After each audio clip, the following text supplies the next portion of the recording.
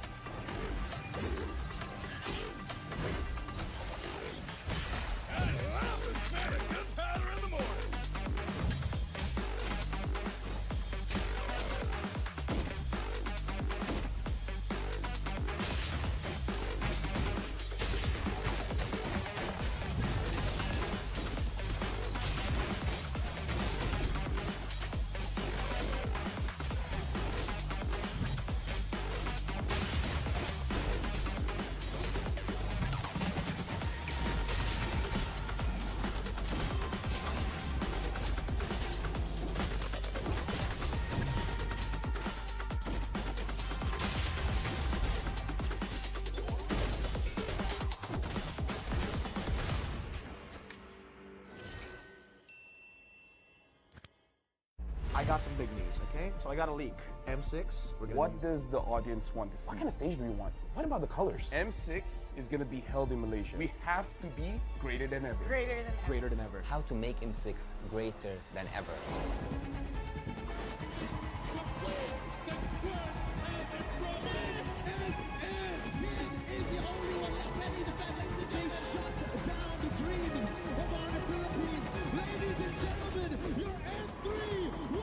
Winning the game, getting the checkmate, setting everything up. The curse breakers, the two-time world champions.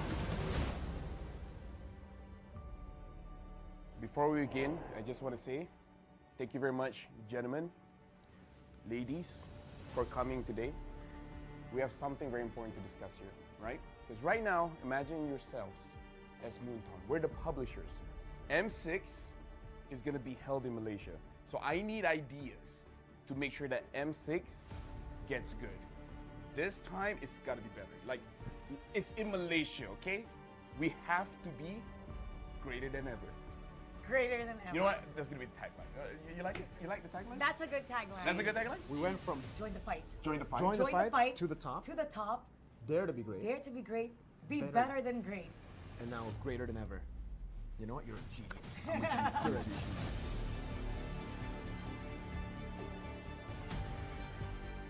Let's talk about what does the audience want to see, right? What do you guys think the audience wants to see? More teams. More teams. How many are we talking? I don't know. But more regions, more teams. How does 16 sound like to you? I mean, it's what we had last year, right? That's true, though. I'm too dumb for Do we want more teams in the wild card or the main stage? Because there's a wild card. We had it, yeah. I'm okay with the 2 slots for the wild card. 2 slots? And then 8 in the Yeah, wild 2 card. slots for wild So card, total for sure. 24. Because I'm a believer that the wild card is a legit part of the tournament. I agree. Do they actually want more stuff? non-PH versus PH finals, I guess. Non-PH, yeah. Non-PH, Oh, PH non-PH. finals. We got that in M5 though. What specific region do you want in the finals?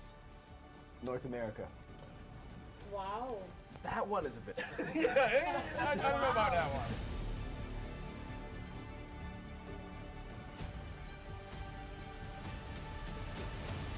Let's take a flashback, I would say. Throwback to the days of the past. M1, It was a great time. M2 was a great time. Every single tournament, it was great. He's got a lot to say about history. I love history. We've got to talk about logistics here, and I feel like we need to include Mara for this one because we got to talk about the stage. M1, the stage was pretty good. I feel like it really sets the tone, right? Mara, you've seen the stage for M2, M3, M4 up until a few months ago. It was MSC as well, but let's not talk about MSC. We're talking about the World Series. Like, what kind of stage do we want? What about the colors? I think the color should change depending on what stage we're in. So if it's a group stage, it'll be a different color, wild card different color, and when it's the grand final, so they know exactly, especially when you're looking back, you know exactly what, which part of the tournament Good it will visual be. storytelling Yes. too. So you just have the LED just changing the background just a little bit. From the past, I would go to how to make M6 greater than ever, right? Greater than ever. I would say that build up a story, because everyone loves a story, a good story to be told at the upcoming M6. So let's say, for example, not just about the players, maybe about the region itself, maybe about a team that struggled so much. We have seen a lot of teams and a lot of regions develop in the previous, I would say, M series, even MSCs and every international tournament that we have. So why don't we focus on building a story that isn't matched to any other story that we have ever heard in our lifetime? I think if we're going to cover story, what about something documentary style? You know, like something that you're back in M1, you're back in the place where it all began, and you cover some of the talents who have been around since M1, some of the players who have been around since M1, who have been around through several M series.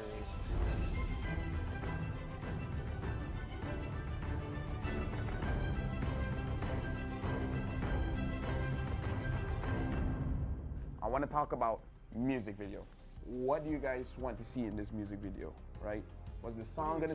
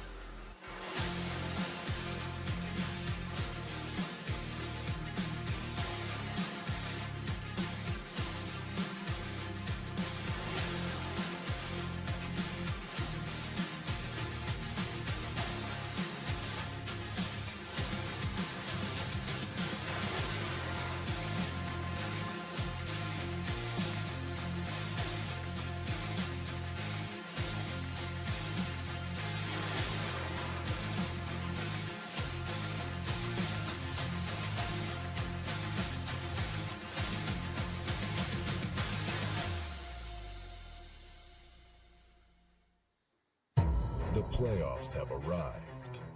A crucible of skill and determination where only the strongest will survive. 6 teams have fought their way to this point.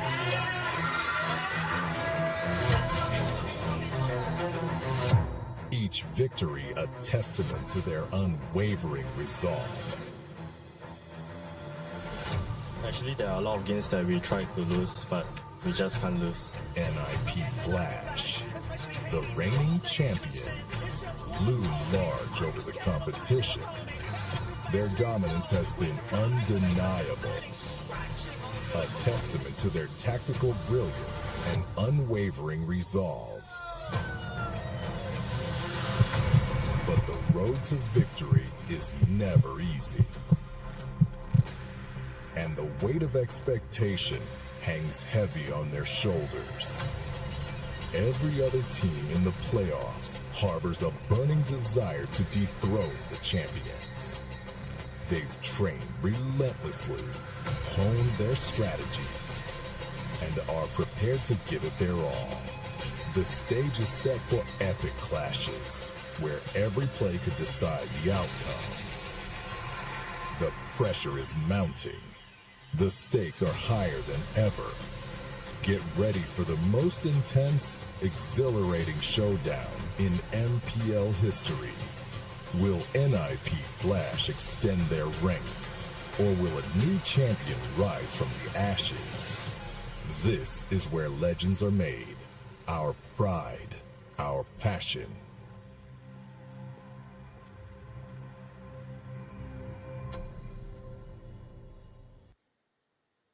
MPL SG is powered by Moontan and Zenway Productions. Our presenting partner, McDonald's. The road to glory has never been tastier with McDonald's. Our official partner, Roto. Youth partner, Scape. Our partner in esports, JD Sports. Up your game with JD. Samsung and SGEA.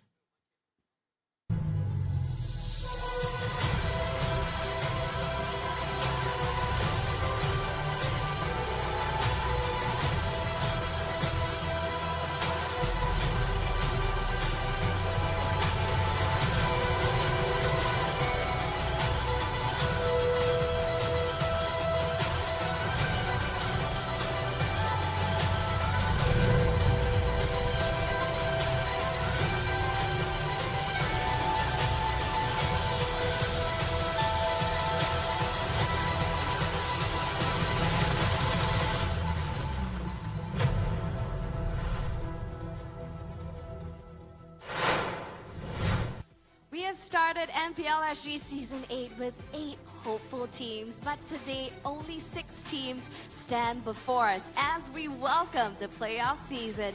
My name is Cheryl Yao, and once more, I will be your host for the playoff season as we speak. Now, it has been high-octane game fights that we've been seeing regularly throughout the regular season, but now stakes are higher than before. With that being said, let's take a look at the match schedule for today. As you see here on your respective screens, we're going to be starting off the show with the upper bracket. Starting off with match 1, we see our defending champions NIP Flash going up against Vanguard Esports happening at 10 a.m. Followed by match 2, we see Evil going up against Rift Esports at 12:30 p.m. a battle of the 2nd and 3rd seeds. Followed by match 3 and 4, which would be the lower bracket battles. We will see the loser of match 1 falling down to match 3 going up against SG happening at 3 p.m. Followed by the loser of match 2 will be meeting Bleed Esports for match 4 at 5:30 p.m. Wow, we want an exciting lineup ahead of us today, and without further ado, we're going to kickstart with the upper bracket battles, starting off with the wonderful faces of NIP Flash.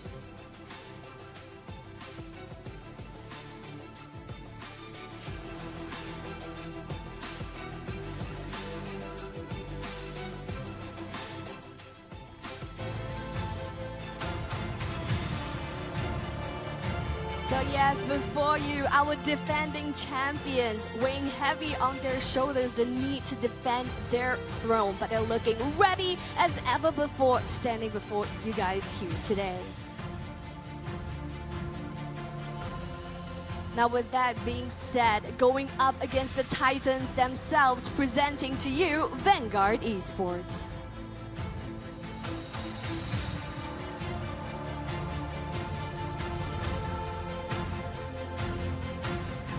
Looking at Vanguard Esports, they have been here at MPL SG looking to cinch that championship for themselves. But now the biggest challenge stands before them. Can they dethrone NIP Flash with what looks to be their best roster yet? This seems to be an epic battle that you don't want to miss. So now teams are going to give their friendly fist bumps before they head on over to the Land of Dawn.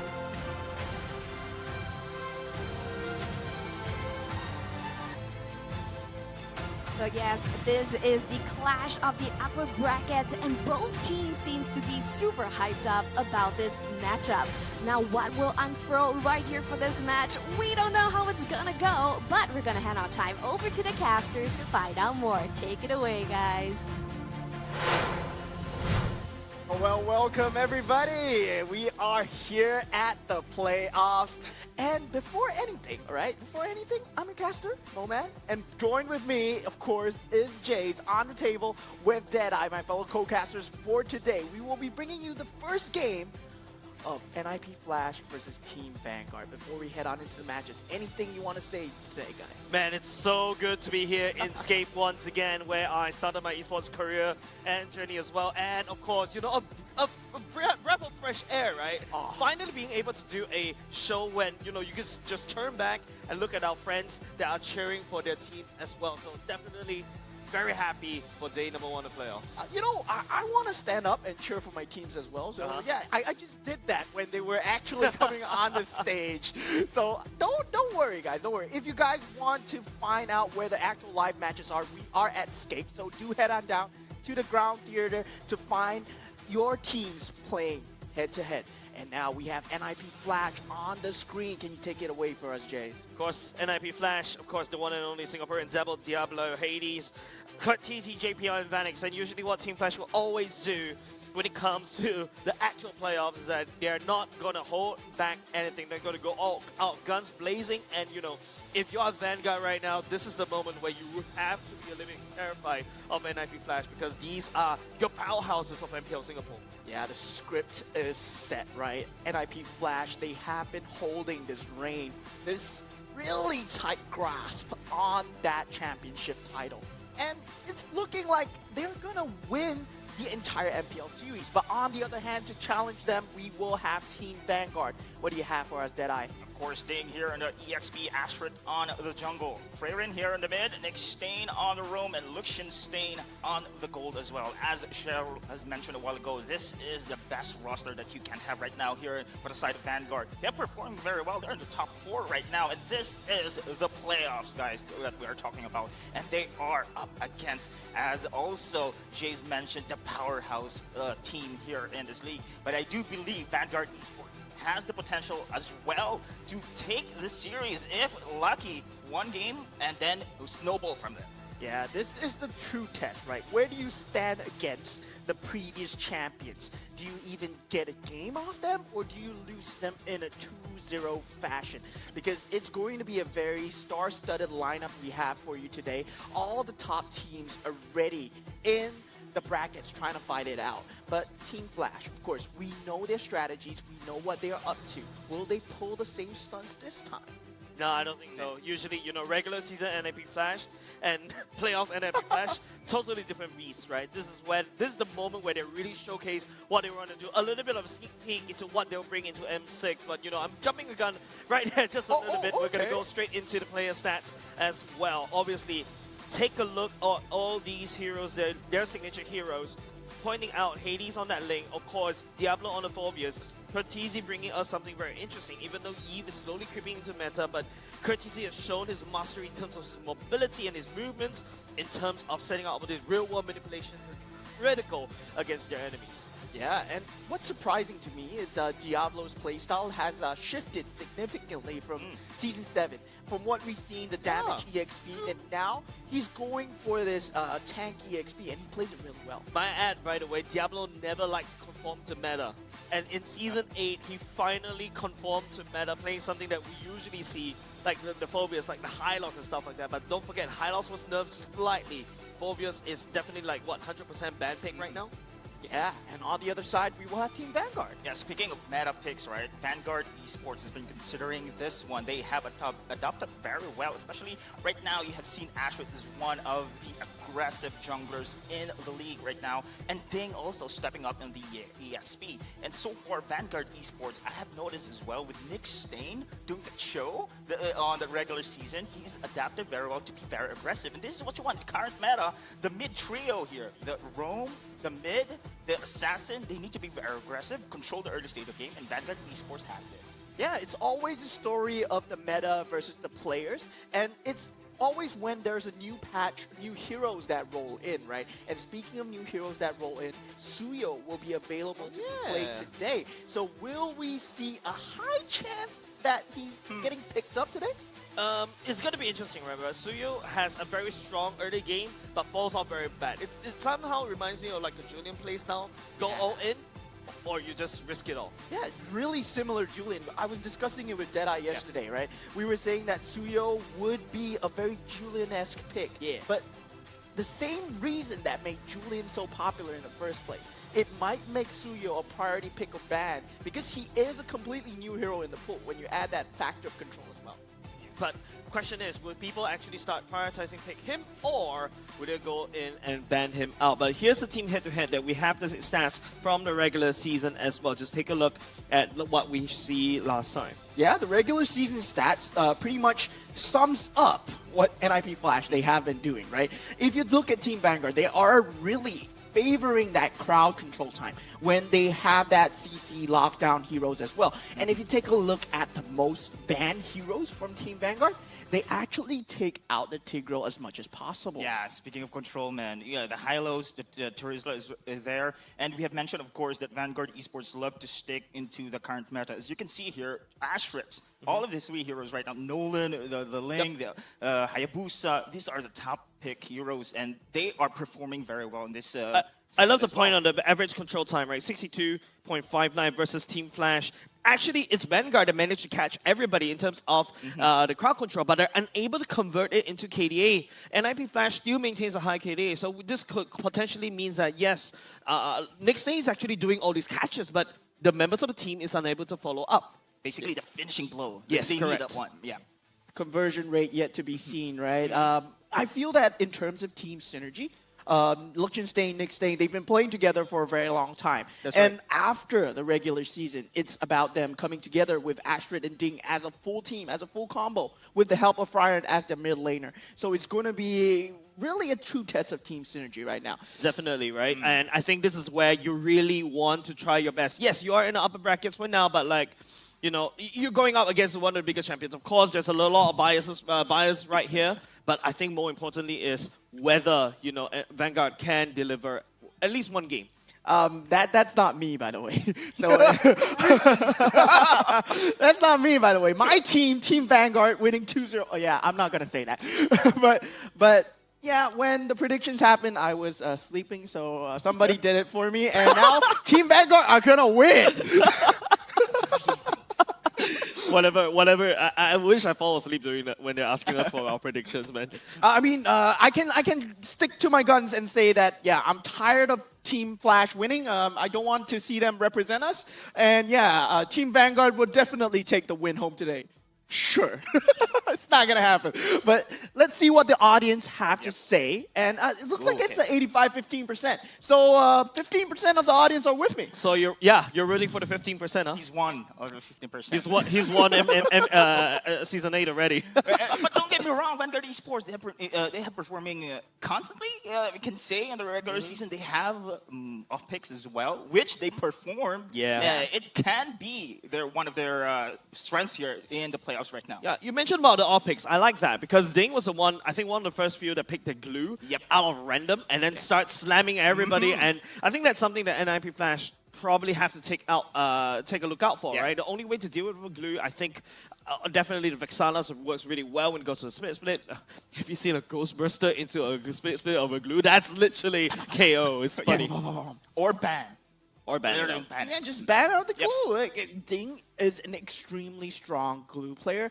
And of course, first pick would be going towards Team Vanguard. So that would mean that essentially you want to take him out in the first 3 stages of the ban and draft patterns. But now, with a new hero, right? New hero in the pool, Suyo. Like, we are very looking forward to see which team pulls it out. And as LY4 said before, like when he came on for the last cast of the regular season, the Khalid, whoever makes the Khalid work, would always function well as a team. But we're forgetting that Diablo is one of the best Khalids in Singapore.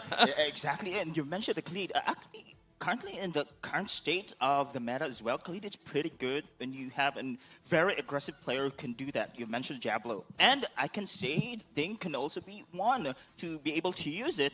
And we have mentioned, of course, the mid trio right now is very much important. If it doesn't work, now it goes into the EXP player as well to step up in the game. Yeah, and it's really not about the team mechanics, right? I feel that on a mechanic-based level, everybody has the bare minimum, bare mechanics to be a pro player on this stage. It's really about the team synergy, the macro decisions that come in through the mid-game and the later stages of the game. Everybody knows how to farm in MPL. Everybody knows what the objectives are, but whether or not they can secure the objectives, that's going to be key. Yeah, of course, during the stats a while ago, we have mentioned, of course, the conversion of those crowd controls there. So on how they be able to coordinate very well here for the side of Vanguard, that is going to be the big question here. And I do believe they're pretty much prepared for it. This is the playoffs already we're talking about. And now looking at the bans here, Harith has been banned. Of course, the Fanny as well. And remember, Harith is one of the most picked heroes in the regular season. Not only that, the highest win rate as well. So it is, of course, going to be banned here in this game.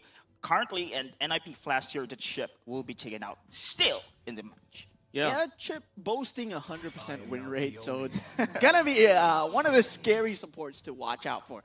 The ability to teleport in everybody, that's just not fair, right? Yeah. And now we do have the Phobias being taken out as well, and that's fine and all. But now we have a new hero in the pool, right? Suyo is still in the pool, and whether or not these teams ban it out, and the glue that we talked about, would NIP Flash take it out of the pool? Yeah, I think in this first phase of our draft, I'm not sure if this is going to be the priority pick for the side of Vanguard. Since they have the first pick, they can go for Ashrid's comfort pick here. In my own opinion here, the lane is pretty much open here. They can take this one. You have mentioned, of course, the Suyo. Suyo, for me personally, is questionable at this moment in time. If they be able to use it, though, and perform very well, then maybe it's going to be snowball from them that are going to respect the Suyo's capability here in this game. Yeah, and Vanguard showing very big signs of respect, taking out that Cho. Potentially could be piloted by both Diablo, as he's shown in the regular season. Very strong EXP lane Diablo, and JPL, of course, one of the best Chos of all time. And yeah, we have fun facts for you right now. If you take a look on the screen, they have the highest average kills per game of 16.36. Yeah, that's high. It only shows how aggressive this team is. And remember, the player who has the most kills, though, is Ashrid. So average kills here is going to be on the team base on the side of NIP Flash, but they have to look out how aggressive Ashrid can be in the jungle role as well. But surprisingly, of course, that is going to be Angela here being taken down by the side of NIP Flash. They don't want, again, this Ashrid to go online. And the Suyo, it is first pick in our day one playoffs. Exciting on how they be able to use this hero. I'm actually checking through the stats of every single MPL right now. I believe this is our first debut of Suyo in at least the 4 main MPL region, right? Yeah. So we see the debut of Suyo, and of course, how do NIP Flash respond, right? Suyo, we talked about it before. He has that very early game power spike where he's able to invade the jungle, take away the resources for your team if he's paired very well with a strong roamer. So NIP Flash, you want to deny away those kind of rumors. You want to deny away something like the Grok, something like the Ruby, or the Matilda potentially, because Suyo has sustainability as well, right? Correct. And speaking of sustainability, Suyo can also be flexible, can go for the jungle if they can, and also the EXP, because on the build, we have 2 state here for the Suyo. Immortal state here in the normal state. Immortal state, you can be a fighter base there. So you can go for a tankiness build, or the assassin one for the movement speed and attack damage and burst. But however, on the other side, NIP Flash. There you go, the Khalid. We have been expecting this one, and Moskov as well for Vanix. These are comfort heroes now we are seeing here, but Khalid right now on the hands of Diablo. This is going to be spicy here in the EXP. And this is what NIP Flash is known for, right? Having these contingencies on contingencies. If something goes wrong, there's always that second layer. That second layer goes wrong, they have the third layer. And it's always in the form of Kha'Zix, Diablo, and Vanix. And sometimes Hades as well. I mean, most of the time, Hades is the first layer, and he does not fail. So he never becomes the contingency at that point. And for Team Vanguard, they're going for this Gato Kacha pick together with the Valentina. We have mentioned, of course, Vanguard Esports love to have the team fight, crowd control fights. With Gato Kacha is in the pool right now in the draft, plus the Valentina. It only shows your Vanguard Esports has already that kit. But on the other side, NIP Flash goes in for the Zushin. And we haven't seen lately, especially on our regular season on the second half, the Zushin has been declining when it comes to picks. Yeah, but the only reason why Zushin was declining is because it was falling into that assassin meta, right? It was falling into that assassin meta, and she could easily get bursted down. So now that they picked up Suyo, and then NIP Flash picks up Zushin, it just looks like it's so favored for the Zushin right now. Yeah, because there's nobody to jump the back line. Yes. That's a big, great point there, Mo. And right now, I think the only mobility we can see right now that can go into the backlines if Gato Kacha pulls it through with the Avatar of the Guardian perfectly in the team fights there. Or, of course, the Suyo with mobility on his normal state.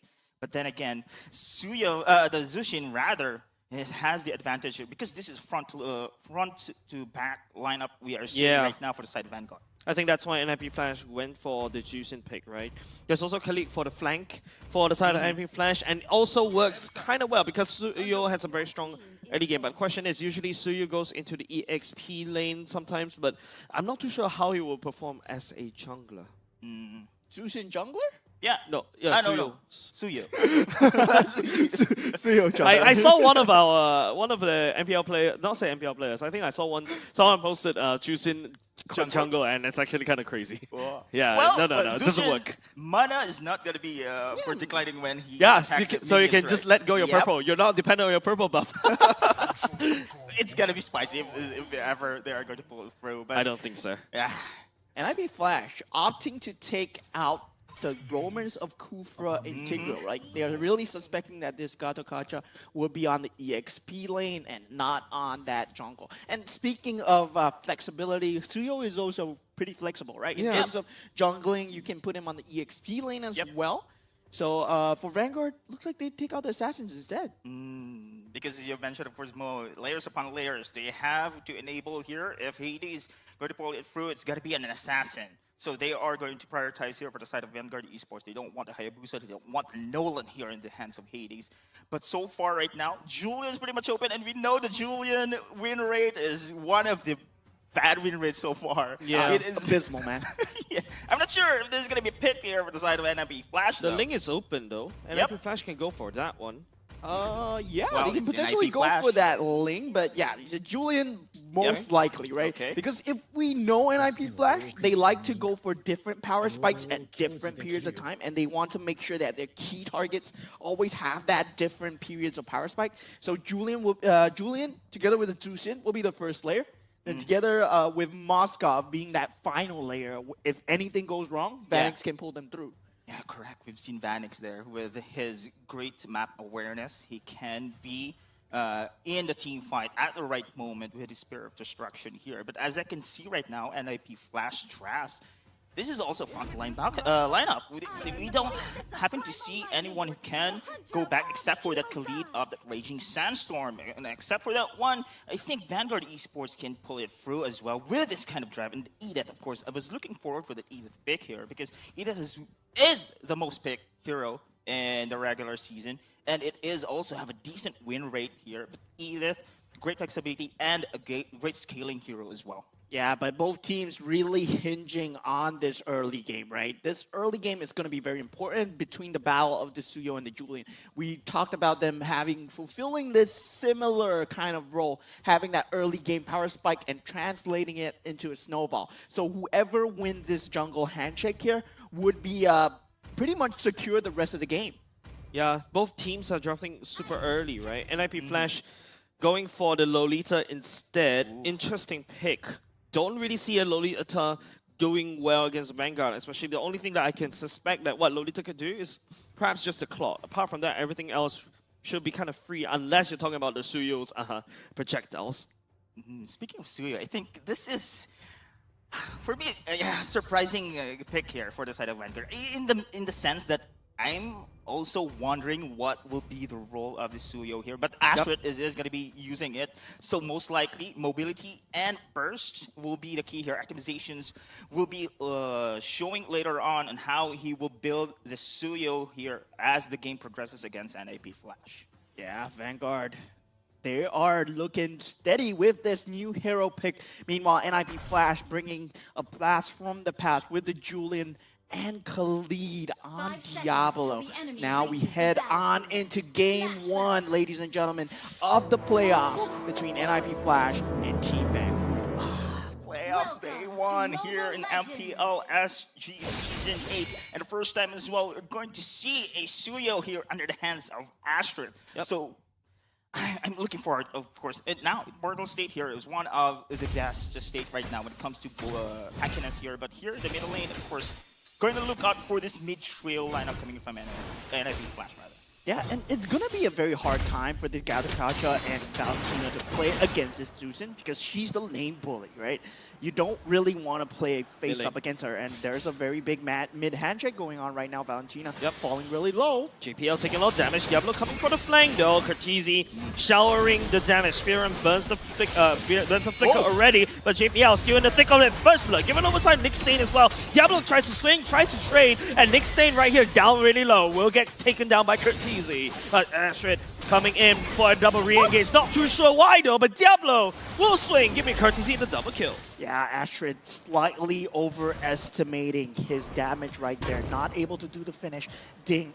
Not able to find the Earth Shatter with the flicker. I mean, Team Vanguard, despite the fact that they did get the first blood, they fall 2 steps behind. There's so many battle spells being burned off already, like in the first 1 minute and a half, and now you're gonna go into the turtle with no flicker Ding, no flicker Fearon. Well, you do have a bit of revitalize for Nick Stain. Yeah, this is what you expect if you have two teams clashing in the Land of Dawn with aggressive stats here. Speaking of aggressiveness, look at Diablo here. His early rotations just made a double kill here for the side of NIP Flash, and they are pressuring as well Ding here in the EXP. Yeah, and if you took a look at the emblem that was shown on the screen just now, Diablo, he has the concussive blast. That's why he has a lane priority to push out and take this lane advantage every single time. Now Hades secures the first turtle, but there is a team fight going on right now. Raging Sandstorm, Astrid getting dragged by Curtizi as well. Going forward with the ultimate, everybody from the sideline. Vanguard again got sky high. Nick Stain couldn't even play the game at all. He's constantly getting CC'd by NIP Flash.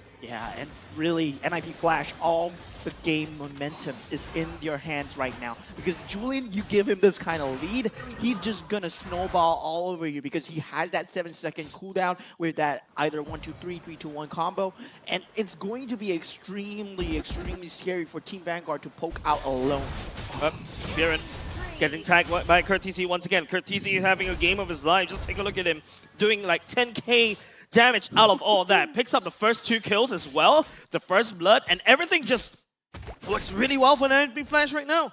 Man, this is what's great about NIP Flash. Not only they are contented to take a neutral objective, they translate it to even more better objectives in the game. Goes for the kills, goes for the pressure as well. And as you can see here, they're non-stop. This is snowball from here. Yeah, very good identification coming in from NIP Flash. Knowing that Team Vanguard, right, their team lineup, they want to fight. They want to force these engage as much as possible because they have that Suyo. And they have that flickering Edith, who just missed. That's the second time Ding missed a flicker dragon. Now NIP Flash is gonna take over in terms of the team fight. Nick Stain once again trying to dive for the damage on the Guardian, but lands at the right same spot, trying to dodge, and Fearon using the Raging Sandstorm, but now he's gonna get knocked up instead. NIP Flash, they're making Vanguard looking like, what, ragdolls in the sky?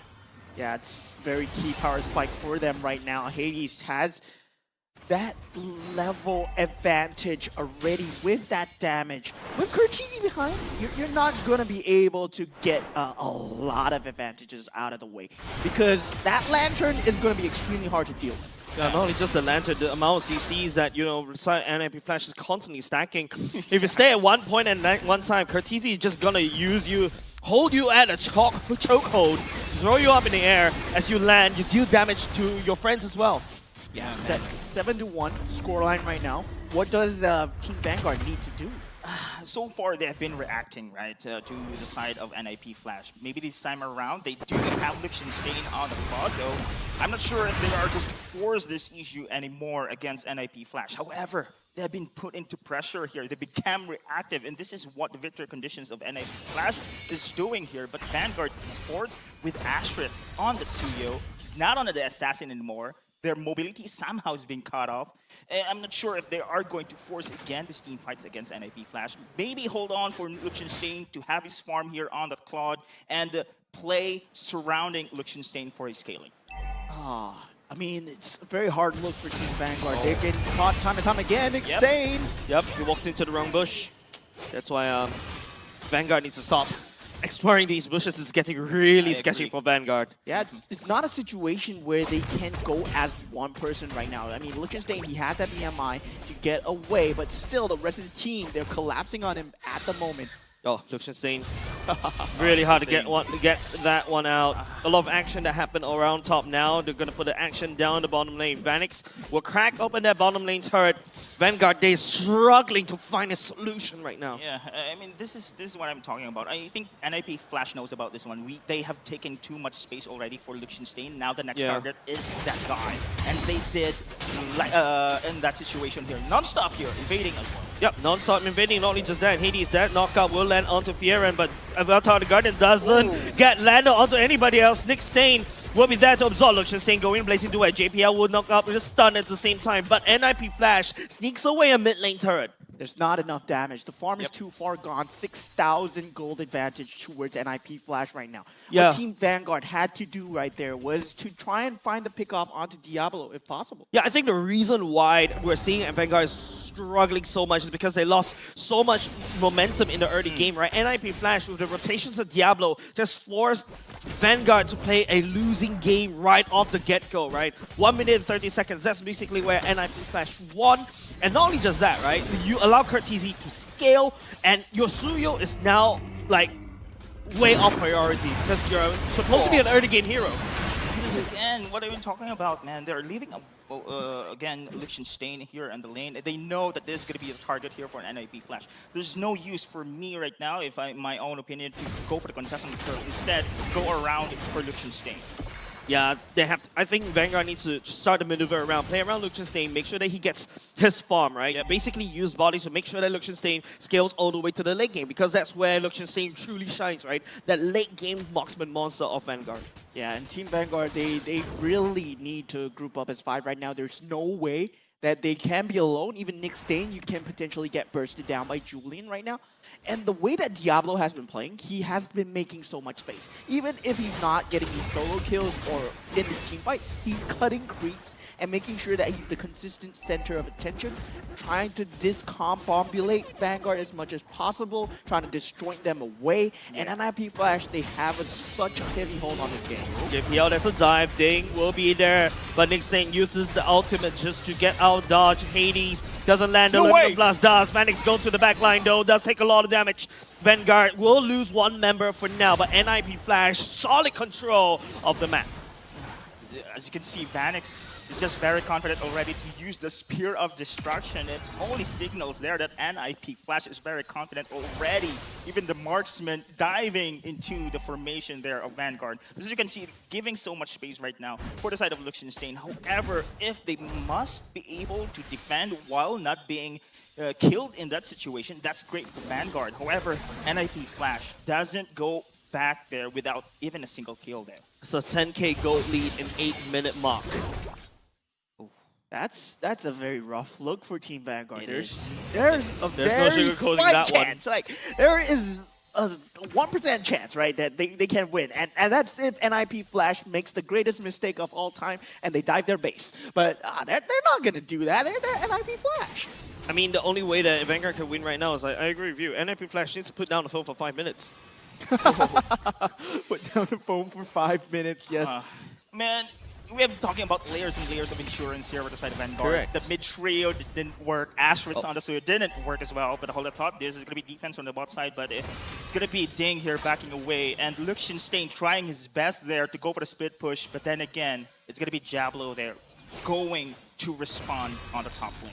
I love how NIP Flash is reacting to this one, right? Knowing that Vanguard needs to send Liechtenstein to the side lanes to basically try to farm it out, right? So the way you do it is just make sure that Diablo is always there to kind of respond to that split push. Now with the Lord Intel, this is just a baby Lord for now. We'll see what's the damage. Can NIP Flash, can inflict. 2 members from the side of Vanguard gets knocked up. JPL this time around will be able to just burst down and control the JPL for now. Liechtenstein will receive the damage from Diablo at the same time, but Hades become a monster kill. The Lord right now, mid lane already crack open. The knockups coming up from NIP Flash is just way too much for them to handle. Yeah, the Lord is dispatched for now, but still, JPL, the only member. I mean, Roamer for Roamer, they'll take that trade any day, but Ding! Okay, does have Primal Rev though. Diablo, Raging Sandstorm right up in the face. Vanix will be credited for the kill on that thing at the same time. Bottom lane already cracked open. Members of NIP Flash looking to try to end this. The Winter Crown activate the Liechtenstein, the blazing the way. The last hoorah, but tries to defend. Will be able to do so right now. Vanguard fights for another day. Yeah, they still have Liechtenstein up, and that's the winning condition right now for Team Vanguard. Having that back lane carry available, but still it's a 4v4. They are putting on the pressure on this top lane. They want the inhibitor turret, but Liechtenstein, he's in no man's land. Liechtenstein, I don't think that's a really good positioning right there though, because you know NIP Flash is going to try to buzz you down, but it turns out he's actually just a bait. Ferrer will be able to find a shutdown onto Curtisi though, but Vanix steps up just a little bit, taking down Asher. Liechtenstein on the chase, Ding as well on the Primal Rev. JPL raises up the shield, the Vanguard of NIP Flash. Spear of Destruction? Okay, did not commit there, but as you can see, just a single baby Lord, and look at the output there, guys. No inhibitor targets left. This is NIP Flash for you. They know how to end the game here and putting pressure against Vanguard Esports. I mean, we have seen Vanguard trying their best here to defend, but NIP Flash, those constant pressure, those map awareness as well as the control here in this game is just insane. Too much already for Vanguard Esports to handle. Yeah, let me just break down NIP Flash's rotations for you, right? The way that they've been playing right now is the way that they took the objective, the Lord, was when a team fight was about to occur, right? NIP Flash likes to force these somewhat small little skirmishes when Team Vanguard are out of position and potentially take an objective away from them as well. And they like to do it when they are really up, they have the farm available, and if they don't have the farm available, you see NIP Flash, they will always group as 5. But Team Vanguard, they've been getting caught time and time again. And now this objective... Dark Garden cutting off somebody, but that's one big ultimate from the side. Liechtenstein already wasted.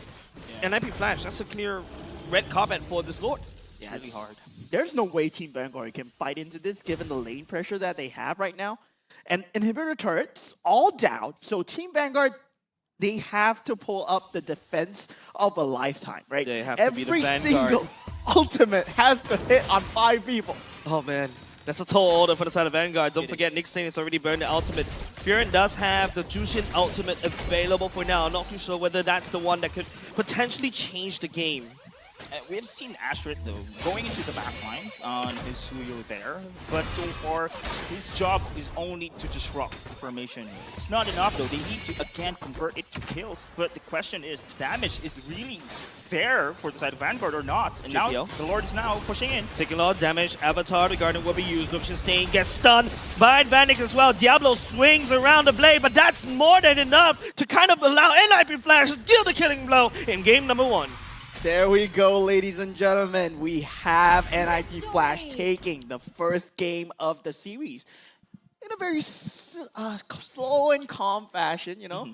Just Another day in the office. Yeah, even though the office has switched venues, but it's still another day for them. NIP Flash, a dominating showing against Vanguard. And most likely because of this guy, man. His rotations on the Khalid just opens up a lot of opportunities here for NIP Flash to control the game itself. Non-stop rotations here, very aggressive. And with that concussive blast of you, I mentioned, of course, Mo, was the key as well to clear the lanes easily here, rotate as early as possible. Yeah, no wasted movement from him, right? When he was not cutting creeps, he was in the team fight. When he was not in the team fight, he was taking objectives. And the way that he plays as an individual unit, but it's for the team. It's never a selfish move.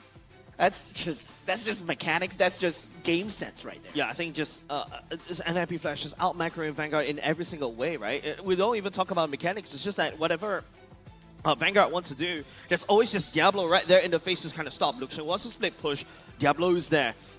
Ding wants to rotate down to the mid. Hey, Diablo is there. And don't forget, Diablo can wave clear even faster as compared to Edith in the early game. And that's what allow him to rotate to the mid and then commit to the early game mid fight. And don't forget, with Julian, when you hit level 3, that's your power spike. So NIP Flash, in the battle of getting to the first main power spike, they got there first as compared to Vanguard. Yeah. What do you guys think is the MVP? I mean, I'm going to ask you now, Deadeye. Before it shows on the screen. Diablo. Oh, he says it's Diablo. So Diablo. yeah, maybe Khalid. let's see whether his streak is correct. Oh, you got it. Oh, 100%. Thank you so much. 100% once again. Diablo with that build. He went for the Lightning Belt first into the Oracle for that enhanced healing, then perhaps going for that tank ability as well. So no damage at all, just a Lightning Belt to slow things down. Yep, Wilderness Blessing and also the agility. He just wants to go around the map. He's been out-rotating either so many times, and he's always there. Don't forget, he rides the sand as well. DJ Khalid just goes around the map, and he's almost everywhere. He's just basically practically defending 2 lanes at the same time. And I think damage is not the priority item build for the Khalid right now. With the Dasher Tornado, it's really wreaking havoc already. It's like first skill of Charizla, as you can see. It can clear the waves easy. We were saying that whoever makes Khalid work would really redefine the meta right now. And we forgot that Diablo is one of the best Khalids that we have. He's one of the first few people that played the Khalid in MPL. When he was basically being looked down upon, and he pulls out a Khalid to the point that people literally ban out his Khalid and Badang, remember, in MSC 2023. Yeah. And Vanguard really went for that early game handshake. We saw Astrid try to go for the early skirmishes, but overestimated his own power. He was 1v3, then he just lost all forms of early game advantage. Yeah, I see that as well. Curtizi, he does have the Sky ego Piercer. build. Yeah, but I mean, he bought it when they were at 3 inhibitor turrets up. And yeah, they were already skirmishing down everything. So NIP Flash, I mean, don't follow this build. Don't follow this build. Don't buy a Sky Piercer on your Juicin. If I see this in my ranked game, I swear, Curtizi, I swear, something's going to go wrong here. Yeah, I mean, because Curtizi picks up the first 2 kills, right? It allows him to build his clock even faster as compared. Once the Juicin picks up his clock, it's a lot easier for you to scale. And then after that, next builds in the glowing one. Holy Crystal is just the icing on the cake. He's outputting a lot of damage. Don't forget, when the damage dealt chart appeared, he's always like the top 2. Yeah. And we've seen also the mid trio coming in from Vanguard. Yes, we've seen Ashford, of course, going for the Hunter Strike, the War Axe here, its damage dealing here, but we haven't felt that one. He's been shut down, most especially because of the pick as well of the Zushin. And the controls, it's it's really difficult also for Nick Stain to pull it through this Avatar of Guardian there. If only one time we've seen a major team fight that the Avatar of Guardian pulls through, and the follow-up coming in from Ashford, that maybe we can see a game-changer team fights there. Yeah, Nick Stain is using the ultimate just to try to get out of dodge of his That's the over-positioning, right? Because he needs to open the map. Because if you take a look at Vanguard, he needs to be the one opening the map because there's nobody else except for Edith.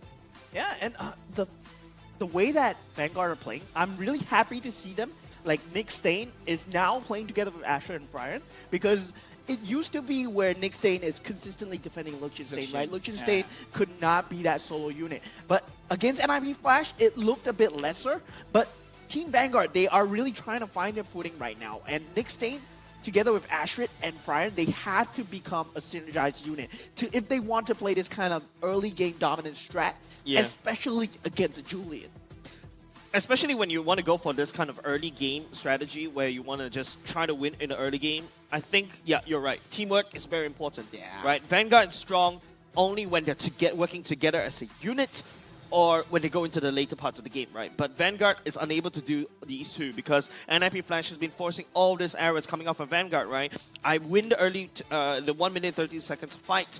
I take over the turtle. Once I take over the turtle, I start hard invading. Suyu's unable to scale because I'm constantly getting hard invaded. There's a lot of downward spirals throughout this whole game. Yeah, I can notice as well there are so many team fights that the side of Vanguard Esports is forcing to react against NIP Flash. Yeah. I thought they were going to adapt here and move around to Liechtenstein. Look at the target damage here. It's very low. And we have seen that Liechtenstein has been given the space he needed here, but he cannot really pull it through because of the rotations we've seen coming from Diablo, as well as the side here of Vanix. He has the Spear of Destiny, Destruction rather.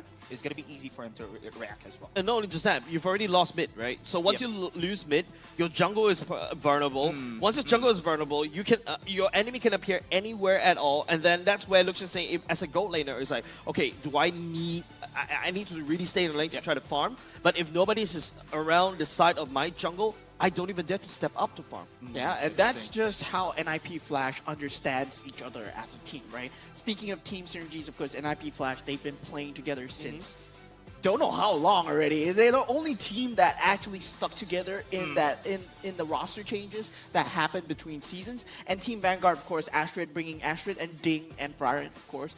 Only Nick Stain and Liechtenstein being the mainstays of Team Vanguard. They will have a lot of synergies to fulfill. Yeah. But this is what I'm talking about, right? Team synergy, understanding your team. Like, whenever Diablo is making space, Hades is fighting, Curtizi is fighting, and Diablo's like, yeah, I'm cutting creeps, man.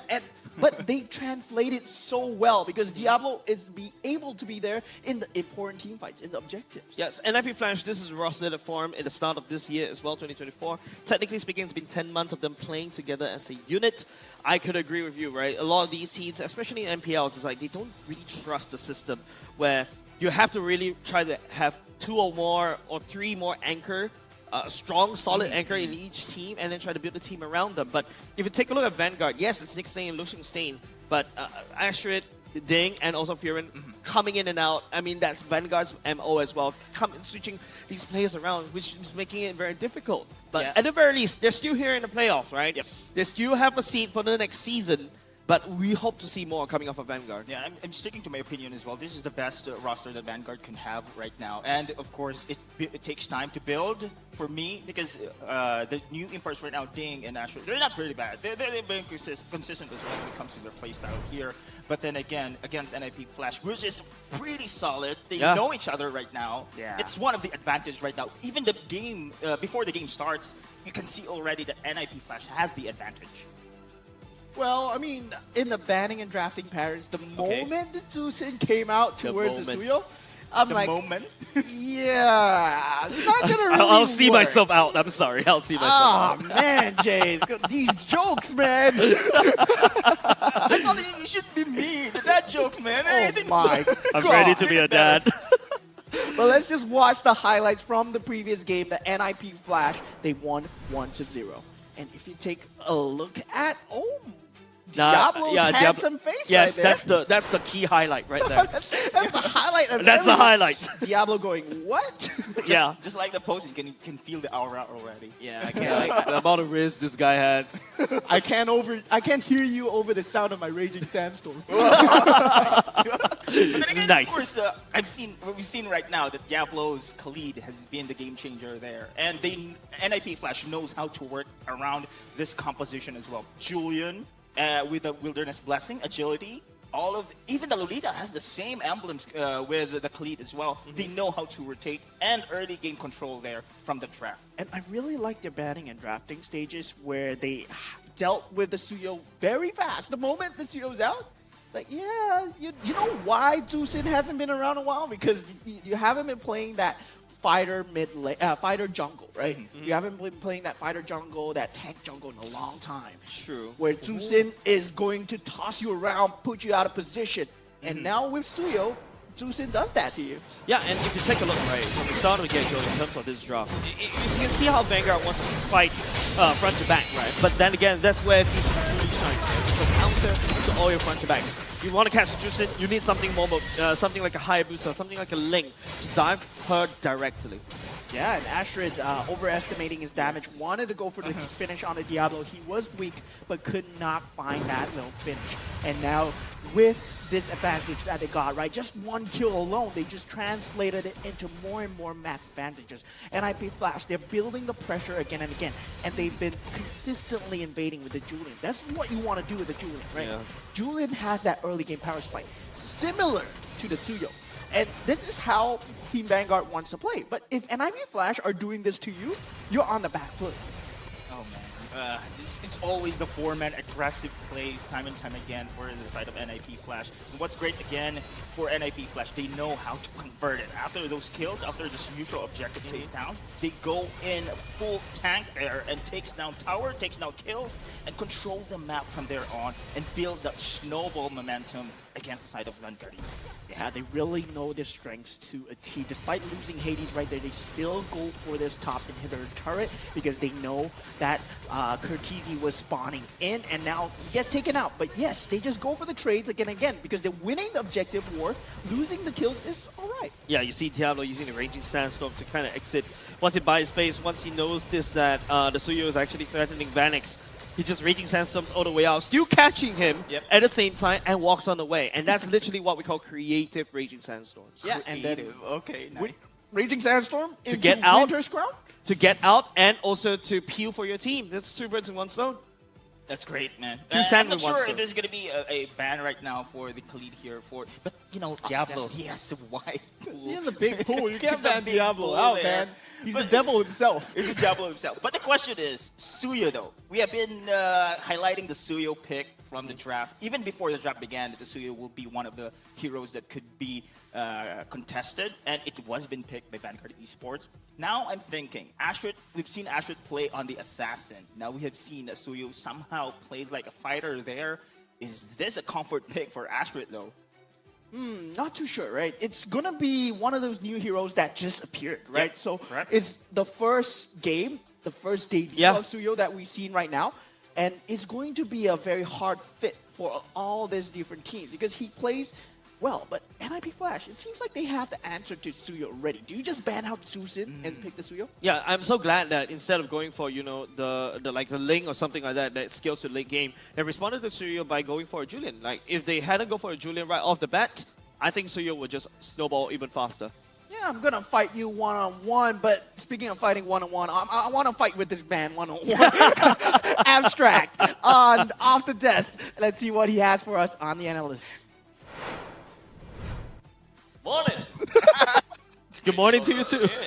Because it's very clear that NIP Flash is reeling the big fish for today and thus giving them a pretty good fight, per se. Well, either way, we've got quite a bit to really digress and just kind of take a look at what's going on today. Because very clearly, NIP Flash did have quite an astounding victory in this game, whereby at this point in time, they are kind of like 11-1.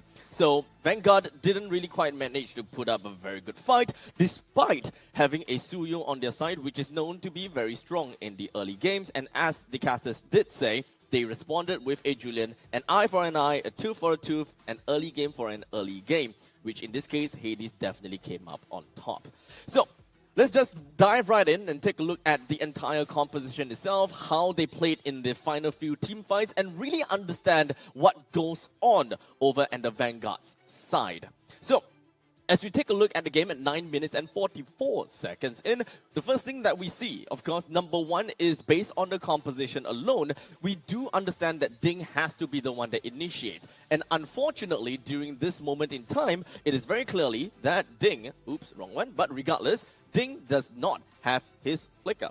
So that is definitely going to be a very difficult thing for them to handle, as they will not be able to initiate well enough, and of course allowing Nick Stain to come in with his ultimate in order to go for kind of like a follow-up. So in this case, Diablo definitely went in from the side to kind of make sure that he kind of deals with Ding, just so that the ultimate is not going to be really that big of a deal.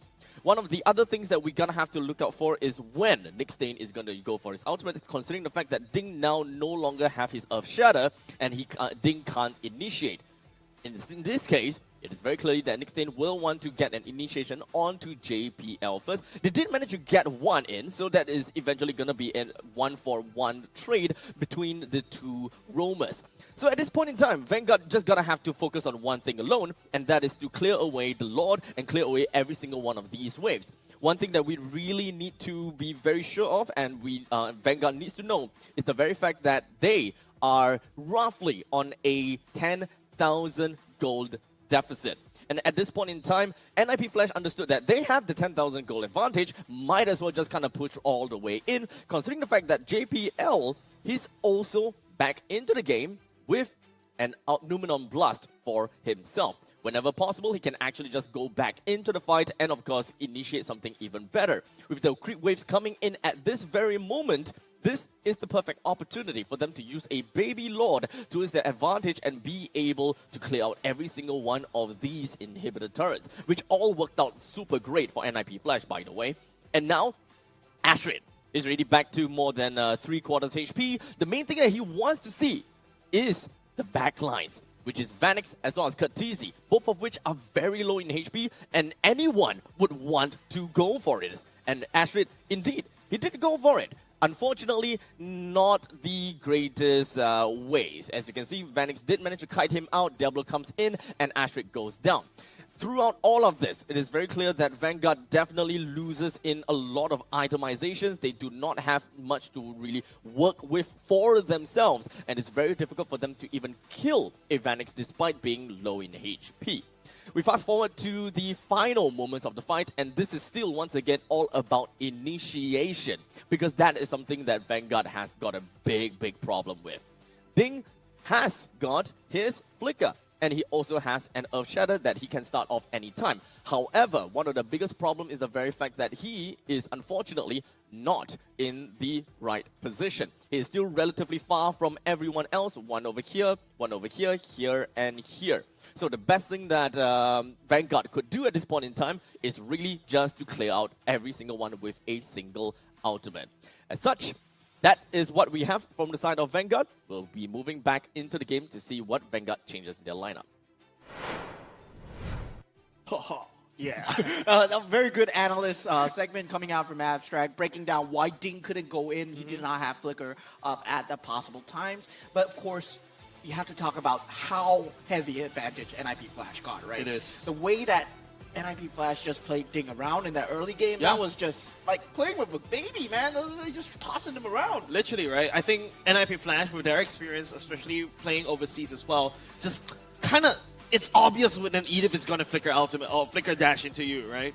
Yeah, and it just feels like Ding is a bit too trigger happy with that flicker. Like, he always wants to flicker it, and NIP Flash, they know that. I think they know that, and I think on the side of Ding as well, maybe the pressure is on him to initiate the team fight there.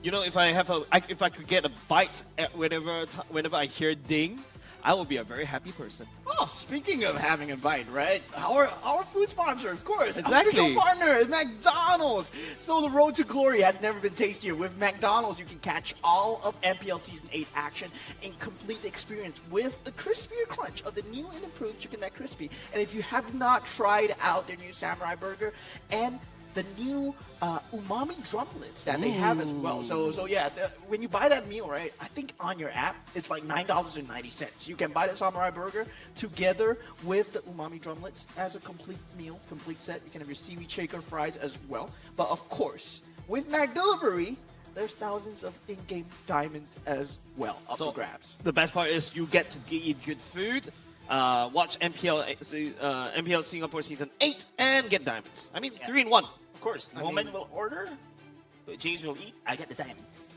Okay. Actually, I'm okay with that trade. Yeah. You can tell I'm a foodie. Wait, I'm ordering. It's my money. Anyways, I think we should have the drop ready up for grabs as well. And also, not up for grabs, ready to go. I want that food so badly right now. I want that crispy. But ladies and gents, we gotta have to deal with this particular one right now. This is the match number 1 of the day 1 of play of this game 2 that we're going into. NIP Flash going in first pick. Wow. Yeah, and NIP Flash, right? I love the fact that when they are on different sides, their banning patterns completely changes. Yeah, and now Team Vanguard, they ban out the Suyo. They don't want NIP Flash to pick it up because they see how Hades played Julian. And now if you put a Suyo on this guy, it's not gonna be a good time. Yeah, and I feel like this could tell, right, Vanguard's mindset in game number 1. The reason why they're forcing themselves to pick the Suyo, even though when maybe Ashford is not ready at all, this is not his MO, right? It's because they don't want to give it over to NIP Flash. And that is massive telling that, Vanguard understands that, hey, there's not enough bans going on. They have to deal with one of the devil they know, and the devil they decided to give over is, well, Diablo's Khalid. Yeah, and I was worried about that, Phobius. I was worried that whether Team Vanguard give it over to NIP Flash. But now with the Phobius out of the picture, right? The Khalid is still there. Khalid will still be a problem, and they just picked it up. NIP Flash, they know their strengths, and Khalid, right now, it's unmatched in that EXP lane right now. And I gotta say, NIP Flash, with just showing with the Khalid coming in from Diablo, will they execute the same thing here? Going aggressive here, Wilderness Blessing, Agility, Emblems again for this 4 mana rotations against the side of Vanguard Esports. But, of course, with the banning though, to be honest, in my opinion as well, I'm not sure. Suyo, I didn't expect it's going to be the most contested hero right now. He's been banned in the game 2. He's been picked in the game 1. 100% so far. Yes, and now Jace mentioned maybe, of course, it is going to be NIP Flash going around this hero. So it's not going to be.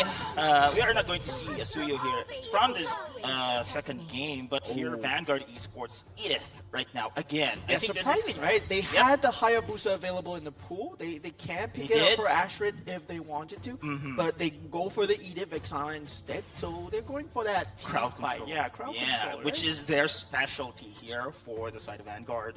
And I think this is also maybe Ding. Let's say Edith is a flexible hero. If Ding will be able to use it again, this is going to be his redemption game here. I think Ding must performed very well on the Edith. We've seen him, unfortunately, in the game 1, did not connect on his Earth Shatters there and Flicker combos. But this time around, again, Edith was still being picked. Vexana also.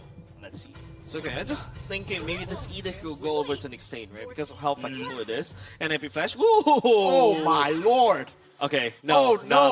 Okay, that's a Cho in a robe. Don't panic. Don't press the panic button just yet.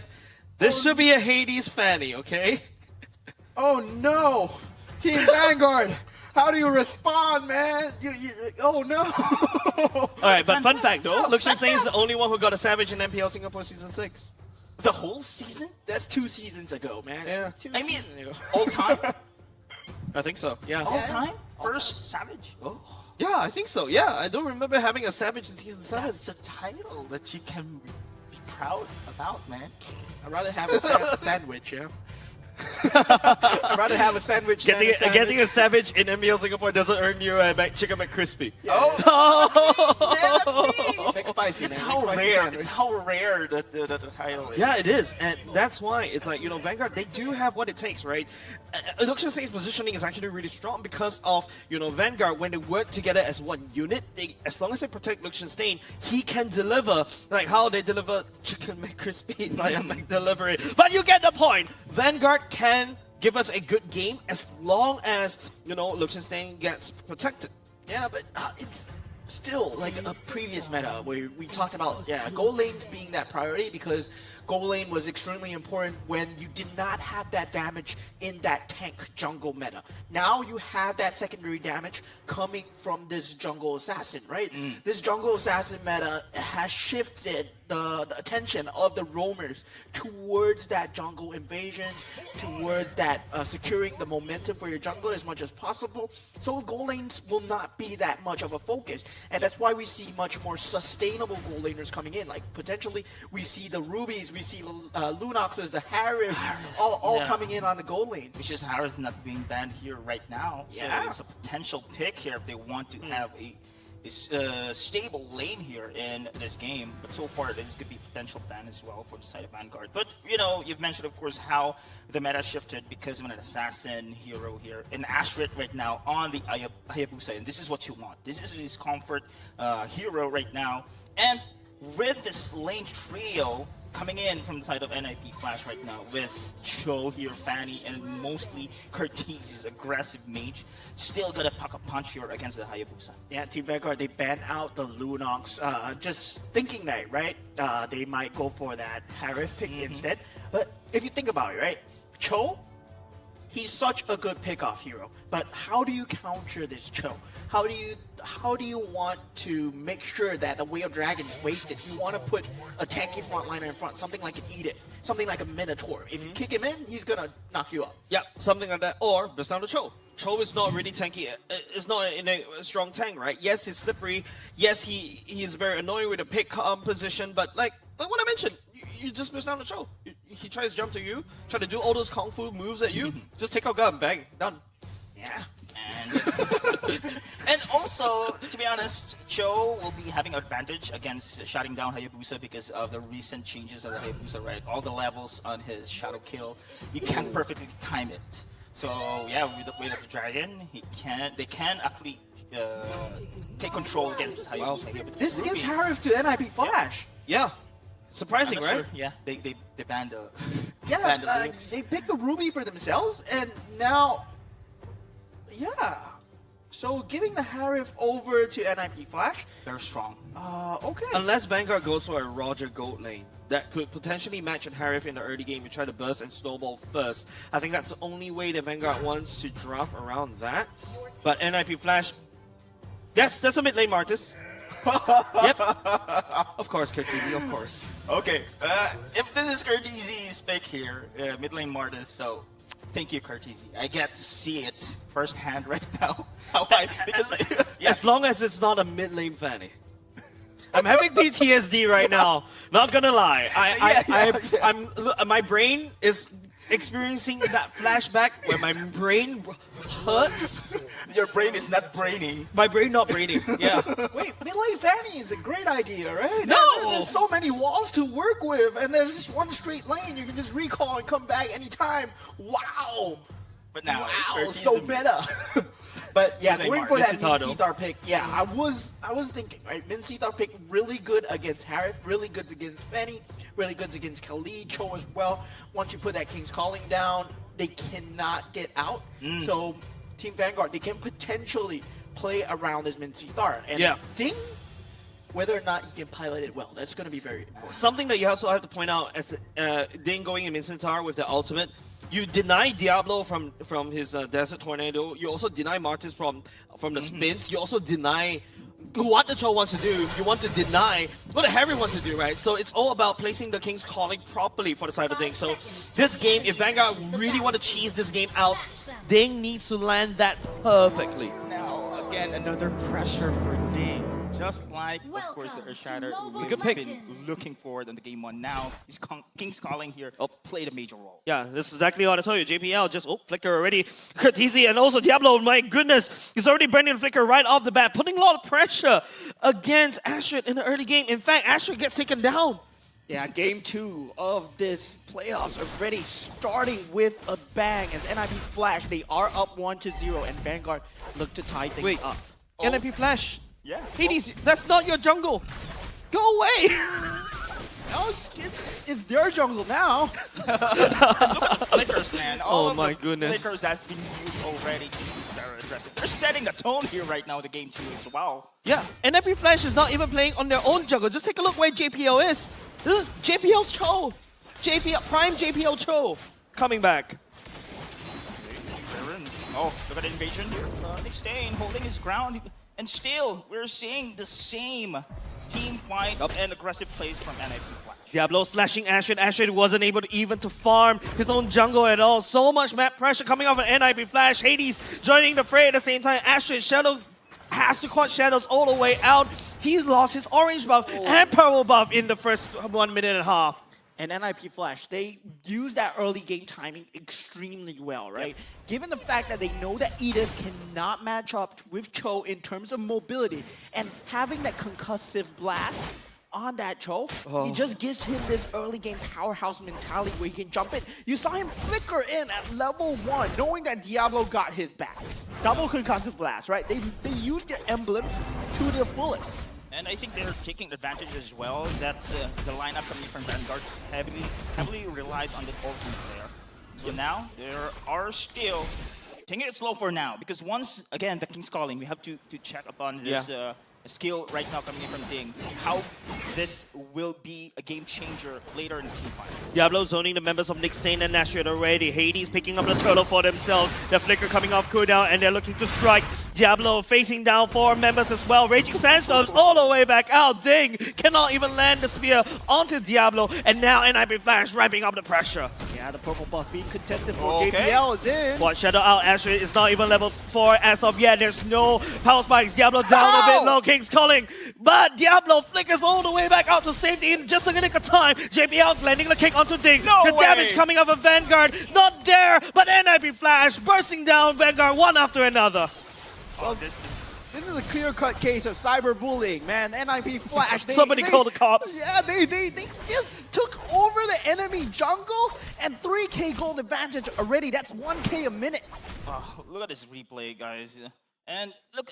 Unfortunately, Freyren doesn't have the ultimate. The only thing that can burst down Diablo there was magic damage. All of them are physical attacks here. The Sun Guard just negates all of this incoming damage output. And look at how the side of NIP Flash translates into that double kill plus this purple buff as well. This is insane here coming in from NIP Flash. Yeah, the damage Hades takes out Ding while we're in the replay earlier just now. Like, it's like one moment, what you said, this is a case of cyberbullying. Someone needs to call the cops. Yeah, and really, this is the culmination of having this fighter mid lane that we see prevalent in the other regions as well. Like now, Curtizi, he has the Martis mid lane, right? When you play the Joe and when you play the Cho and Diablo, you have so much mobility, so much damage, and so much tankability. And when it comes to all these disrupt gameplays, NIP Flash, they can do it so well. And Vanguard, they don't have any space because they have a mage.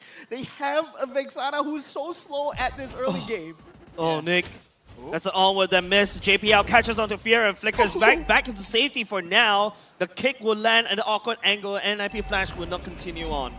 Man, unfortunately, Nick Stain here is on the roaming. On the roam actually here. They need magic damage in order to go for the counter here. I think Vexana, Freyren here is not enough already.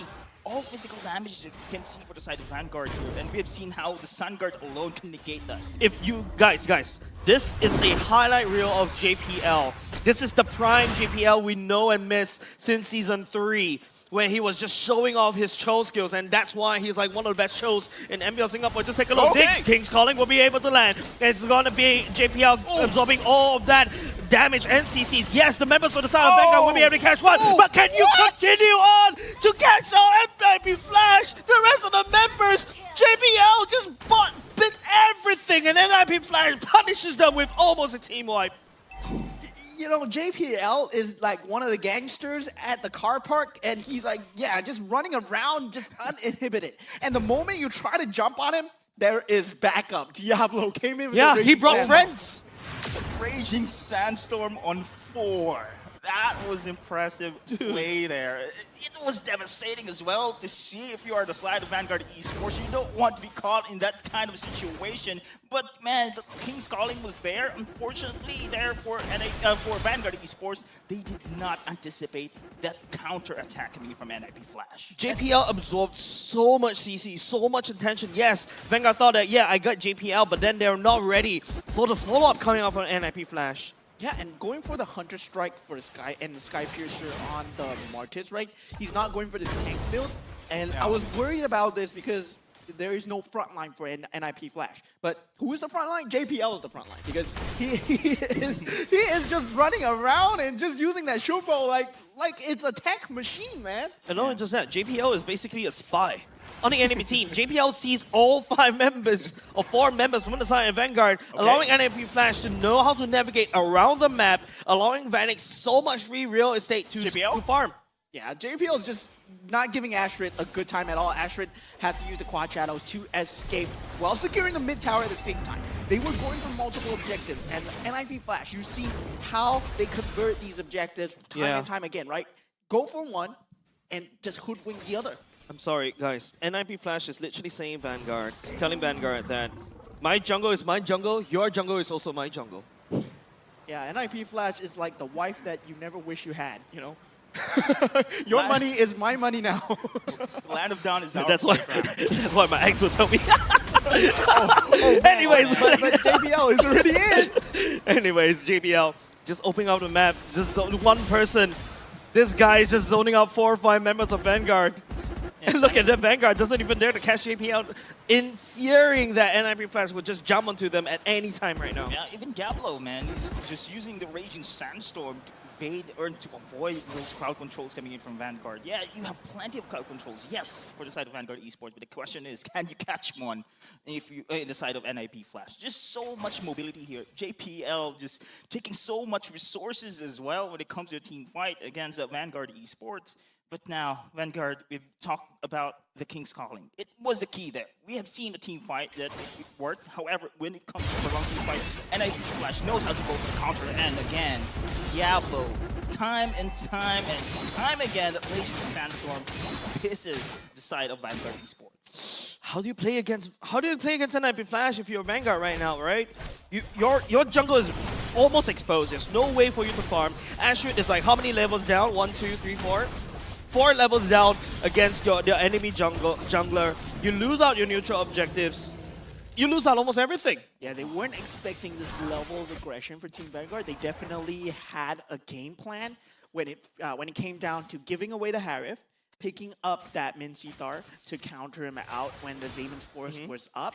And they wanted to go for this 5-on-5, honest team fight. But NIP Flash is like, no, it's happening in the first 30 seconds of the game, right? We are going to send JPL. We're going to send Diablo. We're going to send Martis, our Curtizi man, who is our fighter mid lane. And JPL, he's... Man. Yeah, was there a Cho in Team Vanguard?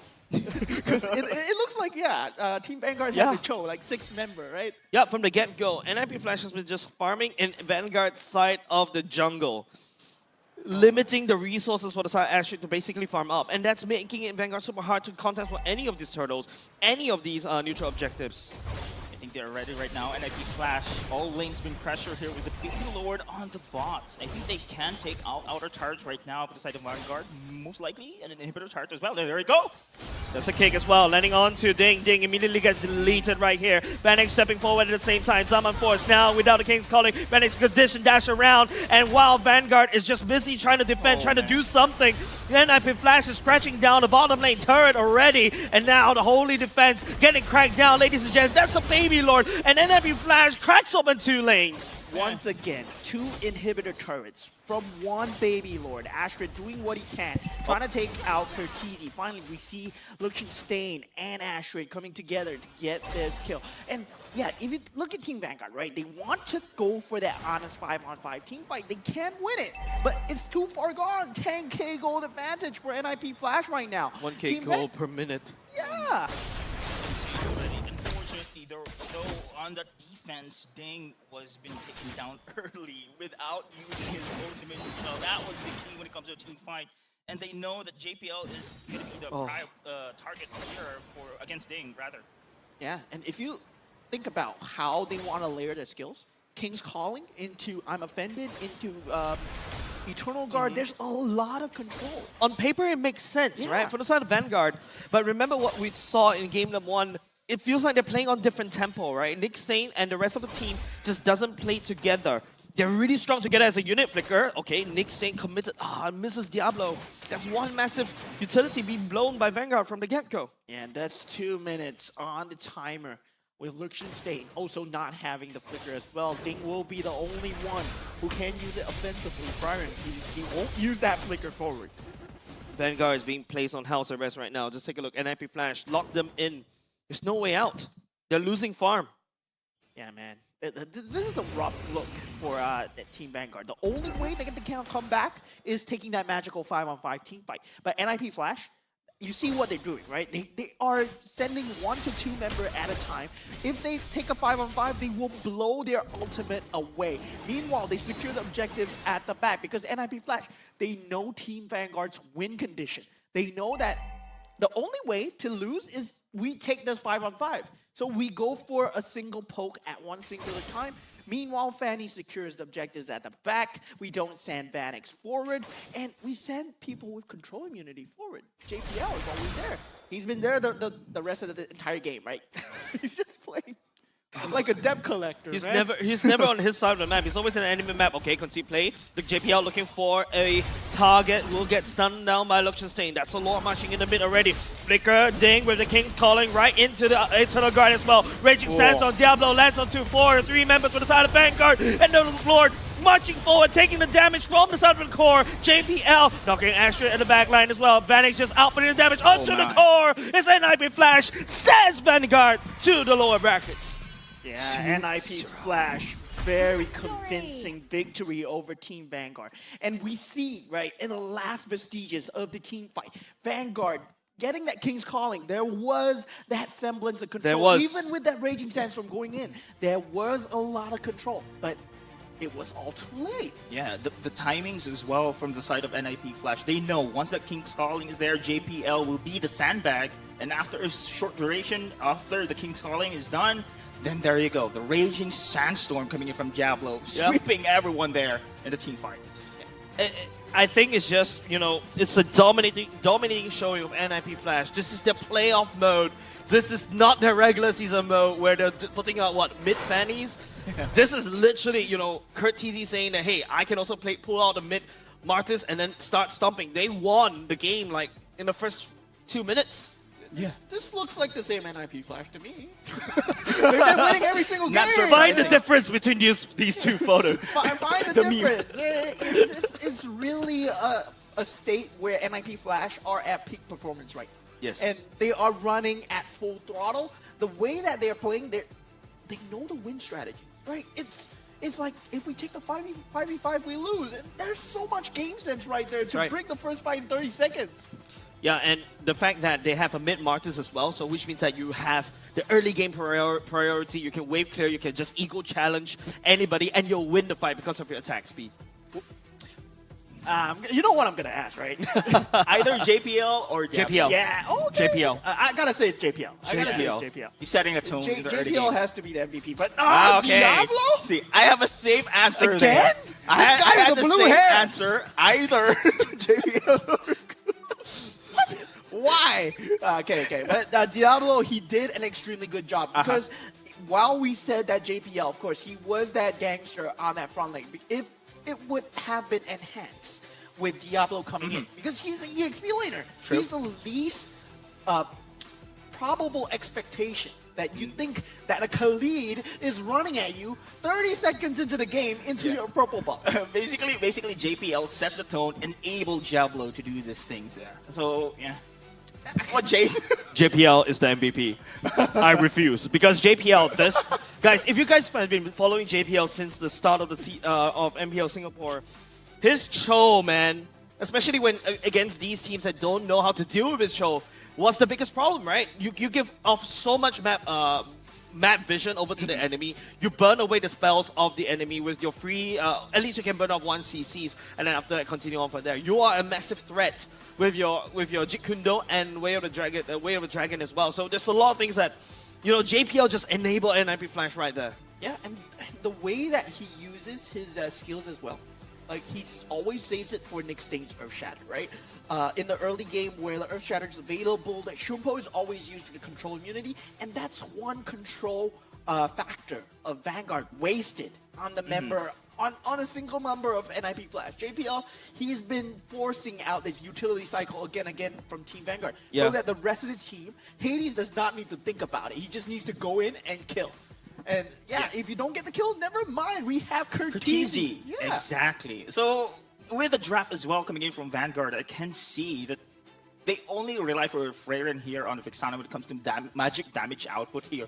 This is a Rome Edith we're talking about. So all of this physical, we've seen how Diablo dives, Sandguard, no damage has been given here for this player alone. Then Raging Sandstorm out. This is just insane here. But this draft right now coming from Vanguard with the last pick, again, Ding has been given the pressure to set the tone in their side with the King's Calling there. But how NIP Flash works around that one, waiting for the right moment, waiting for JPL to exhaust those resources on the team fights, then there you go, the Raging Sandstorm of Hell. If you take a look at the build for Curtizi, Hades, and Diablo, they all three have the Winter's Crown, right?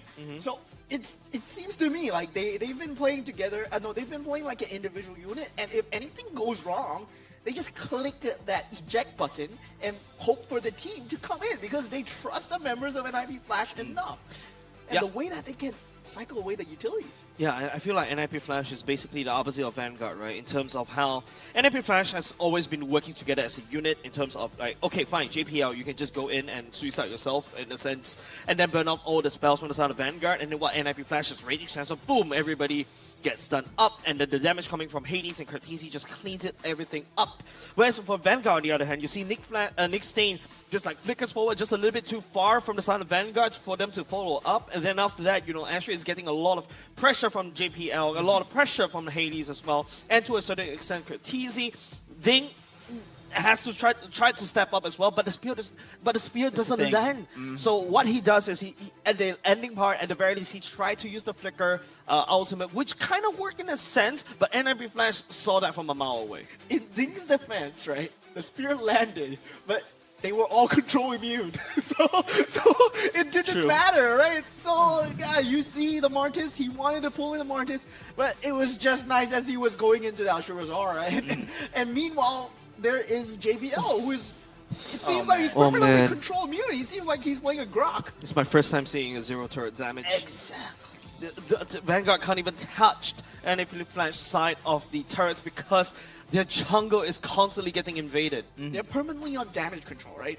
And Team Vanguard, it seems like they're 995, they're being called at all times, and there's multiple cases of fires happening all over in their jungle, and that's NIP Flash being the arsonist that they are. Yeah, I think it's JPL mostly setting up the fires in the back end, just providing so much vision, right? It's this, once you lose your jungle priority in such an early game, you lose turtle, you lose side lane priority as well immediately. Even if you have you can sustain like even if you have Lucian Stain that can sustain as a Ruby, yeah, you just everything just goes bad in the first minute. You know what I want to say? Like JPL's 25% team fight participation. There's just something wrong with that, you know.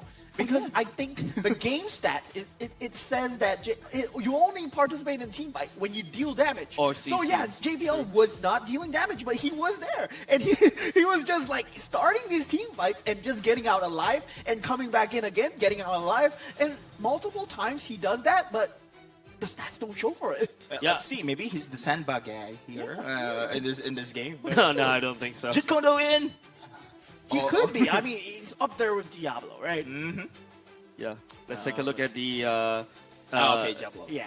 Let's take a look at the top 4 as well. Yeah, Sandbag. Okay, Diablo taking most of the damage from the side of Vanguard as well, and also Best Wingman giving over side Diablo. But look at the rich guy, of course. He's been farming out of control, right? Vanix GPM because everybody, Vanguard is too busy trying to deal with the rest of the members, allowing Vanix to just farm the lane. Yeah, and this is a first for me, right? With the change in the jungle, I was thinking that, first 2 minutes, we're not going to see so many invasions because there's a buff in the jungle as well. But NIP Flash shows that this aggressive playstyle still exists, and they brought it out of nowhere. So they just don't care about the patch notes. And I think maybe this is the homework that NIP Flash started Vanguard, because Vanguard loves to have the team fight, and with those team fight, they need those level 4s. So in order to have those level 4s, you need time then to take advantage of the early state of game. Yeah, game 1, game 2, they've been very aggressive. Concussive blast, bigger than everything. Because, yeah, 2 concussive blasts, clear out the wave, come in, they have the concussive blast out, go for that purple buff. 3 flickers. And we talk about timing of the concussive blast as well. If you notice, if you want to burn the flicker early, you burn it like around the first minute, right? Because, by the first minute, or maybe the first 10 or 30 seconds, because your turtle will be up by then, and you just have your flicker right all the time. If you buy a little bit more time, you notice they're ready to gamble it away as long as they burn it early. Yeah, indeed. And that's all she wrote for the first series of today. But we will have the mic check for these 2 teams. I mean, for Team NIP Flash. And let's just find out what they were saying in their communications. Yeah. Stun. And up. I gotta come double lane. Stun. I knock up. I stun. Nice. 4 bottom. No dash, got it. Coming. Can make the got ulti. I'm on the way, guys. Can fight on. M no go. Push back. Eh, knock up the cloud. Ting tower. Cloud low, no ulti got out. Cloud low. I going bottom. Oh, never mind, I'm coming. got out no ulti first. Gato. I can knock up again, you guys want? Okay. Oh, go wave. Hey, ulti. Okay. We can try the end though. I can knock up. I stun you all, man. Slowly, I'm coming. 2 and 5, I coming, you all can fight. I got on the Juliet. Hey, Gato first. Cloud on 1. Nope. Blocking the Not tower. also. On the Tower lock. Oh, nice. Oh yeah. Hey, the Ruby low, guys. I eat the Misita ulti already. I keep Misita. Misita down ulti.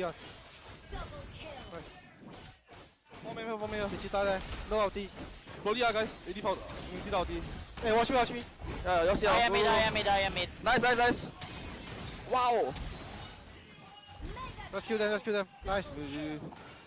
I still a bull there. Misita. Can still fire. Yeah. I'm going. No dash.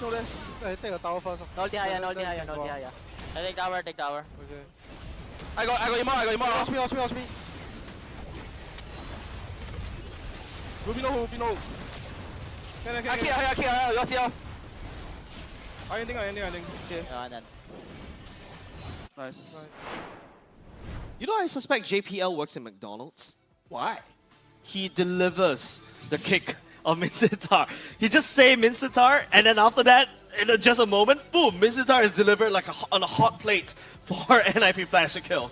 You know, it seems to me like it's just another day in the office for NIP Flash. Yeah, right? like the 4-man outs, usually you hear the players go, whoa, 4-man, watch me. And then it's like, 4-man out? Yeah. Nice. You heard it, right? When they won the game, it was just like, nice. Yeah, another day. They know each other already. It's just playing basketball, guys. If you're a point guard in the center, I like the alley-oop. Same thing. Yeah, they know that NIP Flash, they can bring the slam dunks. But how many seasons of MPL are already here? I mean, this is season 8 already, Season 8, right? that's right. S8. Yeah, but what year is it? 2024. So you know that it's S24, right? So S24. Speaking of S24, you know what I got for you? What? The Samsung Galaxy S24 Ultra. So you can experience next level gaming with the new and latest Galaxy S24 Ultra, Samsung's most hyper-realistic mobile gameplay device yet. And it's equipped with ray tracing and hyper-realistic shadows and reflections. So you can play MLBB on Ultra and no lag. No lag with shadows turned on. Yes. So I turn on my shadows. That's amazing. It is. And the thing is, right, it has an extremely powerful processor and it has vapor chamber technology. Crazy. So this is a first. A vapor chamber in the phone is first, and it has a huge, massive battery capacity as well. So you can play multiple games. It won't get hot, and you can play it for such long hours. So I can play rank and also Magic Chess at the same time? Yes. Split screen function available. With the shadows on and the graphics ultra. And it doesn't heat up like, normal phones does? Man, this features... And I can play for 8 hours straight? Yeah, these features I I need couldn't one see right in now. the desktop, man. And now it's in the... Yeah, let me tell you guys, I'm really excited about this vapor Yes. chamber, right? Because I use a laptop that has that vapor chamber Exactly. technology, and it's so good because it's never running hot. Yeah. And now it's on the phone, so it's gonna be crazy. Yeah, it's very comfortable as well. And the best part is it feels like, you crammed the specifications of a gaming laptop Into your handheld. That's crazy. That is really crazy. Mobile is the new console right now, right? Yeah, and of course, don't forget, the Galaxy S24 Ultra is every gamer's ultimate weapon for ultra-realistic yet smooth graphics, even through heavy-duty games, right? And plus, it comes with a massive 6.8-inch display encased in a sleek titanium, by the way. Titanium body that's not only just stylish, but also incredibly durable and scratch-resistant. And titanium is actually, okay, I'm an engineer, so I'm going to say titanium has a very, is very light as well, and it's as strong as steel. That's true. I believe we're all engineers. Oh yeah, we are. But so get yours right now, and don't forget there's also some gifts that you saw earlier just now. You got the buds at the same time. Also I think there's a watch. I'm not too sure, but then again, I've been eyeing at this phone for a long time, and I really want to get it. So I'm gonna get it from Abstract. But you know who has that Samsung Galaxy S24 Ultra right he's now, gonna right? flex it right now. Yeah, he's gonna flex it on screen right now. It's our man Abstract in the analyst segment. Show us that phone, please. Do I really need to say anything at this point in time? Do I really need to say anything at this point in time? Hey! Yep, anything Samsung, just come and ask me. Anyways, call me. Anyways, here we have the game of NIP Flash versus Vanguard game number 2, which ended in an astounding victory for NIP Flash, and it's very clear from the get-go, NIP Flash have got a very good idea what they wanted to do right from the drafting stage. Every single one of these heroes over here, they have mobility. What can they do? Invasion. And what do? They do invade. Right off at the start with the Khalid going over to the orange, and of course with the rest of the crew. Rest of the crew that head over to the purple. Understandably, they wanted to make sure that Astrid is actually going over to the purple, and in the meantime, if Astrid goes to the orange, at least Diablo is there. They're all super mobile, especially when it comes down to Khalid. He's riding on his sand. He can definitely come in fast. One thing that I'm not too sure if everyone did realize is the very fact that right off the start, we actually had got 3 people that have expended their flicker. Hey, all three of them flickered just for Astrid. They just wanted to make his life miserable, okay? In most situations, if you're talking about later stages of the game, if you are spending 3 flickers for a single jungler, I would say it's not worth it. There's no value in it. But remember, we are only at the start of the game, and of course, in order for all of them to reach level 4, by that point in time, their flicker is probably off cooldown already. So might as well use it early. And in this case, they did manage to use it early to really slow down Astrid's farm. And throughout this entire process, they getting themselves their kill onto Astrid slows down Astrid's farm. As such, this is going to be putting Astrid in a slower farm cycle, putting Astrid currently at level 2, and of course Hades at level 3 already. He's got time to go back home and head back upwards. In this case, we already got Diablo as well as, I believe, JPL. They're already right around the enemy's jungle. They are ready to launch an attack on Astrid again. And in this case, we're looking at Fryren. They are level 4, they start to get themselves a little bit more of a power spike, and of course when it comes down to Nick Stain, they will be a little bit more painful, and of course a lot more things that he can work with. At level 2, you do have your Onwards and your Earth Shadow already. It's pretty good when it comes down to crowd control, but Fryren can't possibly do much. Ding can't possibly do much as well. You can just probably pull people to your side. And in this case, Diablo at the early stages, this is kind of where we are looking at the fact that Cho, Martis, as well as the Khalid, they all have got a very strong early game a very strong early game, whereby all they need to do, just go in, spam skills. You can see that Diablo went in early, Astrid already lost a bunch of his HP. The moment that we've got Hades coming in, he can just very easily just snag away the orange buff, no problems. And there is absolutely nothing that Ding, Fryren, as well as Nickstein could do. This have already set the pace as to where Vanguard is going with this game. As NIP Flash already understood, we have the mobility, we can dive them, we can make sure that we are right in their face. And the only answer is Minsita. Minsita is the only answer to their composition with the King's Calling, right? And right in the, I believe, the second last push of the game. This is right as JPL called for that kill onto Minsita, which is why Ding is already dead at this point in time. We all saw that in the replay. We saw that in the highlights as well. He sacrificed himself for Ding. Very good sacrifice, because from this point onwards, we can very clearly see that Vanis can go all ham and he can do anything that he wants. With a single combination of a Chrono Dash as well as a Synchro Fission, Nickstein have suffered this much HP. And at this point in time, every single one of the members from Vanguard, they understood where their ground is and that they can't possibly contest this Zaman force at any point in time. Katisi, Hades, and Diablo, super high mobility, they could come in to help at any point in time. So there is just absolutely no way that they can do anything at all. So as now we move forward to the next point in time, whereby we already have got the Lord dead, and we are looking at a push in the top as well as the bottom lane. Top lane still have the Holy Defense, so that's still fine and dandy. Remember, at this point in time, Luxionstein, Fryren, as well as Astrid, they all do not have their ultimates at all, and it's very difficult for them to be able to defend any of this. As such, they're gonna have to let it go and try to fight for the next battle. And in this case, we are approaching to the next point in time whereby NIP Flash is super ready to go for a battle, whereby Luxionstein have got a flicker, Luxionstein has got his ultimate as well. Ding created a very good King's Calling, trapping JPL and Vanix in here. Well, in the meantime, Vanix did use his Purify, as you can probably see, while Kurt TC is super close as well. This is actually something that Luxionstein could work on super early, but unfortunately, it did not. And in this point in time, all hell broke loose. So, unfortunately, that Ruby didn't really quite work out too well for them, but maybe we'll be able to listen to a little bit more from what NIP Flash have got to say. Off to you, Cheryl.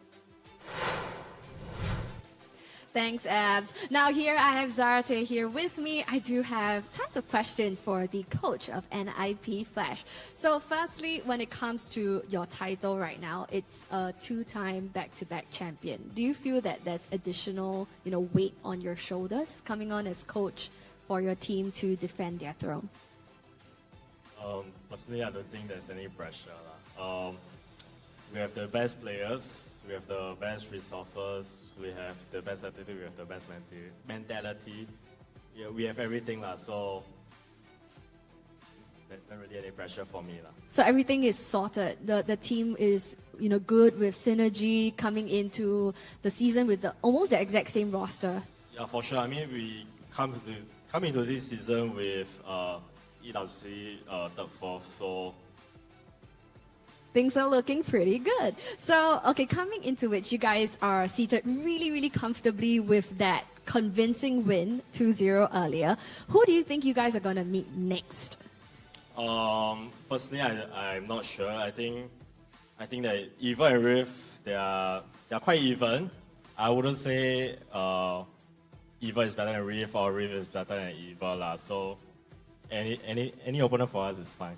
Okay. I mean, after all, they're pretty equal, right? Second and third seed. But if you have to pick one, who do you think you're most likely to face off next? I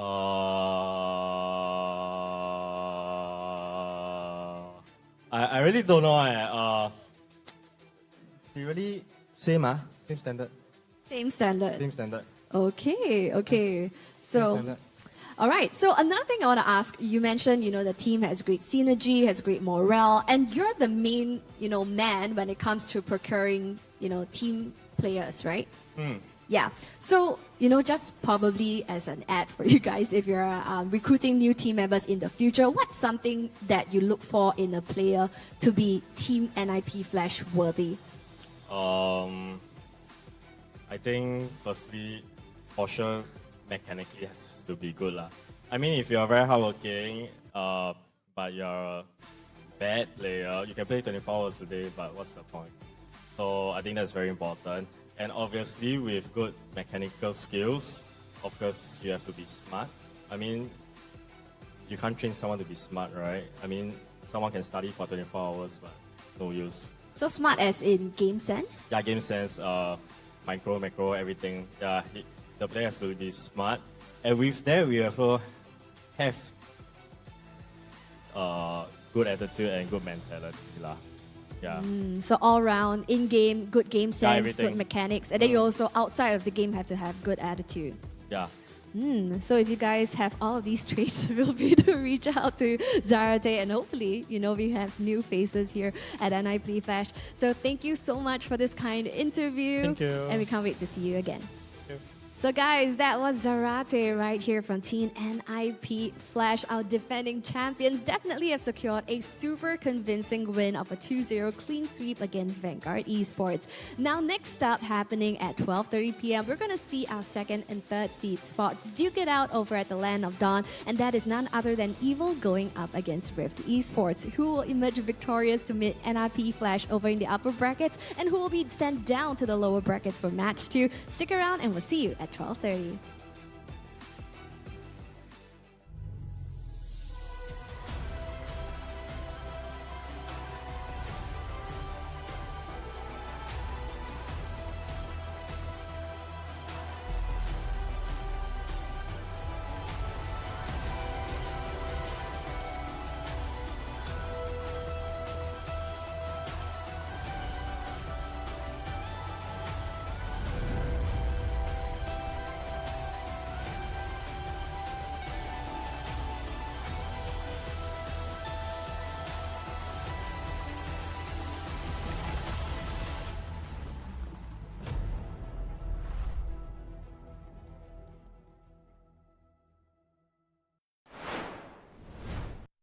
A crispier chicken McCrispy?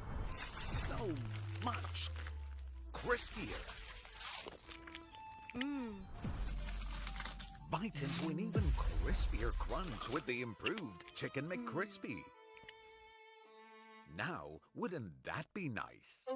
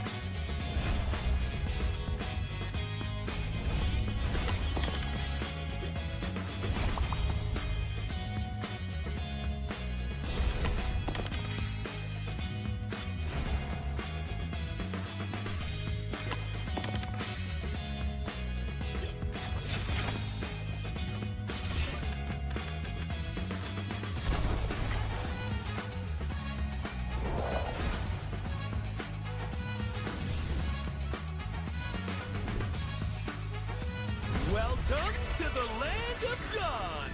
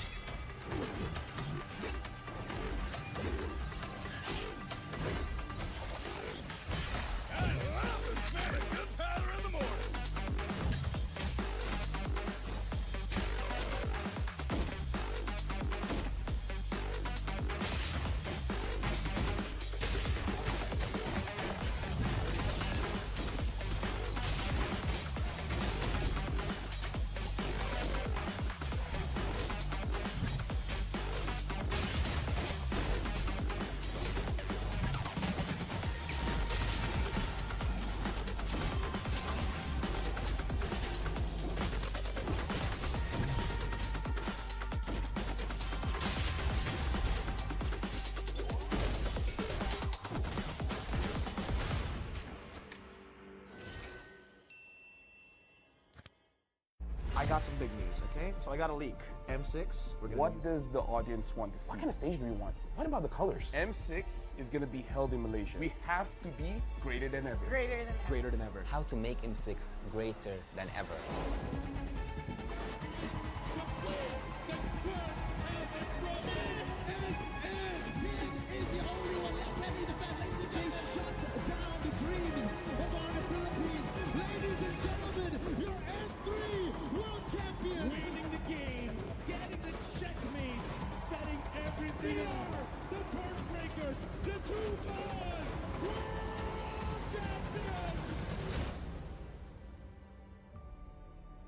Before we begin, I just want to say thank you very much, gentlemen, ladies, for coming today.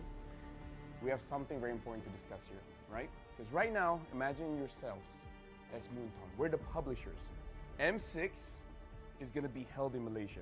So I need ideas to make sure that M6 gets good. This time, it's got to be better. Like, it's in Malaysia, okay? We have to be greater than ever. Greater than ever. You know what? That's gonna be the tagline. You like it? You like the tagline? That's a good tagline. That's a good tagline? We went from Join the fight. join the fight. join the fight to the top, To the top. dare to be great, Dare to be great. Be Better. better than great. and now greater than ever. You know what? You're a genius. I'm a genius. You're a genius.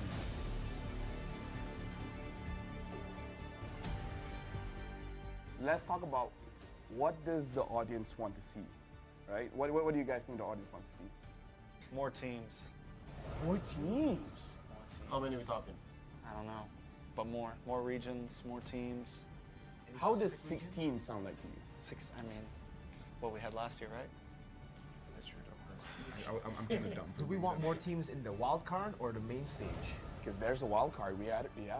I'm okay with the 2 slots for the wild card. 2 slots? And then 8 in the Yeah, wild card. 2 slots for wild So card, total for sure. 24. Because I'm a believer that the wild card is a legit part of the tournament.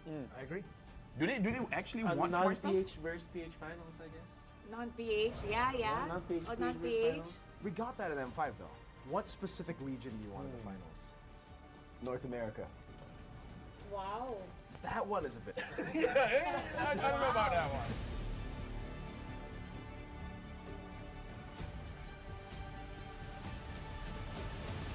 Let's take a flashback, I would say. Throwback to the days of the past. M1 was a great time. M2 was a great time. Every single tournament, it was great. He's got a lot to say about history. I love history. We've got to talk about logistics here, and I feel like we need to include Mara for this one because we got to talk about the stage. M1, the stage was pretty good. I feel like it really sets the tone, right? Mara, you've seen the stage for M2, M3, M4 up until a few months ago. It was MSC as well, but let's not talk about MSC. We're talking about the World Series. Like, what kind of stage do we want? What about the colors? I think the color should change depending on what stage we're in. So if it's a group stage, it'll be a different color, wild card different color, and when it's the grand final, so they know exactly, especially when you're looking back, you know exactly what, which part of the tournament Good it will visual be. storytelling Yes. too. So you just have the LED just changing the background just a little bit. From the past, I would go to how to make M6 greater than ever, right? Greater than ever. I would say that build up a story, because everyone loves a story, a good story to be told at the upcoming M6. So let's say, for example, not just about the players, maybe about the region itself, maybe about a team that struggled so much. We have seen a lot of teams and a lot of regions develop in the previous, I would say, M series, even MSCs and every international tournament that we have. So why don't we focus on building a story that isn't matched to any other story that we have ever heard in our lifetime? I think if we're going to cover story, what about something documentary style? You know, like something that you're back in M1, you're back in the place where it all began, and you cover some of the talents who have been around since M1, some of the players who have been around since M1, who have been around through several M series.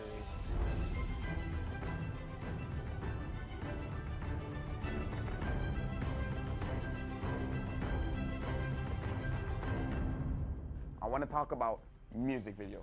What do you guys want to see in this music video, right? What's the song gonna sound like? What's the story?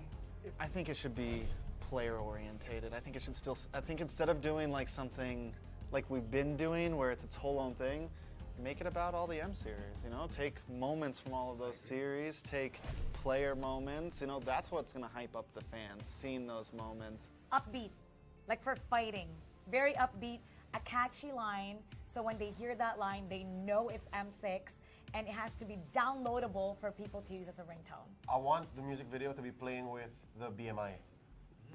I want to see like scene changes with Claude moving Flashbacks. through. Yeah, flashbacks, future That's kinda forwards. cool. Yeah, and then The I want- BMI, because he can go back and Yeah, that would I want actually be Dexter cool. to sing. You want Dexter to sing? You know what? Every year we seem to always the MV, the music, something about it just misses it, right? So not just MLBB players, but the overall grand audience, right? Anybody outside of the MLBB space, I want to be able, same as Mara, like have that on the ringtone. I want to see random people who have no idea what Mobile Legends is playing it on their phones. I'm gonna be like, that's a dope song. So I got a leak. What's the leak? M6, we're gonna use a new format. What format? They're changing it? Why? You know, all the way from M1, all the way to M5, I've always thought, especially M1 to M4. Single limbs, we've done that before. We've done double limbs, you know. We've done group stages, We've with done no... We also done no eliminations at the group stage. We've done no eliminations, Good yeah. times. Hate that. This time, it's gonna be a Swiss format. Like cheese? What's What? Swiss format? What is that? What is There's no going back from here if you start. You know what the Swiss format is. Actually, yeah, I do. What is it? Okay, so let's keep it very simple, right? So for this M6, I'm thinking we're gonna be bringing 16 teams, and then we'll make the total. If you win 3 times, you'll advance forward. Lose 3 times, you're gonna get knocked out. Oh no, you play with everybody. You play with everybody. 1-0 meets 1-0. So everybody starts with 2 groups. Group A, Group B. 8 teams here, 8 teams in B. Then, every single time they have to fight, we're gonna redraw. That's a great idea. That's a great idea. Wait. Who's doing the redraw? Yeah, who's doing the redraw? I want to know this. Don't worry. Because is it gonna be us? Don't worry. I don't. I mean, I think it should be Mara. No, I think it should be Mara. You know what? I think so too, but I've suffered. I suffer. We have suffered. I cannot draw We know. anymore. So now it's Gideon's turn. Exactly. Yeah. Wolf, Gideon, Wheezy. Whoa, wait a minute. Is we're gonna have Yasu and KB do it. Because we don't want to do it anymore. Me and LaFell, We've had enough. we've had enough. Good idea. So we will do the draws ourselves. You will have You to will do it. suffer the wrath. Is it alright if I had all the Filipino teams and the Indonesian teams in one group? You know what? Nah. That's why, you know what? This is the reveal. If the players are gonna face off against their opponents, they should draw.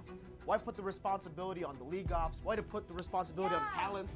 They should be the ones to decide their own fate. Okay, let's decide this. Mara, what do you think about that? Players? I think the players, that's perfect. Perfect. So, well, they can't say it's biased. They can't say it's planned. Exactly. They know. Not stale. Yes, exactly. So it should be the players because, well, they're responsible for who they draw. Wait, We've had enough. They changed their minds right now. Just with you giving us that idea, I'm gonna cut you out. But actually, hold on. We need to hear what KB has to say because, you know, he's the professor here. So what do you think about the Swiss format? Like, what do you guys feel? Do you guys feel it's fine? Because if you guys say it's okay, we're gonna run with it.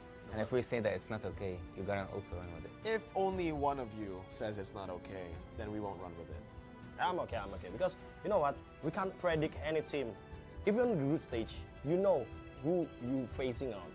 You have 3 teams as an enemy.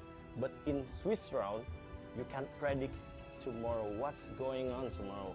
What if we lose? Every round. So yeah, technically, groups are a thing of the past. Because you know what the discussion is, right? Whenever somebody makes it out of groups, oh, it was an easy group. Exactly. They weren't ready for that group. So now, I like it. You get to find out who really is deserving of making it.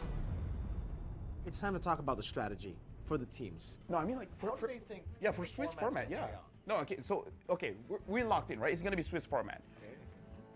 We've seen teams talk about, oh, best of 2 is a different kind of strategy, right? Best of 1, completely different strategy. So now Swiss format, like Gideon, Steffizy, like, what do you guys think is going to be the strategy when we're going for a Swiss format for this time? Just win. That's simply what the format is asking of you, right? It's saying, hey, the faster you win, the better the more times you win, the easier it is to make it over to the next stage. That's the whole point of the format, to kind of weed them out. Let's think about this, right? Because you're going to play way more games in this format. Am I correct, right? In the group stage. Playing more games. Imagine the first one, you're already showing everything you've got. Isn't that like, you know? I mean, I think it's cool that the teams will be facing teams with the same record. So I think it'll be even competition, so you'll see the teams scale the later we get in the Swiss format. I'm more curious about pre-preparation, right? I don't know about you, Wolf, but for me, at least with the format that we had before this, you kind of know who's your next opponent. You can pre-prepare for it, and you honestly have a working strategy. But I think with the Swiss format, it's just every single draw, you're like, I just hope I do well. But at the same time, like you said, it really shows us who's the best team actually, who actually deserves the upper bracket. Because if we only have like 16 teams, let's just say that 8 teams make it to the upper bracket or the lower bracket. It's always been like the upper bracket teams have a shorter way to the finals. Like you only have to win 3 series actually if you're from the upper bracket. But you can only get rewarded of that if you survive the grueling Swiss format. Okay, now I can see that maybe we're not as close as friends because the way that I'm thinking is way different. What is the way you're thinking? There's 2 games, so that after this you're fighting all the easy teams. Maybe. Right. Think about it. The people that lose to I mean, it's all great until a Filipino team gets beaten twice and have the same strategy. Now that won't happen though. Like imagine if Malaysia we just lose 2 times, then we can eventually fight NA. No, man. Oh wait, no. This is where I draw the line.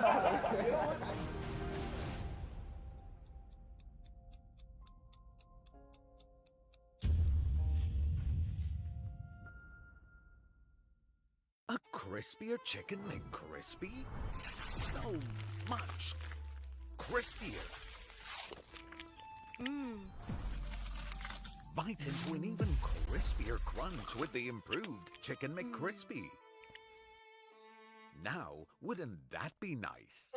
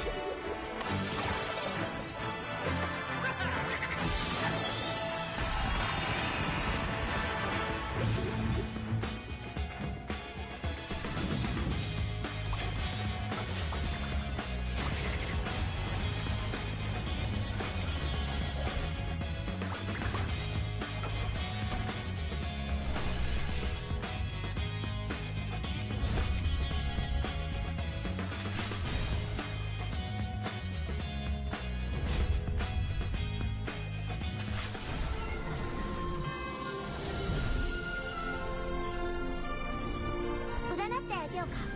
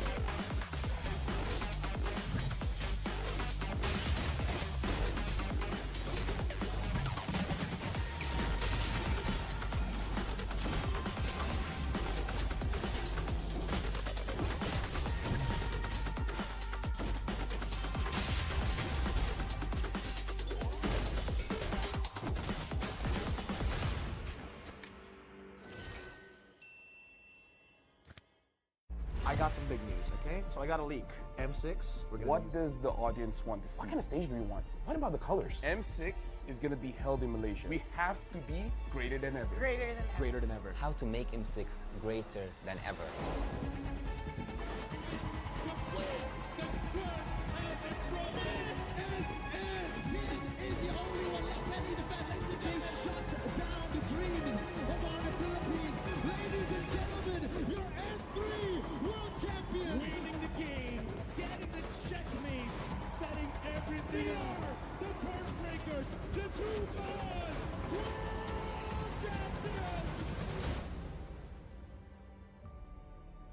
Before we begin, I just want to say thank you very much, gentlemen, ladies, for coming today.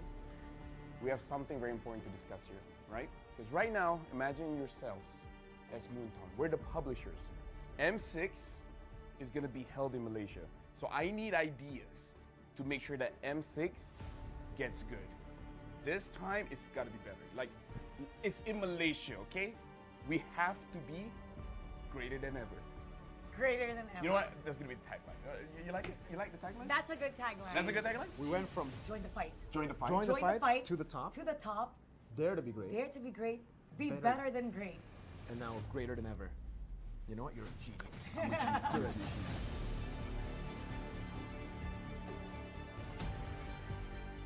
Let's talk about what does the audience want to see, right? What do you guys think the audience wants to see?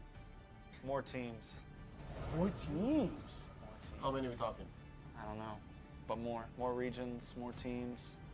How does 16 sound like to you? I mean, it's what we had last year, right? That's true, though. I'm too dumb. Do we want more teams in the wild card or the main stage? Because there's a wild card. We had it, yeah.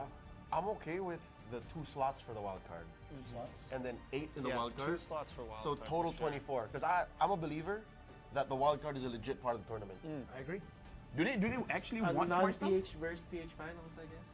Non-PH, yeah. Non-PH, Oh, PH non-PH. We got that in M5 though. What specific region do you want in the finals? North America. Wow. That one is a bit. Yeah, I don't know about that one.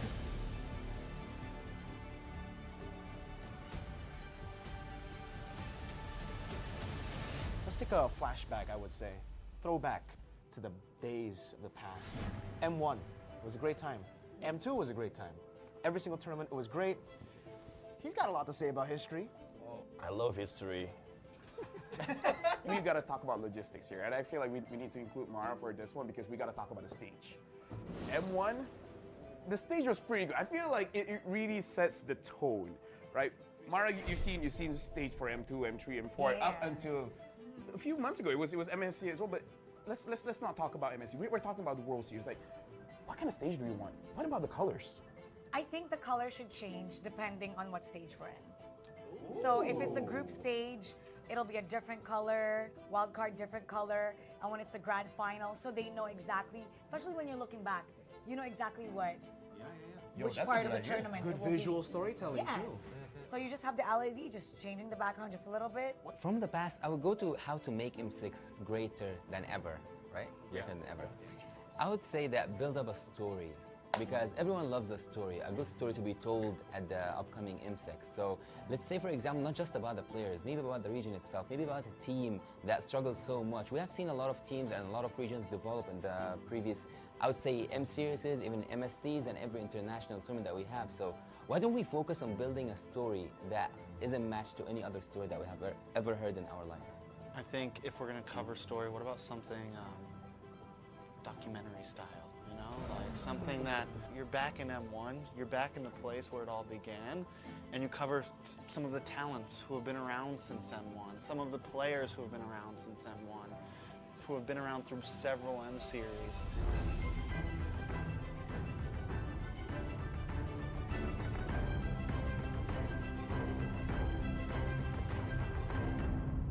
I want to talk about music video. What do you guys want to see in this music video, right? What's the song gonna sound like? What's the story? I think it should be player orientated. I think it should still, I think instead of doing like something like we've been doing where it's its whole own thing, make it about all the M series, you know? Take moments from all of those series, take player moments, you know, that's what's gonna hype up the fans, seeing those moments. Upbeat, like for fighting, very upbeat, a catchy line, so when they hear that line, they know it's M6, and it has to be downloadable for people to use as a ringtone. I want the music video to be playing with the BMI. I want to see like scene changes with Claude moving Flashbacks. through. Yeah, flashbacks, future That's kinda forwards. cool. Yeah, and then The I want- BMI, because he can go back and Yeah, that would I want actually be Dexter to sing. You want Dexter? Yeah. What? You know what? Every year we seem to always the MV, the music, something about it just misses it, right? So not just MLBB players, but the overall grand audience, right? Anybody outside of the MLBB space, I want to be able, same as Mara, like have that on the ringtone. I want to see random people who have no idea what Mobile Legends is playing it on their phones. I'm gonna be like, that's a dope song. So I got a leak. What's the leak? M6, we're gonna use a new format. What format? They're changing it? Why?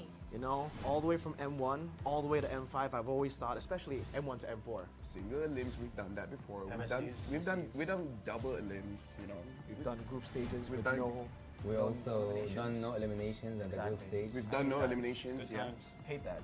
This time, it's gonna be a Swiss format. Like cheese? What's What? Swiss format? What is that? What is that? There's no going back from here if you start. You know what the Swiss format is. Actually, yeah, I do. What is it? Okay, so let's keep it very simple, right? So for this M6, I'm thinking we're gonna be bringing 16 teams, and then we'll make the total. If you win 3 times, you'll advance forward. Lose 3 times, you're gonna get knocked out. Oh no, you play with everybody. You play with everybody. 1-0 beats 1-0, so everybody starts with 2 groups. Group A, Group B. 8 teams here, 8 teams in B. Then, every single time they have to fight, we're gonna redraw. That's a great idea. That's a great idea. Wait. Who's doing the redraw? Yeah, who's doing the redraw? I want to know this. Don't worry. Because is it gonna be us? Don't worry. I don't. I mean, I think it should be Mara. No, I think it should be Mara. You know what? I think so too, but I've suffered. I suffer. We have suffered. I cannot draw We know. anymore. So now it's Gideon's turn. Exactly. Yeah. Wolf, Gideon, Wheezy. Whoa, wait a minute. Is we're gonna have Yasu and KB do it. Because we don't want to do it anymore. Me and LaFell, We've had enough. we've had enough. Good idea. So we will do the draws ourselves. You will have You to will do it. suffer the wrath Is it Nobody alright hates if I had all the Filipino teams and the Indonesian teams in one group? You know what? Nah. That's why, you know what? This is the reveal. If the players are gonna face off against their opponents, they should draw. Why put the responsibility on the league ops? Why to put the responsibility on the talents? They should be the ones to decide their own fate. Okay, let's decide this. Mar, what do you think about that? Players? I think the players, that's perfect. Perfect. So, well, they can't say it's biased. They can't say it's bland. Exactly. They know. Not stale. Yes, exactly. So it should be the players because, well, they're responsible for who they draw. Wait, We've had enough. They changed their minds right now. Just with you giving us that idea, I'm gonna cut you out. But actually, hold on. We need to hear what KB has to say because, you know, he's the professor here. So what do you think about the Swiss format? Like, what do you guys feel? Do you guys feel it's fine? Because if you guys say it's okay, we're gonna run with it. And if we say that it's not okay, you're gonna also run with it. If only one of you says it's not okay, then we won't run with it. I'm okay. Because you know what? We can't predict any team. Even in the group stage, you know who you facing on. You have 3 teams as an enemy. But in Swiss round, you can't predict tomorrow what's going on tomorrow. What if we lose? Every round. So yeah, technically, groups are a thing of the past. Because you know what the discussion is, right? Whenever somebody makes it out of groups, oh, it was an easy group. Exactly. They weren't ready for that group. So now, I like it. You get to find out who really is deserving of making it. It's time to talk about the strategy for the teams. No, I mean like for they think for Swiss format, yeah. No, okay, we're locked in, right? It's gonna be Swiss format. We've seen teams talk about, oh, best of 2 is a different kind of strategy, right? Best of 1, completely different strategy. So now Swiss format, like Gideon, Steph, Weezy, like, what do you guys think is going to be the strategy when we're going for a Swiss format for this time? Just win. That's simply what the format is asking of you, right? It's saying, hey, the faster you win, the better the more times you win, the easier it is to make it over to the next stage. That's the whole point of the format, to kind of weed them out. Let's think about this, right? Because you're going to play way more games in this format. Am I correct? Right? In the group stage. Playing more games. Imagine the first one, you're already showing everything you've got. Isn't that like, you know? I mean, I think it's cool that the teams will be facing teams with the same record. So I think it'll be even competition, so you'll see the teams scale the later we get in the Swiss format. I'm more curious about pre-preparation, right? I don't know about you, Wolf, but for me, at least with the format that we had before this, you kind of know who's your next opponent. You can pre-prepare for it, and you honestly have a working strategy. But I think with the Swiss format, it's just every single draw, you're like, I just hope I do well. But at the same time, like you said, it really shows us who's the best team actually, who actually deserves the upper bracket. Because if we only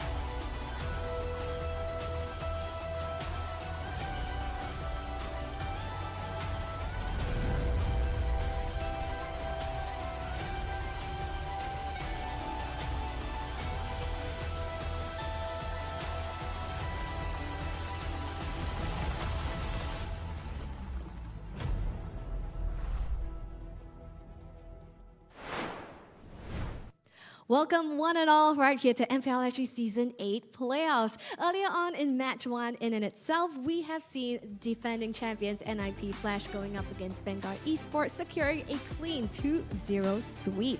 Now coming into Match 2, we will see the likes of two teams, namely Evil going up against Rift Esports. Now which one of these teams will be securing the victory to head on to face NIP Flash in the upper bracket semi-finals? Let's stick around and find out more, starting off with the wonderful faces of Evil.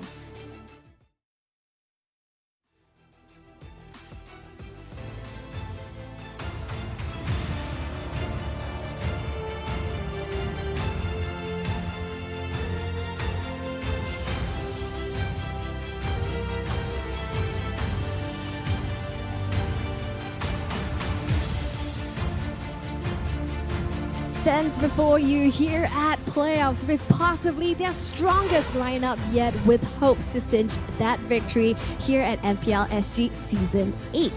Now, will this be possible? Because they have Rift Esports in their way. Speaking of which, let's take a look at Rift Esports lineup.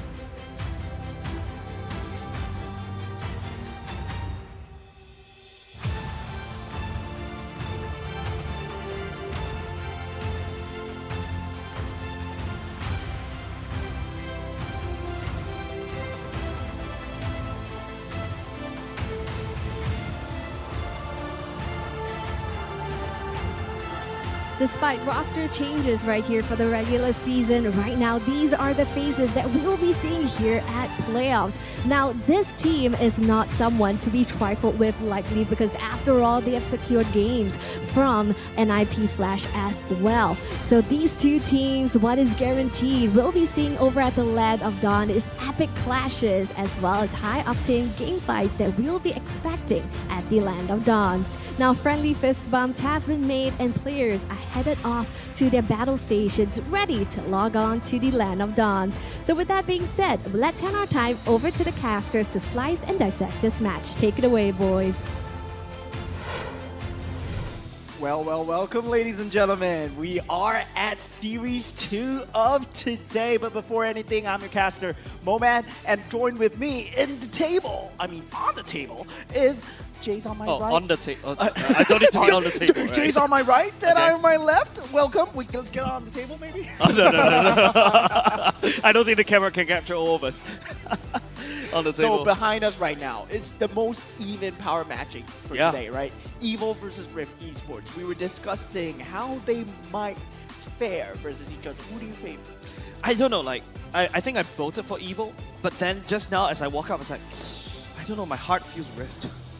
Yeah. So far, I have the same sentiment coming from Jace as well, just because maybe during the transfer window, Canonio has been stepping up more ever since he just joined the side there, this team.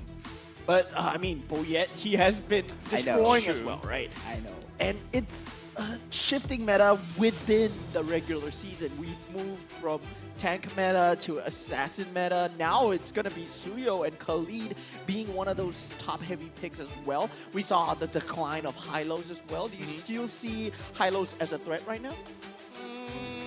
I feel like there's better EXP laners right now, but before we go there, I think we do have a little bit of roster to talk about, right? Yeah, of course. We are going into the roster itself. We have Team Evil. What do you have for us, Deadeye? All right, Ken here on the EXP, Boyets on the jungle. It's going to be Sayla here in the mid, Powerful on the roam, and Marquee on the gold lane. Again, ever since the regular season started, this team has been giving us the vibe that they are one of the teams that can contest Team NIP Flash, and they have been very consistent here, but on their last few games they have been falling down there in their performance. But then again, still very solid team. Gonna look out for Marky, gonna look out for Boyet as well, stepping up in this series. Yeah, and each known for their signature heroes as well. Ken has stepped up on the Phobius, Boyet on the Hayabusa, proving to be a menace. Marky, when you talk about Marky, you have to ban out the Harif, right? His Harif power stats have been looking extremely strong, but we will see it on the stat screen. But of course, on the other side, we will have Team Rift. And Rift Esports, I mean, previously they were one of the strongest contenders as well known as Team Asterisk. Now, on the other side, we have Chu and Bear. Yeah, I think Rift Esports, in terms of their transformation, is a little bit interesting, right? Like, initially it feels more Exco. Remember, you got Slowly, you've got Utah on the team. But after the transfer window, here comes Bear coming back in as well. Apart from that, Chu comes back. And then Melon, you know, was from Team Evo in Season 4. And then after that, Canonio fit in like a perfect fit, replacing Slowly in Rift Esports. So right now, to be honest, Rift Esports kind of feel like more like Asterisk without FMM and Kiwi. Yeah, without FMM and Kiwi. I mean, FMM and Kiwi are now our team lead. Yes. Who we'll be seeing later on in the day as well. I mean, potentially they can be matched up against each other. So, Yo, that would be a match to watch if you were an Asterisk or, well, Rift fan. yeah, well, meanwhile, like, I want to find out who you guys are fans of. You said you voted for Team Evo, right? Yep. You Evo as well? Yes, my Team Evo. Okay.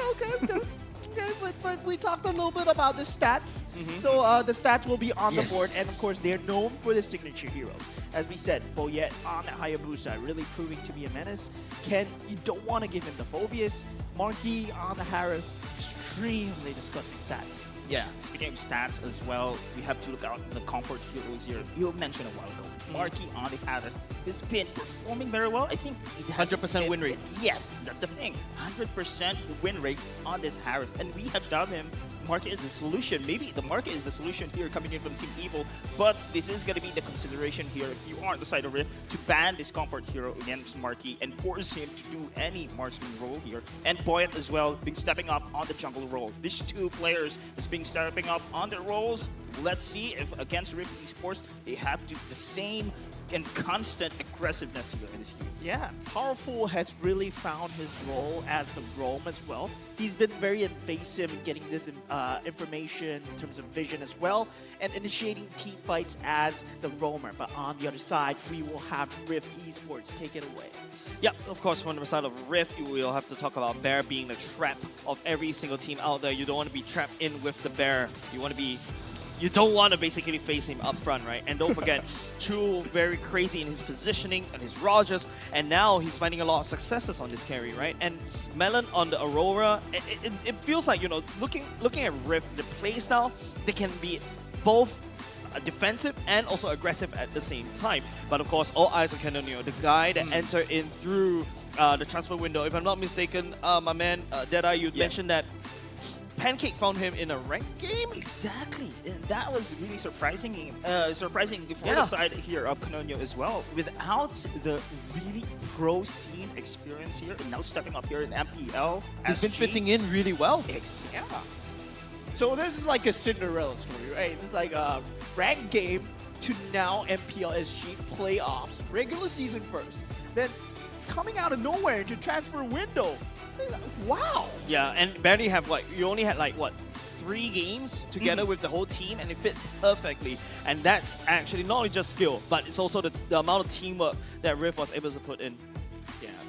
Rift Esports, they've been finding their synergy really well. But let's just look at the stats compared side to side right now. And if you take a look at the crowd control time, they are neck and neck, right? The way that they like to play, the way that they rely on Pancake and Powerful to be the main initiator, that's going to be very key for both Team Evil and Rift. Yeah, but actually not only just that, everything is almost head-to-head. The only thing that you can see a little bit better, it's definitely the KDA. Evil is a lot more crazy in terms of these kills. Remember, we talk about the magic of team fight. They still have it, but even though we now know that, hey, we know why they're able to just win all the team fights, but sometimes Evil will always find a way to surprise all of us. Yeah, they have been surprising all of us. And in terms of banning and drafting, right? Banning and picking, they've been giving Evil the Harif every single time until later on in the stages of the regular season where the Harif was being banned out and some of the weaknesses of Marquis were exposed together with Boyet as well. Yeah, it feels like Evil manages to get the dream lineup every single time. I can say as well that because they have dissimilarities when it comes to picks, when it comes to bans as well, and now we have seen the comparison between these two teams, I think the jungle is the main comparison here. Yeah. I think Boyet and as well as Canonio right now playing the same role, playing the same stride, and the picks as well. Yeah, that's going to be something to look out for. Another thing I'm also looking out for is the contest between Marquis and also True, right? True came from very humble beginnings, be it like from Stellark, which is now disbanded, and now he's found a lot of successes in Asterisk under the tutelage of FMM, and now he's holding really strong in the side of Rift. Yeah, and if you're wondering, who is Marky? Where did he come from, right? If you're wondering, who's this guy in MPL SG? And You must be living under a rock if you don't know Marky. Exactly. He's famous in the Philippines, and that's for sure. He has been in the Onyx Philippines here team during Season 7 and Season 8 and Season 9 MPL PH. And now here, look at this one. This history alone proves that this guy is an experienced player. Yeah, he is experienced indeed. Yep. And he brings that experience to Team Evil as well, right? He was dubbed as the solution in MPL ID, and now he's bringing that solution over to the side of Evil. But we also are worried about, especially the last few regular season, when we realized that he's just way too good on the Harif. They started banning him out. In fact, the other marksmen that he played that's not Harif is the Moskov, the Hanabi, Nathan, and Kerry. In fact, he played like what, 1 or 2 games from each heroes, and he doesn't really find a lot of success. It's something that we also have to take a look out for when we go into the pick and draft phase. Yeah, it's really been hampering when he does not have the Harif. It's a very big difference that we see. And that's why exactly I voted for Rift Esports 2-0. And no, I did not vote for Rift Esports. Someone voted for him. Someone voted for me, but you guys voted for Evil, right? You guys voted for sure. Evil. And we'll see that on the screen shortly right below. 2-1 for Jays, 2-0 Rift Esports for me, maybe? I think now, as this season, especially after the transfer window, I think Jay's prediction here is the most sensible one, because I think Riv has the key, especially Canonio again, just been stepping up. But Team Evil for sure will take this series for me, because they have been performing very well. Once Marky stepping up, I'm pretty sure this is going to be the Harith ban, Prio ban here if you are on the side of Riv. Yeah, but there's so many things to ban, right? You have to ban out the Phobius with Can as well. You have to ban out the Hayabusa as well. What about a Suyu as well? Do you have to ban that out? There's so many things that you have to take a look out for. And you can't do it all, but that's what we think. But the audience thinks that Evil is going to take this home 76% of the time. Well, I mean, it's sensible, right? Evil has a very strong showing. They've got experience with Marky being the solution as well. Powerful, even though, yes, he was a tank jungle. I think he fit the roam role pretty well.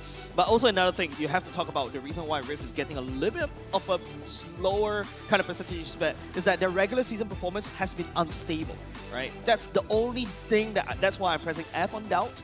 But, you know, RL19 as the coach for the side of Rift, I think he might have realized that, hey, we gotta have to take out the Harith.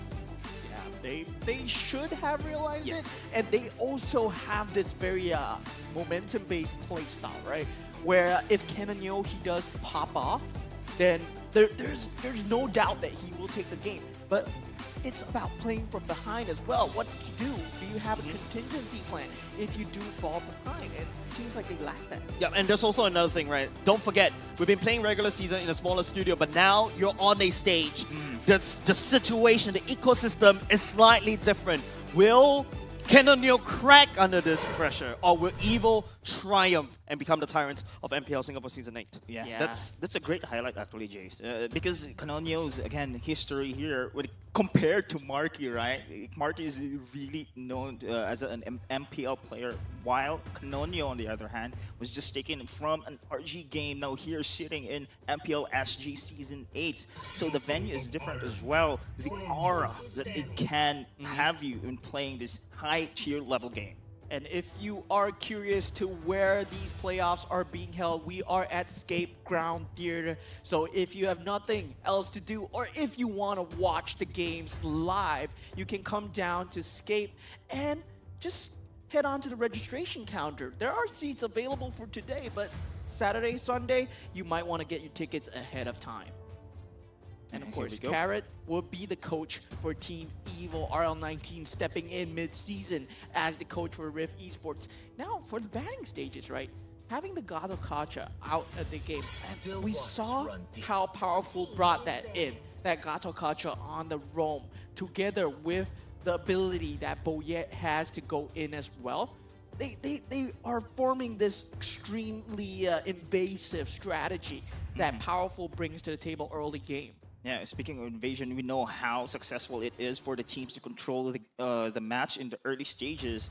And speaking of control, I think the Harriet still is pretty much open here. I'm not sure if they will give it away to the side of Team Evil. It has 100% win rate so far. No, RL19 is in a bit of predicament now. Okay. Because of how the bans are going, I think if you replace Gato Kacha with something else, I think Rift could have just, you could have just go ahead and ban away the Harriet and the Phobias together, because I think these are your two main people. Now, unless RL19 has something up against a Harriet. Harriet, technically speaking, yes, he's strong, but there are ways to counter and play around this Harriet. But now, take a look. The trend has shifted. Your first picks are now mostly Khaleeds. Yeah, but that leaves Suyo, right? That leaves Suyo available. The Harith? And Harith available for Rift Esports. And we know that Chu can pilot the Harith as well. Almost as well as Marky, if not better.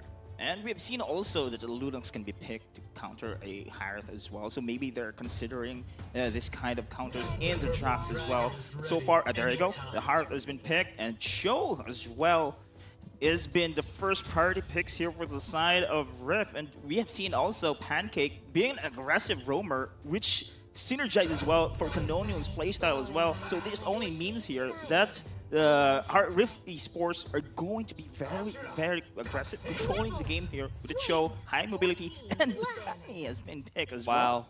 Yeah, that Fanny pick really catching Evil off guard, I feel. Like, Zuzin was a very, very good counter towards the Cho, having that Lantern available. Yeah, you do have the control immunity, but the Lantern, it takes time to activate, and by the time you activate that Shunpo, it might be too late. But now with that Fanny, it brings in another jumping factor for Rift Esports. And Zuzin is in a lot of danger. Zuzin, they love to have a control here. You have the Raging Sandstorm, we have seen how effective it is, plus of course the Lantern for that control. But for now, I can see Team Evil, they must enable more for this Hayabusa pick. I think Zuzin is not enough. They need another damage dealer. Maybe Khalid can go for an aggressive rotations once again. We've seen how the emblems, right emblems with that wilderness and agility as well, can be very effective to rotate early in this game and provide the space and the additional damage that Hayabusa needs. Yeah, and for Rift Esports, do they take out the goal laner or do they take out the Tigreal that Powerful might bring to the table, right? Because now the implosion is a very scary factor for the Fanny to deal with, especially in the mid stages. And not only just that, the Tigger works perfectly in what Evil wants to do, right? And Flicker Implosion in, Raging Sandstorm follow up, Juicing can just land down all the Lantern and just pick people up, start throwing everybody around. So this is a very scary one, but hold on a second, Rift. Ooh, bending away the Lunox, okay? Yep. Just to want to make sure that Chu has a good time. Yeah, I mean, Chu, even though he does play a mean Harith, it was in the previous season. So this season, he has not pulled it out, so they might not be too confident in Chu pulling off that 1v1 versus Marky, taking out both Marky's options of the Moskov and the Lunox. Meanwhile, Evil going for that mid laners, securing that 2-in for themselves already. They want to limit away Melon's options. But if you think about it, right? Aurora still on the board, Vexana still on the board as well. Now, that's I'm concerned for the side of Marky this time around, because we have mentioned, of course, except for that Harith has been somehow struggling with other heroes here. Now, without the Lunox, without the Moskov, what is going to be the possible lineup here for the side of Team Evil? Maybe they go for the Claude here to gain an additional AoE damage. I'm not sure if this is going to be the prior pick here for the side of Team Evil, but on the other side, wow. They're going for Valentina here. They want to grab Raging Sandstorm as well to go for the counter. And this is like a 4D chess move by RL19, right? Going for that Valentina early gives Evil that Tigreal, right? Gives Evil that Tigreal so you can potentially steal away the Implosion. So they are like moving Evil to where they want. They want them to pick the Tigreal. Yes, we're going to pick the Valentina. This is great, man. They anticipated this draft already against Team Evil here. So with this lineup, we can literally say that Team Evil wants to have great control team fights here. But remember, Rift right now with their current draft, there's so many mobilities as well here in this game. But Nathan has been picked here for the side of Team Evil. They have the later stage advantage here compared to the side of Rift here. But it's going to be Chu here. If he'll be able to stop the progressive and even control the lane here in the gold, I think this is going to be difficult here for Marky. Yeah, that trio mid is gonna have to do a lot in the early game to buy the space for the goal lane. Yeah, definitely, right? You need to buy the space in order to make sure the Nathan scale all the way to back to the start. And I love this Grog idea. Oh my goodness, this draft is amazing coming on Karen in round 19. But let's break down Evil's draft first, right? Everybody gonna be sticking to one single place, and that's where the Nathan shines. As long as you are able to line everybody up on the side of Rift, Evil will just shred with the Nathan's damage. Whereas Rift, knowing that they have to find a way to combo break the Tigreal, goes in for the Grog, goes into, you know, the big form, and it just wild charges everybody because you know that Team Evil's strength relies on this teamwork. In order to be able to work together, they need to stick together, and when you stick together, boom, wild charge. Yeah, it's going to be a very big double-edged sword pick by Rift, though. That barrier that may potentially hamper its own Fanny as well. So it has to have that perfect barrier placement. And meanwhile, you put Cho on the EXP lane. I believe this is the first time that Bear is going to be playing Cho. Smash them. This is indeed the playoffs that we are expecting, right? The teams in themselves have a secret draft, and this is now the first time we're going to see Bear on the show. And it means as well, maybe the rotations will be similar for the Khalid after clearing the wave, going for the rotations as well. And now we have it, ladies and gentlemen, Series 2 of Day 1 of the playoffs. Rift versus Evil, both fighting to head on in the upper brackets. I'm looking at Rift's lineup. This is more of a pick composition as compared to a clash because Bear and Pancake, they are not really strong in terms of like, you know, being a frontline, right? They're mostly like what? They're not really tanky, right? You see these two names, not really tanky. Whereas Evil, Khalid can tank, can regen. Powerful, you know, he's a Tigreal, is also quite tanky as well. So Rift, right now, they need to make plays around the mid parts of the game or even like level 4. If you allow Evil to scale, Sayla is going to do a lot of damage. He's going to start picking up people. Marky is just going to shred everybody. Yeah, it's really curious to see, right? The emblems of Bear versus Ken on this EXP lane, they both have that concussive blast, so they both have that lane priority. So we won't face that problem where one lane priority is stronger than the other because they picked the concussive blast. Now they both are neck and neck. Canonio now level 4, trying to find a pickoff, not able to do so. Up, that's Poyet, right in the middle. And you can see how Rift is applying a lot of pressure up top, right? Sending the Fanny to kind of deal with it. Whereas Ken, I think this is a little bit interesting, right? The Khalid versus a Cho kind of matchup. Khalid should have a little bit more priority in terms of wave clearing faster. But in order for the Cho to wave clear, he needs to face the damage coming out from Ken. I think it become a stalemate here on the EXP, and I really expecting this to be early rotations for the Khalid. So far, the Cho has been doing really well. Pancake taking a lot of damage right here. Here comes the Shadow Kill at the same time. First blood, given up side of powerful though. A little bit of misplay in terms of the priorities, but hey, a kill's a kill. Yeah, having that control immunity from Pancake became his own hubris, right? He thought he was control immune, but Sayla, after it ran out, just pulled him in. Yep. Powerful, okay. Oh, Bear. Getting knocked up just a little bit. There was Bear. Shadow Kill will be activated once again. It's actually, that's a Melon's one. The wall will be built. Pancake doesn't have the wall charge. Members from the side of Evil working on Bear. That's a knockup. Ruby Cake landing onto Sayla. The Raging Sandstorm kind of coming in to try to slow it down. But Boyet steals away the turtle. And now Evil will try to fight back. At the same time, Bear down low. Melon getting caught in a bad positioning as well. Sayla will be able to pick it up. And now Melon gets on the way. Bear at the same time. Rib getting away by the teeth of their skin. Yeah, and Rift Esports not losing multiple members there, despite the fact that Evil, they did have that positioning advantage. Correction, skin of the teeth. You are correct. I'm really bad with idioms. But you know, the neutral objective team fight, that was initiated first by Rift. But look how Team Evil recognizes the situation there, holding their ground, and powerful sacrifice there translates to that objective takedown. That was a beautiful, and as you have mentioned, of course, Mo, no casualties there for Team Evil. They translate very well on that team fight. And here comes Powerful. That's a pushback. Melon will be the receiving end of that one. Marky joining the fight right there for some weird reason. Will be able to pick up that kill though. Canonio tried to punish back, but Evil got away with one kill. And once again, powerful with his signature initiation, right? You generally see a Tigreal going in first with that implosion onto one member. You think it's a wasted utility. It's not so for Evil because it's their MO. Initiate on them before they initiate. That's a on kickback landing onto Sailor. Raging Sandstorm activated at the same time. Bear getting trapped right there. Will be able to slip on the way. Canary trying to output the damage though, but Svoya is coming in at the same time. Bear once again single right dot. And now Rift may find themselves a little bit of trouble. Evil overtaking their jungle. Yeah, Evil, they don't get the kill. Does not matter, right? Their objective is deny away that purple buff with Canonio so that the Fanny does not have the purple buff. And we know how important it is, especially in this early stages of the game where the turtle's going to spawn in 5 seconds. He does not have that purple buff available. So what does he do now?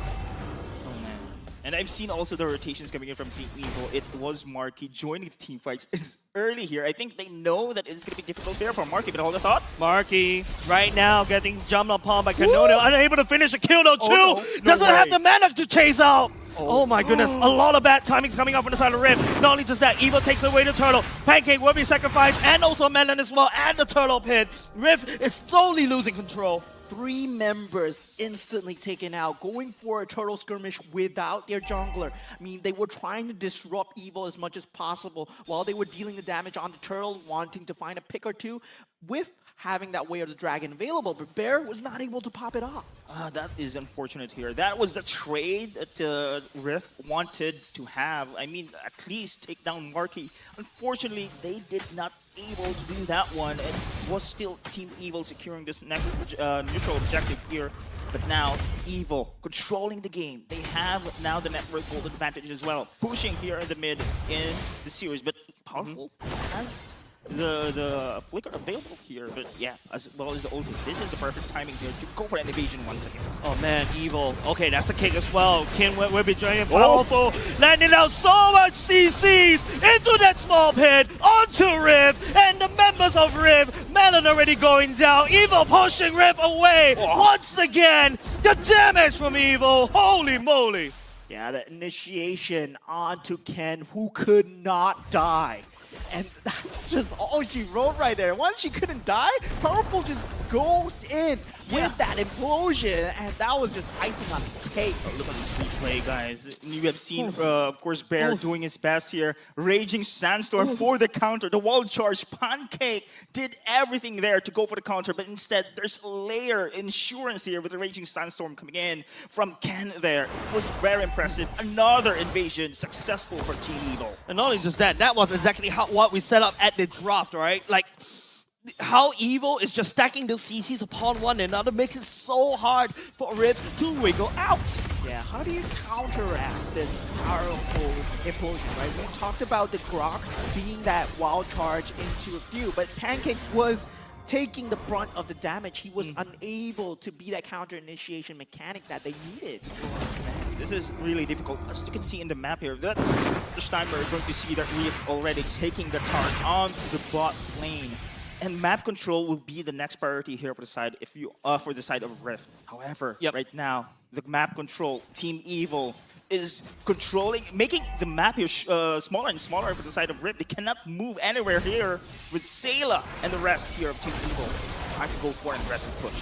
Yeah, and we have that mid lane turret being threatened right now. Rift Esports, they want to defend. Explosion landing onto Bear. Bear getting pushed back. Should pull back to safety, but Pancake will be getting dragged back. Red coming for the flank with the Raging Sandstorm. Slice and dice. Bearing Pancake goes down. And now going to be Melon taking the damage. Shu once again running on mana. Cannot do any damage at all against Evil. Evil taking over the map.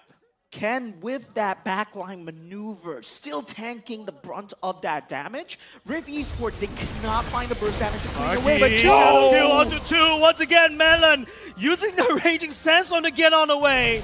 The damage from Evil exponentially hard for Rift to deal with. Canary has to try to do something. Yes, Tex takes out Sailor, but that's just damage control.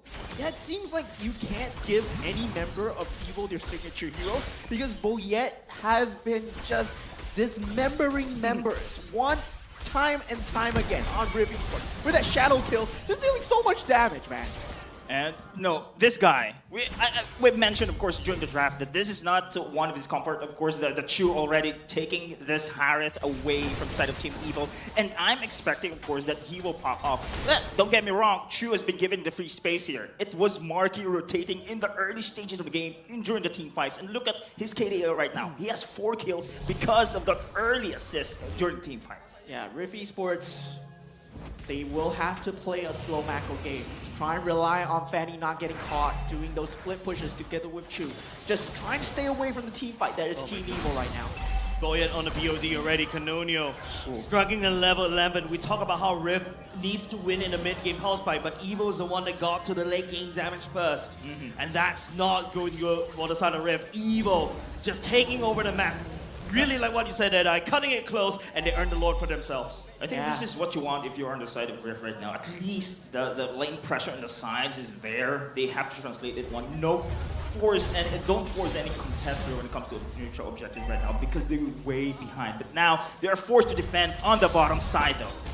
They have to put the front. They're looking for a pickup right there, but I don't think picking up powerful is a good idea. Implosion would not be able to commit for now, but Sailor using the ultimate, yes, that's a good pickup coming up from Rift. Yeah. But I think Evil, they have a lot of room to work around with. Just take a look. They're just having, they also have a Lord that's marching down against Rift. Yeah, Rift Esports, this is your timing right now, right? They don't have the Whale Dragon available, but Canonio, he is in prime position to engage! What? Shut down. That's exactly what Rift is looking out for, but there have a Lord being sent down in the mid. Rift needs to try to hold on and protect members of Evil. They're not going to come into that push. They're just going to rampage around the side lanes, the countryside of Rift. Wow. With that solo kill, Rift right now bought some time. They have to defend, and they did incredibly there. That was impressive solo kill coming in from Canonio. And this is showing the holes in Evil's lineup right now.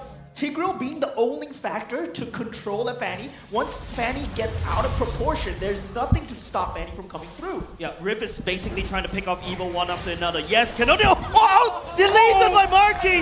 The implosion pushing them there, and now the Raging Sandstorm from Ken goes all the way to the back line. Melon will be using the entropy to get on the way. 2 members on the side of Rift deleted. Are you kidding me? Less than a second, Canonio's out? I blink and he died. Oh my goodness, they're going to push through. And holding on your breath right there. Once again, Evil will be able to push down the mid lane. The wall will be built by Pancake, just a little bit slowing them down slightly. Evil cracks down bottom lane already.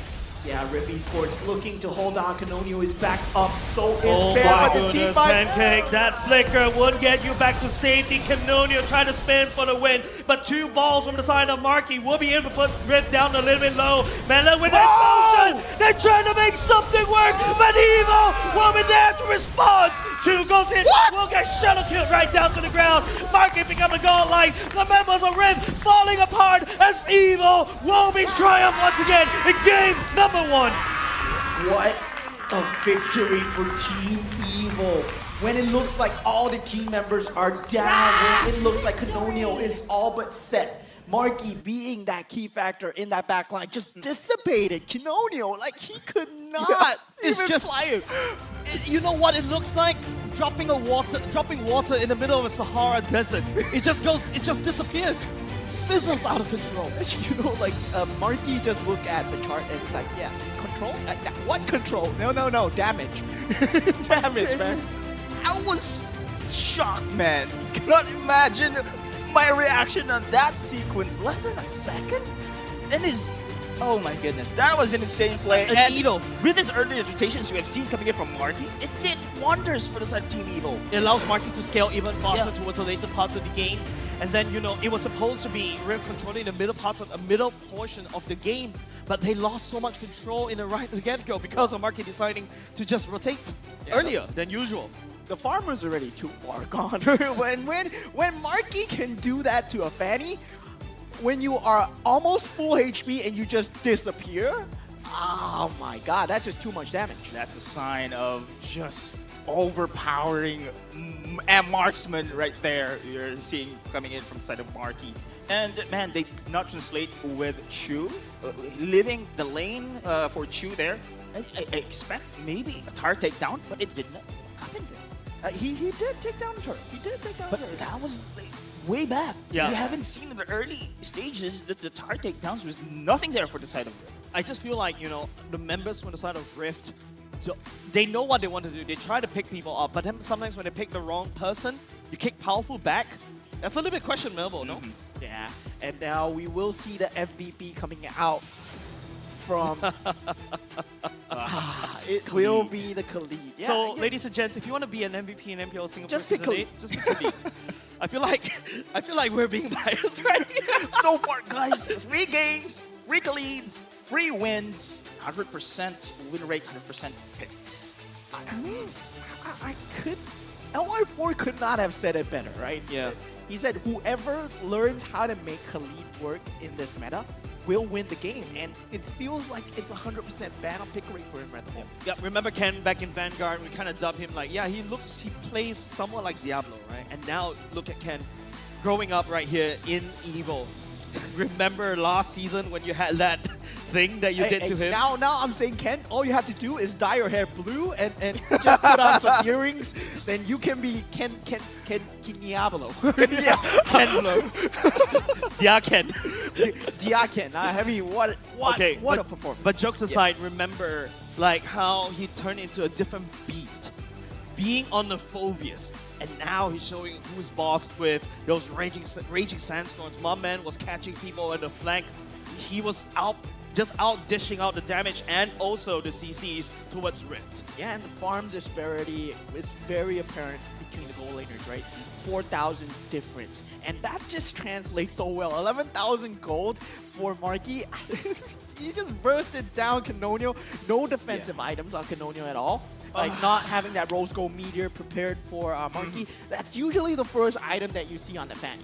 Yeah, exactly. But, they want to be aggressive. We've seen during the draft here, the Cho has been picked, the Grak has been picked, you have also the Harrod. It only shows that they want lane dominance here in this game.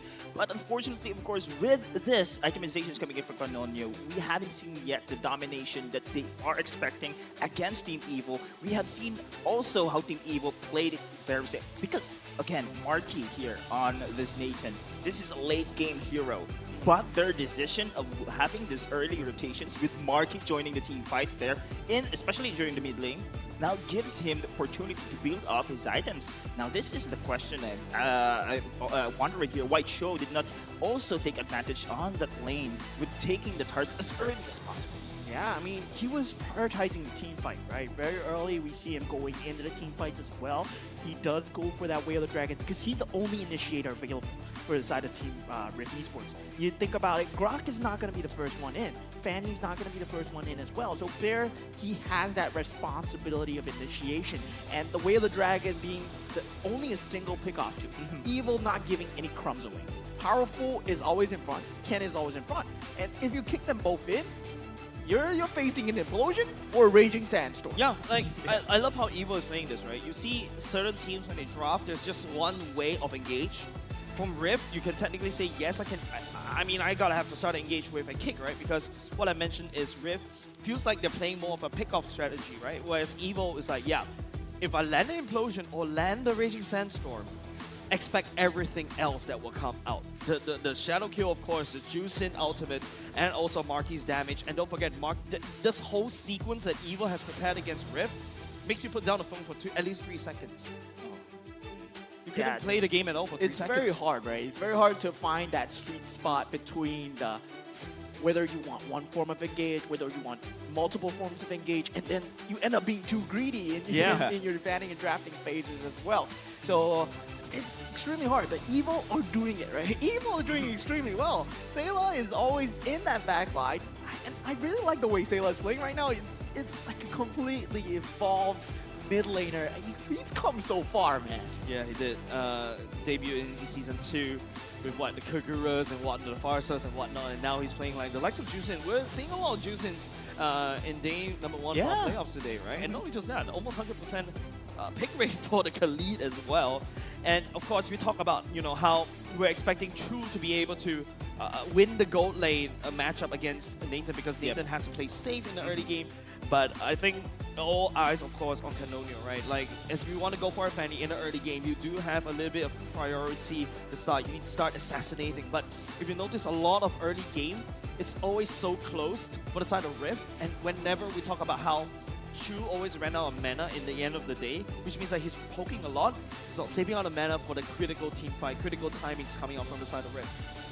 And I really like how Team Evil use all of their abilities to make sure Canonio does not get that purple buff. And it's the same kind of play that we saw NIP Flash did. But NIP Flash did it on a much higher degree. First 30 seconds, you don't expect the Kali to come at you.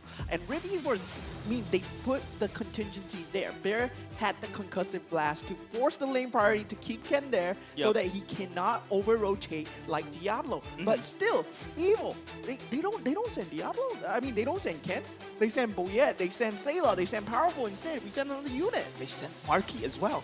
That's the thing.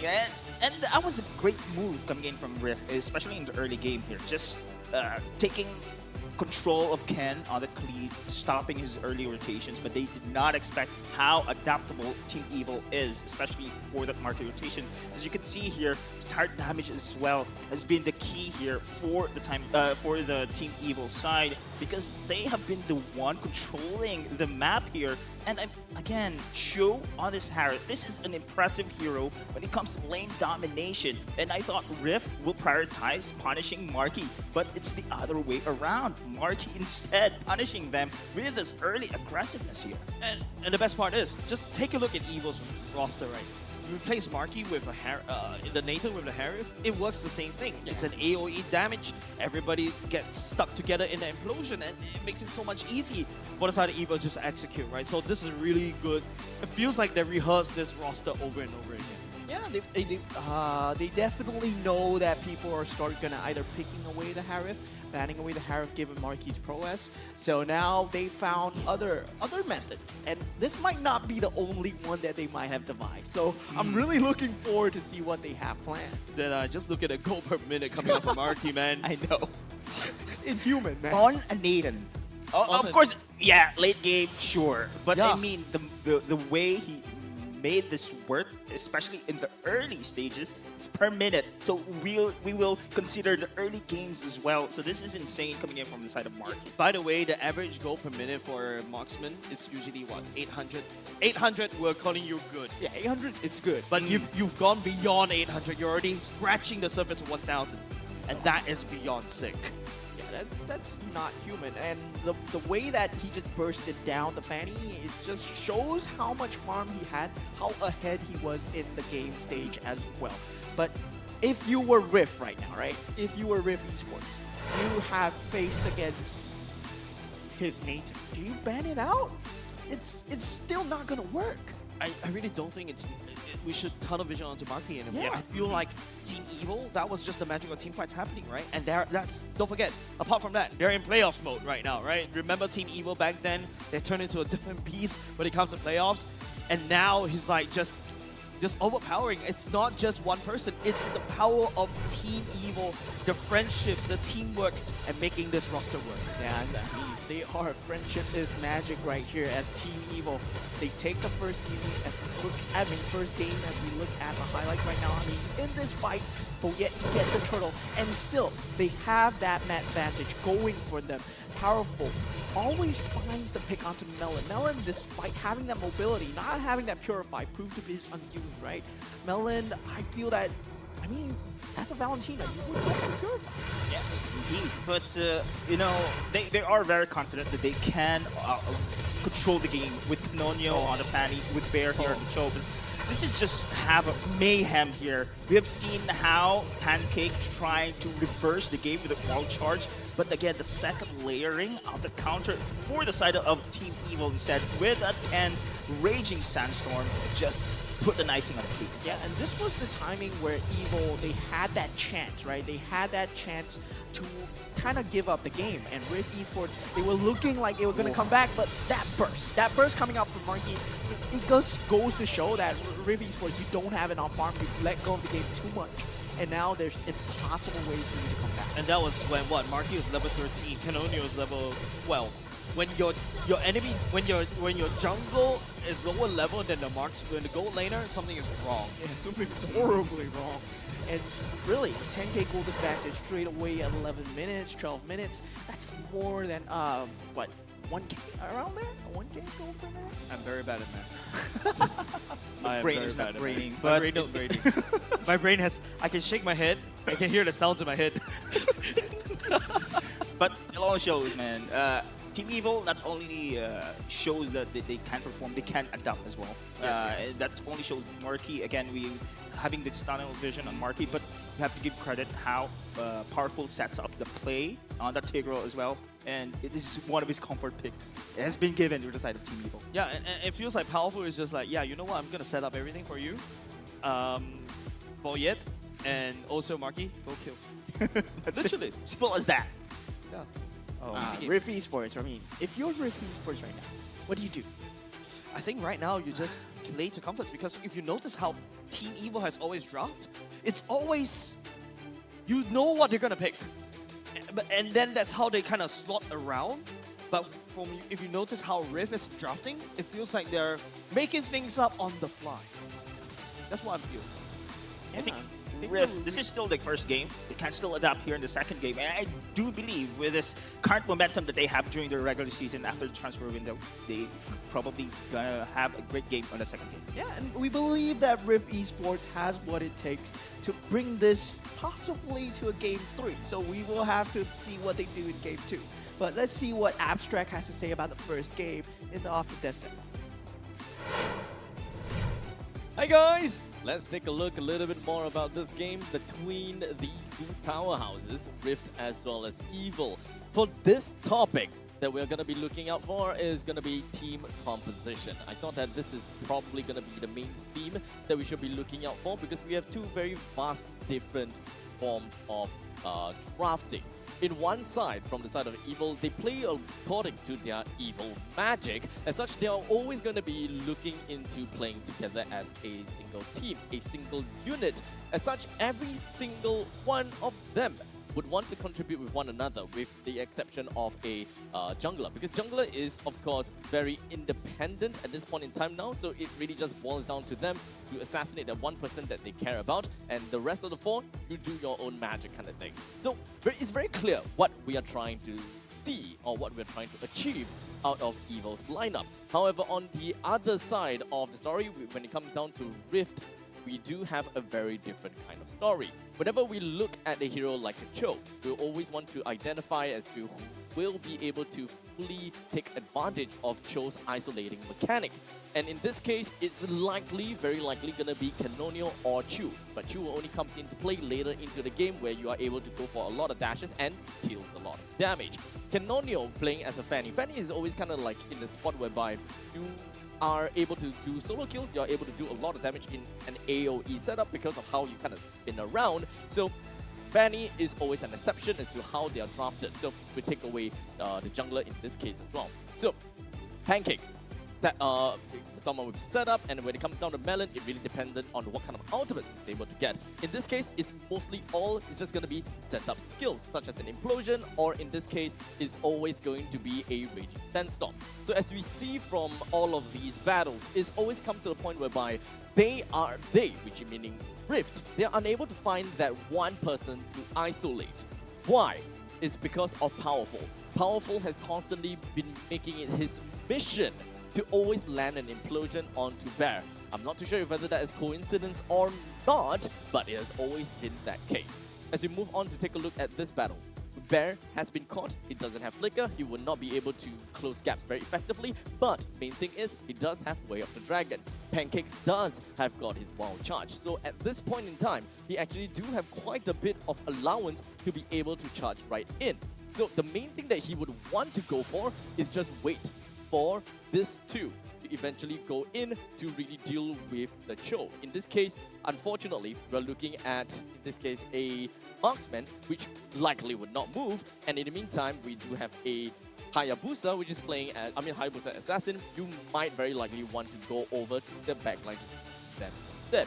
So, not a lot of focus is going to be on the Cho, but regardless, he will still go down very effectively and very fast. Pancake eventually will be caught by Sayla, so no Wild Charge, unable to do a Wild Charge for a follow-up, while we also do have Ken that is in a perfect position for a Raging Sandstorm right about here once everyone decides to fall back, which is, of course, their escape strategy, the only route that they have to go back home and to be safe and sound.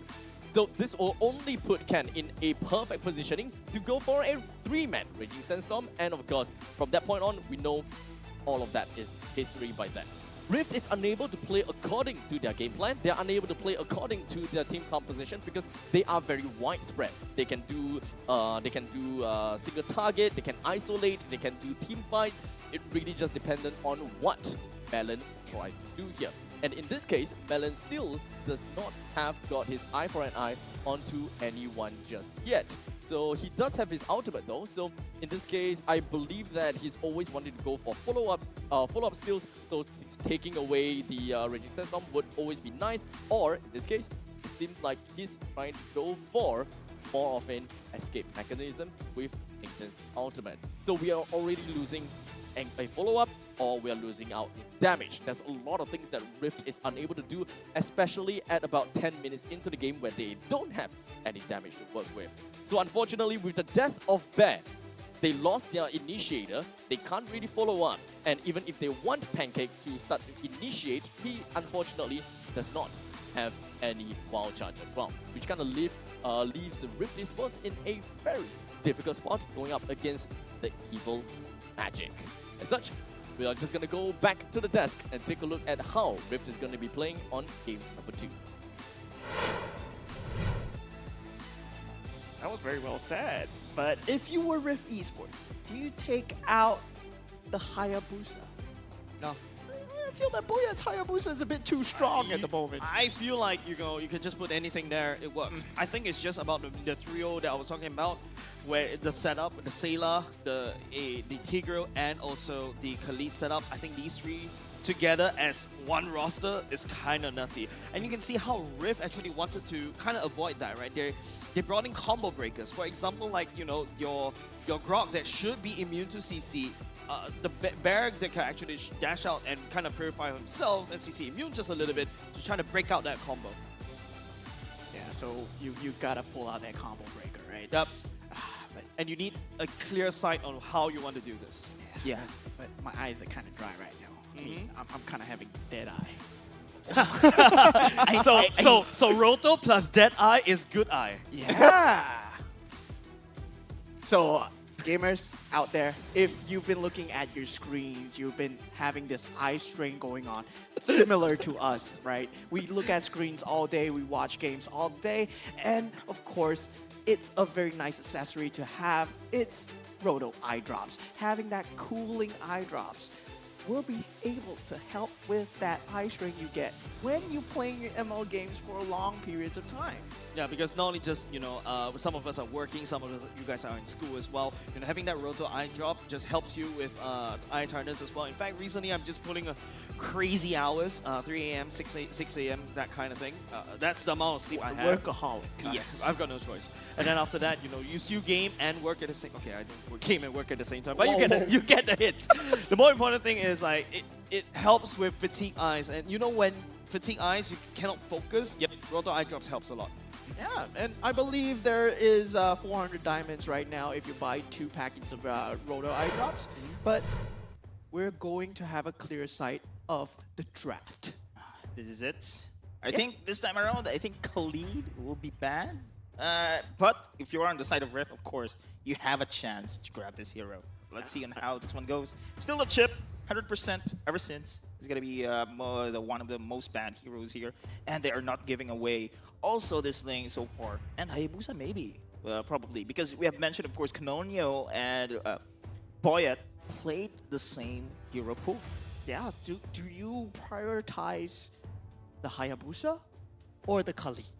Depends on the bans here from the side of Team Evil, though. They have the last ban here in the first phase of our draft. Will it be with the comfort pick coming in from Canonio or the Khalid, so far the most successful hero here in our playoffs of MPL SG? Only one series sample size. Okay. Might not be that good of a hero. Oh, there you go. There you go. Still, you can feel it. How how impressive this hero right now. Yeah, but 100% win rate. still, that leaves Phobius open for Ken. For the side of Bear. So he will be picking that up. Meanwhile, Evil going with the previous strategies that work, right? Yep. Before Hylos was nerfed by a bit, but now Hylos and Jusin. I like this Evil response though. Like, yeah, I mean, Rift can take either the Jusin or technically speaking the Phobius as well. Of course, Rift needs to hit the Phobius because Ken plays a crazy Phobius. So you go for what? Jusin and Hylos. All of a sudden, these two, they don't really have dashes. Yeah, but right now, if I were Rift, I would pick up Hayabusa right now. Yeah, so I agree with you, Mo. I think Canonio here has played this assassin hero. He did pretty well as well. And Evil this time around with his frontliners and great control and sustained team fight as well. The assassin pick will be, let's just say, having a hard time here. But still, again, Hayabusa. Yeah, I'll pick up the Hayabusa. Vexana, of course, very nice for the lane priority versus the Jusin. We have a switch. Oh, we have a Evil. Okay. Boyet is literally saying that, hey, let me tutor you in game 2. We give you Hayabusa, I'll take the Fanny, and Evil's gonna show this is how you play the Fanny. Yeah, I'm really gonna be very on the edge of my seat for this Boyet and Canonio lineup here, right? Now, Evo, they will be taking out Kufra for the side of Pancake. But hold on, that's a fun fact coming out from our producer. Apparently, Aoaki highest achievement is securing second in the grand finals of M3 World Championships. And don't forget, that is a very big achievement, right? It is. Being able to play at the grand finals for M3. Speaking about M3, Sailor was at M3 as well, top 4. Still, you can see the experience here. Again, Team Evil has the most experience when it comes to individual players as a team as a whole as well. And now Rift, they are not giving up here in this series. They know they can bounce back with Marquee. Hero pool right now will be the priority bans here in the second phase. Yeah, I mean, gold laners being taken out. Evil, they are going for the Cho now. Interesting, right? Is this a powerful Cho? Most likely. Most likely that would be a powerful Cho, but Rift! Whoa, Chu brings on a 1-1 and Yes! a Franco! Yes! Pew, pew, pew, pew, pew. Oh my the 1-1 lord! in ages! Yeah! And this is also the first game for Warren Franco in like what? 2 We've seen MPLs? Franco Few in the years. regular season though. It's Dr. J. Remember Dr. Oh, J yeah, with the yeah, Franco? yeah, but 1-1 the 1-1 though is the first. 1-1 got nerfed to the ground so badly recently, and Chu is the only one that also plays a Beatrix in MPL Singapore Season 8. Yeah, but 1-1, I mean, given the fact that they have the counter pick, right? The Phobius is on their team right now. So, I mean, 1-1 Phobius seems like a great idea. I don't know. I really don't know. Okay. Well, the crossbow tanks can be a tool to go for an avoidance when it comes to crowd controls. But of course, 1-1 is very weak in the early game. Well, up against a Bruno here, can have a match.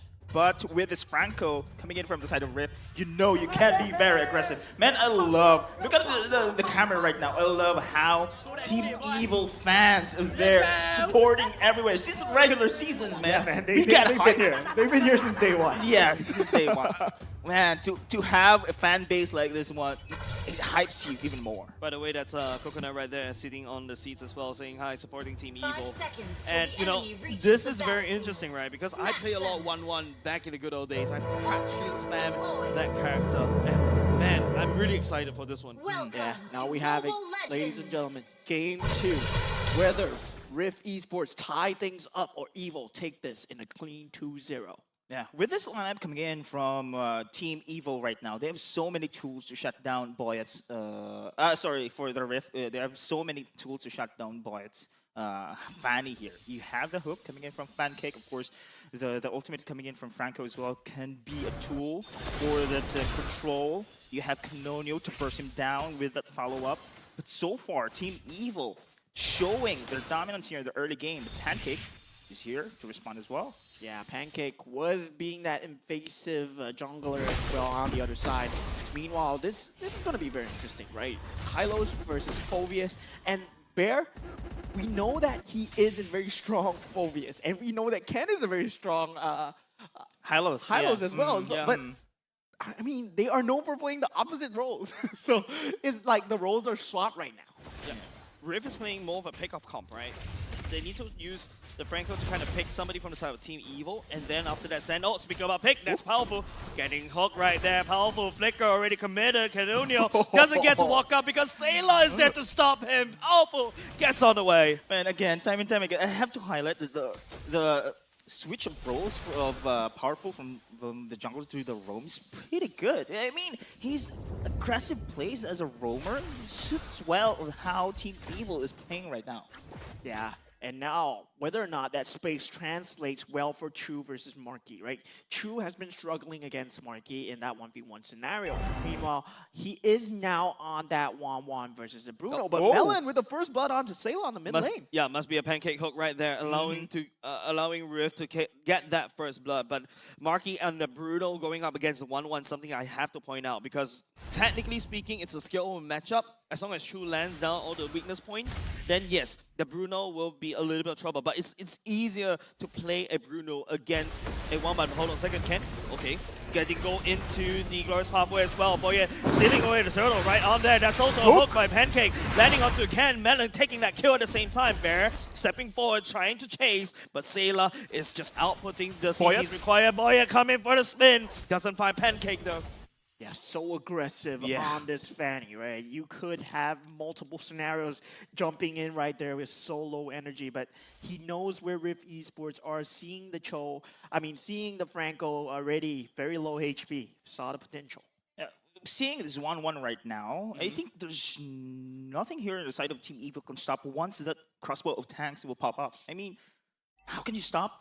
I can stop. Yeah, you can stop it. Hylos will be there to stop, right? Glorious Pathway with the Revitalize that Cannon picked up as well. Oh, okay. It's just going to absorb all the damage and the weakness finder, right? So Rift has to be careful, especially Chu, to make sure that, and a little bit of RNG to a certain extent, right? To make sure that his crossbow attack lands onto the right people. Yeah, Chu will be the primary target. We see Fanny already in position. Chu. That's a little bit sketchy if you're Chu. Does Chu know? Boy, it's there. Yeah. Stay in the grass, very careful. Anytime now. Oh no! Chu will get spotted right here. There comes a cutthroat. Unable to go in the crossbow attack in the nick of time. Boy, it assassinates that 1-1. Fortunately for the side there of Chu, he was there, not at the right moment, guys. So far he has been spotted, but here you go. It is going to be Team Evil controlling still the game. 1-1 been picked off. You don't want that one if you're on the side of Rift here. You need your gold lane to have the scaling capability in the Marquee. With this gold plates funneling him, it's a great sign here if you are on the side of Team Evil. And this is a multi-dimensional Team Evil that I'm seeing right now. The way that they have expended the shadow kills from Canonio, he has used 2 shadow kills in this first 4 minutes in the game. And both of them have not found any translation into any sort of kills.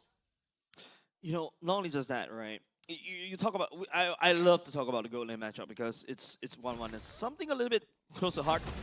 You see the Chu already picked up Corrosive's side, but that's not the main. Ooh, that kick, that hook, the powerful kicks onto the Canonio, trying to slow it down just a little bit more. The Glorious Pathway will be landing. Evil stepping forward, just trying to output the damage. Canonio goes down, unfortunately. Bear coming in, trying to save on the day. Sailor will be picking up like nobody's business. And Ragdoll, Pancake will whip that hook, and Melon and Ken getting zoned out though. But then again, Evil, I mean, they've already picked up 1 kill already, and they will take up another. I mean, they could just take out Turtle and basically it equalizes it for Evil. Yeah, Ken for the Turtle. And Rift Esports, you can see, right, a bit of cracks in the lineup because the only key damage they have in this mid to early game would be the one coming out from the Hayabusa. Once Hayabusa is down, there's no damage. You can't get the finish onto Powerful. Powerful, that's a kick landing onto Pancake at the same time. Marky is there, right into the Bloody Hunt at the same time, but no follow-up coming on Melon. He doesn't really have the cooldowns. Pancake assassinated by Marky. Yeah, there's no damage at all at this early stage of the game, Pancake. You have to play together with Canonio, and it's just Evil not making it easy for it. Yeah, they're so fast to react as well against Rift here. Twice in a row we've seen that neutral objective. Ken sacrifices himself in that takedown on the Turtle.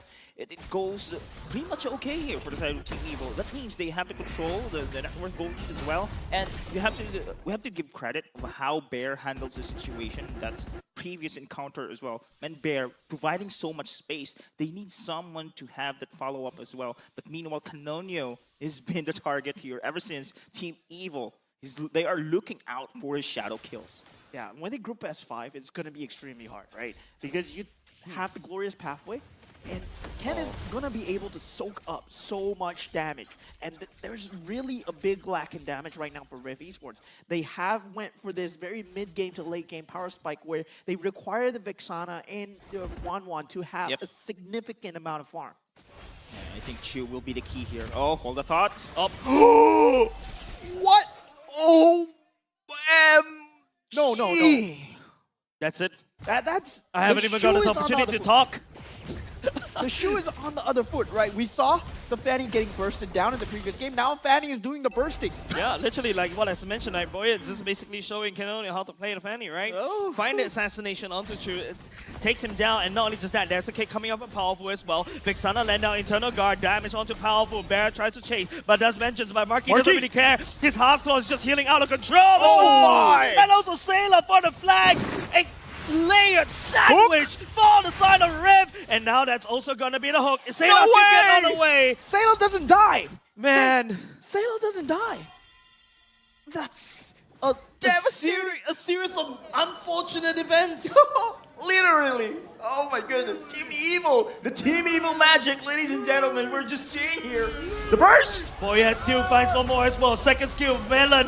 The tick from the lethal ignition finishes him off. Team Evil.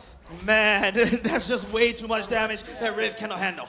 They have a very handed net worth advantage lead right now. They don't want to let it go. You can't go for as much objectives as possible. Lord is still not up and running yet. Team Evil, all hands on deck. Okay, maybe that's the shutdown finally at the very same time. Ken tries to go through the clear halfway to try kind of just follow up in terms of the pickoff. But Riff, that's a shutdown goal. Yeah. Try to minimize that goal difference right now. Yeah, Rift Esports, they have every chance to go back into the game, right?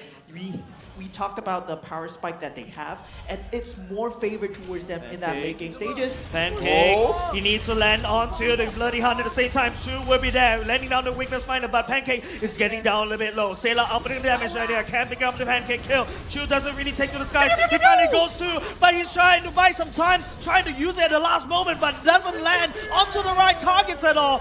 Neo, what can you do? Shadow kill, not there. SOVia cannot find the kill. Boyette, now Melon getting stuck against the wall. Boyette picks up that kill. Yeah, crossbow tang being used onto Ken, right? That glorious pathway not being glorious enough. Shadow kill being forced as a defensive measure as Canonio. He has to retreat. Wow. Rift needs a lot of setup for their damage to go up, right? And that's the problem about picking a 1-1 against a Hylos. Hylos is more than happy to absorb all those weakness minder, and because you're targeting onto the Hylos, means that you're not outputting damage against the rest of Team Evil. I think we're seeing a team fight here in the mid. Yeah, team fight in the mid might be going on right now. Phobius is in and down. Bear being taken out. Deadeye is not the Deadeye moment. That's not even a team fight. That was just bullying. That was just of all the players, Bear has been picked off. You need Bear when it comes to your team fights here. So without Bear, it's going to be an easy Lord advantage here. I'm not sure if Canonio will be able to go for the steal here. The space been given coming from Team Evil. But, you know, Rift, thus far, I love how they going to play around Chu this time around. Pancake is trying to defend here, the 1-1, because they know this Chu 1-1 will be the key in the later stages of the game. But then, as Jason mentioned a while ago, this Hylos just absorbing the damage, the auto attacks coming from Chu, just taking so much time. It's not gonna be easy for Chu to actually join the team fight itself. You need the Demon Hunter sword, right? If your weakness finder actually procs onto Ken, that's exactly what Ken wants to do, right? So it's all about a skill matchup for the side of Chu to make sure he lands the weakness point onto another person. Hopefully, ooh, that was a little bit close but powerful. Yeah. Not sure it falls short for quite a while. I'm not sure if Malefic Gun on the Franco increases his skill. I don't think that worked that way. I don't know it works. It doesn't work that way. But anyway, there's the Lord, Baby Lord, pushing through in the bot. It's gonna be a push here, a siege and go. Yeah, I mean, they can just hold on this early game for days. I mean, this high ground defense is very good from the side of Rift Esports. They do have the Vexana. They have a lot of wave clear, but Evil has a lot of dive. Look at that, the zoning tool coming up from the side of Ken. Now Ken gets terrified just a little bit moment. The defense will be there, but Powerful takes Pancake though. Chu looking for a target right here. Just tags onto Powerful, unable to do so, and now takes a lot of damage from the side of Sailor. Sailor now gets attacked by Canonio instead. Shadow kill, not good enough for now, but Marky just outputting the damage onto Bear. He has a hostile to play around with, and Bear tries to jump onto Marky, but Marky gets away. Chu, you need to try to do something, but Evil will be there, staying alive just a little bit, losing 2, but they trade 2. And Rift Esports, I mean, despite losing 2 right there, despite getting that unfavorable trade, they will take this trade for days. They can scale up way better than Team Evil. And Team Evil, they know that they are on a clock. They have to take this enhanced Lord. Yeah, that was a good defense coming in from the side of Rift. But no, Chu, unfortunately, he suffered a lot of health there. But Chu! Wind of Nature popped. I mean, that's what, 60 seconds cooldown? Boy, it can come back again.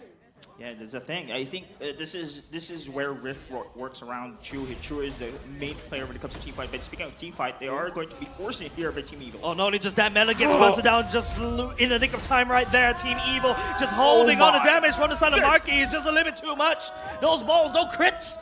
It's crazy damage. Those ball crits. Yeah, Team Evil, they recognize the fact that Rift wants to bring into the late game, and they're not going to let them.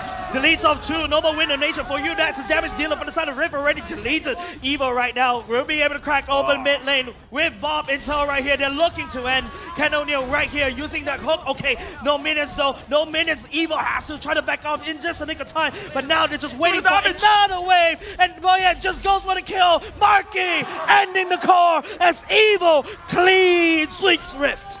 2-0. Team Evil do it in an extremely clean fashion, knowing their win conditions, right? They cannot bring it to the late game because Vexana holding that high ground, having that 1-1 as well.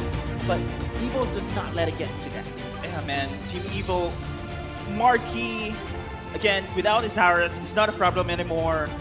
We are now seeing the playoffs. Team Evil here. Their performance, they perform very, very good. They have been very aggressive as well. And on the regular seasons, all eyes on Marky, but then they are a cohesive unit right now. They know how to play, they know how to control, and the dominance here coming from Boyd as well on his assassin, showing what fun he really does here in the game. Shut down. Yeah, I think they have to take out Team Flash.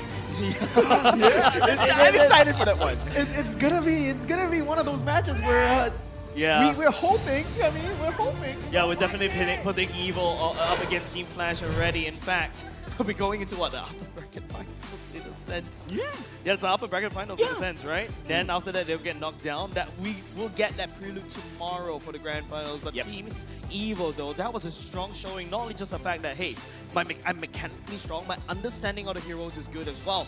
Chu on the 1-1 takes a long time to warm up, and if Ken absorbs all the weakness points, which means that what Chu is gonna try to deal with Ken for a long time before he can jump onto the crossbow attack to find the damage. And if you notice, there's not a lot of crossbow attack that Chu was able to do. Yeah, who do you guys think the MVP is? I'm gonna ask you again. Either Ken or. Hey, only one answer. Oh, no. I will do one better. Either Ken, Powerful, Marky, Boyet, Sailor. Sailor? Pick one. Just pick one, right? I believe it's Ken. Right? I believe it's Ken. But Marky. Okay. All right. The solution. Yeah, of course. This solution right here, using the Master Assassin, of course. GPM 888 Bio is just good luck for him right there. It's a lot easier for the Bruno to scale, right? Especially in the early game. Just pick up one Hearth Claws, you're basically there. Whereas for Chu, you need at least a Corrosive Scythe, and then you build into a Demon Hunter's Sword.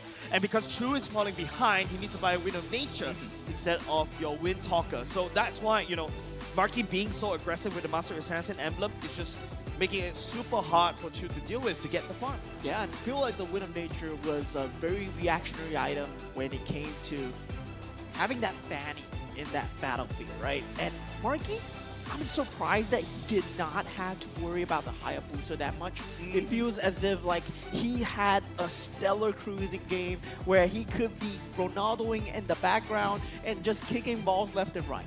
Yeah, I think the mid trio coming in from Team Evil did a pretty good job securing Marky's lane there. So the side of Rift Esports responded to those aggressive play. Man, give credit to Powerful. He's been everywhere since game one, and now here on the show, he did pretty well on being aggressive, out to the point that Rift Esports holds all eyes on him. Yeah, I mean, the fact that Marky did so well as well, it shows how good of spacing he has on this goal laner, right? Yeah. A good hallmark for a goal laner is always their spacing. And Marky having that 7-0 score, 4 scoreline on a Bruno. Like, it's on a Bruno. You think about it, you don't have that much defensive capabilities, you don't have that much shielding, all you have is a Haas Claws. You just heal. Haas Claws, that heal is crazy, by the way. Don't forget, once it procs the crit, you're getting all that HP back. And not only just that, I think it's a lot easier for the Bruno to kind of do its own thing, right? For the one I want to mention, you need everything to go right in your book before you pop off. But for Bruno, as long as you land down the auto attack, as long as you know you juggle your balls properly, your first skill, you're able to just output the damage, right? And surprisingly, Riv wasn't able to be a threat against Marky, allowing Marky to just scale into the later parts of the game, and everything's just history. Yeah, that synergy coming out with that glorious pathway and revitalize as well. Keeping Marky alive, powerful, being that frontliner that he is, and on the Cho as well. You know, this is one of the heroes that we did not expect to see him on, and now that we've seen it, yeah, he can do it all. I think this is twice only we see Powerful on the Cho.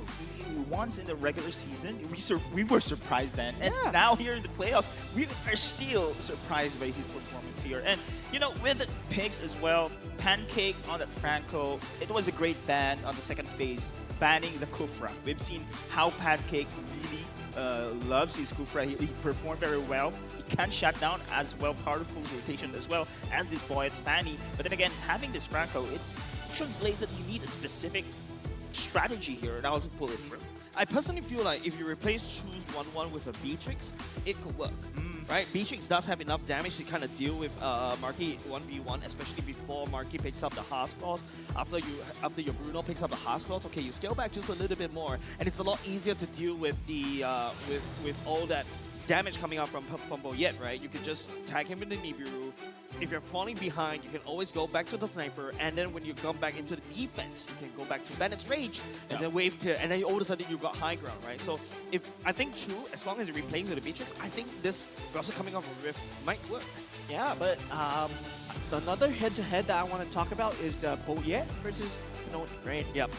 It seems to Canonial me that got Boyet just wins Canonial hands down. It shows this series right now. So yeah, it's Boyd indeed. We've seen, don't get me wrong, Canonial has been stepping up regular seasons here, but against this Boyd right now, he just showed him and how to play the assassins here. And with Boyet and Marky, again, one of their victory conditions, these two imports will have a game of their life. It's most likely the Team Evil will win. I feel like Team Evil, yeah, you're right about the mid trio. The mid trio, Boyet, Sailor, and Powerful. And don't forget, you add Ken into the picture as well with his flanks, with his glorious pathways, with his engages. He's stepping forward, just taking the damage from True, knowing that he can take it all. And then after that, pops a Revitalize and the glorious pathway.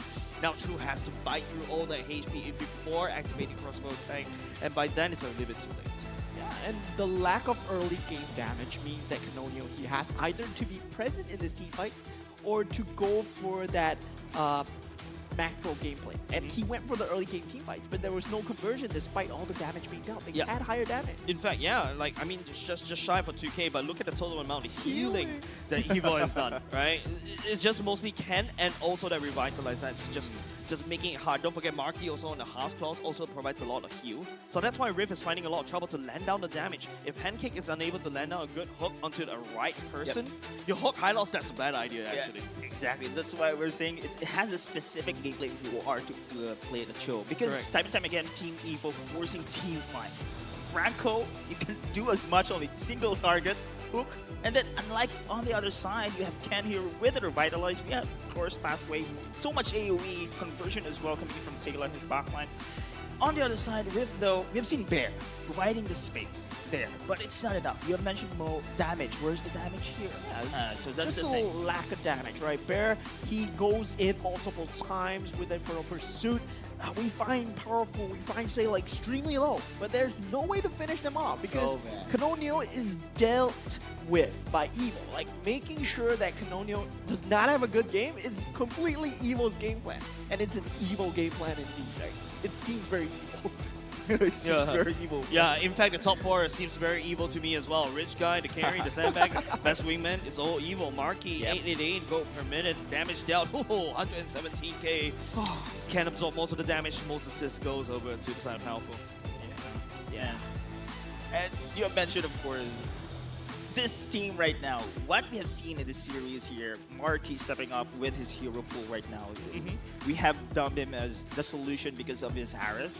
With the banning of the regular season, he falls in that sequence. But now, with a new hero, Bruno, with a new hero here, he has been flexible. And Team Evil, excited for their next journey, upper bracket finals against MLBB Flash tomorrow.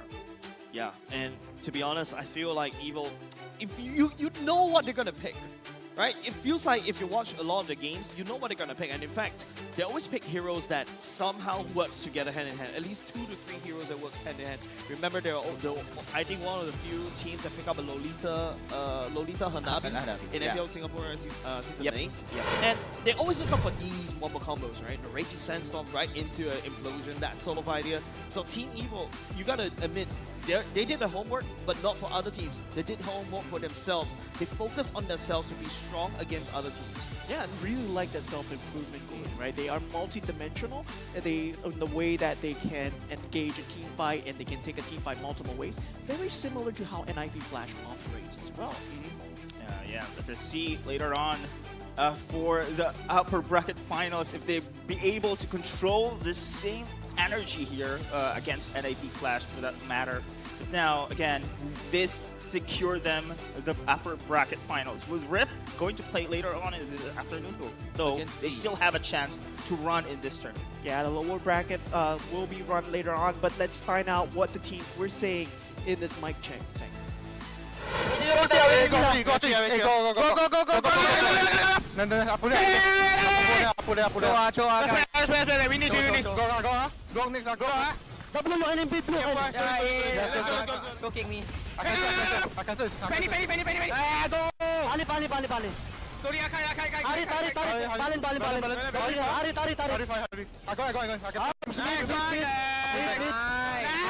Guys, relax. That's true. Go, Osa. I got to go. Go, guys, Opti. You will not die. Second gen, nice one. Going. Hurry. No mana. Pre-5. See, I can try pull him. Hey, nice. Let's go. I want to me. I go in the back line. Hey, I on the back line. Me too. Careful, hey, guys. Back. Look at Bear on the kick. 3 seconds. Watch me. Yeah. Villain. I'll pull you. Nothing. It's okay. Pali. Cho. Hero. Nice. Guys, I got creep. And yeah, guys, and descend. Hey, I'm going now. Let's go. I go. Hey, guys. Going. Nice one. Franco. First. I zoning Vexana. Y'all go. Yeah, Franco. I zoning 1 and Vex. Hey, Franco, Franco. Nice one, Franco. Wait. Play with me. First, come back. One. We can kill 1-1. Yeah. We can kill 1-1. Yeah, okay, go. People here, watch me. Go. No, play. Pixala, play with me. Watch me. Abuse.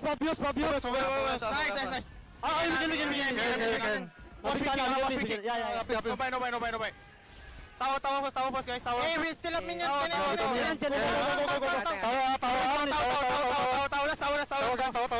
Hey, back. Tower. Go tower. Nice! Well, that was interesting, right? That's just so much chaos, so much passion going on. Controlled chaos. It's controlled chaos. Yeah, Controlled despite chaos. the fact that they were shouting, right? They I'm were all shouting surprised the they same. understand each other. They were shouting the same thing, like Vexana, Vexana, Vexana. I just heard the name Chu every time, and they love to target this player. Trade indeed. Yeah. Unfortunately, well, it works. Yeah. It works for Team Evil. It feels like even though amidst of all the chaos, they know who to target, right? It feels like they really played together a lot. In fact, there's a very different Evil as compared to the past few seasons, right? Where they kind of look a little bit shaky during the regular season, but now they feel like they're a lot better form as compared to in the previous few seasons. Yeah, I feel that they have a lot more trust in the teammates as well. The synergy is really showing, and it's really amazing to see. Like, we really have another team that could potentially represent us instead of NIP Flash. Yep, of course, you know, this is all a setup, right? We're looking at, Team Evil going up against NIP Flash tomorrow. That could be a bit of a prelude, a little bit of teaser for the grand finals for the Season 8 thing. And then after that, we kind of know who's going to go over to M6. But of course, we're going to have to talk about M6 as well. Yeah, M6 will be happening in KL this year. So it will be a completely new format. So if you're not informed, this is not gonna be a standard upper bracket, lower bracket group stages, boring. Group A, Group B, boring, right? We are gonna go into a Swiss format. So not cheese. Yeah, Swiss format. So in the M6 World Championship will feature the newly introduced Swiss stage that will be happening from 28th November to 5th December. And the first Swiss round draw will be held on 3rd November after the MPL MY Grand Finals. And the subsequent rounds will be drawn after the previous rounds have ended, and all Swiss rounds will be played in a best of one. So how a Swiss format works is there will be 16 teams, right? If you haven't seen it, 16 teams, and they will be playing against each other. And with the advancing and eliminations rounds being a best of 3. So if you want to get your tickets, you can get it on Ticket to You before they sell out.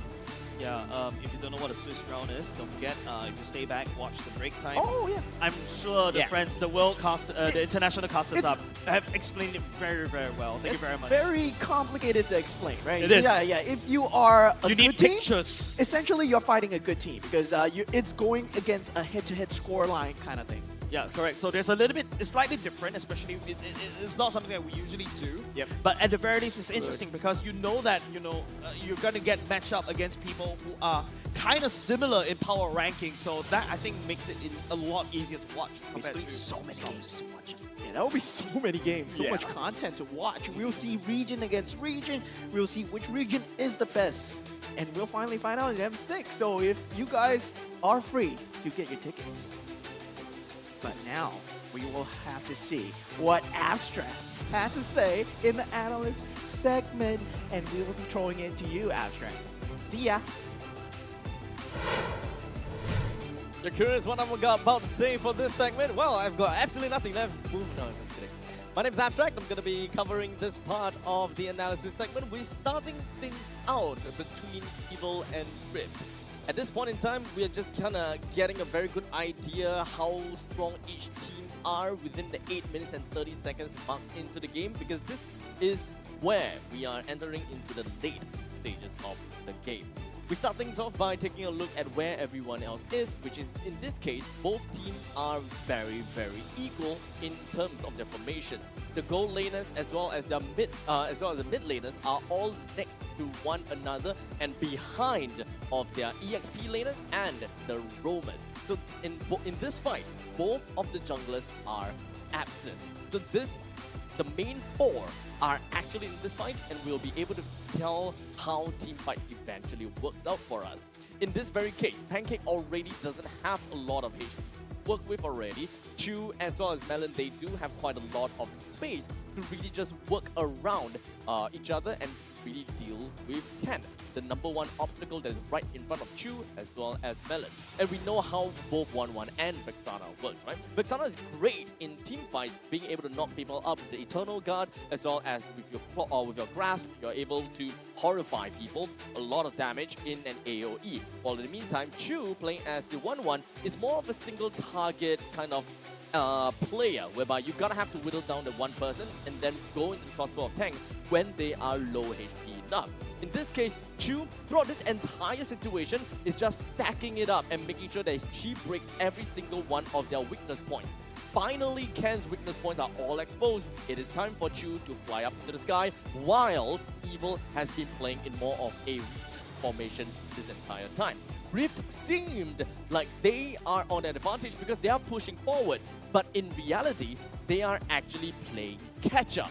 While Zayla and Maki, they're slowly moving backwards. They fully used Powerful as well as Ken's durability for their side, just so that they were able to get themselves in a more comfortable spot. At this point in time, when Ken is finally dead because of the crossbow of Tang, Melon as well as Chu realize that they have lost all of their front lines, allowing Maki, Zayla, and Powerful to eventually be able to march right in front of Chu and Melon when they are completely vulnerable. To add matters to make matters worse, Boyette as a Fanny is also coming in. Fanny, we all know how fast a Fanny can be, right? So it becomes a 4v3, but shortly became a 4v2, but shortly became a 3v4 because Canonio is now in. Unfortunately though, Canonio doesn't have any ultimate, so let's be honest here, Canonio wouldn't be able to do much. The only thing they can hope for is try to get a little bit more of a straggler kills and then retreat and reset. But one thing that they did not expect is Melon going down here, which actually made the trade even more worse, putting themselves at a roughly about 5,000 gold deficit, which definitely does not help them in their cause for the fights in the lead of the game.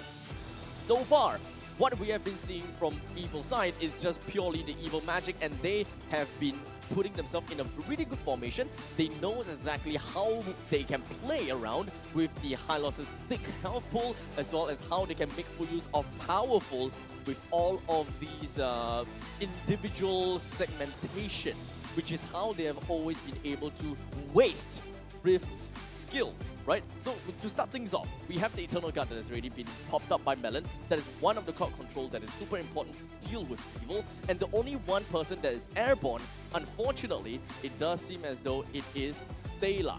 Sayla is the only one that has been airborne, and Ken and Powerful, they are both in a very good spot, which is right in front of the main trio, which actually does damage. So what does Ken and Powerful do? Well, just zoning. The only thing that they need to do at this point in time is just fully zone out and try to grab Rift out of their base, which is exactly what they managed to do. Powerful found their opportunity, goes straight in with the Flicker and the Way of the Dragon, and pushes Franco towards the back. This way, they are fighting outside of the base. They are completely in safe hands, and Sayla can even pop himself in this position just so that he can be a menace. Anyone that tries to escape, great, because I don't want you to be part of the battle. But if you want to continue to be part of the battle, then I'm gonna drag you even further into the team fight. And that is just how good a Juicin is, as long as you are in an off angle dealing with the main important troops. So it's kind of like a damned if you do, damned if you don't moment for Rift. They kind of deal with a Zayla over here, then they are just kind of missing out the entire main battles here. So Evil, they will be happy with whatever situation that Rift decides to throw at them, right? We can see there's a lot of things that Bear is trying to do. He's trying to open up space, he's trying to fly around with the Infernal Pursuit time and time again. But unfortunately, it all just don't pan out well because they just don't have that AoE damage, right? Even when it comes down to single target, 1-1 takes way too long for her to eventually set up. And thus, it leads them to the final parts of this part of the game where they have already lost Melon, they lost Bear. There's really not much that they can do to go for this defense against Evil.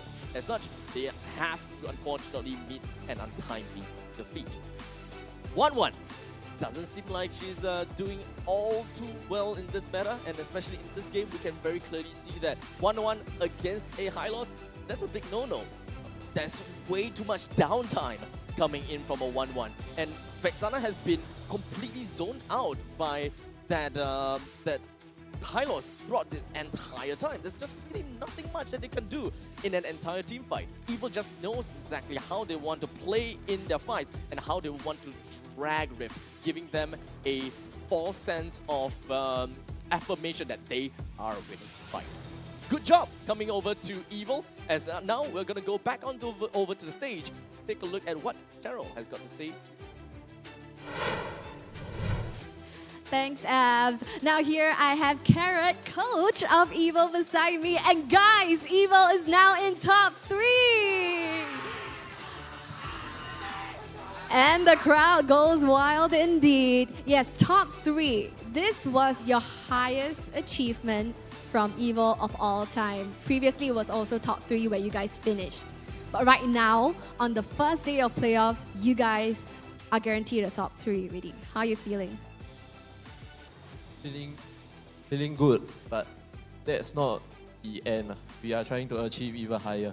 Wow, different man, this Carrot. After becoming coach, you know, that certainty in his voice. They are still looking to achieve more indeed. Now, previously, when it comes to the track record of Evil, you guys always had the tough route. You guys were always grinding from the bottom. And right now, you guys are sitting at the upper brackets. How are you feeling from this, you know, like bullet train of a ride through playoffs? Definitely better because previous season we just need to play like 3 piece of games to get top 3, but then now it's just first day, after the first match, straight away top 3 already. So it definitely feels better and more easier. More easier. So how and why is this easier this time round here in Season 8? Maybe because we have a different roster, definitely, and our mindset has changed. So every game we will actually analyze the game together to spot each other's mistake and learn from the mistake. So this is actually pretty different, you know, when it comes to the previous Evil, because you guys, previously without a coach, it's very hard to come back after every game. So right now, you know, with this brand new role, right, Carrot, you as coach now, so you're able to analyze for the team. Right. So coming into this game, just want to, coming into playoffs, I'd just like to pick your brain a little bit. Right now, you guys are top 3. Who do you place in the overalls, top 1, 2, 3, respectively? If it's me placing, of course I will place my team as number 1. You know, the mindset of a champion, that's right? Yeah. Okay. And then second place? And second place, most likely, will be Flash, of course. A bit of not of respect. Okay, third place? Third place, my opinion, I feel is just Bleed or RSG. But Vanguard also have a chance. Bleed or RSG? Depending on whether Vanguard can reset or not. Then your opponent and Riff, totally no mention. I think I see their team because especially like Melon, he just purify, then no respect. That's a little bit of shade there. That was your past teammate. So? But can show that from the game, yes, no respect. Use purify. Even there's like Tigru and Kali, which is like a sure stun for him. Then just use purify. He just uses flicker, so he thinks like he's like a Tigru. He thinks that he's like on the same level as powerful. Oh wow. So coming into this match, you see Melon, your ex-teammate over on the opposite team. So, you know, how was the, you know, mindset, the preparation coming into this game? Like, is it just any regular game for you, or do you guys feel that, hey, you know, there's something that you guys need to prove given your ex-teammates on the other side? I think for us, we just treat it as a normal game now. We just treat it as a normal screen. We don't have any like special feelings or whatever. Just treat it as a normal game so that we won't be nervous or have any mindset so that we don't like keep in melon or whatever. Yeah. Okay, so everybody equal amount of hate. All right, so coming into, you know, this interview, is there anything you would love to see to all of the Evil fans out there? Thank you for your support, and then remember to come tomorrow. Remember to come tomorrow. All right, fantastic. Thank you so much, Carrot, for this interview. Thank you. So yes, that was Carrot Guy's coach of Evil, and definitely a super convincing 2-0 win against Rift Esports. Now what's gonna come up next? We will see the lower bracket grind, where we will see Vanguard Esports going up against RSGSG. So stick around and we'll see you then.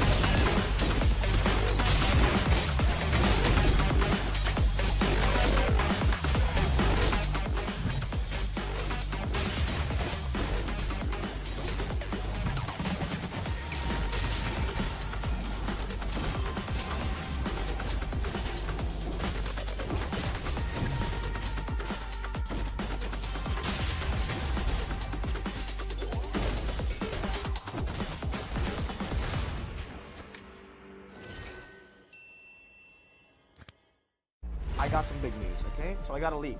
M6, we're gonna What does the audience want to see? What kind of stage do we want? What about the colors? M6 is going to be held in Malaysia. We have to be greater than ever. Greater than ever. greater than ever. How to make M6 greater than ever.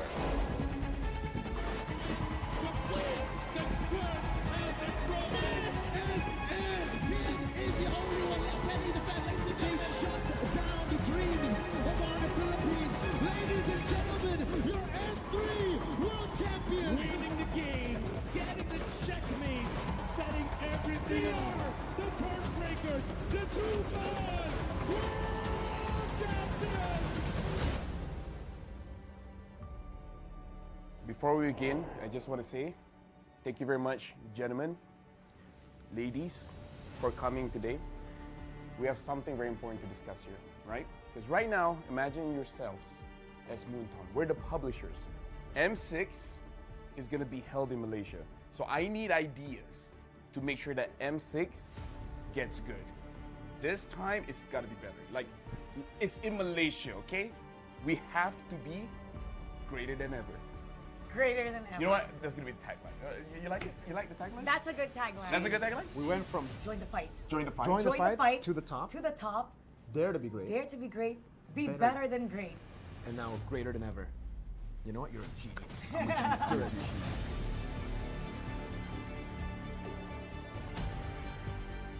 Let's talk about what does the audience want to see, right? What do you guys think the audience wants to see?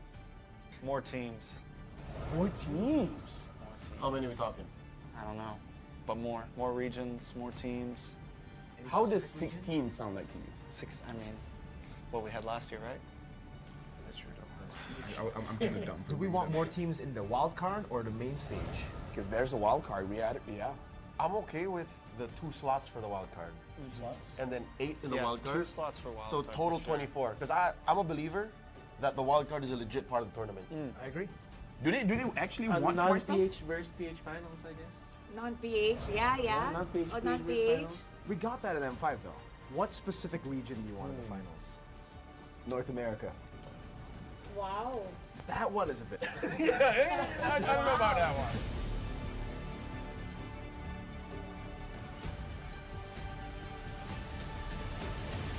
Let's take a flashback, I would say. Throwback to the days of the past. M1 was a great time. M2 was a great time. Every single tournament, it was great. He's got a lot to say about history. I love history. We got to talk about logistics here, and I feel like we need to include Mara for this one because we got to talk about the stage. M1, the stage was pretty good. I feel like it really sets the tone, right? Mara, you've seen the stage for M2, M3, M4 up until a few months ago. It was MSC as well, but let's not talk about MSC. We're talking about the World Series. Like, what kind of stage do we want? What about the colors? I think the color should change depending on what stage we're in. So if it's a group stage, it'll be a different color, wild card different color, and when it's the grand final, so they know exactly, especially when you're looking back, you know exactly what, which part of the tournament Good it will visual be. storytelling Yes. too. So you just have the LED just changing the background just a little bit. From the past, I would go to how to make M6 greater than ever, right? Greater than ever. I would say that build up a story, because everyone loves a story, a good story to be told at the upcoming M6. So let's say, for example, not just about the players, maybe about the region itself, maybe about a team that struggled so much. We have seen a lot of teams and a lot of regions develop in the previous, I would say, M series, even MSCs and every international tournament that we have. So why don't we focus on building a story that isn't matched to any other story that we have ever heard in our life?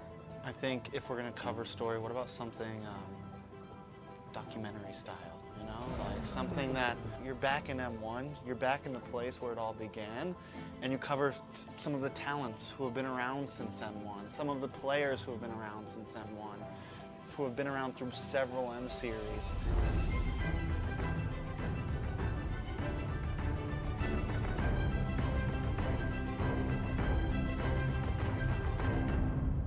I want to talk about music video. What do you guys want to see in this music video, right? What's the song gonna sound like? What's the story? I think it should be player orientated. I think it should still, I think instead of doing like something like we've been doing where it's its whole own thing, make it about all the M series, you know? Take moments from all of those series, take player moments, you know, that's what's gonna hype up the fans, seeing those moments. Upbeat, like for fighting. Very upbeat, a catchy line, so when they hear that line, they know it's M6, and it has to be downloadable for people to use as a ringtone. I want the music video to be playing with the BMI.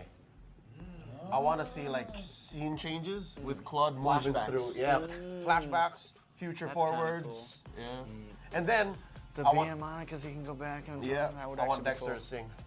You want Dexter to sing? You know what? Every year we seem to always the MV, the music, something about it just misses it, right?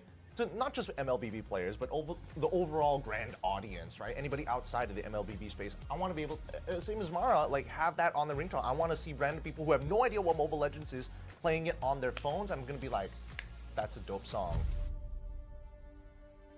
So I got a leak. What's the leak? M6, we're gonna use a new format.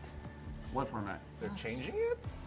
Why? You know, all the way from M1, all the way to M5, I've always thought, especially M1 to M4. Single limbs, we've done that before. MSCs, We've done double limbs, you know. We've done group stages We've with done no... We also done no eliminations at the group stage. We've done no eliminations. Good times. Hate that. This time, it's gonna be a Swiss format. Like the cheese? What Swiss format? What is that? What is- There's no going back from here if you start. You know what the Swiss format is? Actually, yeah, I do. What is it? Okay, so let's keep it very simple, right? So for this M6, I'm thinking we're gonna be bringing 16 teams, and then we'll make the total. If you win 3 times, you'll advance forward. Lose 3 times, you're gonna get knocked out. Oh no, you play with everybody. You play with everybody. 1-0 beats 1-0, so everybody starts with 2 groups. Group A, Group B. 8 teams here, 8 teams in B. Then, every single time they have to fight, we're gonna redraw. That's a great idea. That's a great idea. Wait. Who's doing the redraw? Yeah, who's doing the redraw? I want to know this. Don't worry. Because is it gonna be us? Don't worry. I don't. I mean, I think it should be Mara. No, I think it should be Mara. You know what? I think so too, but I've suffered. I suffer. We have suffered. I cannot draw We know. anymore. So now it's Gideon's turn. Exactly. Yeah. Wolf, Gideon, Wheezy. Whoa, wait a minute. Is we're gonna have Yasu and KB do it. Because we don't want to do it anymore. Me and LaFell, We've had enough. we've had enough. Good idea. So we will do the draws ourselves. You will have You to will do it. suffer the wrath. Is it alright if I had all the Filipino teams and the Indonesian teams in one group? You know what? Nah. That's why, you know what? This is the reveal. If the players are gonna face off against their opponents, they should draw. Why put the responsibility on the league ops? Why to put the responsibility on the talents? Why They the should talents? be the ones to decide their own fate. Okay, let's decide this. Mara, what do you think about that? Players, I think the players, that's perfect. Perfect. So, well, they can't say it's biased. They can't say it's planned. Exactly. They know. Not stale. Yes, exactly. So it should be the players because, well, they're responsible for who they draw. Wait, we've had enough. They changed their minds right now. Just with you giving us that idea, I'm gonna cut you out. But actually, hold on. We need to hear what KB has to say because, you know, he's the professor here. So what do you think about the Swiss format? Like, what do you guys feel? Do you guys feel it's fine? Because if you guys say it's okay, we're gonna run with it. And if we say that it's not okay, you're gonna also run with it. If only one of you says it's not okay, then we won't run with it. I'm okay. Because you know what? We can't predict any team. Even on the group stage, you know who you facing on. You have 3 teams as an enemy. But in Swiss round, you can't predict tomorrow what's going on tomorrow. What if we lose? Every round. So yeah, technically, groups are a thing of the past. Because you know what the discussion is, right? Whenever somebody makes it out of groups, oh, it was an easy group. Exactly. Yeah. They weren't ready for that group. So now, I like it. You get to find out who really is deserving of making it. It's time to talk about the strategy for the teams. No, I mean like for What do they think? yeah, for Swiss format, yeah. No, okay, so we're locked in, right? It's gonna be Swiss format. We've seen teams talk about, oh, best of 2 is a different kind of strategy, right? Best of 1, completely different strategy. So now Swiss format, like Gideon, Steph, Weezy, like, what do you guys think is gonna be the strategy when we're going for a Swiss format for this time? Just win. That's simply what the format is asking of you, right? It's saying, hey, the faster you win, the better you, the more times you win, the easier it is to make it over to the next stage. That's the whole point of the format, to kind of weed them out. Let's think about this, right? Because you're gonna play way more games in this format. Am I correct? Right? In the group stage. Playing more games. Imagine the first one. You're already showing everything you've got. Isn't that like, you know? I mean, I think it's cool that the teams will be facing teams with the same record. So Yeah. I think it'll be even competition. So you'll see the teams scale the later we get in the Swiss format. I'm more curious about pre-preparation, right? I don't know about you, Wolf, but for me, at least with the format that we had before this, you kind of know who's your next opponent. You can pre-prepare for it, and you honestly have a working strategy. But I think with the Swiss format, it's just every single draw, you're like, I just hope I do well. But at the same time, like you said, it really shows us who's the best team actually, who actually deserves to the upper bracket. Because if we only have like 16 teams, let's just say that 8 teams make it to the upper bracket or the lower bracket. It's always been like the upper bracket teams have a shorter way to the finals. Like you only have to win 3 series actually if you're from the upper bracket. But you can only get rewarded of that if you survive the grueling Swiss format. Okay, now I can see that maybe we're not as close as friends because the way that I'm thinking is way different. What is the way you're thinking? There's 2 games, so that after this you're fighting all the easy teams. Maybe. Right. Think about it. The people that lose to I mean, It's all great until a Filipino team gets beaten twice and have the same strategy. now that won't happen though. Like imagine if Malaysia we just lose 2 times, then we can eventually fight NA. Don't mind. Oh wait, no. This is where I draw the line.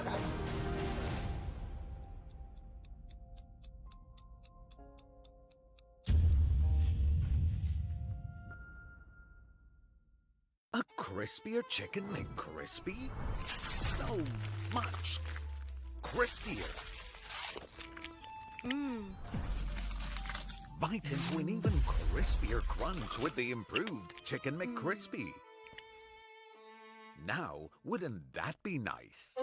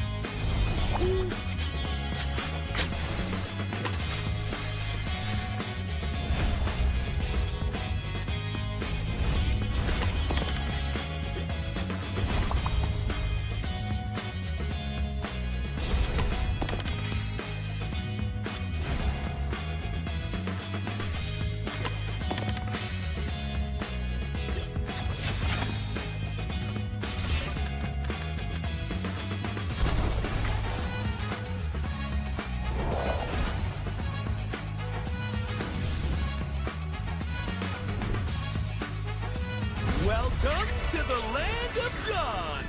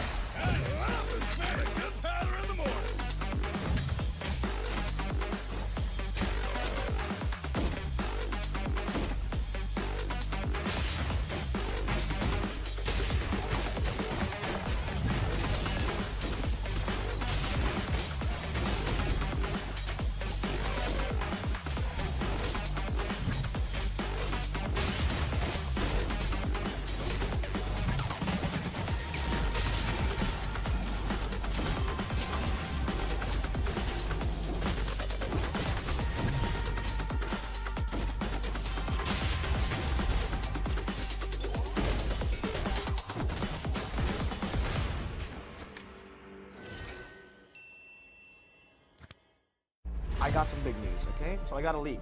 M6, we're gonna What does the audience want to see? What kind of stage do we want? What about the colors? M6 is going to be held in Malaysia. We have to be greater than ever. Greater than ever. Greater than ever. How to make M6 greater than ever.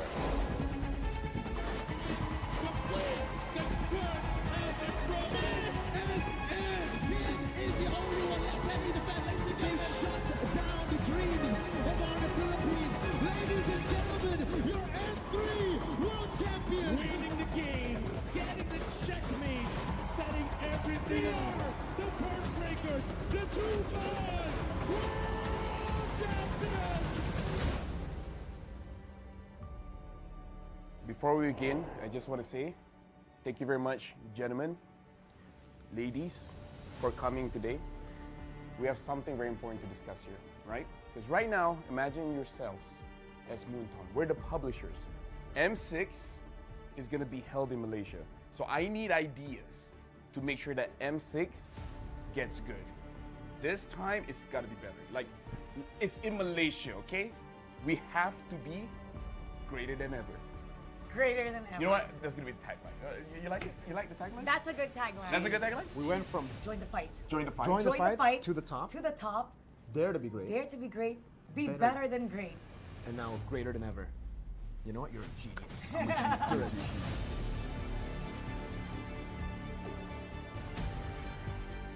Let's talk about what does the audience want to see, right? What do you guys think the audience wants to see? More teams. More teams? How many are we talking? I don't know, but more. More regions, more teams. How does 16 sound like to you? I mean, it's what we had last year, right? That's true. I'm kind of dumb. Do we want more teams in the wild card or the main stage? Because there's a wild card. We had it, yeah. I'm okay with the 2 slots for the wild card. 2 slots? And then 8 in the Yeah, wild card. 2 slots for wild so card, total for sure. 24. Because I'm a believer that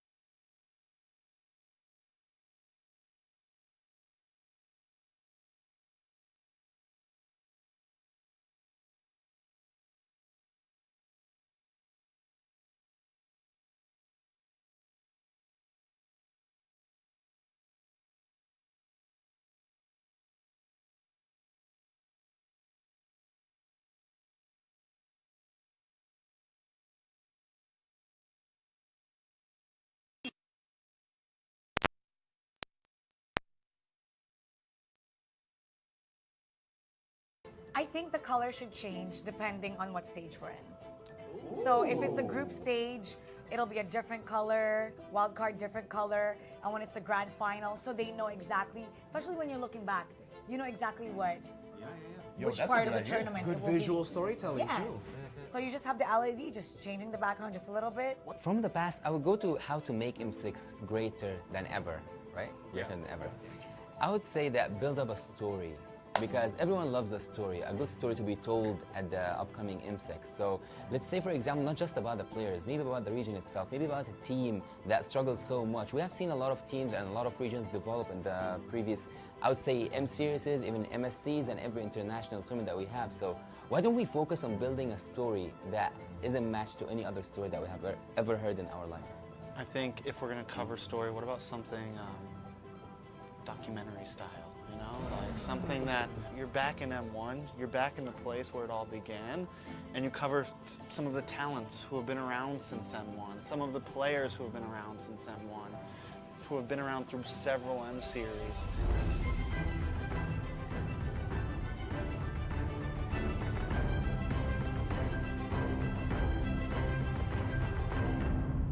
I want to talk about music video. What do you guys want to see in this music video, right? What's the song gonna sound like? What's the story?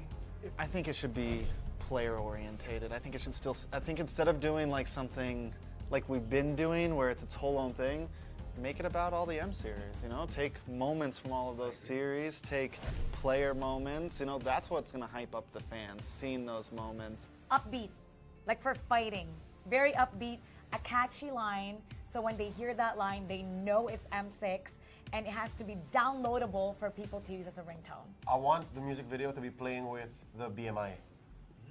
I want to see like scene changes with Claude moving through. Yeah, flashbacks, future That's forwards. kinda cool. Yeah, and then The I want- BMI, because he can go back and Yeah, that would I want actually be Dexter cool. to sing.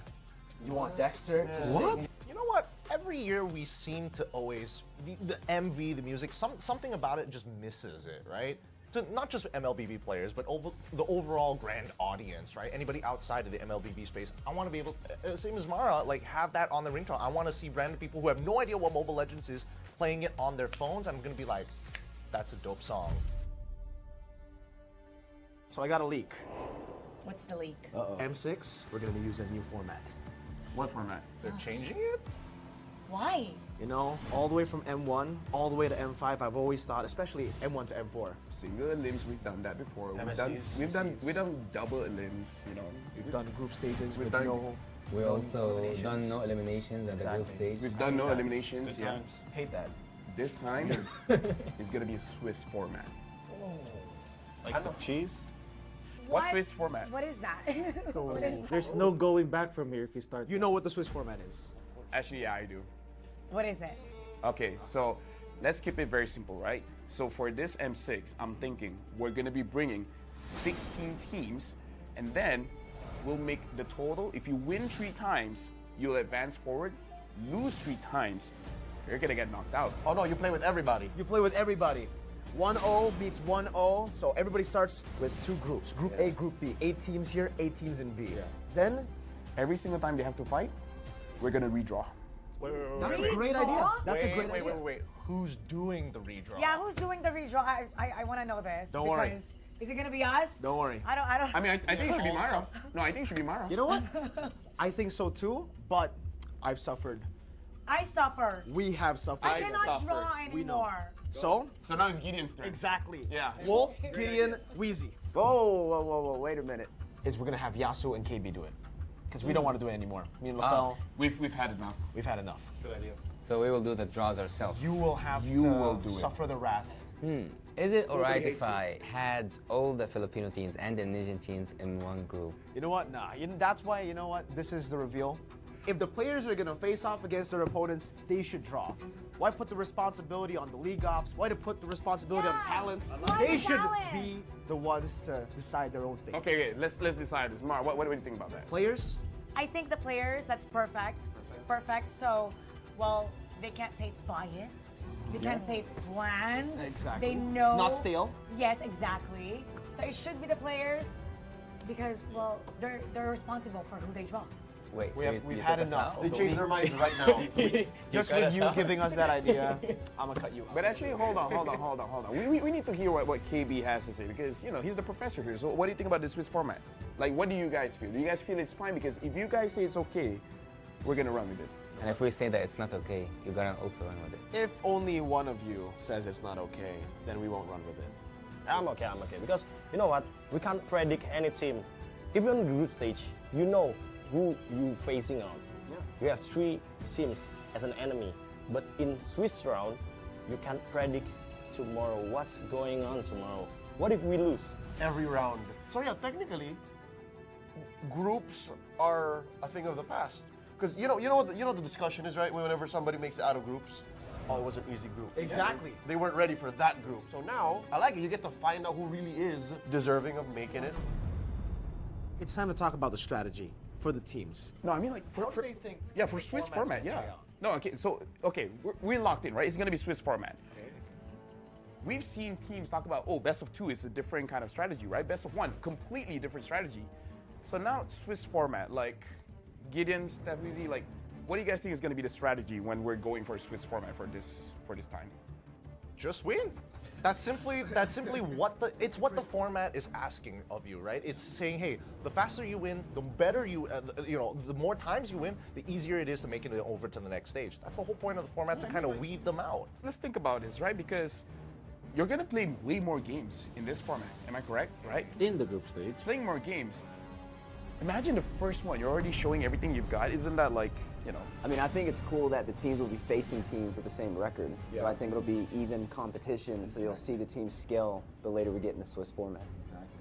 I'm more curious about pre-preparation, right? I don't know about you, Wolf, but for me, at least with the format that we had before this, you kind of know who's your next opponent. You can pre-prepare for it, and you honestly have a working strategy. But I think with the Swiss format, it's just every single draw, you're like, I just hope I do well. But at the same time, like you said, it really shows us who's the best team actually, who actually deserves the upper bracket. Because if we only have like 16 teams, let's just say that 8 teams make it to the upper bracket or the lower bracket. It's always been like the upper bracket teams have a shorter way to the finals. Like you only have to win 3 series actually if you're from the upper bracket, but you can only get rewarded of that if you survive the grueling Swiss format. Okay, now I can see that maybe we're not as close as friends because the way that I'm thinking is very different. What is the way you're thinking? There's 2 games, so that after this you're fighting all the easy teams. Maybe. Right. Think about it. The people that lose to I mean, it's all great until a Filipino team gets beaten twice and have the same strategy. Now that won't happen though. Like imagine if Malaysia we just lose 2 times, then we can eventually fight NA. Don't mind. Oh wait, no. This is where I draw the line.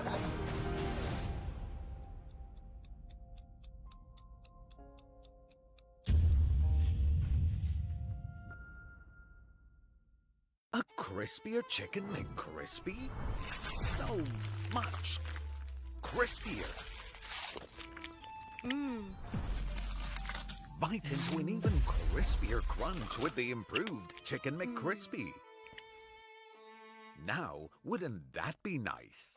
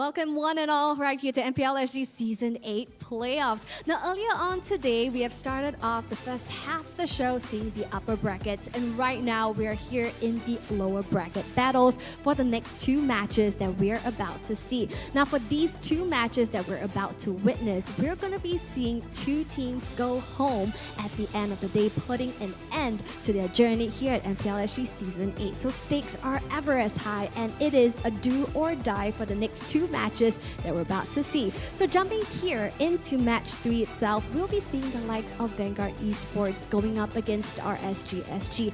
And at the end of this match itself, you will unfortunately have to say goodbye to one of these two teams where their journey ends here, and another will continue their playoff aspirations. What will unfurl here in match 3? Let's find out by starting off with the wonderful faces of Vanguard Esports.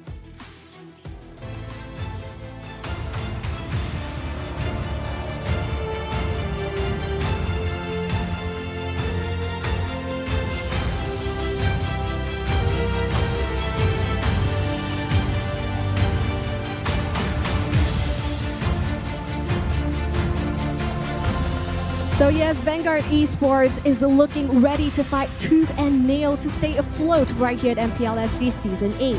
Despite their loss earlier on in match 1, they're looking to claw back every single point possible. But will it be possible, because they're going up against none other than RSG SG.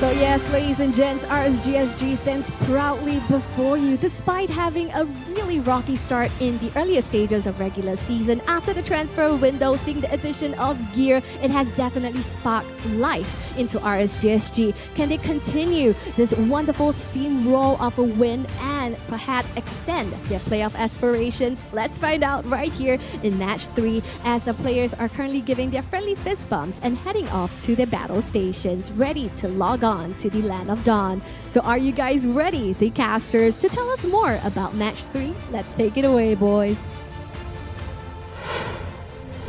All right, ladies and gentlemen, welcome back over to the caster's desk. My name is Abstract. With me here is Deadeye, or Good Eye. With me here as well is Jace. The three of us is going to be a caster for this very game itself between RSG versus Vanguard. Early on today, we have already managed to see Vanguard duking it out for the very first series, and unfortunately, it didn't really quite work out too well for them. But, well, they are going up against RSG though, so at least there is one thing that they can look out for is the fact that they didn't really do that well in the regular seasons. Correct, but now this is a hard reset for both teams. So RSG, with the addition of gear, of course, they have been performing very well. I do believe they had a win streak from after the transfer window. That is true. And now, with the side of Vanguard, they lost, of course, to NMB Flash. Another hard reset for them. They need to win this series in order for them to move forward into this tournament. I'm super excited how that's gonna be like, but who's gonna be playing from this flagship of Vanguard? Let's take a look at this as Jace. Let's talk a little bit more about this. So let's talk about Ding, Ashrid, Viren, Nick Stain, and Lucian Stain. Vanguard Esports going into this day for playoffs. Don't forget, loser will get eliminated from the tournament. This is already at the lower brackets. You have to go all out, right? But what we saw during the performance against NIP Flash, I feel like the synergy is a little bit off, right? This is not the Vanguard that we usually see during the regular season. Ding wasn't able to perform to a certain expectation than what he did, right? When he was pulling out his glues, his Terizlas. Not to forget, when it comes down to the previous game, we definitely did manage to see Vanguard Esports. The drafting didn't really quite work out too well for them, especially since there was actually quite a lot that relied on Ding to initiate. So hopefully that he will be able to kind of change things around, or perhaps Vanguard Esports will be able to change things around in order to go up against RSGSG. So, Good Eye, what do we have? Good Eye. Yeah, for the EXP, it's going to be closer here. Yon on the jungle, Roy will be on the mid, here on Rome, and CS will be on the gold lane. Now, RSG with Gear joining this team right now. They have been performing pretty good compared to their first start in the season. Rocky start indeed, but with this transfer window, Gear. Just an addition, this is a question also I've asked you casters.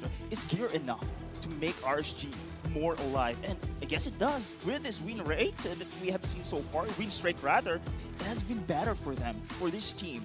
But against Vanguard this time around, this is the playoffs. Again, as Jace mentioned, one who loses the series will be relegated. Higher the stakes is now, we are going to see. The stakes are definitely very high. Yep. So at this point in time, we gotta have to pick one team and one team only to move up over to the rest of the bracket. But unfortunately, the next one, like we said before, is gonna go back home and, you know, gonna have to watch the games from the stands or perhaps from home. But regardless, let's take a look a little bit more about Vanguard statistics, as statistics is key. Yep. You are more of a statistically sadistic statistician. Anyway, player statistics-wise, we gotta take a look for the side of Vanguard, right? Luxian, Stain, Fieren, Ding, Ashit, and Extain. What I mentioned, Ding is really strong in these odd meta. He's the one that popularized Glue, at the very least, for MPL Singapore. Ashit as well. Yes, his Hayabusa is kind of like the key, but wasn't able to pop off against NIP Flash. Hopefully this time around will do some impact. Another thing we also have to talk about is Luxian Stain. Luxian Stain is a very strong marksman when it comes to his positioning, especially towards the later parts of the game. If, you know, some of the teams already started to figure out Vanguard, right? If you manage to crack open, just bypass Nick Stain, bypass Ding, Luxian Stain is just easy pickings, easy targets. We have definitely seen how strong he is as a marksman, and unfortunately, when we ended the previous game, he was playing as a Ruby. It didn't really quite work out too well. It doesn't seem like he's too comfortable with it, so hopefully we'll be able to see a little bit of change on that. Now, RSGSG stats, let's talk about that. Yeah, as you can see, CS here being wonderful on Harith. The Harith pick has been one of the staple picks for all the teams here, having the highest win rate. It is probably one of the most consideration here for the side of RSG to pick this hero, because CS is doing his best here. And Gear right now, I have to highlight this player has been one of the key when it comes to communication.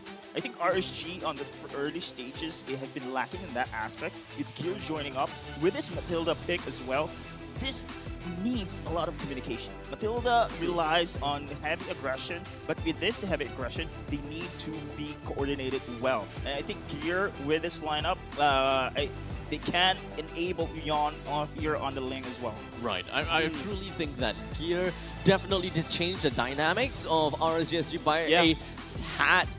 It's a lot. It's a lot, because don't forget, roamers are the backbone of the team. You change the roamer, you change the identity of the team. Remember, change the entire playstyle. Correct, right? Yes, it's a little bit astounding the fact that, you know, RSG is able to replace the roamer like that halfway through the transfer window. And yet it worked great. Still worked great. It feels like, you know, this is a sinking ship of RSG during week 2. We saw that we're literally foreseeing the fact that RSG may be relegated, may not even see escape at all, right? Yep. But because of Gear entering, kind of saved the ship just a little bit. But now question is, will Gear save RSG? Because don't forget, Gear was an EXP laner for EVOS and also Bleed, and now he's also going up against one of his old teammates, right? Nick Stain, back in Slate or back in EVOS when Nick was understanding JPL as a roamer. That has been quite some time ago. In fact, Gear has got a plethora of experiences, so it's not too surprising that he will definitely come up to meet one of his old teammates at one certain point in time. Now, we also do have a team head-to-head comparison between Vanguard and as well as RSG here. And of course, it really just managed to tell us quite a bit of story, and perhaps what are the common heroes that we can expect coming in from these two teams.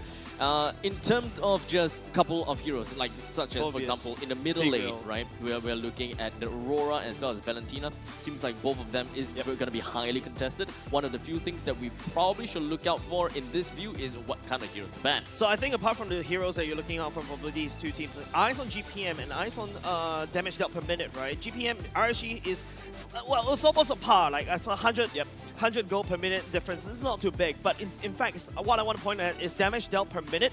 Seems like RSG is the one that does more damage per minute, which means that they're more efficient and effective when it comes to the farming and also being able to maximize their items. The average control time is also going to be one of the True. very interesting stuff, right? It really just tells us a story as to how the teams prefer to draft themselves in their own specific games. And understandably, when it comes down to RSG, they've got the damage. They have got a lot of damage per second. Well, in the meantime, we are also looking at a lot of crowd control, so it's very likely they're playing very much into the team fight kind of statistics. But Wow. for now, Okay. play a history of Ding from Vanguard Esports.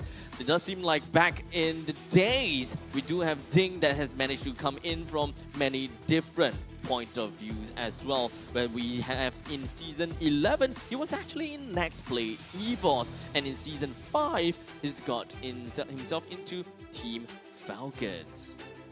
Yeah, history is there when it comes to experience going in from the side of Ding. And it's no doubt that Ding plays a major role. Pressure is on him. Yeah. And we've seen how the draft coming in from Vanguard as well. That Ding's, like Mincetar a while ago, it has a role to actually counter the whole team.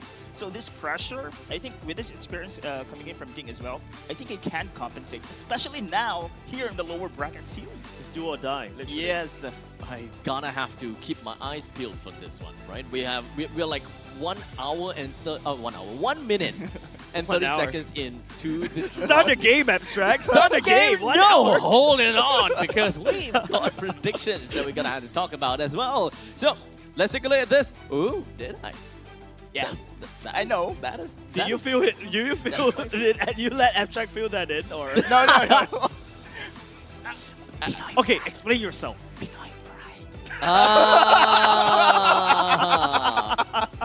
Do we I guess, really need to say yeah, anymore? I mean, well, to be honest, RSG with Gear joining, I did not expect the There's transfer no window. Filipinos there.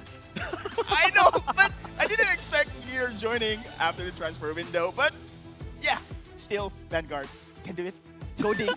In the meantime, when it comes down to the audience predictions, we do have got 24% that is rooting for Vanguard and 76% that is rooting for RSG. Now, understandably, RSG definitely did have a lot better showing in previous seasons, and even when it comes down to the regular seasons, they have definitely seemed like they have sprung back up onto their feet. Yeah. So I believe that there's a lot of people that is just really getting themselves quite a bit of a copium going on. Yeah, not only just that, right? RSG barely made it into the playoffs, right? Barely, Literally yes. just cutting it really close right there. But of course, you know, I've been following Gear for a while since, you know, even before MPL Singapore Season 1, right, when we first met. And of course, we followed the journey of Youngin as well, which is now piloting that ship of RSG. We're also looking out the draft coming out from Good Night as well, which is also a new addition from the side of Vanguard. Hopefully, you know, the members of Vanguard are able to execute whatever Good Night has designed for them. But Youngin, rest assured, he will come up with a weirder strategy as well, go in terms of the drafts. I suppose so. I mean, at this point in time, even Youngin himself acknowledges that most, if not all of the coaches in Singapore, has more or less have got a very good idea as to how he drafts already. So coming into this game between RSG and Vanguard, this drafting is going to tell us quite a bit of a story as we start things off with a Fanny and Chip ban coming from both sides. Yep, Fanny also kind of really top band in a sense. You don't want to give that over to Yon or Ling as well. But RSG, Bantamweight Chip, it's definitely like, you know, top 100. It's 100% big band rate right now. I think it's a no-brainer.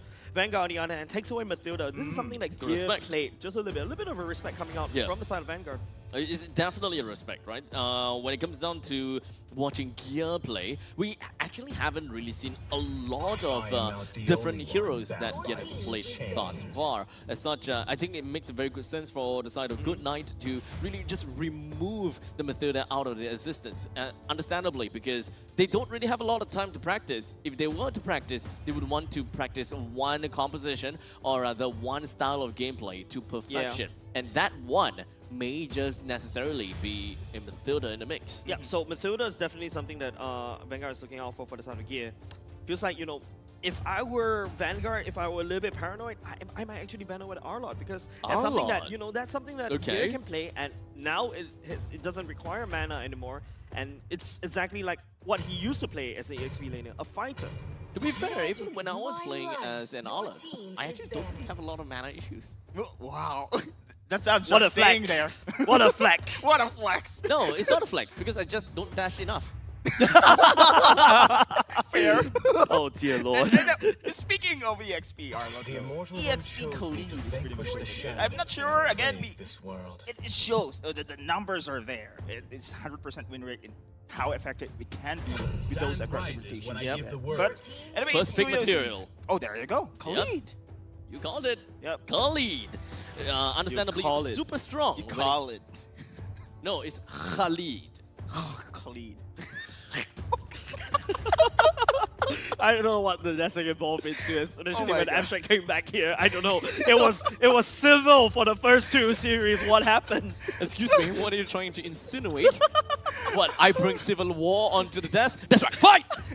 No, now it feels like we're just cracking jokes left, right, center. But Moskov and also Gatokacha selected by the side of our SG. And yeah, Gatokacha can be quite flexible, can go to the XP or the roam. They're gonna need someone that can really initiate, right? We had this talk before at backstage, right? Where we talked about the fact that Gatokacha is no name for an initiator. Yeah, correct. It is definitely a guy that goes in for follow-ups. As such, Ruby is always a very good choice. Someone that really helps you to start things off. Edith has also always been a very good answer to all of that as well, which is definitely something that we might actually see from the side of RG. It's kind of like a Ruby or Edith kind of option. Looking at this one though, I was thinking about Edith from the side of Vanguard, because you're right, you know, RSG needs that first initiation, right? But now Vanguard decides to go for the Cho and the Jushin. Cho in the hands of Nick Stain and Jushin in the hands of Bjorn. This is exactly what Vanguard wants to seems like they want to fight front to back. Okay, it does make sense. Cho as well as Khalid in the early stages. Sorry, Khalid has got really good early game damage that can really just kind of compensate for Jushin in the early stages of the game. Clearing way from the side of Cho, no problem. When it comes down to actually being very aggressive, I'm pretty sure that Khalid will be able to come in pretty effectively on that as well, right? Yep. Now, all I just want to do is just focus on the RSG. What are they exactly trying to go for? Because in the first 3 picks, it always gives us a very good answer as to how are they pivoting themselves when it comes down to the drafting, right? Whenever you see a Moskov, it's relatively safe to say that your team would want to fight in a team fight manner, right? It's kind of pilots as quote-unquote the same way as a Nathan. Yeah, correct. I mean, the best part about Moskov is that you can split push and after that join the game by SOD. But here's a bit of a fun fact. Roy has the highest average damage as a mid lane. Since the regular season, he's outputting so much damage. And now he's on the Aurora, is meant to counter these dimes coming up from the side of Vanguard, Cho, and also Killian. These are susceptible to Auroras. Look, I like facts, right? Especially for that. They said that Roy has the highest, what, damage? In the mid lane? Average damage. Average damage in the mid lane. I absolutely love that fact. However, it's not necessarily fun fact, right? If you know what's a fun fact? We look at roasting. Remember the point in time, you know, a certain team has got 100% win rate, or a hero got a 100% win rate because they played once. Those kind of stuff. That's fun. My fun fact is the amount of time they recall. Recalls per minute. Emotes per minute. At this point in time, I can just mash a number on my computer. You would believe it. Yeah, I actually will. Yeah, so is definitely not a fun fact, but it's a fun. It is fun. It is a fun. Hey, facts can be fun, something, right? Right, it's a fun something because it's not a fact. Right. But you know what's a fact though? a good amount of heroes that has been banned already. Julian, Joy, as well as Alpha has already been joined into the banning pool, and it does seem like Vanguard may want to target a little bit more towards the jungler side. As you can pretty much see, we are getting lower and lower amounts of people that can actually be used. Ling, surprisingly, is still out to be picked. Yeah, Vanguard right now, there's still the Hayabusa that, Astrid can secure for themselves. They can go ahead and ban more junglers, but then again, RG will just take whatever that's left, right? So this is why Vanguard is taking a long time to basically select the ban. Seems like they're going to leak out at least a Hayabusa, at least a Ling, right? Take away the high loss instead. Can go for a take. Not a fan of banning the high loss, actually. They have no choice. I feel like they have no choice. I wouldn't say that there's a no choice, because that would just put RSG in a very difficult spot, per se, when it comes down to really initiating in team fights. Because you wouldn't want an Aurora to go in with a Frigid Glacier to initiate first, nor would you want the Avatar, the Guardian, to initiate first. Because high loss is actually good against the Juicin, right? It's something that you could just rush her down, pin her down, and then after that just kill her. So that's why RSG decided to go for the Hayabusa, right? The iframe is definitely going to be very helpful against the Juicin. That's probably why RSG pick that immediately. Now Vanguard, Astrid, I think the Ling should be one of them. If not, there will be going to be a Nolan, but Nolan got a little bit nerfed. That's why it's like dropped in terms of priority, in terms of jungle picks. Ling would be pretty good here. Yeah. I mean, we've seen Astrid playing the Ling much better than Nolan. I've been waiting for too long. Okay. But carry. That's a Lucian carry. Lucian carry, and then after that, Astrid. Yeah, Nolan. Yeah. Coming up from the side of Vanguard. I mean, Ling is also kind of good against these kind of dives, but then, when you go Temples of Blades, you would be met by a Frigid Glacier. Aurora just denies everything. Another fun fact, not say fun, but here's a fact. Ding was from Team Falcons. Yeah, you should tell the producer that this is a boring fact instead. Mena, it's a boring fact. It's a great fact. It's a great fact. As a matter of fact. As a matter of fact. It's a great fact. It's a fact. It's facts. What has this developed into? Anyway, you have mentioned, of course, that the Garukacha will not be the initial initiator here. That's right. Probably Tigreal. I'm not sure if they're going to take this one. Arlott? Yep. There you go. There you go. You're onto something here, James. All right. I'm always onto something. I'm always on the chair. Come on. Yeah. I'm always sitting on the chair. Whatever you're on, I'm always I on want Earth. some. That's great. Yeah.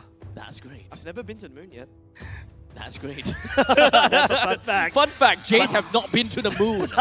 But for the side of RSG, here you go. You talk about having an initial engage, technically speaking, using an Arlott, the final slash into a Garukacha of Avatar or Guardian is going to be a very crazy, especially with the final slash that sweeps everybody together into one particular spot, allows Moskov to line it up so well for the side of RSG. You can actually send people back into the area effect of the Avatar of the Guardian Correct. as well when they're trying to run away. So technically speaking, the Avatar of the Guardian can be used as an initiating tool because you actually do have a secondary skill that can actually help you to, well, secure the hit, actually. So I do absolutely love what RSG have gotten for themselves. Youngin, that's quite something.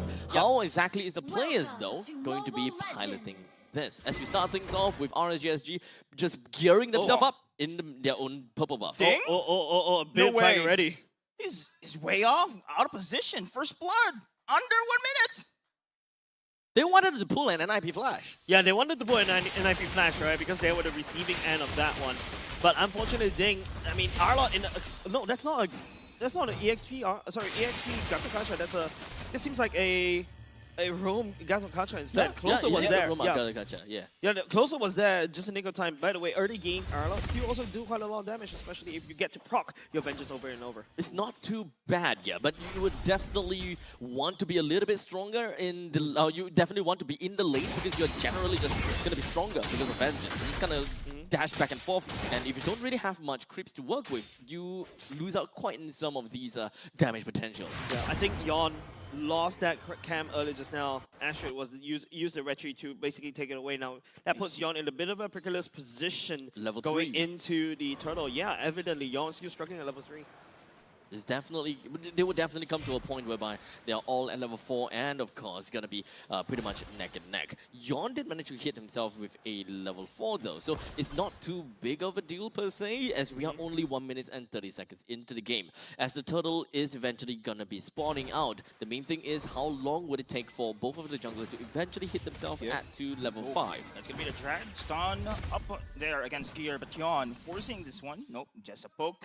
Going to disengage for now, but you can see right now that Vanguard Esports wants to be aggressive. Unfortunately, Ding has been picked off there in the early game. Yeah, Vengeance has been popped as well. Yeah, not only just that, he revitalized as well, but okay, Astrid. Revitalized. He got the turtle, but look at this final slash. Ashford very low, will be picked off, and now there's gonna be the rest of Vanguard Esports in the choke point. Killed! 3 kills for RSG. That's what we want to see, right? Eventually, you'll be able to interchange, just kind of interlink each of these big skills, right? Yep. The Frigid Glacier into your Avatar of the Guardian, or maybe into the Final Slash. There's just quite a lot of things that RSG could do. And throughout all this time, they are all being controlled. CS can actually come in with a very nice Spirit of Destruction to join into the battle. McStain. Man, you can see that Vanguard Esports want to do the same thing what NIP Flash did. Be aggressive in the early game, but they've been countered here time and time again by RSG. Yeah, RSG, I think those movements were really smart, right? It seems like Vanguard was a little bit the aggressor earlier. They tried to over-aggress, but I think the over-aggression didn't really pay off. Yes, even though they secured a turtle, RSG still manages to catch like at least 2 people, especially with the flicker by Roy. That was wonderful to kind of slow it down. And if you go towards the later parts of the game, yes, RSG on Yon, if he finds Luxian with the Shadow Kill, that's going to be a lot of damage going into the side of RSG. It's definitely going to be fair to say, oh, hold on a second, middle Here, taunt on 2, that was perfect there for the God of Kacho. Now Ding joining in with a Desert Tornado, but the damage is not yet enough. It is going to be RSG disengaged now with those kills. With a Nixon dead from the side of Vanguard, RSG is definitely going to be pretty darn happy with just picking that up. Now, Vanguard definitely do not have got the early game potential like we saw before in NIP Flash, as the middle lane is definitely a position 4. You don't really quite have a lot of damage that can really help you out. Yes, you do have a Nolan that is very mobile, however, you still require 4-man all-in kind of potential to really be able to take the opponent's jungles, or perhaps be a little bit more aggressive within of the Riverline. Yeah, if you take a look at the damage dealt from the right-hand side, Roy did the most. In fact, they have the more bursty composition. That's why Nixon immediately got bursted down as RSG sets up for the turtle.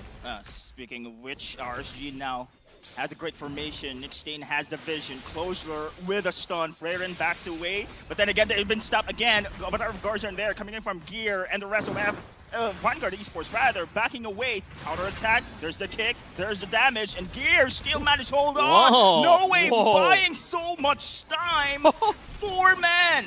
And he was been picked. So much resources there has been expended. That's the power of the Gattacacha, where you are actually really happy to deal with all these tiny, pokey little heroes, right? As Vanguard, they don't take a chunk of your health away, you do it slowly. And Gattacacha will be able to kind of build up his stacks from his passive and will be able to slam it down onto you. Yeah. The only good thing about, the only way they can get around that is to overflow him with damage, whereby he can't make full use of his passive. Yep, or you burst him down, right? But right now, Vanguard is actually struggling. As a Nolan, you need to try to get that early snowball. It seems like Astrid wasn't able to find it. Vanguard, that priority kind of fell off just a little bit, so now it's all about going towards the later parts of the game, where Luxian needs to just start shredding, Gear down after that closer, one by one, single target, one at a time. RSG, on the other hand, this is a very strong AoE kind of roster. You see how Gear used that ultimate to basically zone out Vanguard, allowing RSG to secure that second turtle. Yeah, there's a lot of prospects when it comes down to the Avatar of the Goddess, since it's such a huge area. It is. You can choose to deny an area, you can choose to use it as an initiating tool in this very specific case and instance, or you can just kind of follow up from someone else, such as an Alert, or perhaps even the Frigid Frost, which is definitely something, Frigid Glacier, which is something that we did see before. Yeah, this one combo is actually kind of nutty, right? So many AoE CCs. So it's all up to Nick Stain, right? Making sure the Shinpo was used to great success in order to just avoid all of these CCs. Yeah, You gotta give credit as well to Gear, man. Not only is Avatar Guardian providing space, his taunts is also well on point. Fair, yeah. It really just boils down to RSG as to how they want to play together as a team, and of course, how they would want to scale themselves onwards. Because understandably, from the side of Moskov, he's not necessarily too great at this point in time, at 6 minutes into the game. So the team at RSG may still lack a little bit damage. Isolated with a kick there. Oh, the final slash again! The counterplay, RSG outplaying Vanguard in that situation, takes 3. And Ding here and Freyren cannot do anything about this one. That's exactly what we're looking for, right? Yeah. Like a Frigid Glacier right into a final slash, right into Avatar Guardian, allowing Gear to kind of survive just a little bit longer, and then after that wastes Vanguard's time. RSG takes the second turtle, and then, third turtle, and cracks open mid.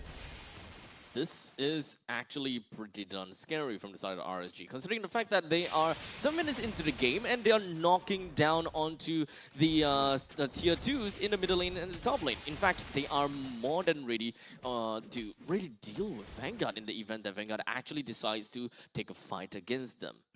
I think we've seen the damage of Liechtenstein right now.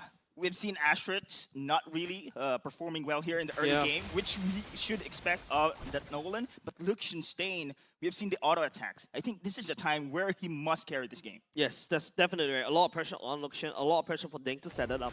Astrid, on the other hand, who do you assassinate? You assassinate Roy, goes into passive. You assassinate Yon, hey, I can quad shadow or iframe all the way back out, right? The only person that you can potentially assassinate for the side of RSG is CS, but CS is not making him visible in these team fights, and he can join the team fights as of when using the Sphere of Destruction. Timing is definitely important. As long as RSG hold on. Purple. Oh, did Yon take it? Yeah. Oh. Took it away, and Nolan is also reliant on the purple buff to a certain extent, right? And don't forget his dashes right now, the cooldown is increased, so Vanguard needs to really play it smart and maneuver around RSG. You don't really have a lot of ways that you can reclaim the lands that you have lost. Yep. You can very clearly see and tell that RSG has pretty much placed their banners in the opponent's jungle, and they are just taking things one at a time. No way, the taunts again! Gear, are you crazy, this guy? Man, he just dashed right in, taunted, caught Nick Stain right there, and then after that, he's just collateral. They managed to take down the bottom lane turret, and Vanguard is slowly losing a lot of space. Value is what we'll want to see from the side of RSG. You go for kills, you go for tower destructions, and by the end of the game or end of the day, you would want to have a lot of money. At this point, we're looking at somewhere about 6,000 gold lead from the side of RSG, and of course, the Lord is currently available too. Vanguard is not necessarily looking to challenge this Lord, considering the fact that Ashrit is only at level 12 and Yon is at level 13. Even if they were to go close to try to go for a steal, he's not probably gonna win it. Boom. Okay. No, that's gonna miss. No shortcut all the way down to the bottom. The Yon will go down and also just respond to that one, but Vanguard needs to break the support of the Lord. I'm taking a look at the amount of... Okay, that's a shadow kill. Yeah, Liechtenstein maintains his life there. Almost been taken down. That was a special delivery there, but the McCrispy did not come far. Did not arrive. Customer. Yep. Sorry, went to the wrong building. Yon burst it down, and Ashrit takes the kill. And this is what you want. You need to scale here for Ashrit on that Nolan, but then again, closer goes in. Final slash. Nick Stain flickers back. Flicker in, coming in from Roy. That's going to be a pick. You're really gonna have to focus right now. Vanguard, they lost Nick Stain, so one of the main front lines is unfortunately defeated. With the Lord that's gonna be marching in from the bottom lane. The middle lane, we do have a march coming in as well. The Holy Defense is just gonna be popped, so this is gonna be tough for Vanguard. Yeah, the Lord is pretty much healthy here. Final slash did not connect, but then that is the space being provided. Ding! Raging Sandstorm, no follow-up, however, coming in from the side of Vanguard, but look at the damage! RSG, again, inhibitor tart gone, plus a kill. RSG is just abusing all the time he's coming off of Vanguard. They know that Vanguard is not going, is not kind of working together as a team, right? Ding get a very good final Raging Sandstorm, but there's no fallout coming off of Vanguard, and now RSG just finds all these mistakes and punishing Vanguard severely, cracking down bottom lane. And again, we see the control there coming from Vanguard. As, of course, Jason mentioned, ooh, what was that? Liechtenstein gone. Now they're pressuring here in the middle lane as well. Inhibitor Tart almost close to dying. Now Avatar Guardian control once again. Gear makes it happen. Yawn goes for the kill. That's it. And that's it indeed. Game 1, ladies and gentlemen. RSG takes it. Yeah, it makes it seem easy, right? RSG just doing a great showing. And this is a different RSG. This is RSG 3.0 in a sense, right? yeah, man. Especially during transfer window. And definitely smiles all across the board from the side of RSG. Vanguard right here, they're on their losing end. They need to figure out what's the problem because their performance in playoffs day 1 is just not their usual performance in regular season. It's definitely a very hard game for Vanguard Esports, and in fact, I think that when it comes down to goal allocation as well as the itemizations, Vanguard Esports definitely doesn't seem like they are having too much of trouble on that per se. It really depended on Carry quite a bit. Yeah. Carry did manage to build up the Corrosion Scythe, the Golden Staff, as well as Demon Hunter Sword just about 1 minute before the game ended. But unfortunately, because of the fact that he rushed in for the Golden Trio, instead of going onto a slightly defensive route by getting himself either the Winter Crown, or most importantly, getting himself what was that again? Golden Staff? Do you want to play charades? Yeah, charades. Okay, charades. Weapon. Shoes. Corrosion Scythe, Golden Staff. Okay, jokes aside. Yeah. Wind of Nature. Wind of Nature. Okay, yes. okay, so so that's the charade. I Wind don't know. Nature. But yeah, the main thing is he didn't rush in for a Wind of Nature, and such wasn't able to play things a little bit defensively, wasn't able to stay alive in the fights, and it was relatively easy for Yon to just go in and assassinate him. Yeah, as long as you land the Quiet Shadows onto Lucian Stain just couldn't do anything, right? It's just practically sitting it up. And that's exactly what has been the theme of Vanguard Esports, right? You need to protect Lucian Stain as much as possible. Gear. MVP. Yes. We trusted you on that, so we let you say it. It's like only your voice is required to tell everyone. Yeah, but he's okay. the MVP. MVP for the side of Gatakacha, I think it's fair, pretty though. straightforward. It's very fair. Yeah, because you see how he's been utilizing the Avatar of the Guardian quite strategically, right? Because sometimes we've seen other MPL players, they just suicide themselves, just throw themselves at throw themselves at a problem and basically just get deleted right off the bat, right? But apart from that, his zoning using that one, especially around the turtles, finding pickoffs as well, following up accordingly, absorbing all the attention and the taunts are really on point. I really do like how they have piloted this one though. Although they definitely ended a lot earlier than I expected. Yeah. Considering the fact that CS only have got a couple of items on himself, and it's not huge items, or it's not like important or big items, but he still managed to make it work. And I thought that RSG, they knew exactly how they wanted to end the game. Yep, Hayabusa has already secured a BOD, right? Immediately, once you have a Hayabusa on that BOD, that's going to be nutty numbers onto the Shurikens, onto his Shadow Kill. He could just easily burst anybody down. On top of that, you have Warcry, right? So that multiplication just amplifies itself over and over again. However, Vanguard, on the other hand, they need to try to make sure that if they really want to play in the early game, like for example, drafting a Khalid, drafting a Nolan, they really need to play to their strengths, right? Because this is exactly what happened in earlier just now when they faced against MLBB Flash. They know that they're under pressure to basically find these early pickoff and then just snowball from there. But you can see how Vanguard's a little bit stagnant in a sense in the early game. Speaking of pressure, right? It kind of seems as though Ding may be under a lot of pressure at this point in time, right? Because it's not really appearing, right? Yeah. There wasn't much presence coming in from him, even when it comes down to this Khalid, which is technically speaking one of the most important heroes in this game. You are required to go in either for an initiation or perhaps even as a follow-up. We didn't quite see Nick Stain going in to isolate anyone, so it kind of left it to Ding to start something up. And there's not, I don't remember seeing any good Raging Sandstorms. I don't remember seeing any Raging Sandstorms. Yeah, usually you will see a lot of these Khalids, right? Just go in with massive Raging Sandstorm, finding the flanks as well. But I feel like Vanguard has always been a receiving end of the aggression of RSG, right? Yon has been just hard invading as hard as possible. Gear just zoning everybody out. Closer on this Arlot, I think he also did quite a really good job finding the slash, finding the back line, and just make everybody fall in line, allowing CS to just spill the damage, because especially when you're fighting in one line, right? RSG forced Vanguard into a single line as they queue up and ate RSG's damage. Oh man, speaking of closer, I think this is one of the games that I can see him really pop off. His final slashes were there. And unfortunately, on the other side, Nick Stain on his Joe, we see him going in with a Jeet Kune Do, but RSG, the way they position themselves is just easy to avoid such pick-off team fights. And time again, it's not just once, not just twice, it's every time we see Nick Stain. And as a matter of fact, the problem is he's got taunted as well by the God of Gotcha. Yeah, the taunt actually always comes in at the time where you least expect it. So I think at one point in time, you kind of forget that Kadakacha actually has a taunt. Yeah, to be honest, I think he's one of the highlights. Now that you mention it, yeah. No, I remember He has a Gakacha taunt? has a taunt. You know why? I'm a goal laner. I'm always the receiving end. They shouldn't be close to you in the first place.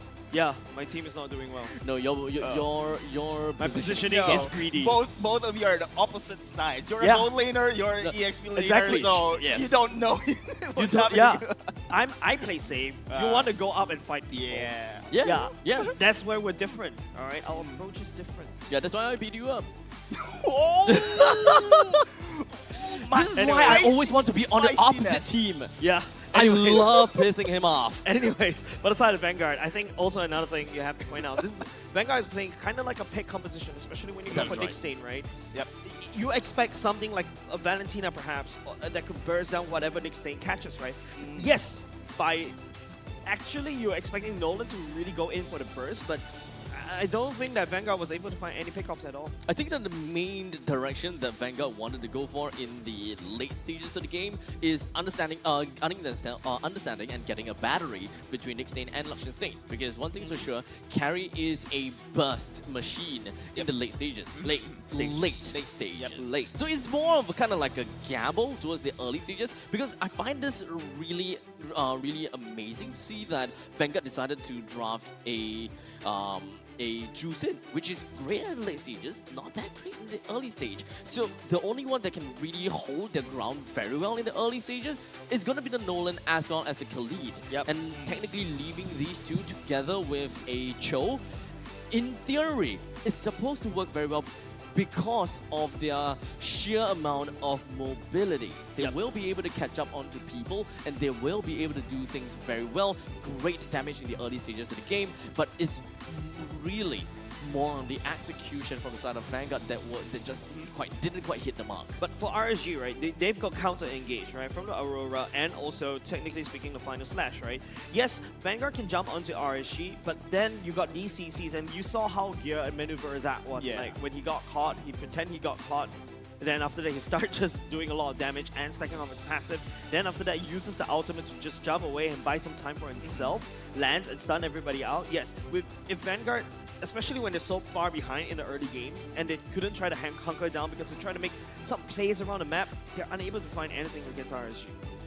Alright, with that said, let's take a look at the top 4 players in this game, right? Understandably, CS did manage to put himself as the rich guy and the carry position, while Nick Stain being the sandbag and Gear being the best wingman. If anything, bring him to the bar, he'll be your best wingman.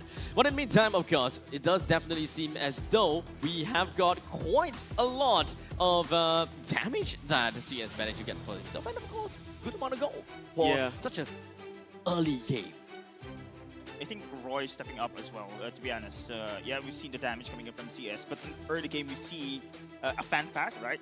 Roy has been mid laner rather, with a mage damage, average highest in the regular season, and he did that one as well. So it only shows here that when it comes to damage distribution here, I think the side of RSG did a pretty good job. Fair enough.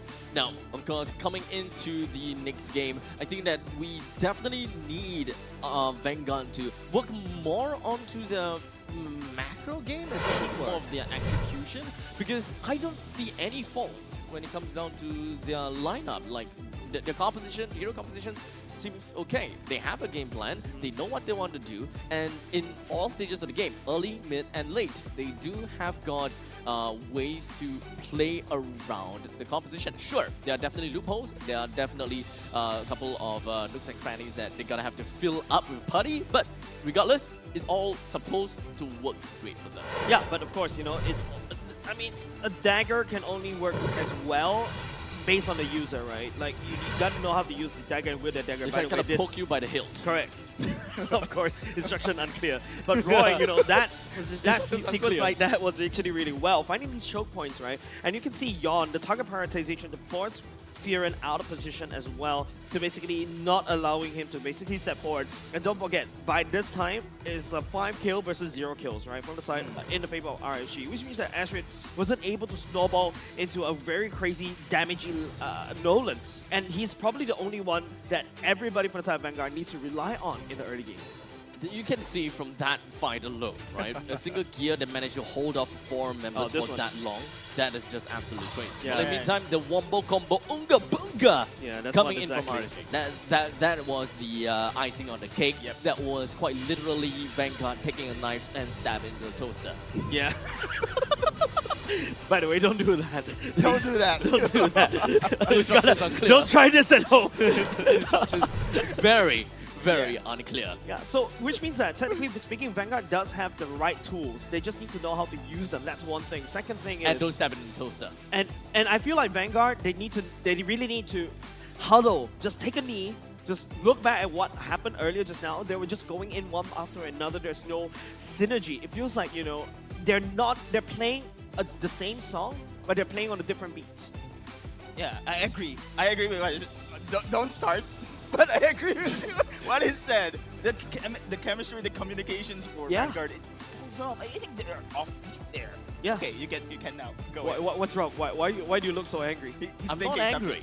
Are you confused? Yeah. You can't count, can't you? Which part of me looks like I do music? I don't know. But maybe Moman does music? Maybe. Music to our ears. We'll pass it over to him to, you know, tell us a little bit more about this game. A bit of music, a bit of cooking, a bit of analyzing here and there, of course.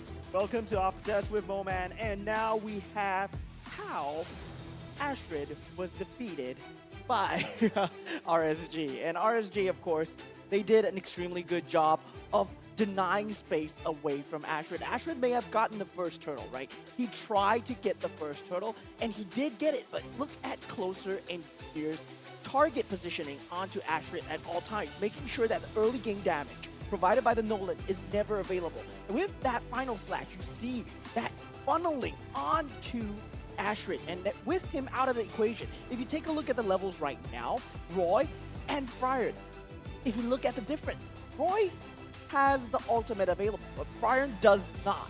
And that shows very, very pivotal in this team fight right here, where he's able to push down the ultimate and manage to get a clean wipe on his team, getting a 3-0 advantage despite losing the turtle. And with that second team fight as well, we see that Friar is the primary target at first, where Gear spots him out and Closer moves into position to take out Friar. But the moment they saw Astrid, right, their priorities shift. Closer goes towards Astrid, and it is a funneling of utility onto this Nolan, making sure his damage is not available. Even committing the final slash, they might not have gotten the kill, but they got the turtle, and you can see that without this early game damage, there will be no way for Team Vanguard to even deal a semblance of damage to them as well. And if you take a look at this, right, they got the way of the dragon onto Gear, the worst possible target, who manages to pop that revitalization. And with that, the Avatar Guardian is popped, and Closer gets a screenshot play with that final slash into Flicker, instantly taking out 3 members from the side of Team Vanguard. And Team RSG, this will be a free turtle for them. And if you take a look at the last few fights available, when they have the Lord advantage, the Lord was uncontested for. And this shows what happens when Ashrid actually tries to initiate, whether it's the Way of the Dragon or whether it's not the Way of the Dragon. The moment he tries to initiate, the lockdown is imminent. The taunt is there, and they just clean him up. And the rest of the story is all she wrote because, yeah, we know how that ended, and it did not end very well for Team Vanguard. That's all for me for the first game. Back to you guys, casters.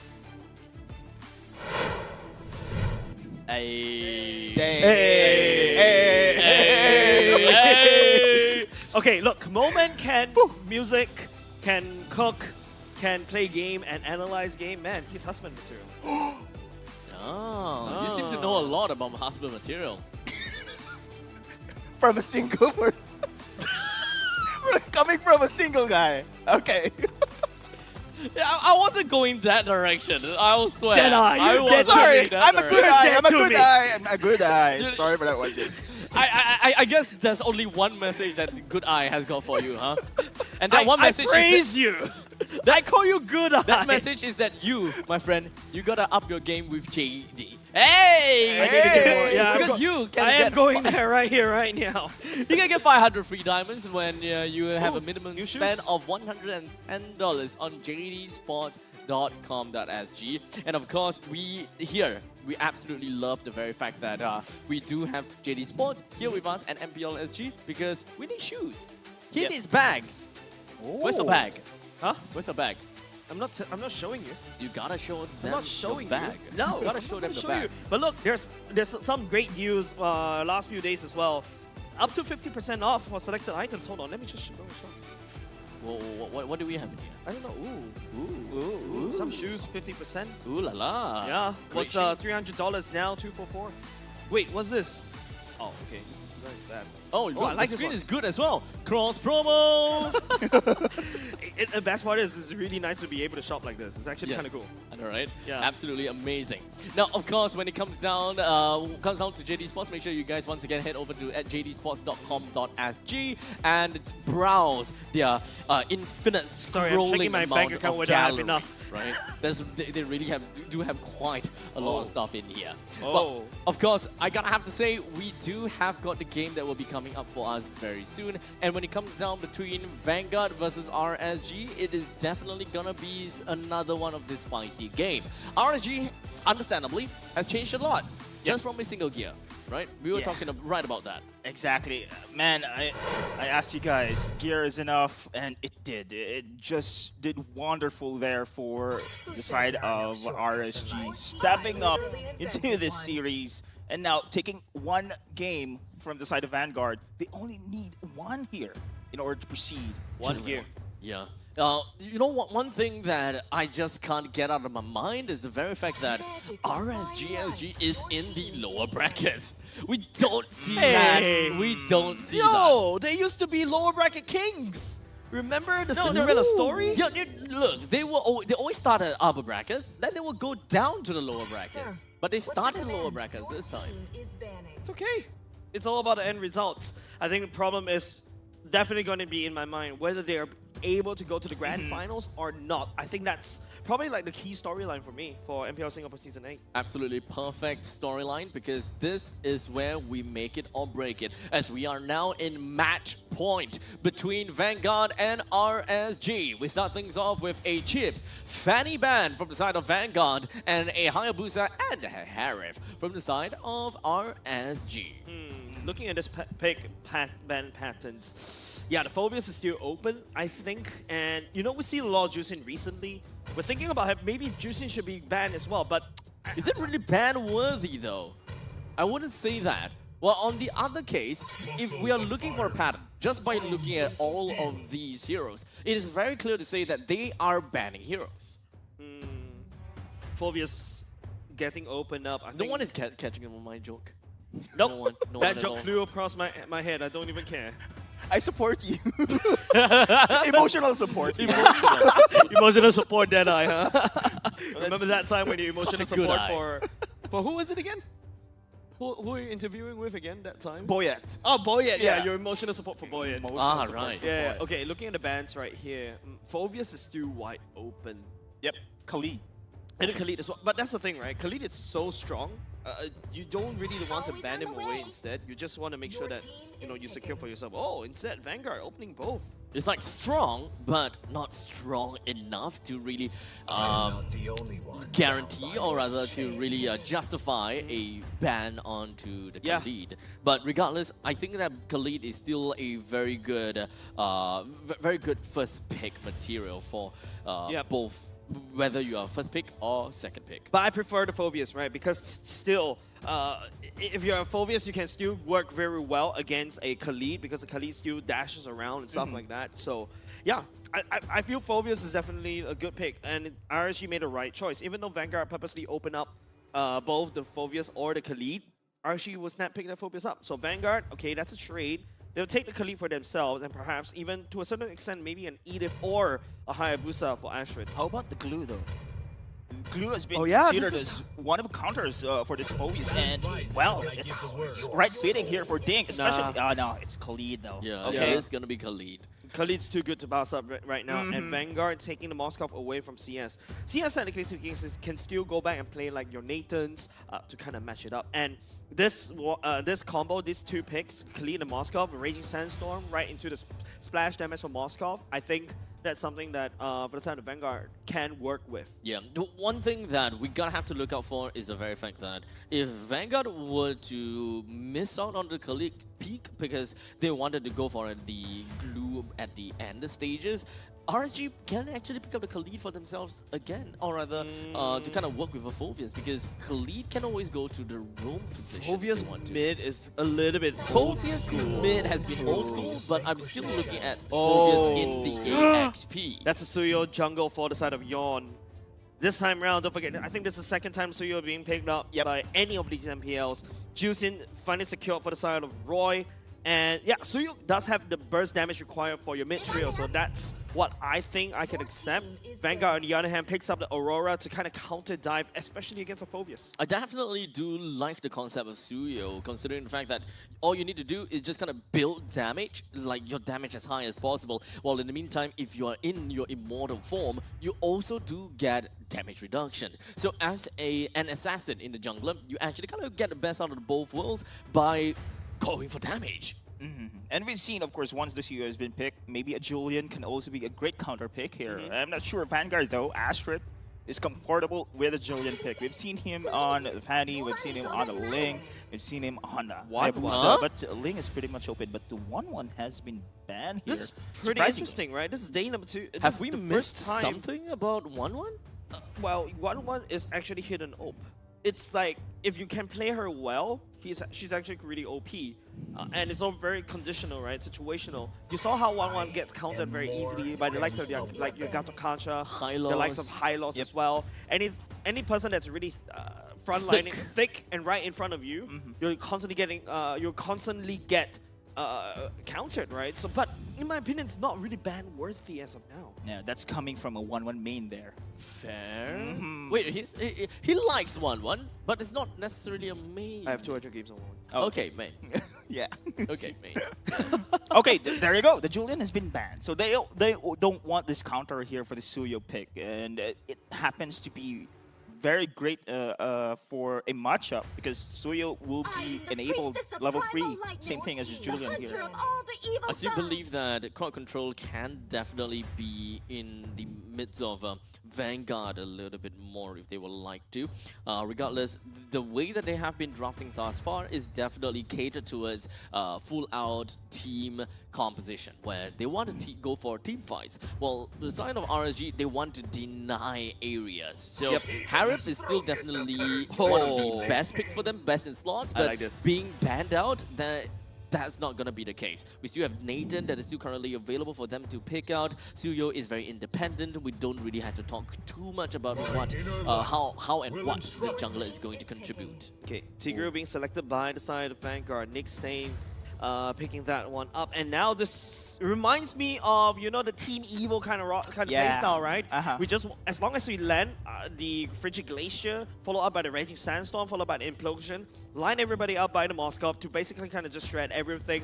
Now, RSG, they need to find a way to deal with this one because this Vanguard, this 4 picks, looks very scary. Vanguard could just pick any jungler at all. Any Mia jungle. It still work. I would say that crowd control immunity might actually be really good at this point in time. You wouldn't really want to go for pickoff because the way that RSG has planned out for themselves, pickoffs might not work that well. It's not probably going to give you enough damage unless you decide to play a carry into it. But Dayton is definitely what I want to see. So great to see that coming. And Akai, that's their answer. Crowd control immunity, exactly what I want, whereby they don't have to be too afraid of Tigro singling out one person or perhaps Kali coming in. Akai can just dissipate the fight, which is absolutely great if Jusin as well as Phoveus just wants to control an area. Akai supplements that. And not only just that, Akai is a combo breaker for the Tigro Implosion. Right? You can just boop him just a little bit, you won't be able to use the Implosion at all. And then after that, you kind of just scatter everybody from the side of Vanguard so that they don't really join the fight. And speaking of join, this is actually a very scary roster coming out of Vanguard. Finally, this is a good draft. It is. And remember, guys, the win rate 100%. I see this in rank. I will old chat why you try hard. This is a very try hard draft. But of course, Vanguard is fighting for tournament life right here. Exactly. So, I mean, AoE is there. I do love the Akai pick, for sure, 100%. It will somehow disrupt the layers upon layers upon layers of crowd controls here against the side of Vanguard. But if they execute it perfectly here, it's going to be disaster here for the side of RSG. I think Akai here, Gear, once again, should step up in this match. Super excited to see what RSG have got for us. Vanguard as well. Who's going to be the one to come up on top in this match point of the series? Is it going to be Vanguard that is just going to be playing all-out team fight? Well, RSG on more of a retreat kind of thing. Reactive, yes. They want to kind of break up the fights. You need to see how Ashford plays this Joy though. Like, you really need to try to make sure that you punish the goal lane easy because a CS on the Nathan definitely need a lot more time to basically kind of scale, and also it's very vulnerable in the early parts of the game. Roy on this Jusin, yes, it's kind of decent right now, but it's very susceptible to these kind of dive, like for example the Astrid, as well, all the Raging Sandstorm coming out from Ding. And of course, we gotta have to talk a little bit more about lane priorities as well. Just how fast each players can actually get themselves out of their lanes, etc. Right? The new Phoveus definitely, you can be a lot more aggressive in your lane. Yeah. You shouldn't be too afraid of Khalid per se. However, Khalid clear faster, right? Khalid, number one, it clears faster. Number two, you don't have to go back home because you are your own personal fountain. You have a personal fountain in your pocket. Yeah. Unfortunately for Phoveus, you gotta have to go back home the moment that you are kind of poked a little bit too much, which is something that Khalid is gonna be really good at. So understandably, Vanguard, they should be able to get themselves running around the river a lot more often. As such, Vanguard should naturally be able to take control of the river and drive RSG away. Now, I'm curious though, the Suya pick, can it have the initial damage that needed for the side of RSG? I mean, they picked this one, and we know that this hero enables himself level 3 alone. Now it is going to be level 4. And speaking of which, this is the action we want to take here. Great drag coming in from the side of Roy. Nick Stain, very low, still able to disengage. Yep. Looking at emblems very quickly right here, it's still mostly standard. Suyo going for the Assassin emblem, working on, mostly of our penetration. That's kind of normal for Assassin junglers, right? But if you take a look, of course, Luxian Stain going for common emblem, but Master Assassin, which means that Luxian Stain wants to try to win the earlier parts of the game, whereas RSG, CS is trying to hold on as much as possible. Yon picks up a turn. And now they're going to translate here to go for an invasion, but Freyrin managed to flicker back away. Gear with a heavy spin. Gonna be Ding backing away, and Gear, look at the space being given here. 4-man, and Spear of Destruction has been activated as well, but not gonna go in. Now Lichstein goes for the drag, closer almost, but Freyrin goes for the rigid glacier. No casualties there for both teams. Not at all. The purple buff is the casualty. Yep. And CS might have been, but it does seem like Liechtenstein did manage to push him away. So definitely Vanguard, even though they managed to, even though they kind of lost the turtle previously, is not they're not necessarily out of the game just yet. And despite of all of that fact, we still have got a Joy from the side of Vanguard too. Joy is understandably a very strong hero in the jungle and will be able to just kind of pop by the lanes for a tad short bit. Yep.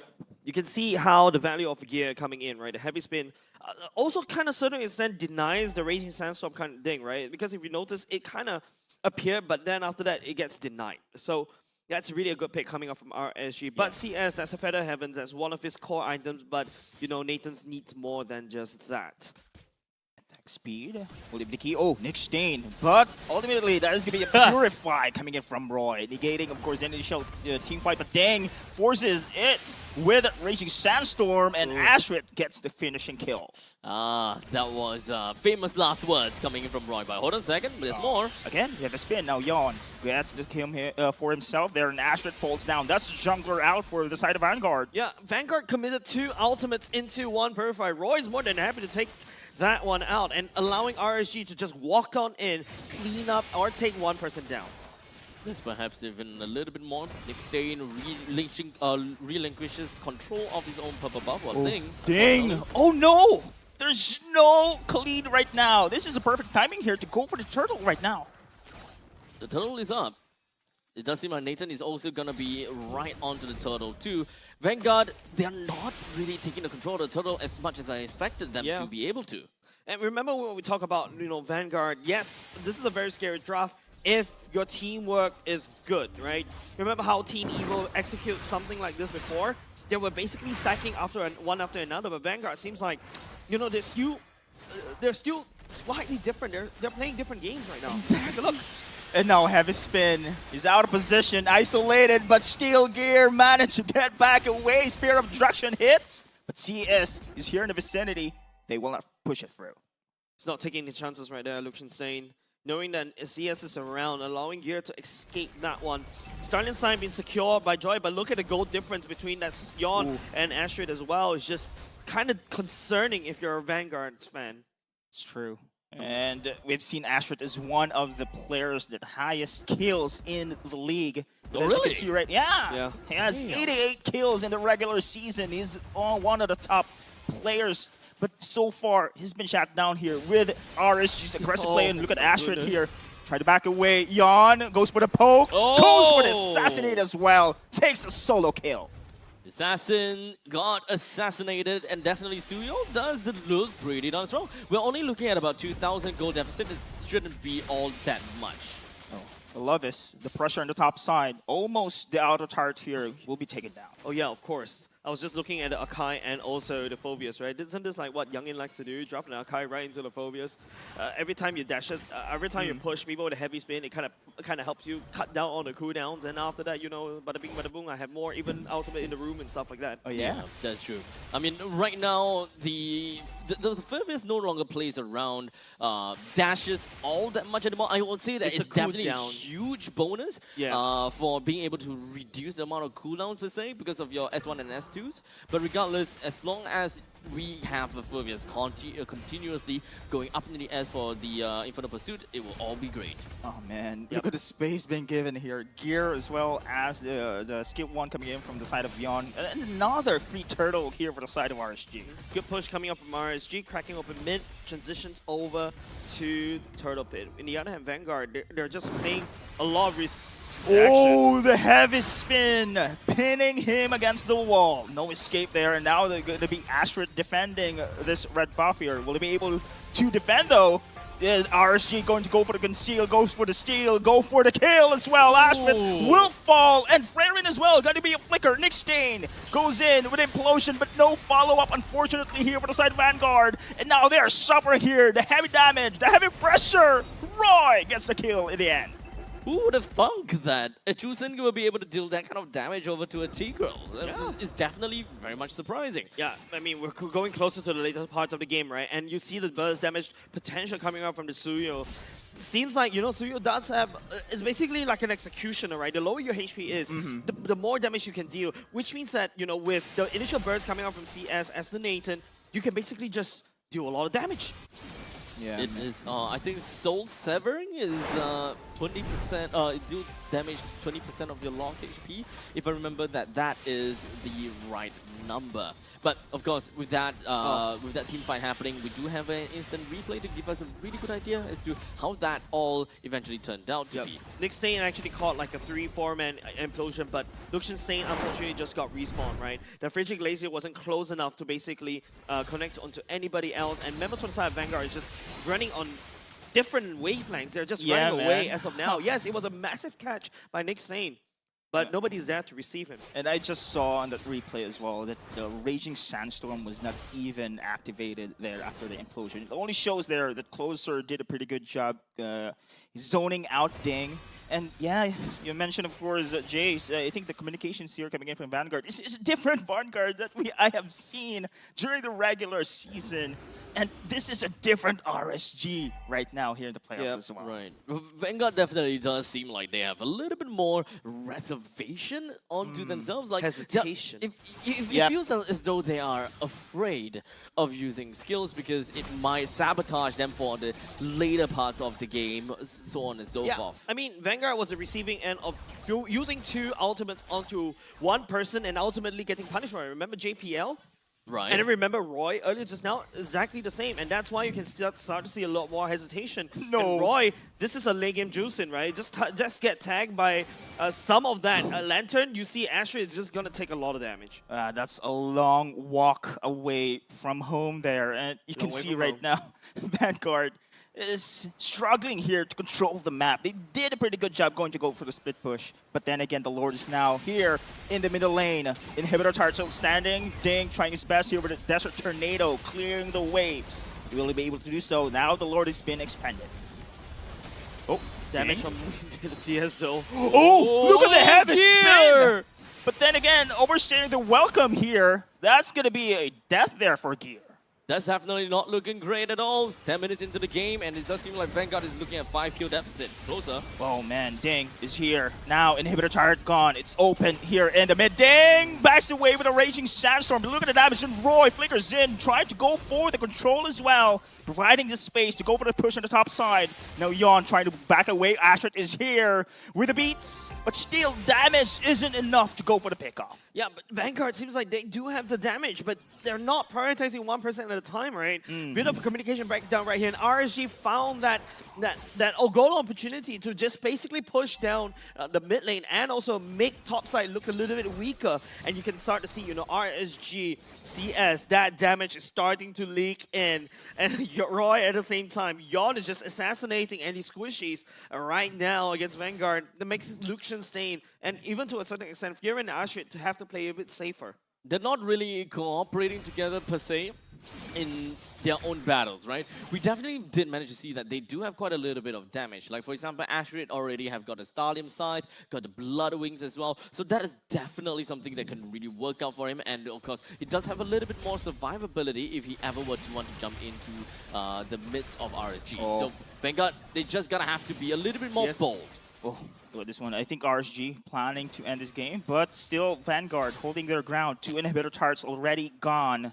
And now 30 seconds until the Luminous Lord will spawn in this game. Man, you saw Yon's damage onto Furin.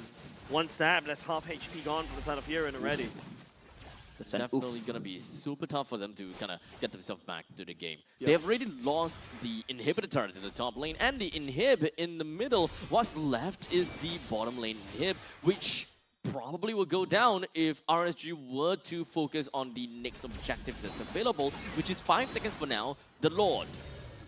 Okay, you really cannot mess this up right now, right? Vanguard, this is your last chance, right? Oh, now you have RSG focusing on the Lord right here. All they have to do is to make sure that they clear the waves, get as much gold as possible. Yes, it's a 10k goal lead, a very high stakes game right here. This is potentially the last fight for the side of Vanguard. Vanguard, knowing that RSG need to congregate to basically take down the base, this is where the implosion, this is where your Frigid Glacier, this is where your Joyce Ultimate and the Raging Sandstorm work really well. Vanguard cannot miss this next sequence. I agree, man. The stakes are higher. 1 game away here for RSG to take in order for them to proceed. But Vanguard, they must hold 1 game at a time. Will they be able to defend this one with the Luminous Lord pushing through in the mid? Yon's, who's outputting that damage coming out on top of Yon. You see, Vanguard does have the damage, they just need to use it. Just a little bit more until the Lord eventually marches in and ready to plunder everything that Vanguard holds Same dear. Flicker ultimate, looking for that one. Consume play has been activated. Astrid. Oh no! He's been bursted down! This is big, and now Implosion is there as well. But then again, counter plays. The base is down. RSGSG. GG.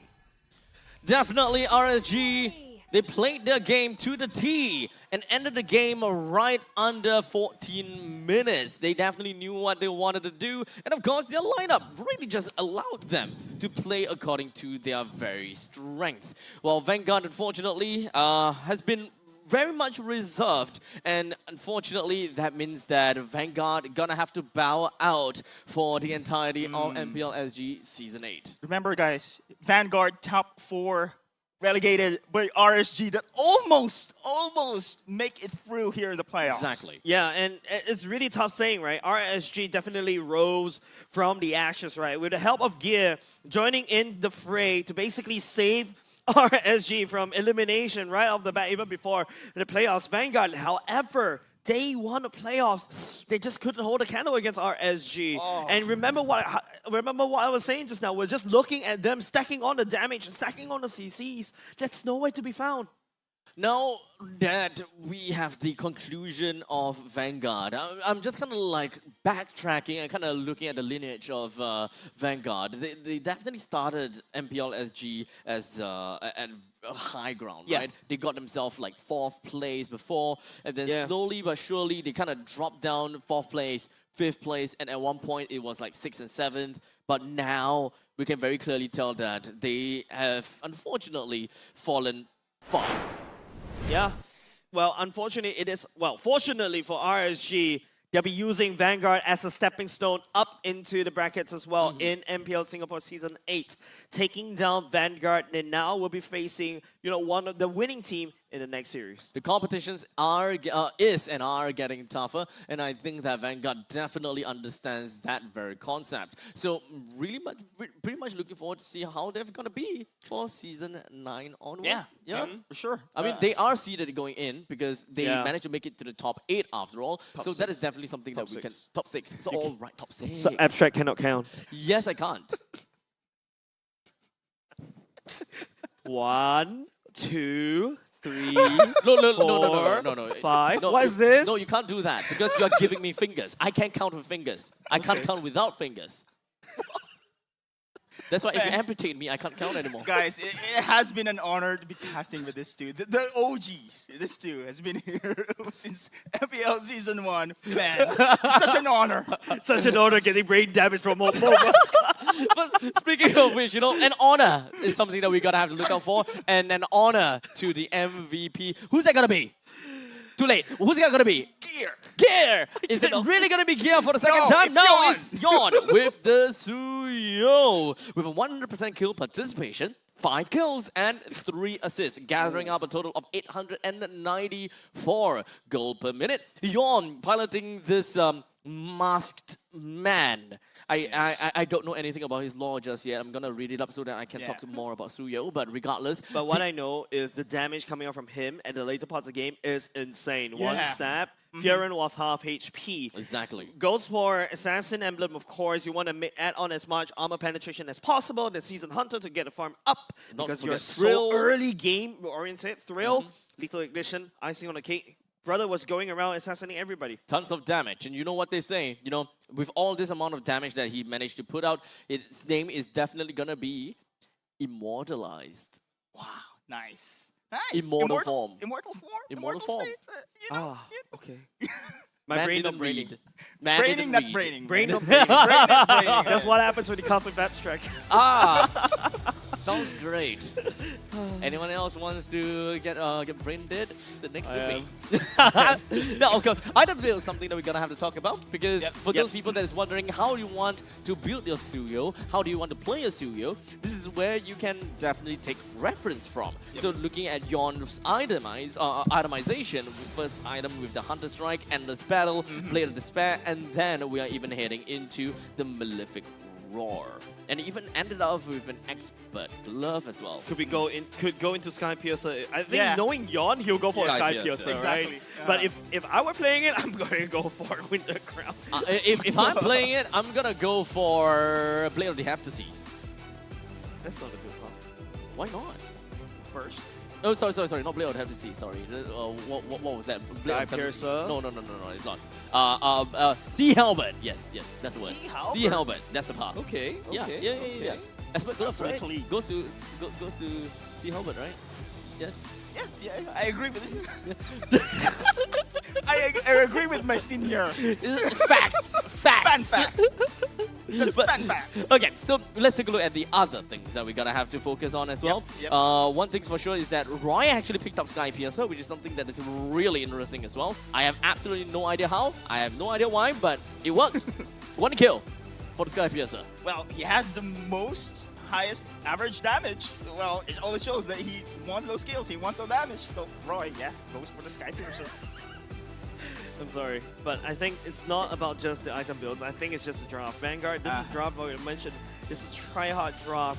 It's supposed to work, and it will work. It's supposed to work. I think it really just boils down to the execution. Even for game number 1, their draft was pretty decent. Game number 2, as Jay's pretty much said, this is a very try-hard draft, but they just couldn't execute it to the T. Yeah, and also you gotta have to admit, RSG, I think this is a very smart pick from the side of from Youngin to pick the Akai. This is what we call the combo breaker kind of method. And CS to a certain extent, second skill also messes up everybody's combos, and that's exactly what RSG was able to deal with Vanguard. They don't really need technically speaking, they're the two main characters from side RSG. The main damage dealers though, CS and also Roy picks up the Purify for themselves. So yeah, I mean, it's how you deal with this kind of trying hard draft. And looking at this emblem as well, I've seen Ding here with Wilderness Blessing, Agility here, and they want to rotate the lead as early as possible here. But it's not easy for Ding to do this one as well. So I think it pretty much, if he wants to stay in control, maybe just the emblem coming in from the side of Closer. I think Closer did a pretty good job stabilizing him, not going into the lane, to other lanes rather, in the early stages of our match. I thought that when it comes down to the emblems, looking at Fryren as well as Ding, picking up the Wilderness Blessings, it kind of gives us a very good idea that they want to be very agile, right? They want to take control of the river, which they managed to do so within the first few minutes, but slowly after, they're starting to be like, yeah, we can't exactly take control, we're afraid of this, we're probably afraid of that, and I think that really just boils down to some of these initiation factors from RSG, despite that initiation factor not being all that strong per se. In fact, crowd control is probably one of the weakness from RSG, because to really land the lanterns, the knockup, it still takes time. Yep. Vanguard, on the other hand, they're mostly, if you watch the highlights or the mic check later, you realize that Vanguard is the one that constantly engaging to a certain extent, especially early game. That's correct. That's the win condition. But RSG, this is a draft that kind of plays, that kind of kites you backwards. Disengage, right? Using Akai, using CS ultimate, Juicing to a certain extent. The Phobias will be there just to buy some time for the rest of the members to get on out. Well, with that all said, turret damage is something that I absolutely love to talk about all the time, right?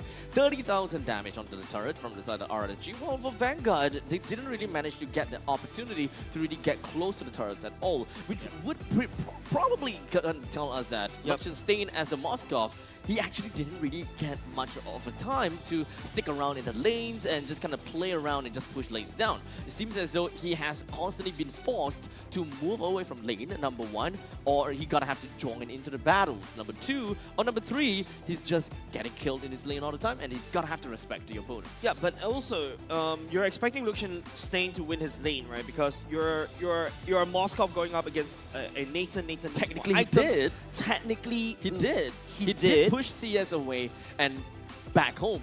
once.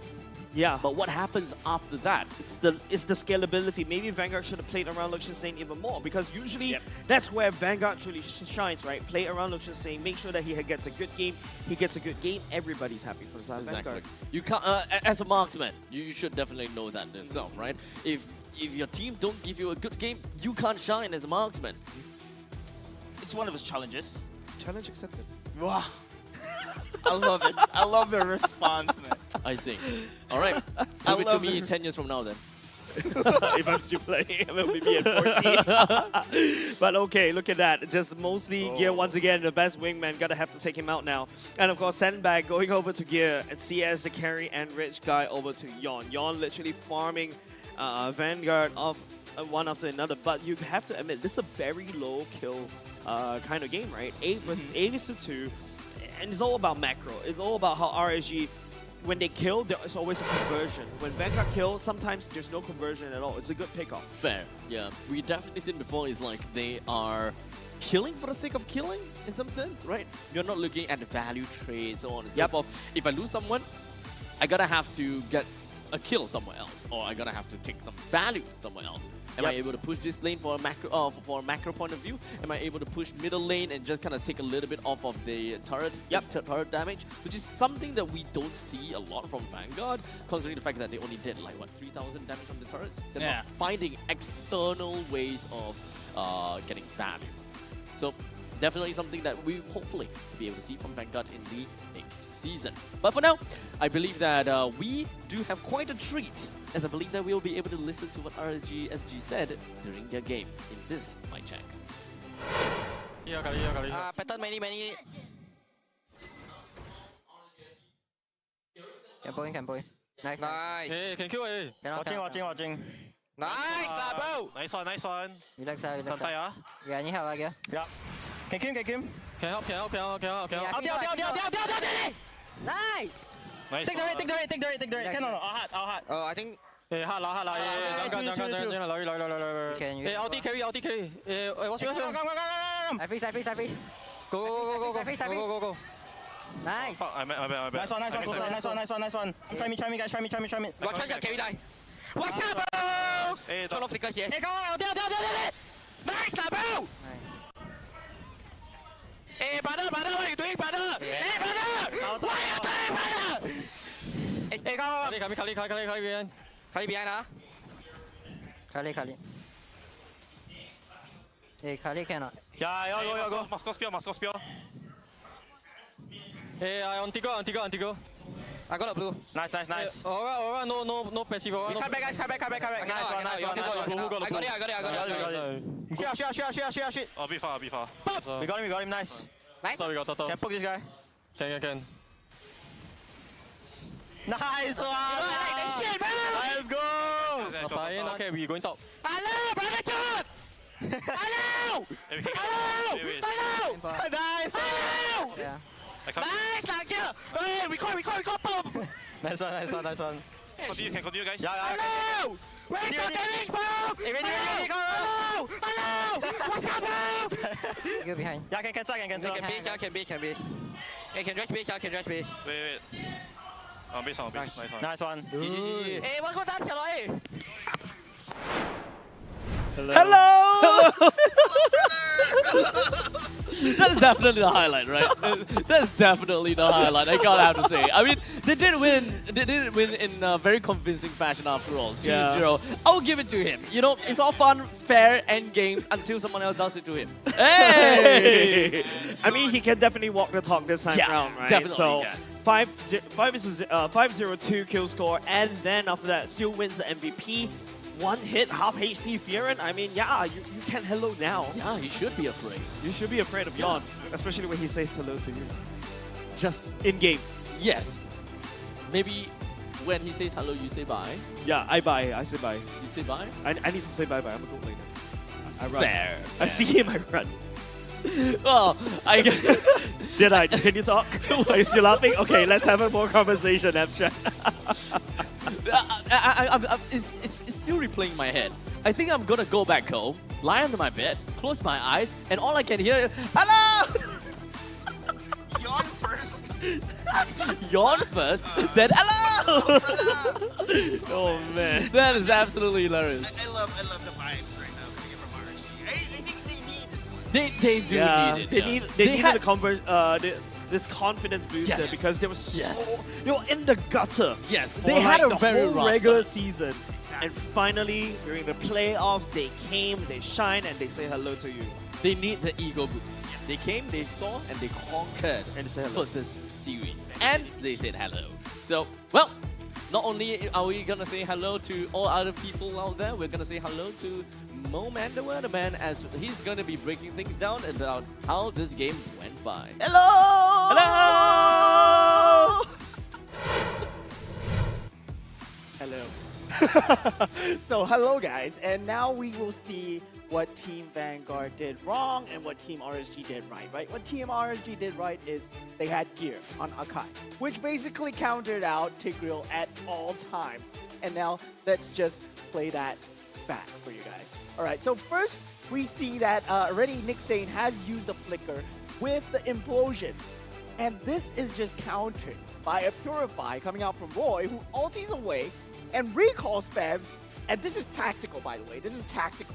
Just to draw the attention in. Yeah, I'm going to say this is tactical. Roy dies in the end. But this is to draw Astrid in. And with this, right, Gear can come in from the back, lands a very nice heavy spin onto Astrid, and clashes together with Yon to get that trade. That 1-for-1 trade, one jungler for that mid lane. 4 minutes in, the jungler is way more important. He has much more farm. And look at this. This is a no-no zone, right? When Gear is spinning, that's a no-no zone. You don't want to be near him. And this Luxemstain, he just gets locked down and destroyed. And with this, I'm very surprised with what Team Vanguard did. They still lingered around despite losing Luxemstain 7 minutes in. They won't have that added damage. Ashrit would be the only source of damage. And who is the initiator coming in from the side of Team Vanguard? It'll be Nick Stain while they're taking so much damage. And once again, while they're doing that, Gear manages to land a CC onto Ashrit. And Ashrit just gets knocked down. And with that, Brian gets pulled in as well. Nick Stain pulls off an amazing implosion, by the way, but it is not answered for. You see, Ding, he is available. He can go with the Raging Sandstorm in. He has it available, but it seems like they're just not communicating well at that point. And Ding goes the other way, which is very confusing to me. And with that, there's not enough damage. The Frigid Glacier is down from the side of Friar, but gets cleaned up by Yan, and Nick Stain eventually falls as well. And this is slowly where they start to lose control of the game, slowly but surely. And look at Gear. Look at Gear. I mean, he's just livid and happy at this point. This man is very talented, right? Moving from EXP to Roamer, and now he's performing so well on an Akai that I've never seen before. And now with this, Gear goes for the initiation, right? He does the heavy spin, locks down 2 members. It is unanswered for. They are not able to convert. But the thing about RSG is they are not going to let an early death go like this. They know that they still have the damage. Only Gear was down for the count. So they use Closer instead to be the frontliner. That's the very nice contingency that they have. If Gear is down, use Closer as the Phobius to go in the front line. And with that, they managed to get the inhibitor turret as well, with Yon, CS, and Roy available. And Ding nearly takes out his own life by going in right there. Roy wanted to go in for more, and they want to get more inhibitor turrets, unable to get convert, and this is just still a wash of a team fight for now. But for the final team fight itself, right, this is a potential comeback for the side of Team Vanguard. This could have went extremely wrong, right? Nick Stain, he has the flickered implosion. They were just waiting for that perfect timing. But this is what I want to show you guys. The perfect timing came too late. Ashrit was already caught in that front line, where someplace where he should not have been. And now that he is caught, there's no more damage. Yeah, they do go in eventually. Yes, they do look like they're winning that team fight. But if you look at the base, it's already too low and the Lord is already there. And with that, they just lose control of the entire game. and their entire standings at the playoffs. Congratulations to RSG. And Cheryl, let's see what you have for me on the stage. Thanks, Mel. Now I have Coach Youngin here beside me. So Youngin, I have to be super honest. I cannot lie. Honestly, I was voting against, not to say voting against you guys, but statistically speaking, you guys are in 6th seed, going up against a 4th seed. So odds are kind of against you. So what happened during this 1 week that you guys really bounced back so hard? Yeah, so I think, first of all, I think because we are 6th seed, I think a lot of teams think that we are not strong anymore. But if you look at the regular season, how we have been continuing the momentum, we knew that we coming into these playoffs, we're gonna prove everyone wrong. Right, and it is truly a surprise turn of events, especially for RSGSG. So, what did you guys do to recalibrate in that 1 week break before playoff season that allow you guys to secure this win? Yeah, so our transition season we added Gear. So definitely, I think with Gear coming in, a familiar face for me also because I've been in a team with Gear for so long. Him coming in basically made the team confident again, and we basically just rode that momentum, train up as well, right? Because Gear he didn't play the season before, the first half of the season. So it's just about making sure that he came together with the team, and then with that, the rest of my team. They are all finalists before, so they definitely have the experience and the skill needed, to do the same run again. Wow, so we're definitely very excited given how RSGSG actually, made it all the way in Season 7 itself. Do you think it will be a repeat of what we could possibly see, maybe a Grand Finals for RSGSG? Yes. With such confidence, amazing. Okay, so one step at a time, huh? So, who do you think you guys are going to face off next? Is it Rift Esports or is it going to be Bleed? So, I already said hi to Tech and FMM just now. So, I told them I'll see them tomorrow. Oh, so you are looking forward to meeting Bleed. Why so? It's a surprising turn of events because Bleed was in 5th seed, whereas Rift is in the 3rd seed. So how and why would you be voting for Bleed Esports? I think the regular season didn't really give the correct standing overall. I think this season instead, I think the better teams were in the lower bracket. So us and Bleed basically. Better teams are in the lower bracket. Yes. So I mean, given our result against Vanguard today, I'm expecting Bleed to do the same thing also because they just lost. Rift just lost their game heavily also against Evil just now. So if they cannot reset, they might ride the same momentum and not able to pick up, especially if a Bleed wins game 1. Right. I mean, honestly, when it comes to a regular day, I'll be like, nah. But, today, I have Youngin with me. Youngin's a learned man. He does drafting. He knows a lot about, strategy and, of course, data. And today, all data went out the window because we said goodbye to Vanguard Esports, which is a 4th seed, losing to a 6th seed position for the regular standing. So, moving on to the competition, what do you have to say to RSGSG fans out there? Thank you, RSG fans, for always supporting us. We know we're disappointed in the earlier season. But we will come back stronger and we will reach the finals again. Wow, with confidence indeed. So definitely, they're going to put up a show for us, a lower bracket run. So it's not a sprint anymore. It's going to be a marathon for you guys. So all the best to RSGSG. Thank you so much, Youngin. Thank you. Amazing stuff. And just like that, ladies and gentlemen, right here in day 1 of playoffs itself, we have unfortunately said goodbye to Vanguard Esports. Now, I don't know about you, but for me, I'm kind of shook to the core to see an upper bracket 4th placer to being out in just a span of 3 matches alone. So this is very real. It is crunch time. It is do or die, quite literally here at playoffs. So what will unfurl in match 4 for the day where we see Rift Esports going up against Bleed? Who will emerge victorious and continue their playoff aspirations? Let's see in match 4 later.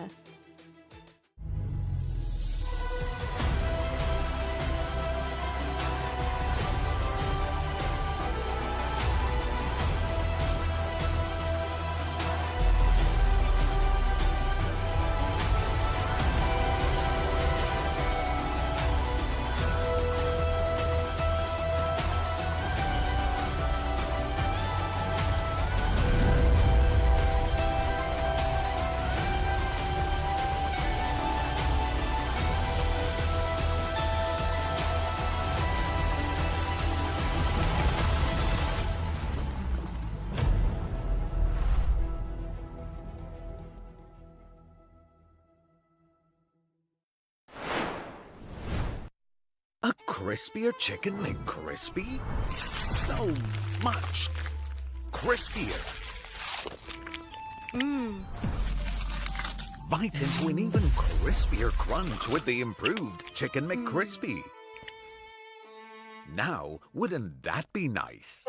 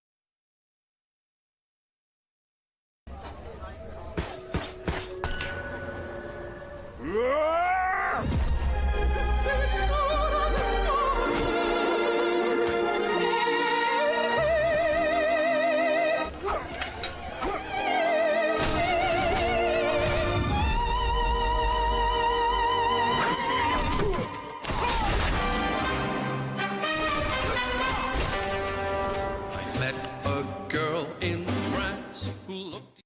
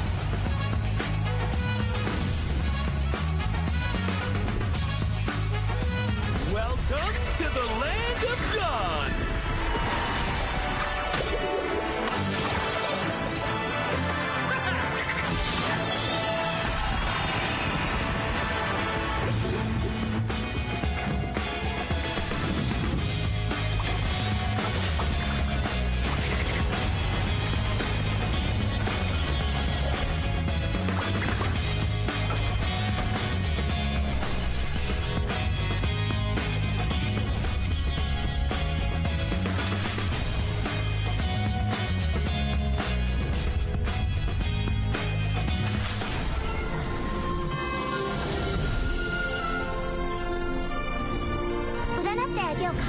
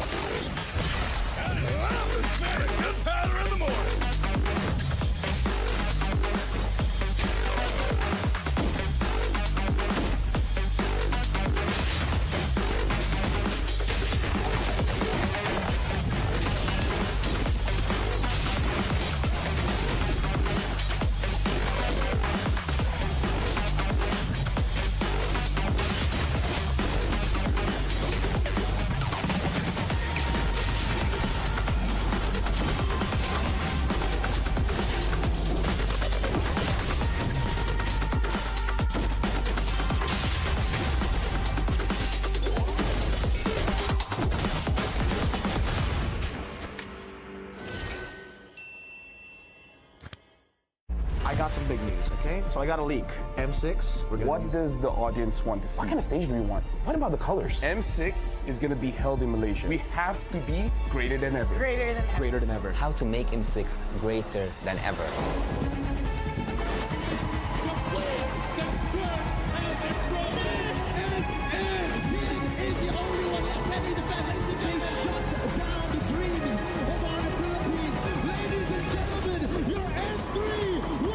Winning the game, getting the checkmate, setting everything up. The curse breakers, the two-time world champions.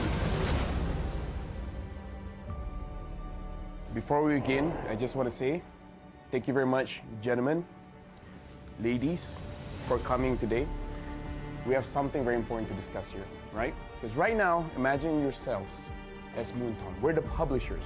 M6 is going to be held in Malaysia. So I need ideas to make sure that M6 gets good. This time, it's got to be better. Like, it's in Malaysia, okay? We have to be greater than ever.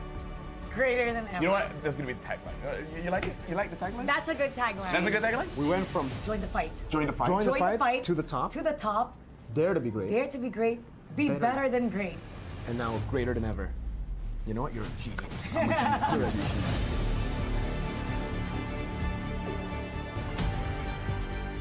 Let's talk about what does the audience want to see, right? What do you guys think the audience wants to see? More teams. More teams? How many are we talking? I don't know, but more regions, more teams. How does 16 sound like to you? I mean, it's what we had last year, right? That's true. I'm kind of dumb. Do we want more teams in the wild card or the main stage? Because there's a wild card. We had it, yeah. I'm okay with the 2 slots for the wild card. 2 slots? And then 8 in the wild card. 2 slots for wild so card. total for sure. 24. Because I'm a believer that the wild card is a legit part of the tournament. I agree. Do they actually want smart stuff? Non-PH versus PH finals, I guess. Non-PH, yeah. Non-PH, Oh, non-PH. We got that in M5 though. What specific region do you want in the finals? North America. Wow. That one is a bit. I don't know about that one.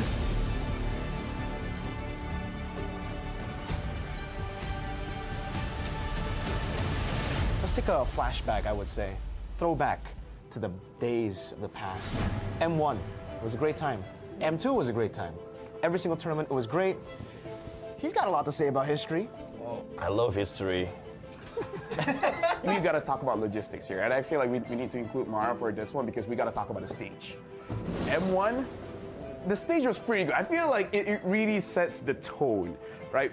Mara, you've seen the stage for M2, M3, M4 up until a few months ago. It was MSC as well, but let's not talk about MSC. We're talking about the World Series. Like, what kind of stage do we want? What about the colors? I think the color should change depending on what stage we're in. So if it's a group stage, it'll be a different color, wild card different color, and when it's the grand final, so they know exactly, especially when you're looking back, you know exactly what, which part of the tournament Good it will be. visual storytelling Yes. too. So you just have the LED, just changing the background just a little bit. From the past, I would go to how to make M6 greater than ever, right? Greater than ever. I would say that build up a story, because everyone loves a story, a good story to be told at the upcoming M6. So let's say, for example, not just about the players, maybe about the region itself, maybe about a team that struggled so much. We have seen a lot of teams and a lot of regions develop in the previous, I would say, M series, even MSCs, and every international tournament that we have. So why don't we focus on building a story that isn't matched to any other story that we have ever heard in our life? I think if we're going to cover story, what about something documentary style? You know, like something that you're back in M1, you're back in the place where it all began, and you cover some of the talents who have been around since M1, some of the players who have been around since M1, who have been around through several M series.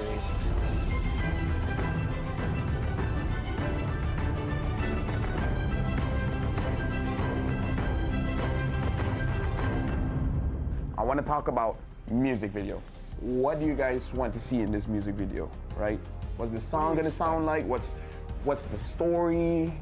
I think it should be player orientated. I think it should still, I think instead of doing like something like we've been doing where it's its whole own thing, make it about all the M series, you know? Take moments from all of those series, take player moments, you know, that's what's gonna hype up the fans, seeing those moments. Upbeat, like for fighting, very upbeat, a catchy line, so when they hear that line, they know it's M6, and it has to be downloadable for people to use as a ringtone. I want the music video to be playing with the BMI. I want to see like scene changes with Claude moving through. Yeah, flashbacks, future That's forwards. kinda cool. Yeah, and then The BMI, because he can go back and that would I want actually be Dexter cool. to sing. You want Dexter to sing? You know what? Every year we seem to always, the MV, the music, something about it just misses it, right? So not just MLBB players, but the overall grand audience, right? Anybody outside of the MLBB space, I want to be able, same as Mara, like have that on the ringtone. I want to see random people who have no idea what Mobile Legends is playing it on their phones. I'm going to be like, that's a dope song. So I got a leak. What's the leak? M6, we're going to use a new format. What format? They're changing it? Why? You know, all the way from M1, all the way to M5, I've always thought, especially M1 to M4. Single elims, we've done that before. We've done double elims, you know. We've done group stages, we've done no... We also done no eliminations at the group stage. We've done no eliminations, Good times. Hate that. This time, it's gonna be a Swiss format. Like the cheese? What Swiss format? What is that? What is There's no going back from here if you start. You know what the Swiss format is? Actually, yeah, I do. What is it?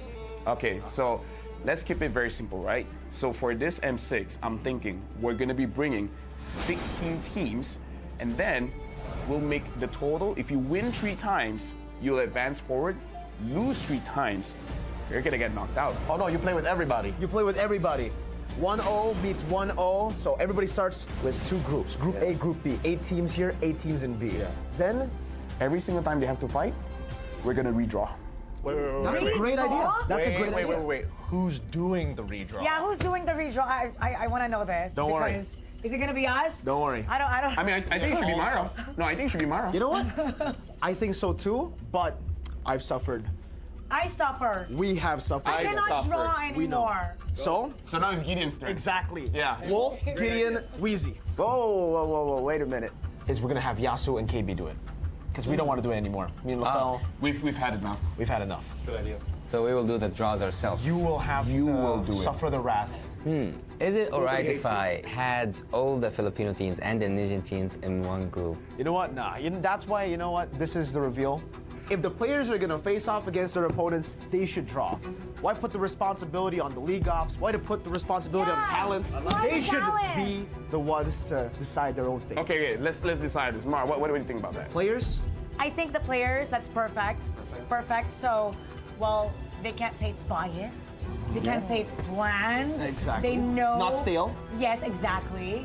So it should be the players because, well, they're responsible for who they draw. Wait, we've had enough. They changed their minds right now.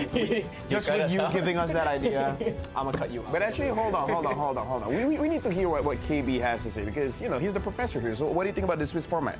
Like, what do you guys feel? Do you guys feel it's fine? Because if you guys say it's okay, we're gonna run with it. And if we say that it's not okay, you're gonna also run with it. If only one of you says it's not okay, then we won't run with it. I'm okay. Because you know what? We can't predict any team.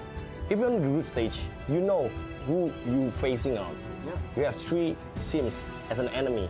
But in Swiss round, you can't predict tomorrow what's going on tomorrow. What if we lose?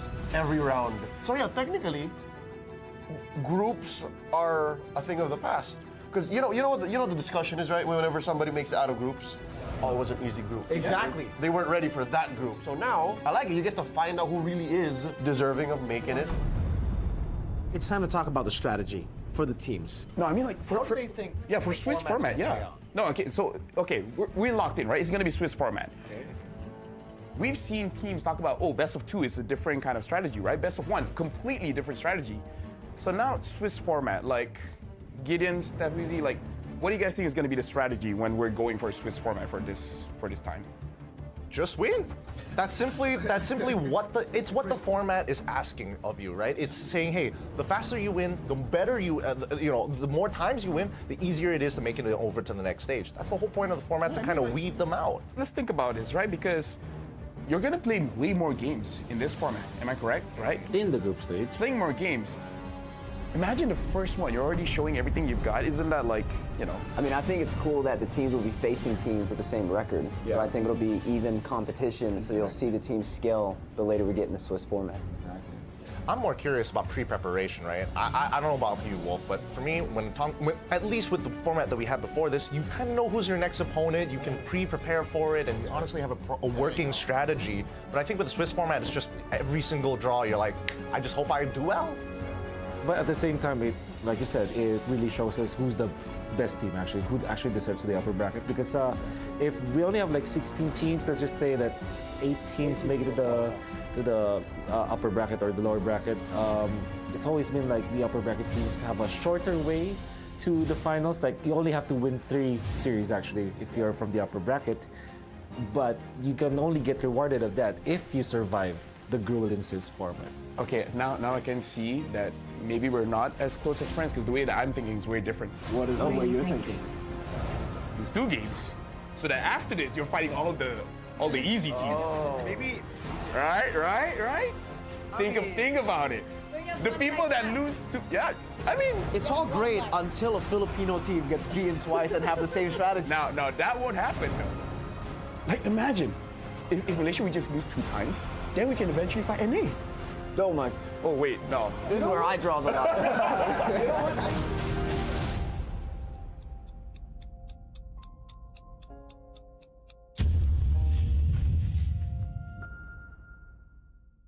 A crispier chicken McCrispy? So much crispier. Bite into an even crispier crunch with the improved Chicken McCrispy. Now, wouldn't that be nice?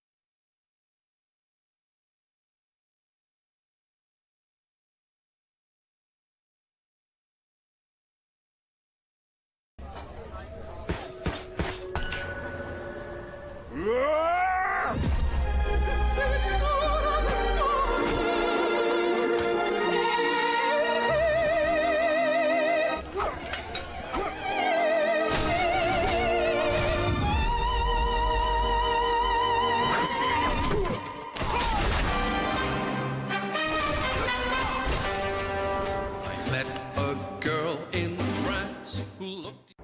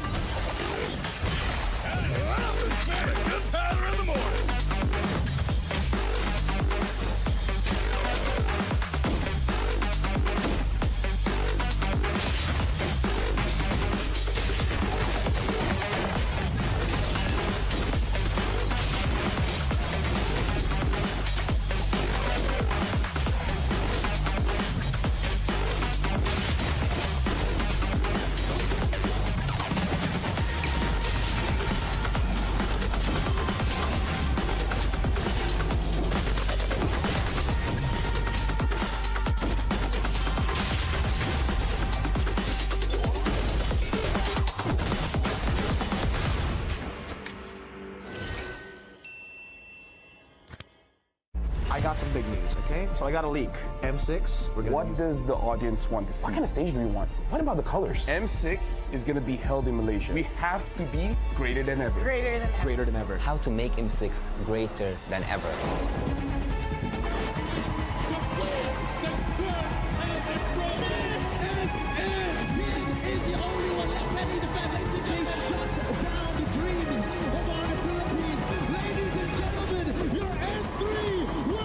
Winning the game, getting the checkmate, setting everything up. The curse breakers, the two-time world champions. Before we begin, I just want to say thank you very much, gentlemen, ladies, for coming today. We have something very important to discuss here, right? Because right now, imagine yourselves as Moonton. We're the publishers. M6 is going to be held in Malaysia. So I need ideas to make sure that M6 gets good. This time, it's got to be better. Like, it's in Malaysia, okay? We have to be greater than ever. Greater than ever. You know what? That's going to be the tagline. You like it? You like the tagline? That's a good tagline. That's a good tagline? We went from Join the fight. join the fight. join the fight to the top, To the top. dare to be great, Dare to be great. Be better than great. and now greater than ever. You know what? You're a genius. I'm a genius. You're a genius.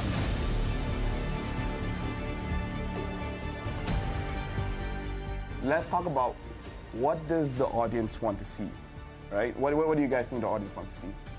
More teams. More teams? How many are we talking? I don't know, but more regions, more teams. How does 16 sound like to you? I mean, it's what we had last year, right? That's true, I'm kind of dumb. Do we want more teams in the wild card or the main stage? Because there's a wild card. We had it, yeah.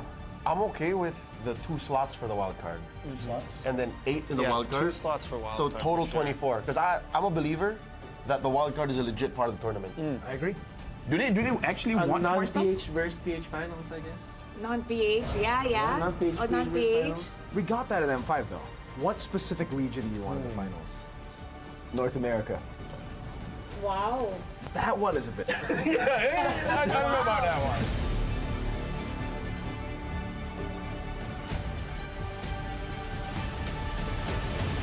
Let's take a flashback, I would say. Throwback to the days of the past. M1 was a great time. M2 was a great time. Every single tournament, it was great. He's got a lot to say about history. I love history. We got to talk about logistics here, and I feel like we need to include Mara for this one because we got to talk about the stage. M1, the stage was pretty good. I feel like it really sets the tone, right? Mara, you've seen the stage for M2, M3, M4 up until a few months ago. It was MSC as well, but let's not talk about MSC. We're talking about the World Series. Like, what kind of stage do we want? What about the colors? I think the color should change depending on what stage we're in. So if it's a group stage, it'll be a different color, wild card different color, and when it's the grand final, so they know exactly, especially when you're looking back, you know exactly what, which part of the tournament Good it will visual be. storytelling Yes. too.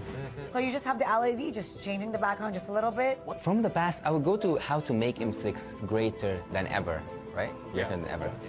I would say that build up a story, because everyone loves a story, a good story to be told at the upcoming M6. So let's say, for example, not just about the players, maybe about the region itself, maybe about a team that struggled so much. We have seen a lot of teams and a lot of regions develop in the previous, I would say, M series, even MSCs and every international tournament that we have. So why don't we focus on building a story that isn't matched to any other story that we have ever heard in our life?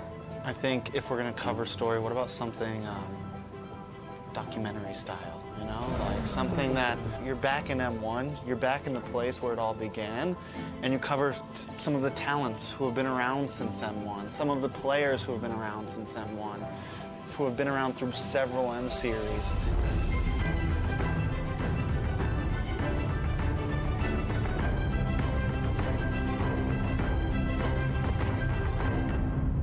I want to talk about music video.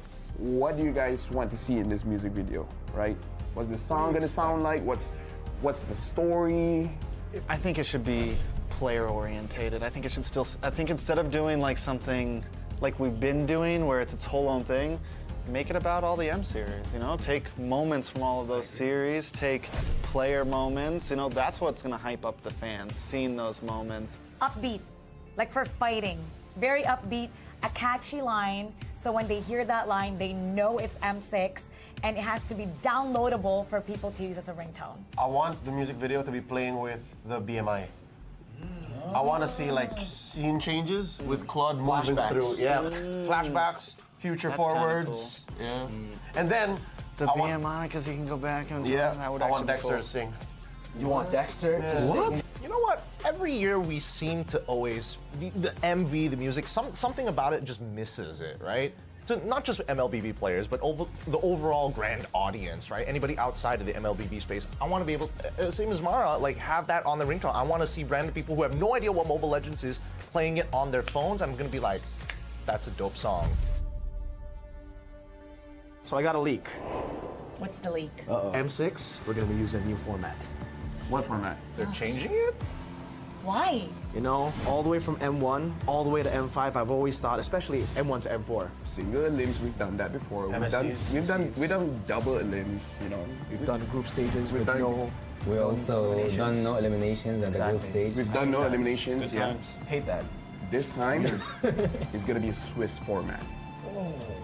Like the cheese? What's Swiss format? What is that? What is that? There's no going back from here if you start. You know what the Swiss format is. Actually, yeah, I do. What is it? Okay, so let's keep it very simple, right? So for this M6, I'm thinking we're gonna be bringing 16 teams, and then we'll make the total. If you win 3 times, you'll advance forward. Lose 3 times, you're gonna get knocked out. Oh no, you play with everybody. You play with everybody.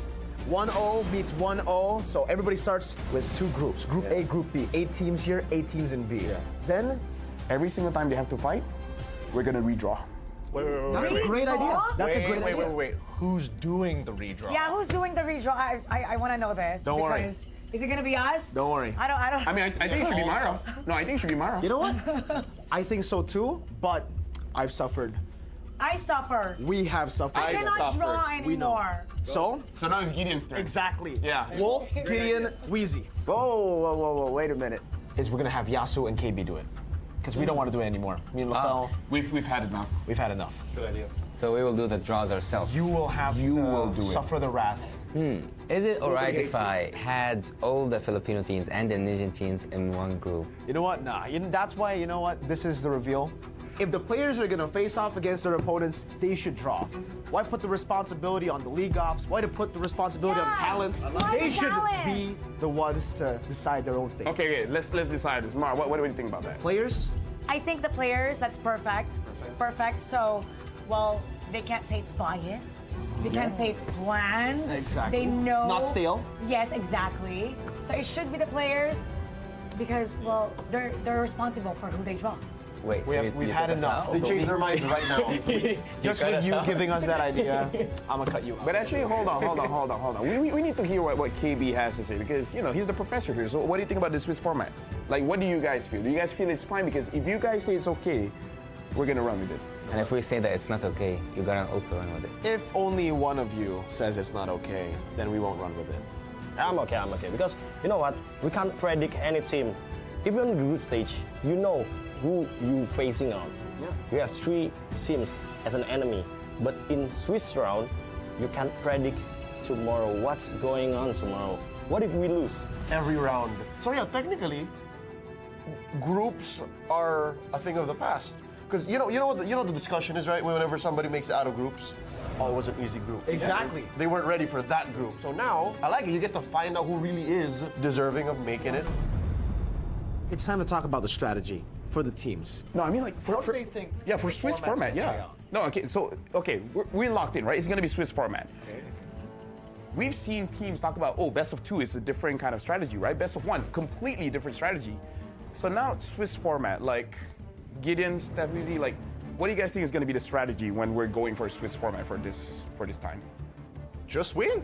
That's simply what the format is asking of you, right? It's saying, hey, the faster you win, the better the more times you win, the easier it is to make it over to the next stage. That's the whole point of the format, to kind of weed them out. Let's think about this, right? Because you're gonna play way more games in this format. Am I correct? Right? In the group stage. Playing more games. Imagine the first one. You're already showing everything you've got. Isn't that like, you know? I mean, I think it's cool that the teams will be facing teams with the same record. So I think it'll be even competition. So you'll see the teams scale the later we get in the Swiss format. I'm more curious about pre-preparation, right? I don't know about you, Wolf, but for me, at least with the format that we had before this, you kind of know who's your next opponent. You can pre-prepare for it, and you honestly have a working strategy. But I think with the Swiss format, it's just every single draw, you're like, I just hope I do well. But at the same time, like you said, it really shows us who's the best team actually, who actually deserves the upper bracket. Because if we only have like 16 teams, let's just say that 8 teams make it to the upper bracket or the lower bracket.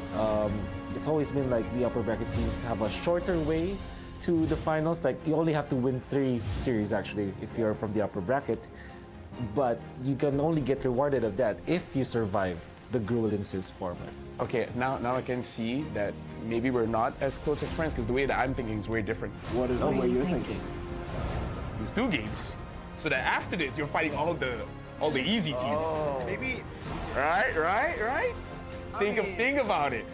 The people that lose to I mean, it's all great until a Filipino team gets beaten twice and have the same strategy. Now that won't happen. Like imagine if Malaysia we just lose 2 times, then we can eventually fight NA. Don't mind. Oh wait, no. This is where I draw the line.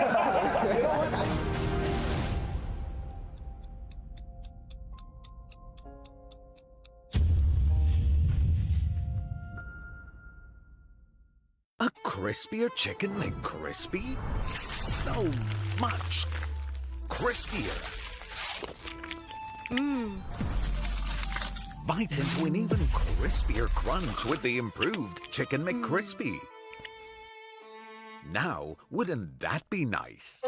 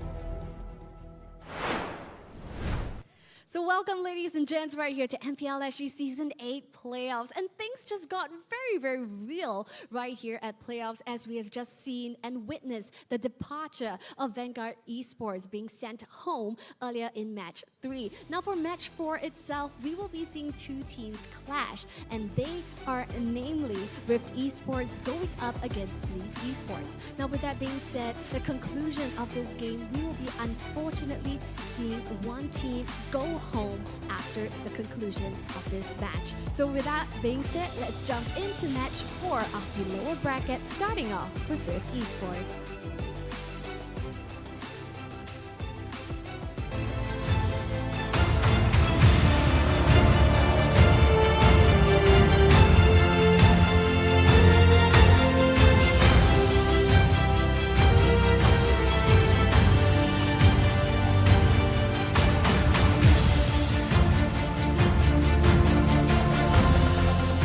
So yet, Rift Esports, despite their loss earlier today in Match 2, they have found themselves with one more life-saving chance, and this is Match 4 of the day. And it's definitely do or die if they want to keep their playoff aspirations alive. Now, in their way, presenting to you Bleed Esports.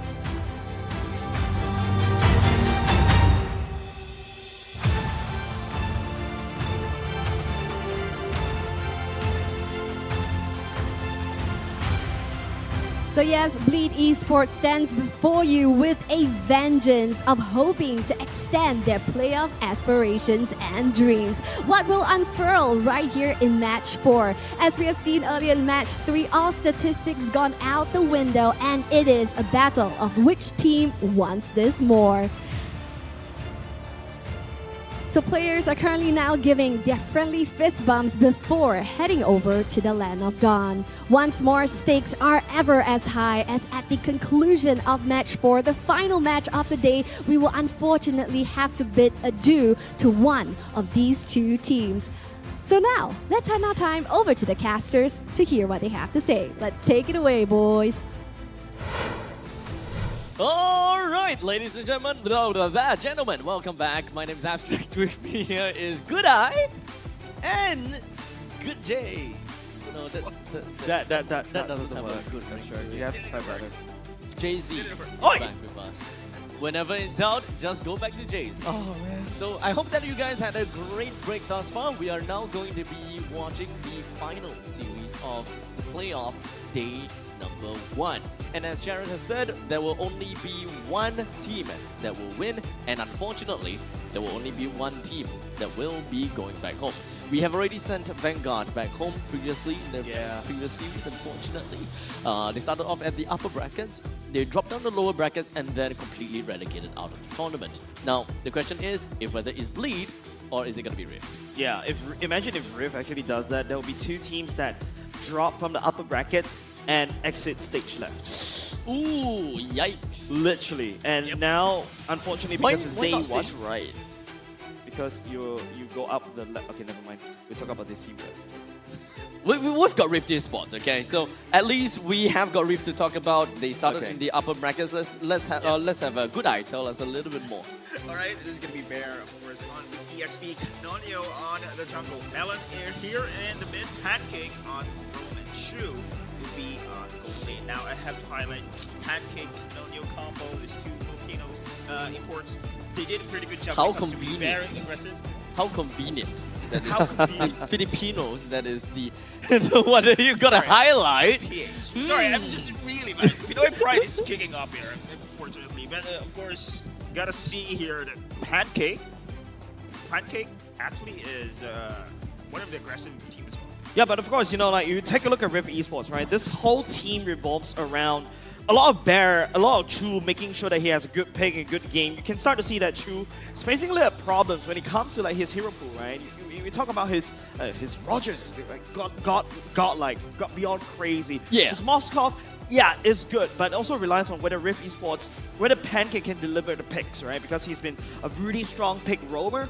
And then Canonio, on the other hand, you can start to see that the regular season drive and the playoffs nerve starting to kick in for this young player, and it's starting to hurt Rift Esports just a little bit. Now, of course, let's talk about Bleed Esports as well, right? They, I would say that they had a relatively rough end of regular seasons, especially which is right after the exchange window. So I guess that definitely did set them back quite a bit. As such, they have found themselves in the lower brackets. Now, of course, once again, since we have Dominic in here, why not good eye tell us a little bit more?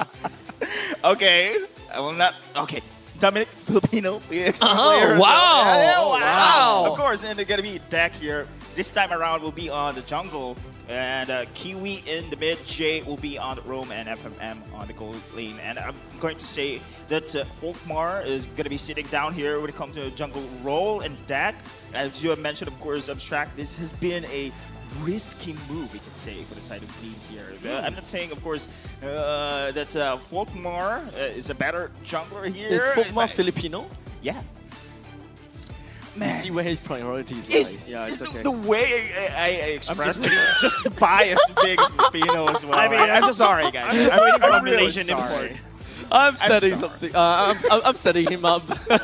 But hey, let's be honest here. So far, when it comes down to the Filipino players, they definitely came in pretty darn nicely. And of course, they have definitely showed off exactly what they are made of, especially since they have always been putting themselves in some very important roles. Yeah, and before we go into statistics, may I remind you how I set up for Rift in the previous series when they were playing against Evil, right? Is that this is an Asterisk team right now that's similar, right? Chu and also Bear are from Asterisk. Melon, technically speaking, from Team Evo, and now this time around they're going up against FMM and also Kiwi, which were from Asterisk.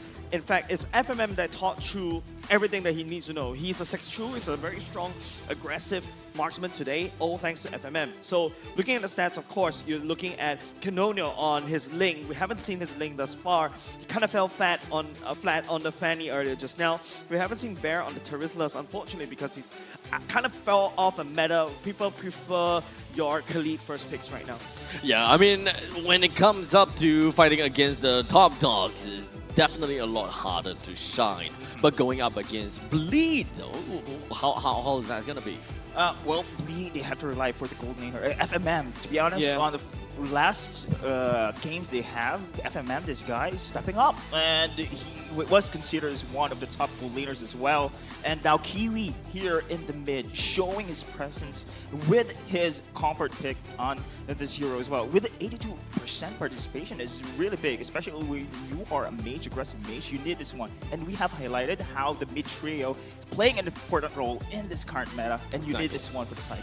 Exactly. So, regardless of which, we have looked at the evolution of the meta for quite a bit now, and we are, starting to stabilize a little bit now. Even though Suyo, as well as some of the other minor changes, definitely did rock the meta a little bit, but we generally have a very good idea how we want to incorporate our assassins into this meta, how we play, how we put assassins into our lineup. As such, this is what we have got so far. In fact, a very spicy season thus far, I dare say. We are finally looking at assassins in jungle where they actually belong, instead of tanks just body slamming all these creeps in the jungle. But thank God that is over. But of course, the head-to-head between Rift as well as Bleed, we can definitely see that when it comes down to the goal lane, there is gonna be a common occurrence of carry, which technically can't go wrong. While Bleed, it does seem like deck Nolan twice. We have a double of a Nolan. That's kind of interesting. Yeah, I like the fact it's like opposite, right? So it's Nolan versus Nolan.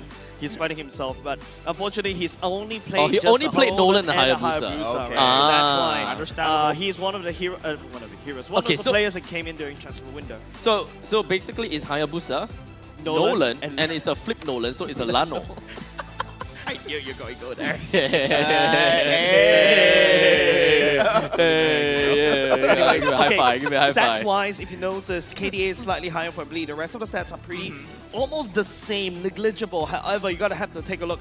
Average heal to allies is a little bit higher for Rift because it seems like they prefer, like the Minotaurs, like your Hylos when it goes into the Revitalize, right? So that's basically why you get to see a little bit of the different playstyle from the side of Rift.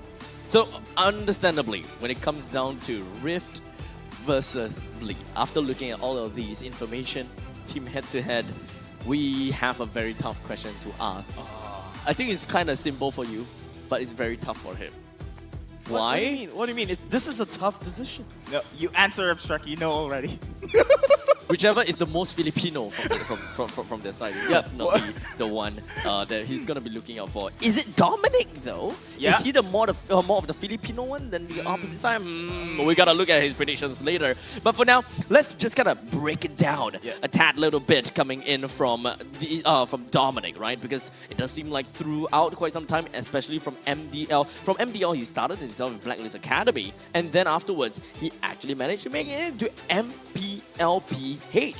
Being in the Blacklist roster. If I'm not wrong, he is in the sub role, so he's definitely got himself quite some medal, and then now he found himself in Bleed for MPL SG. And I believe when it comes to his sister as well, his role is really on the EXP lane. So now here in the Bleed is going to fill in that role and probably going to step up here, especially during the playoffs, especially the losing team will be relegated here in this match.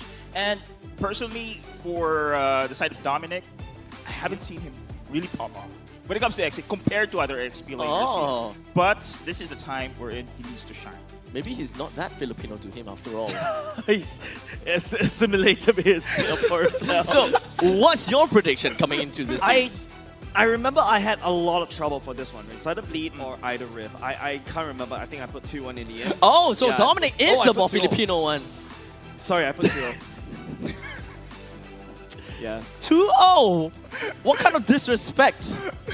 It's not disrespect. I think Rift can actually go even further, right? I feel like they do have a lot of potential, especially Bear to a certain extent. You get to see a little bit of Canonio as well. Yes. And Pancake, in terms of his picks off, it's actually kind of nutty at the same time. Melon, also a very strong mid laner as well. And I feel like Bleed have a lot of things to work on, especially not only just like mechanics as well. I think it's about the draft and the game execution, especially during regular season, has been really wonky all throughout. Look at the audience prediction though. Between Rift versus Bleed, it does seem like Rift Esports, they actually have only the 35% of the votes from everyone. So it does seem like throughout these entire regular seasons, the viewers aren't exactly very convinced of their victories and very convinced of the fact that they deserve themselves in the upper bracket.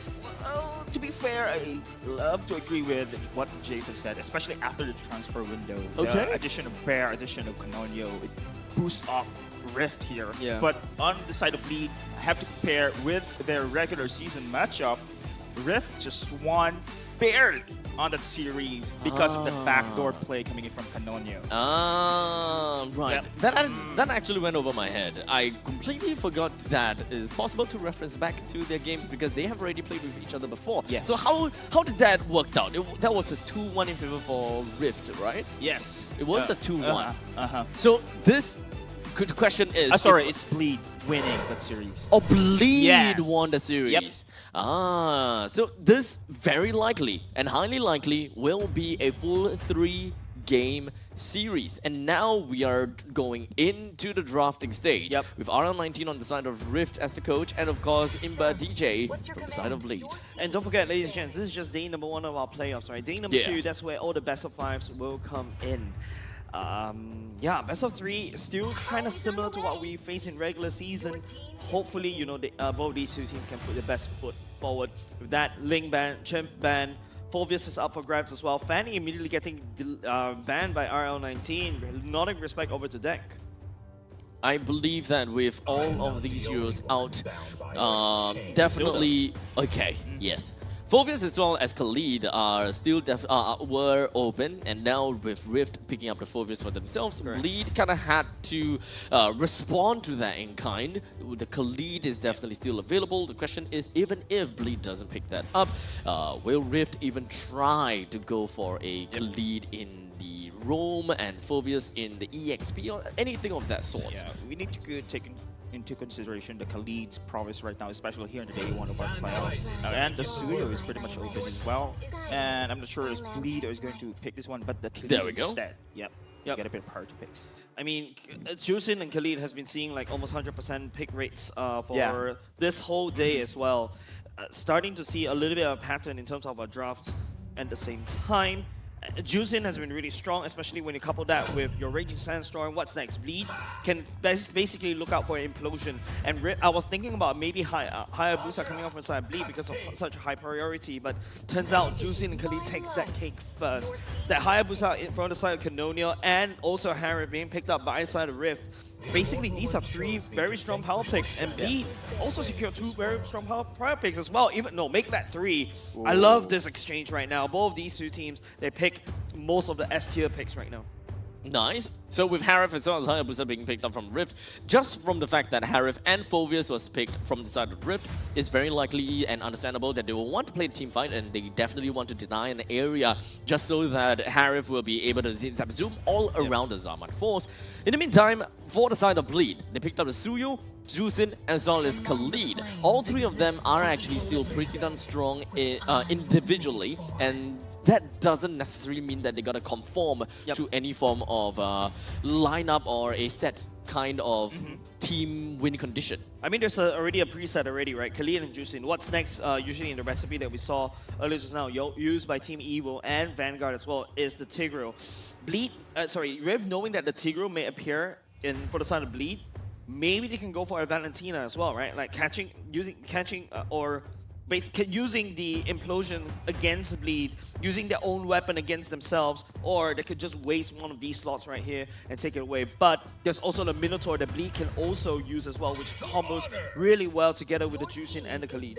You know, ironically, Rift can actually pick those for themselves too. Yep. In fact, Minotaur might actually be a better pick for Rift themselves. Yes. So at this point in time, it's kind of come to the point whereby what do they want? What kind of it's kind of like pick your poison kind of situation. So in terms of priority, I would say that Rift definitely would want to have a Valentina on their side. Bleed could very potentially want to ban the Valentina out. Unfortunately, they didn't. So there is a very high probability that Rift picks up a Valentina regardless of what Bleed decides to pick when it comes down to their Aroma, as long as the Aroma plays for team fight. Interesting fact, right? Yeah, Kiwi has the highest kill participant rate of 82% in MPL Singapore Season 8. This is the best rookie of the last season as well. It's very strong positioning, and which is kind of weird because right now, usually he plays like what, pos 3 or pos 2 mid laners, but now he's relegated himself to pos 4 and more of a utility Juicin instead of, you know, his Vexanas, his Valentinas, right? Well, I think it synergizes well with his current gameplay right now. Now they are going to go for the Lunox. Yep, Lunox of course, counters counter the pick. Yes, as always, we've seen that one. So, with the fact that we have Juicin as well as Lunox in here, I don't think that this is much of a... I don't think that changes anything, to be fairly honest. It just means that Rift gotta be careful when it comes down to Lunox darkening, just so that she can definitely melt people down fast enough. Right? And apart from that, Bleed going for the Lunox, I think it's a little bit of a gamble in my opinion, because now you don't really have a traditional marksman to kind of push down these turrets. You need, like, you know, marksmen with range so that you can reach the turrets faster. So Bleed, they need to really win these team fights in order to be able to push down turrets. Rift, on the other hand, needs to find a way to deal with the Lunox. Currently, I think Lunox is so flexible, but okay. We're going back to old reliable right here. Zarsk being secured by Melon, and then Minotaur being picked up by Pancake. Oh, it's been a while we've seen the Zask again being picked here, but you know, this is a team fight heavy coming in from the Rift. But we have mentioned, of course, the Lunox, right? Great counter to Harrod, can also be a great counter for Hayabusa and Phoveus here with an Orb of Brilliance, can negate such damage coming in from the side of Rift. There's a need for the Roma to be a setup or initiator from the side of Bleed. They can't just leave it all just to Khalid. To be fair, Khalid can initiate, can follow up as well, but it would definitely always be better if they have something to rely on instead of only looking at Jawhead. Jawhead. Okay, Bleed suddenly switches their roster halfway through. Now that's going to be a Jawhead roam as well. Now this becomes a pick composition and then use Khalid to follow up. Rift, on the other hand, this is more of a, you know, clash competition. It's a team fight comp. Everyone use their ultimates, everybody die, hopefully, right? But Zaz does have a bit of a advantage against the Lunox, right? Because when you go into the Nightmare spawn, Dominated Descent, you do have that secondary life to basically protect yourself from any form of darkening as well. At least, I gotta have to say, the Lunox plays very well into the Jawhead. If you're able to isolate people as a Jawhead and throw it back at Lunox or anything that really just allows you to go for that single-handed pick. But regardless of all of that, I still feel that when it comes down to all reliability, Rift is definitely a lot simpler to pull off, while Bleed is definitely harder. Yeah, like you're gonna have to use your ejector, use your unstoppable force, flicker as well, blah blah blah. But then again, interesting pick. It's really interesting pick coming out from Jay onto the just draw head. Not my favorite. I feel like they're better. They're even bringing an Atlas back would be actually more interesting. Atlas. Right? Yeah. Oh. Yeah. You know what? Fair. Right. Is definitely still technically a better pick-off as well. Yeah. Albeit a little bit longer. It's like Wish.com Tigreal. Is it really though? Yeah, Implosion. Fatal Links. Fatal Links kind of seems a lot. Okay, fair. The new it's a Implosion Wish.com. is actually way better. But at least that you can cover a lot more ground as an Atlas. You know, you do have very strong mobility throughout all of that. But you know, 1 minute into the game, this is the kind of game that we have got like so far. When it comes down to lane priorities, we have seen the fight between Furvius as well as Khalid a couple of times before. We don't necessarily need to get there, but of course, here in the middle lane. That's a beautiful ejector there on 2. And now, Shadow Kill early game. Still, it's not enough there, but Kiwi absorbing so much in that early initiation. Yeah, it's that level 4 gank, unable to convert into anything. I mean, Hayabusa in the early game doesn't really do much damage. Usually you need to wait around level 5 to or level 6. Again, additional items, so it's pretty much very early on, especially if you don't land your shurikens onto a single target as well. But looking at the emblems, it's still exactly what we expect, right? Like Warcry for the Hayabusa, pretty interesting though, coming out from Melon, going for Weapon Master to make sure that his Holy Crystal gets even more damage out of it. To start things off, of course, onto the Turtle. Is when it comes down to Bleed, they will still have priority.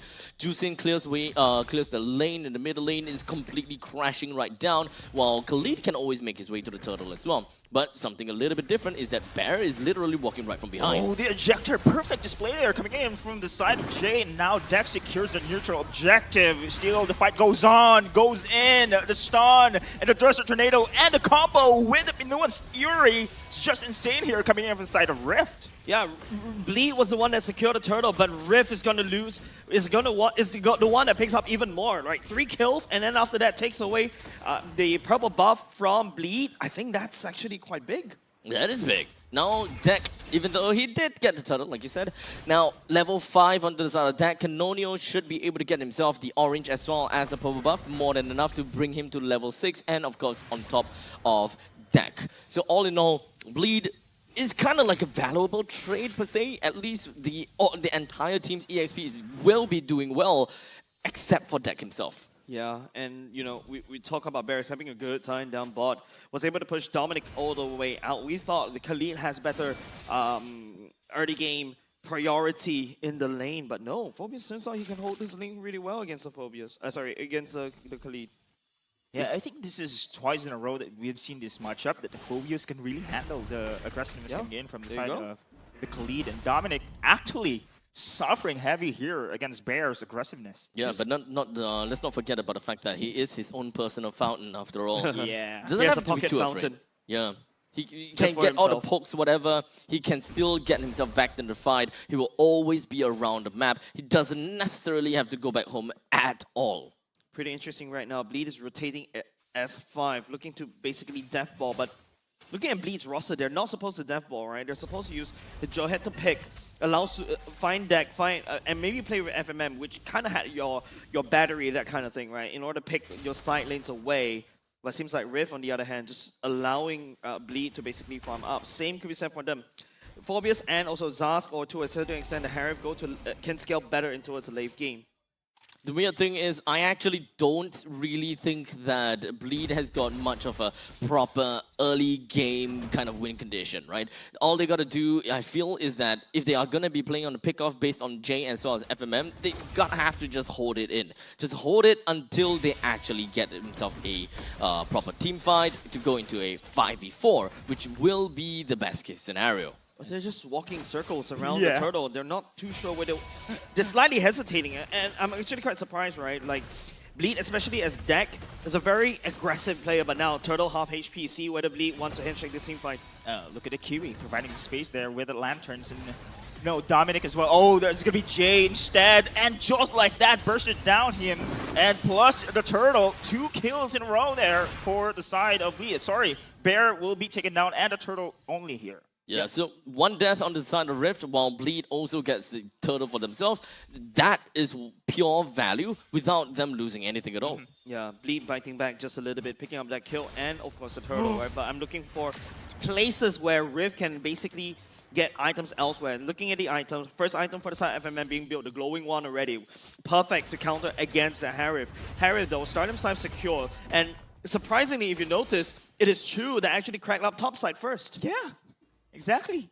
It opens up right now. Great map control here for the side of Rift, and now it is going to be the side of Jack translates. React to that one.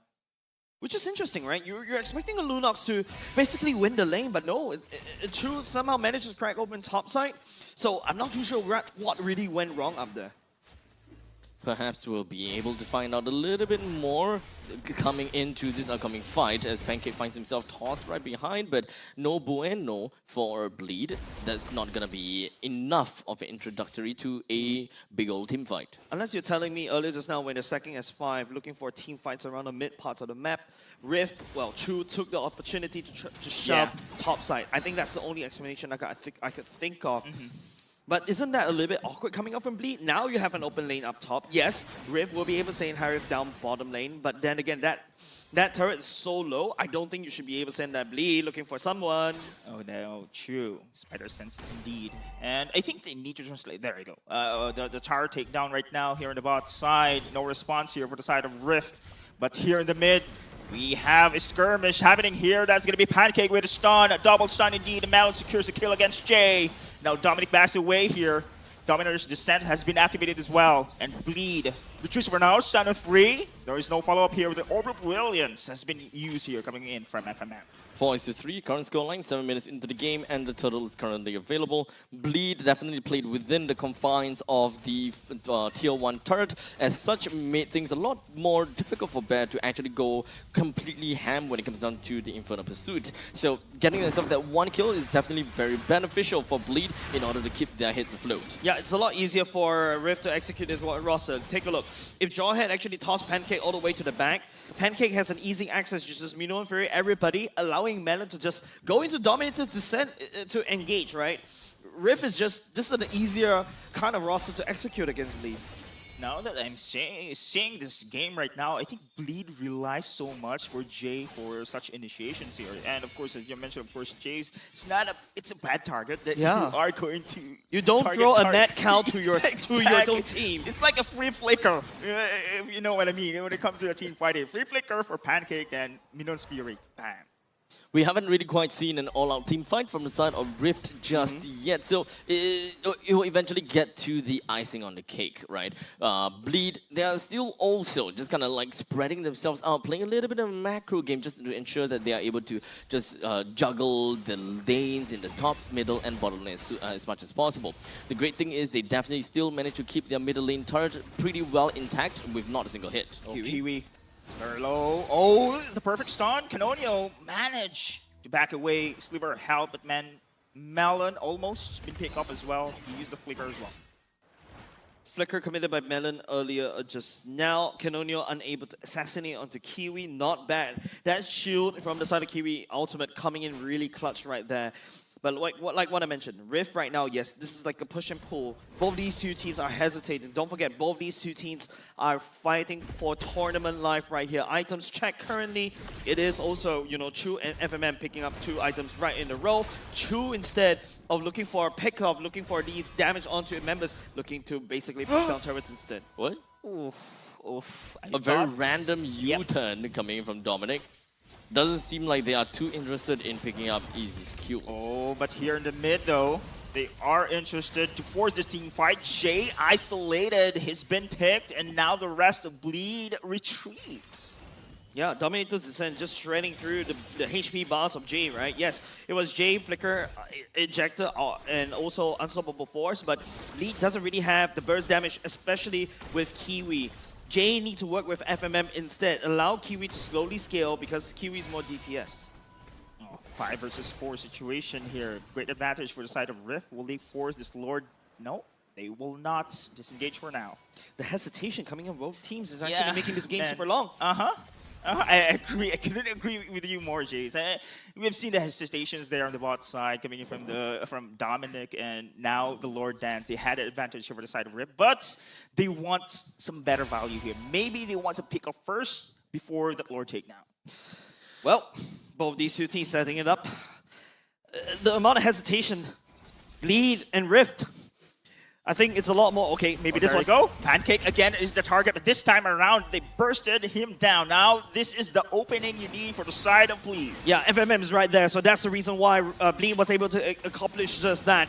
In terms of the lanes, they're all equalized right now. Rift, we're looking for an entry point, but don't forget they lost one person. The bottom lane coming from the side of Rift is definitely a little bit harder for it to push though.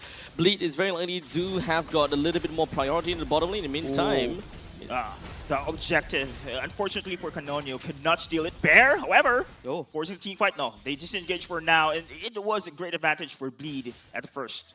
Yeah, definitely. One Lord is definitely going to be helpful, especially with the super minions being pushed down against Rift's lanes. And don't forget, Bleed, they don't really have a, well, traditional marksman. Technically speaking, a Harv can push down turrets quite quickly.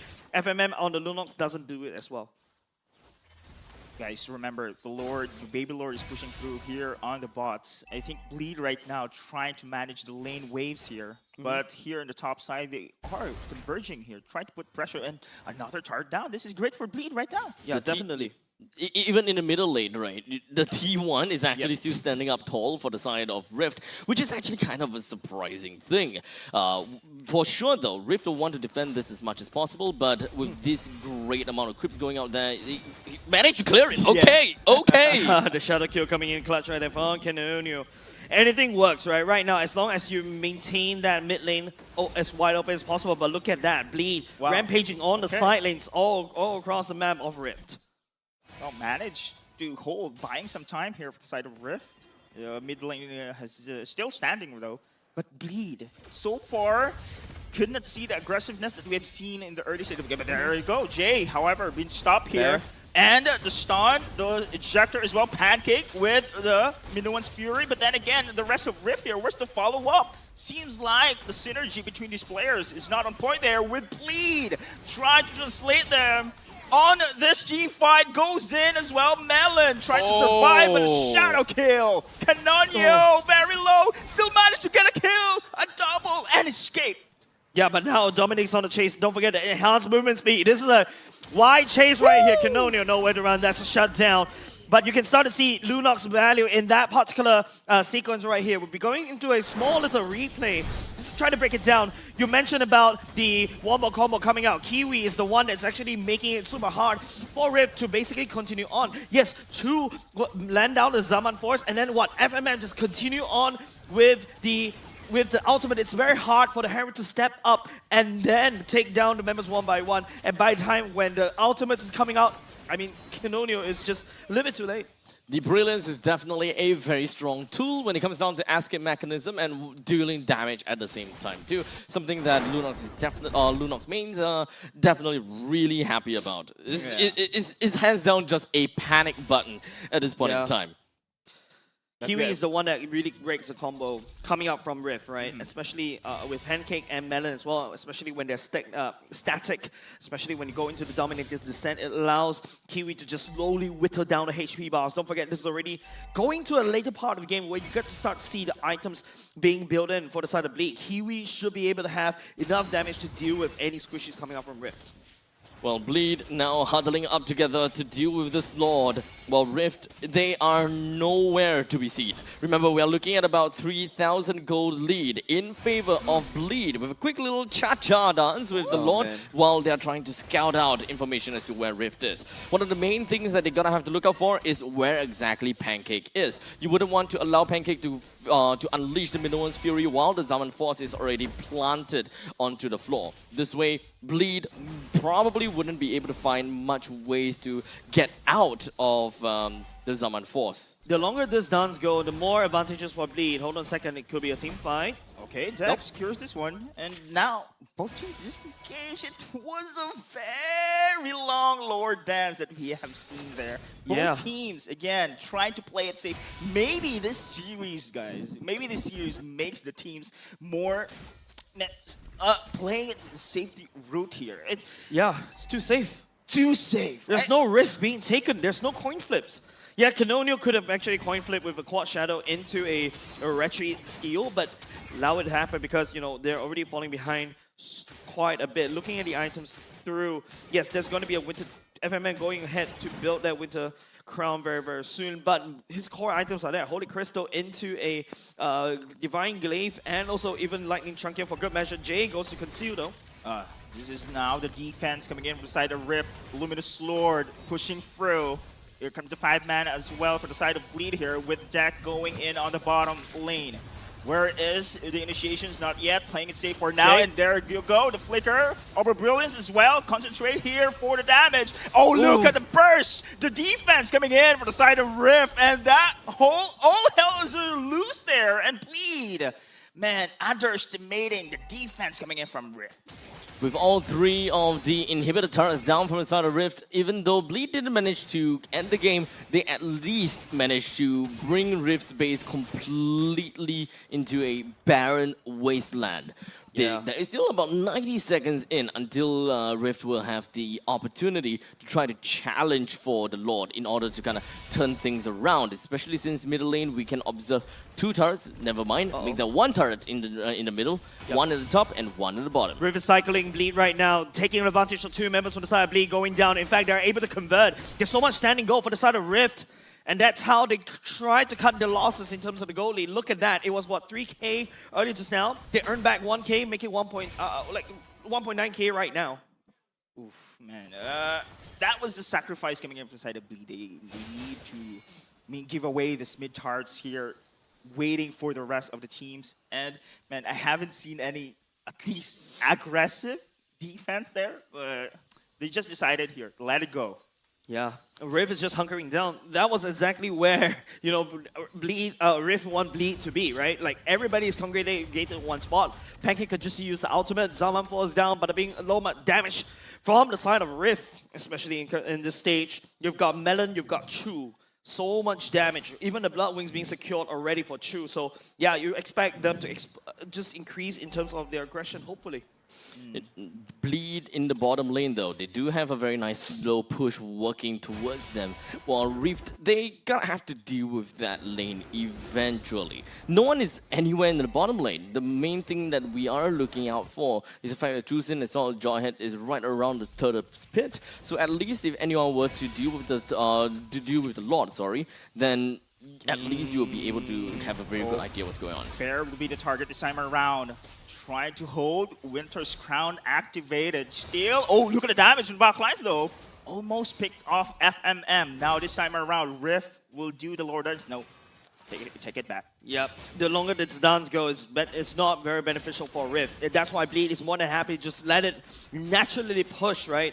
And kind of allow Rift to go back and defend. And once they spot somebody from the side of Rift, it's on the other side of the map or back at base, Bleed will try, hopefully, use J to engage. Oh, that's going to be the shadow kill has been used there coming in from Nonyo. Now, this is a perfect window for Bleed right now to actually be very aggressive at this moment. But now, that's going to be Pancake without the ultimate as well. Going for Dexton there, and look at Jay backline. Stun with a Minion Spirit as well, but then Chu with the Zaman Force. Canonio and Melon, however, takes the Lord as well for the side here of Rift. Ooh. And now Dominic goes in as well. Now Bear dancing around. He will be picked. Chu gets one, and look at the minions here going push through. He needs to go back away. He needs to defend. But Lord. they have the Lord, the savior here in this game.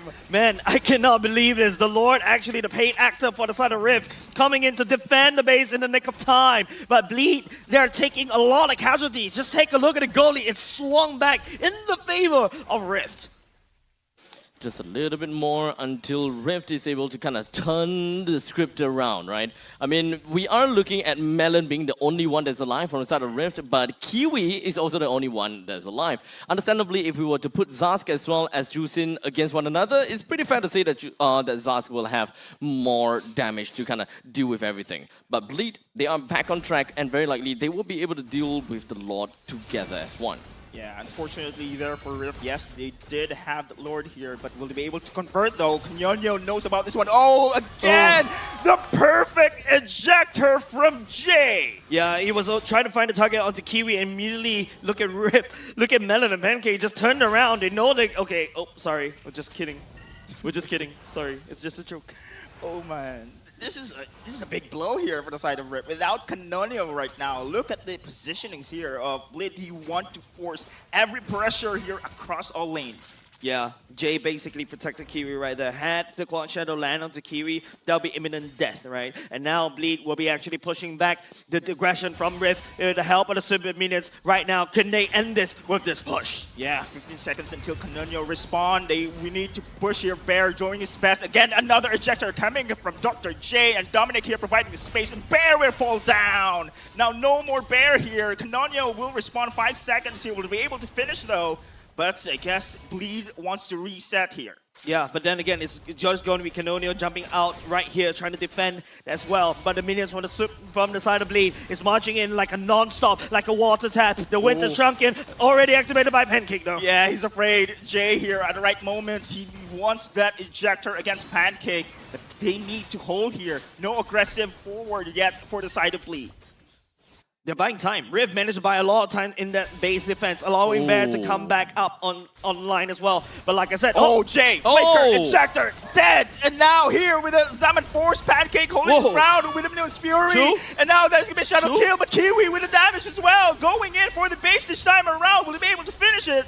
But now the minions still holding them. And now 5 versus 1. This is could be it. Bleed right now. Concentrate here in the base, and they will take the game 1. That was cutting it really close for Bleed. That after one after another, the waves that Bleed sent against Rift. Chu was outputting damage, but not enough person to peel.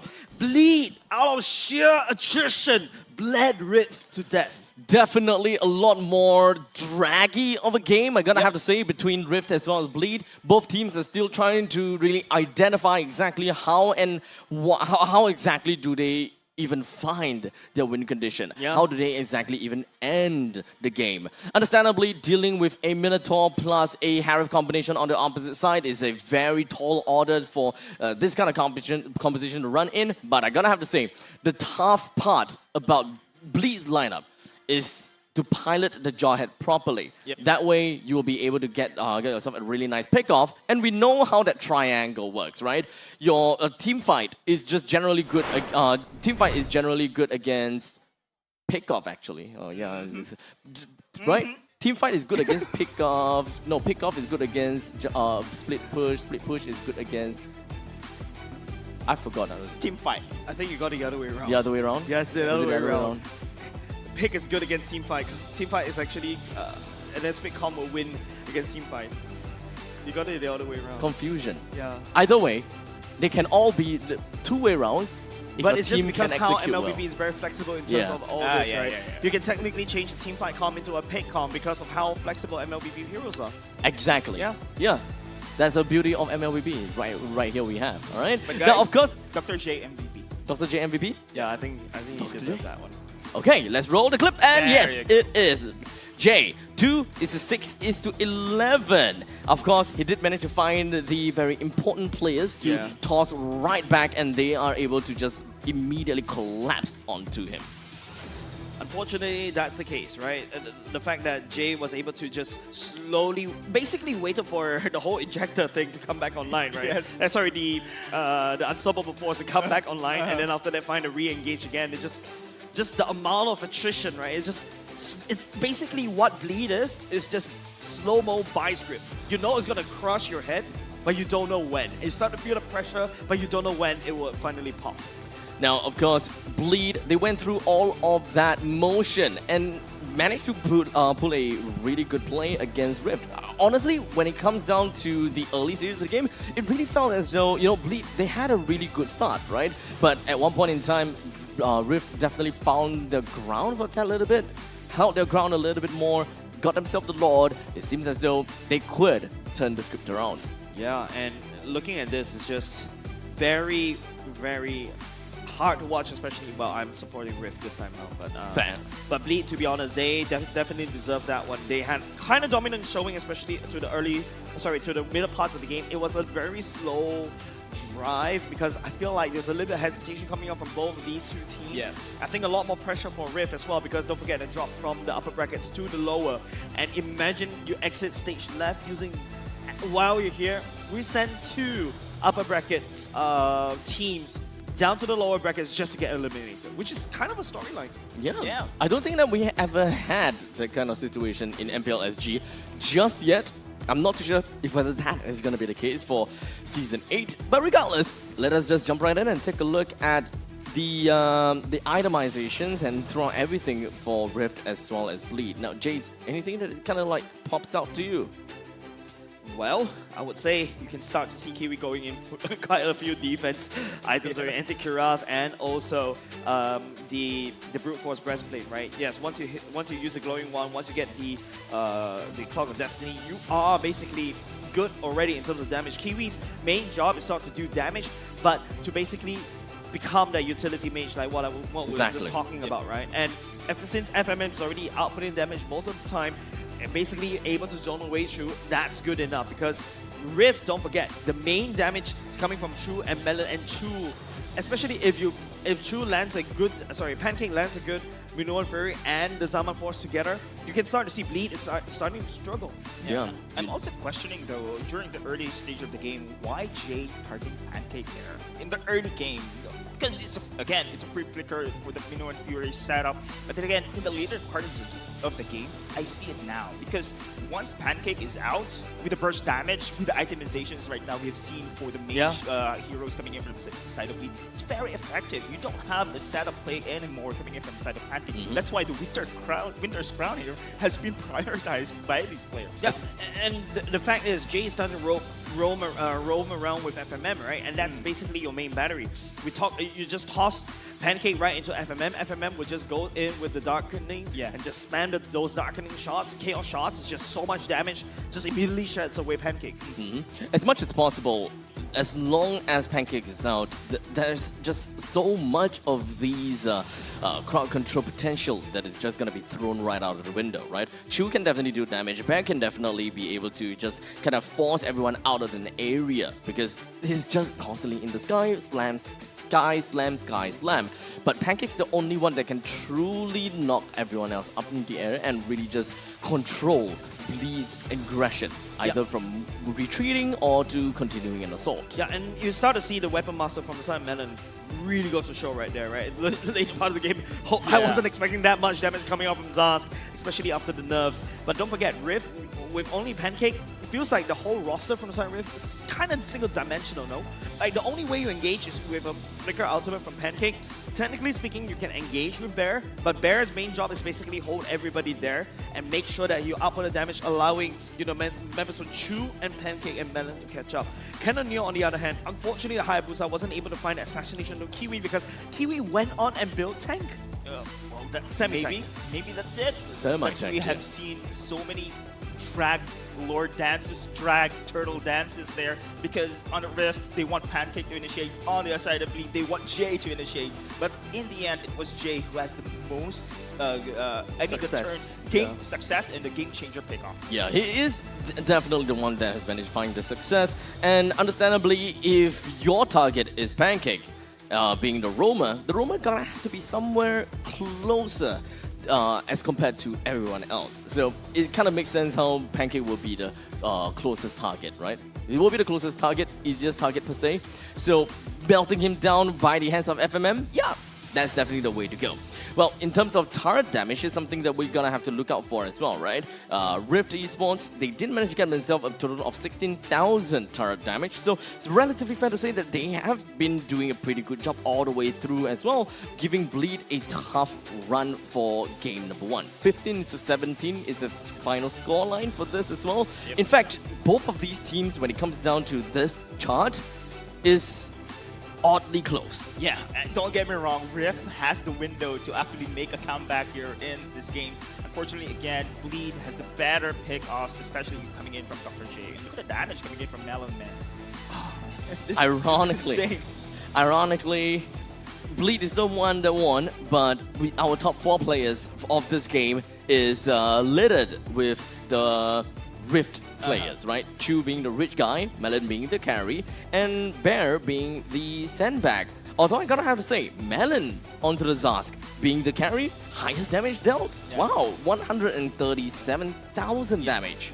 Maybe that's why, because Jay mentioned, of course, the weapons master here, and he has the additional, of course, itemization advantage here. And this only shows here how the Zask, with the proper optimization, can deal a lot. And I'm looking back at this particular game, and I felt like this game was a little bit too long. Like both these two teams, what we talk about, is a little bit hesitating, not too sure whether they want to stay, they want to go. I think we can see it a little bit clearer during the highlights, right, Abstract? Yeah. So, as I believe that the highlight is about to show over to us, we will be able to look at the phases in the early, mid, and the late stages of the game to really just kind of look at what Bleed has managed to done for them to kind of get themselves this very nice victory. Yep. Although I gotta say, it's super close. Early part of the game, you notice, right, Kiwi doesn't really have a lot of damage. That's why Bleed was struggling just a little bit, but once FMN starts to join the fight, like so, you can see that it's actually a 5-man at a turtle pit. That's why Chu was able to crack up top, like what I mentioned earlier just now. And because of that, FMN was able to help the team to basically scale a lot better, right? Yes, Chu has the better macro, but because Bleed are strong as a 5-man, 5-man engage comp, so it was able to find all this pickoff, find all this damage against Rift. Eventually, of course, with FMM getting himself a triple, and of course, Jay, he actually just went straight in, hoping that he could just kill Melon as well, only to be stunned right down by Melon. I thought that was a pretty nice move, right? This push, actually, it really could have gone a lot better for Bleed, and they could actually push down a lot further. But, I mean, technically they did push down pretty far, but it could have made things a lot worse if Canonio actually didn't come in for a single assassination attempt and perhaps didn't even run away, right? Because that actually bought a lot of time for the team. Yeah, and if you notice towards the later parts of the game, Bleed was just buying time, right? Bleed, we talk about the theme of buying time. Bleed is more than happy to just handshake all these team fights or basically just wait it out, right? Because they're super minions marching against Rift. And remember, we talk about how that Lord was a paid actor all of a sudden. Yeah, that's exactly where. But True did a really good job right here with the Hell of Pancake. This is where you start to see True's damage really starting to shine, really pushing it very hard. But once Pancake or somebody tanking from the side of Rift gets taken down, there's nobody to peel for True anymore to take the advantage. Yes, Bear coming out just like a little bit, maybe. Had Bear come out like 3 or 4 seconds earlier, that would be a different outcome. Honestly, the outcome of the very fact that Suyo did manage to put himself on the map pretty nicely, even in the later stages of the game, is actually the main surprise for me, right? Suyo is very strong in the early stages of the game, but starts to fall off tremendously once we reach over to the later stages of the game. But he still managed to make his mark and kind of showed people that, hey, look, even in the later stages of the game, there must be something that Suyo is able to do. Yeah, I believe in the previous series as well, they have managed to pull Suyo in the later stages here. But here in this match is a different thing here. And I can see also that without the turrets standing for the side here of Rift, it's also one of the major advantage for the side of Bleed to finish this game. Now, of course, as much as the game has went by and not being nice and dandy, I do want to pass it over to Moman to tell us a little bit more about the composition, the game plan, what exactly Rift didn't do. Off to you. Hey guys, welcome to my section with Bowman. And we are wondering, why is this guy over here? Why is Pancake over here? And the answer is, I feel that Bleed has the answer to everything in this Jawhead. In Jay alone, he just stopped the Infernal Pursuit, he stopped the Minoan Fury, he stopped the Hayabusa. And there are 3 separate instances. In this first instance, right, how we saw the end of the game. We know how we got, no, we saw the result, but how did we get there?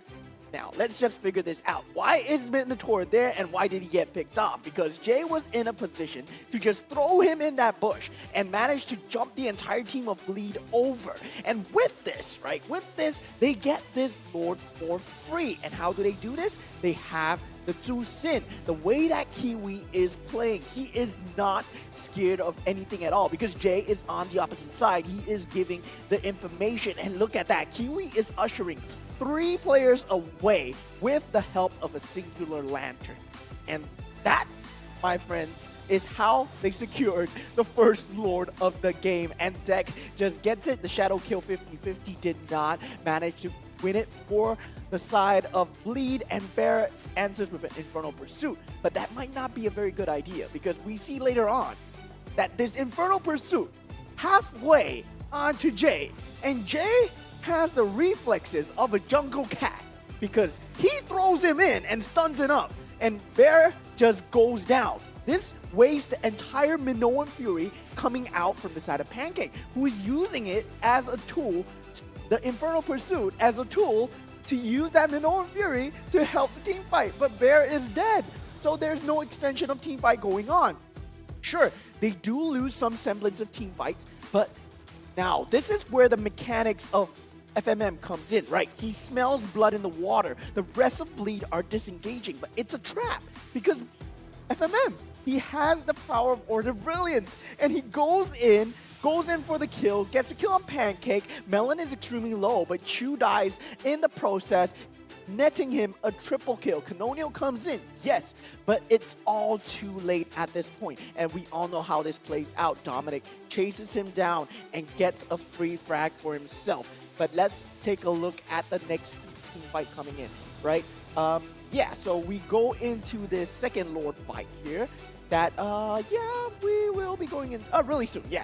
And if you take a look at where Jay is positioned, right? He's positioned in this bush to specifically pick off anybody that comes in front. And whoever comes in front first will be the target, be it the Minotaur, be it Bear, be it anybody. And Bear, unfortunately, is the target of this isolation. And now that we see Bear being targeted like this, he has to pop the Infernal Pursuit, uses it, and the Minoan Fury would be used as well. FMM very close to going down, but look at the lane pressure coming in from the side of Team Bleed. They have already secured this advantage for themselves. And this is the part where you guys said the Lord is a paid actor, right? So they essentially got the Lord, yes, but the lane pressure was already too far gone. And in the last separate instance where Jay did such an amazing job of picking players off, it's all the way over here after the Lord spawns. Yes, it's a 1v1 between Kiwi and Melon, and then we fast forward into the future where the rest of the team members are close to spawning because 2 mages are never gonna be able to end the game, right? Unless you are potentially a Harif or a Lunox. But yeah, this is the point where Canonio, he wants to make an individual play. It was an extremely kind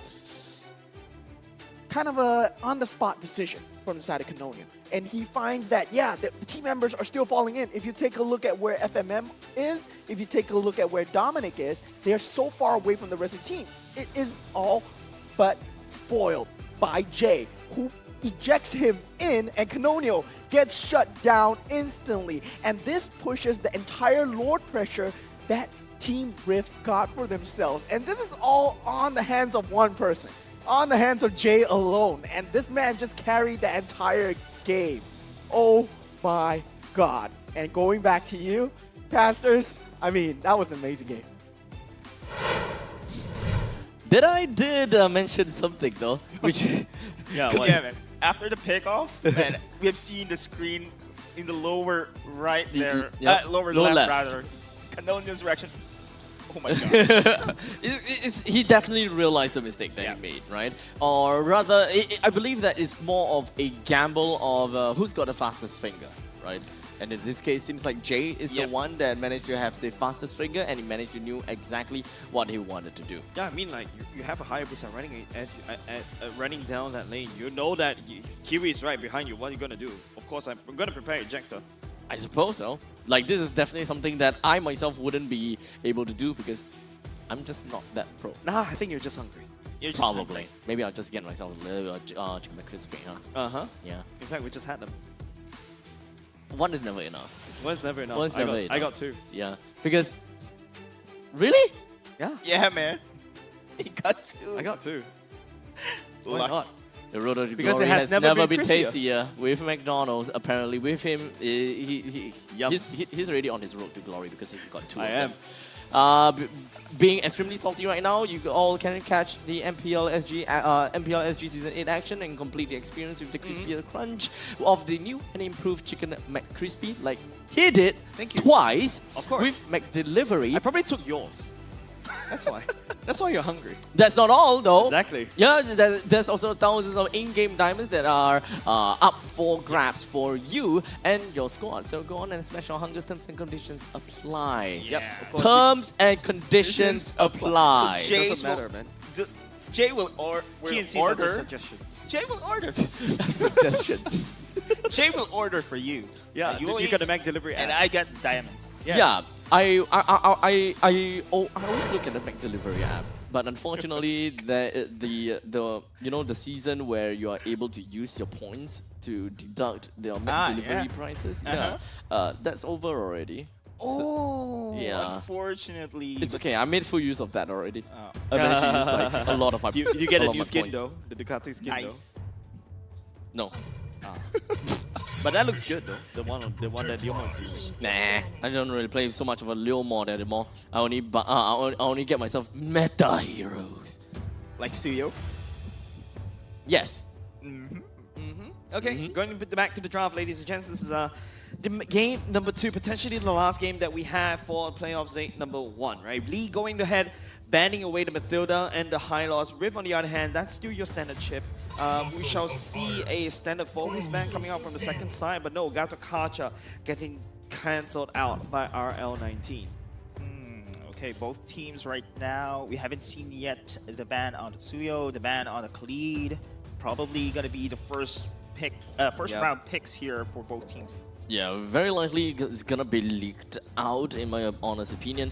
But there is still definitely a lot more heroes that is very ban-worthy. I mean, Hayabusa definitely seemed pretty darn annoying, but on the hands of Canonio, it definitely still is annoying, but it is still manageable. I think it's manageable. It's just been shut down by Jay. I mean, yeah, the game changer, Jawhead, Ejector's state there was incredible. So, well, if Canonio will be able to use the Hayabusa again, well, no questions asked. He's still pretty good at that hero. With Ling and Fanny being thrown into the bans, which is definitely something we haven't really seen too much, actually. They are always one of the top few priority heroes that most teams will want to ban, but for the past few series, Fanny as well as Ling has been kind of leaked every now and then. That's interesting, right? Usually you see like blue pill, red pill, right? You pick the Phobias, or you pick the Khalid, right? But seems like MLBB is going in a slightly different route. Here we go. First picking Juicin. And it gives way here for Rift's chance to take those heroes instead. Yeah, so basically this is telling you, pick your poison, right? Which one would you pick though? Khalid or Phobias? Correct. And how about both?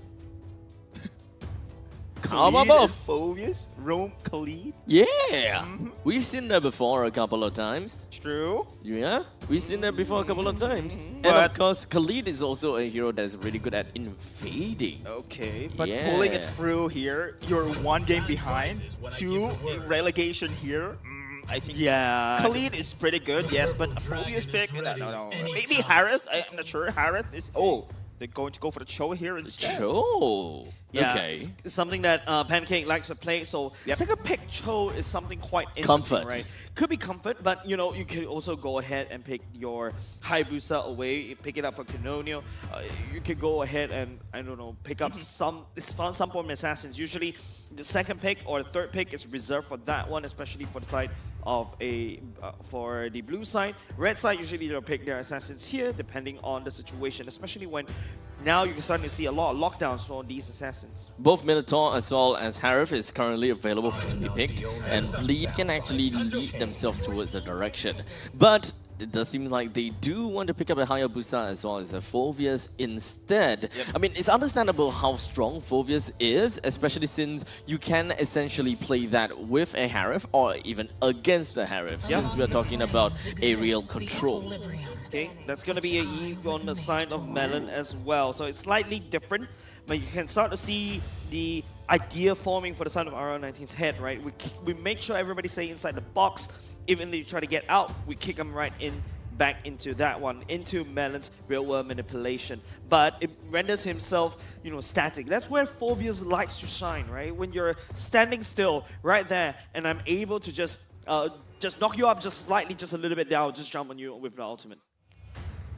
And perhaps we'll be able to look at how the rest of the bands is going to be like. Because one thing's for sure, the Eve is going to be the anchor of the team, and Rift is very likely wanting to play around Eve's boxes, right? To ensure that the Eve is always going to be safe, or they're going to be safe within of Eve's box. You will always be in the protection of the RWM. Yeah, but then you're finding a Juicin on their Eve. Right? When you go real-world manipulation, you're just going to be static, right? If Juicin finds you an angle, I'm basically going to pick you up and just drop you anywhere. We questioned that one. We questioned that one, remember? Regular season. Yeah, and it happened, and we're like, oh, you can actually move. You can actually lift. You can move the real-world manipulation. Technically, you can, yeah. You will be able to move the RWM away from your team, per se. But I wouldn't even count... I personally wouldn't count that as the top priority for the Juicin. The Eve shouldn't be of your priority. You should be looking at more of the frontliners, the tanks, the EXP laners. You should be really dealing with them. Yep. Lunox ban away from the side of Rift. Obviously, I think they're thinking about giving Chu the Harif right there once they come out. Bleed should pick that up though. I mean, it's kind of a no-brainer. Ban away the Harif, and then we basically just equalize the gold lane, right? So most likely we are going to expect a marksman here this time around, if this is going to be a ban Harith here for both teams. But as you can see right now, that we're talking about the Eve, that real-world manipulation can also be a great set for that Raging Sandstorm. That slows coming in from this ultimate here. And on the other side though, you have now the Hayabusa, you have now the Phoveus here. And I think Zushin is not enough yet for this aggressive play. Let us see what is going to be the pick here coming from the side of Eve and the carry instead. Carry ban coming out from Bleed this time around. So which means that they're going to go for something slightly tankier on the roam, definitely. Or perhaps even the Alice could actually come out from the side of Bleed if they want to play this one. Because, look, Eve is definitely going to be static. Yeah, but that way they will be missing out on a lot of crowd control. They don't have any crowd control heroes at this point in time that is like super good for them, right? So at this point in time, I think Bleed will still want to work with something that works well with Juicin, number one, to clear waves and such. But main thing is also to ensure that he's able to synergize with Phoveus well enough. It could be a Ruby coming out from Bleed as well. FMM did play a very crazy Ruby, and nearing the end of regular season, you need something that could basically dodge around, escape, and also stay inside the box and fight the Rift together. I'm thinking immediately. That's why I brought up the Alice. I brought up the Ruby coming out from Bleed. Yeah, that's actually a pretty good synergy there if they are going to go for that one. But then again, this is an early game. I mean, early to mid. They need a snowball in order to perform this kind of composition right now with the side of Rift. But Bleed, whoa, this time around, and the 1-1 as well. FMM used to play a lot of 1-1, and now looking at this one, this is something that we've seen as well as something of a new trend from MPL Singapore Season 8, right? Especially during playoffs, a Franco and a 1-1 combo. And if you noticed, now apart from the high loss and whatnot, right? There's no high loss on the side of Rift. So unless they bring a high loss into the jungle to trying to push it away, if they go for an assassin right here, this is a very squishy lineup. Yep. 1-1 was gonna have a field day out of this. This is gonna be real good for Bleed. They essentially just gave away the Harif and pretty much went for their second, I would say the secondary lineup. I'm pretty sure that their main priority lineup that they want is to have a Harif together with a Minotaur or Harif with whichever crowd control heroes out there. But now they're playing a little bit different. There's definitely an element of pick-off onto their kit. They do have a 1-1 that will be able to just kind of make full use of the fact that there is someone that is completely immobile so that you'll be able to just crossbow or tank all the way from the start to the finish. The synergy of a 1-1 and also a Franco is that, right? Like, the hook and the Bloody Hunt allows it so much easier for you to land all those weakness points and jump into the air. And the best part is, Eve is static, stationary. Yes, the slow in the box is kind of annoying, but it doesn't matter to a 1-1 because you can just jump around. But you gotta have to be careful about the damage, the burn coming off from Eve. But I gotta say as well, now we've seen the combo, right? FMM, the 1-1 and the Franco in the previous series, but this time around, it's Jay using the Franco. We have seen him, Dr. J, surgical iron hooks, but here, early invasion. First blood coming up inside of Bear there, and Bear still not finished yet, trying to go for the steal, but unfortunately cannot do so. And now it is gonna be Pancake. Oh my God, staying. And it will translate to his death. Ladies and gentlemen, this is the power of 1-1 in the early game. And level 1, you can ego challenge anybody. Especially if you prop all this weakness point, I pop the Inspire, you're gonna go down very quickly. So this push coming from the side of Rift, or rather this invasion from the side of Rift, essentially what they want to do is really just to cripple deck as much as possible. But inevitably, they actually enabled FMM a little bit more by forcing FMM to take the orange buff and get himself a kill and assist. And not only just that, that's a war cry, right? So immediately it pops off. It gives you a lot of early game damage early on.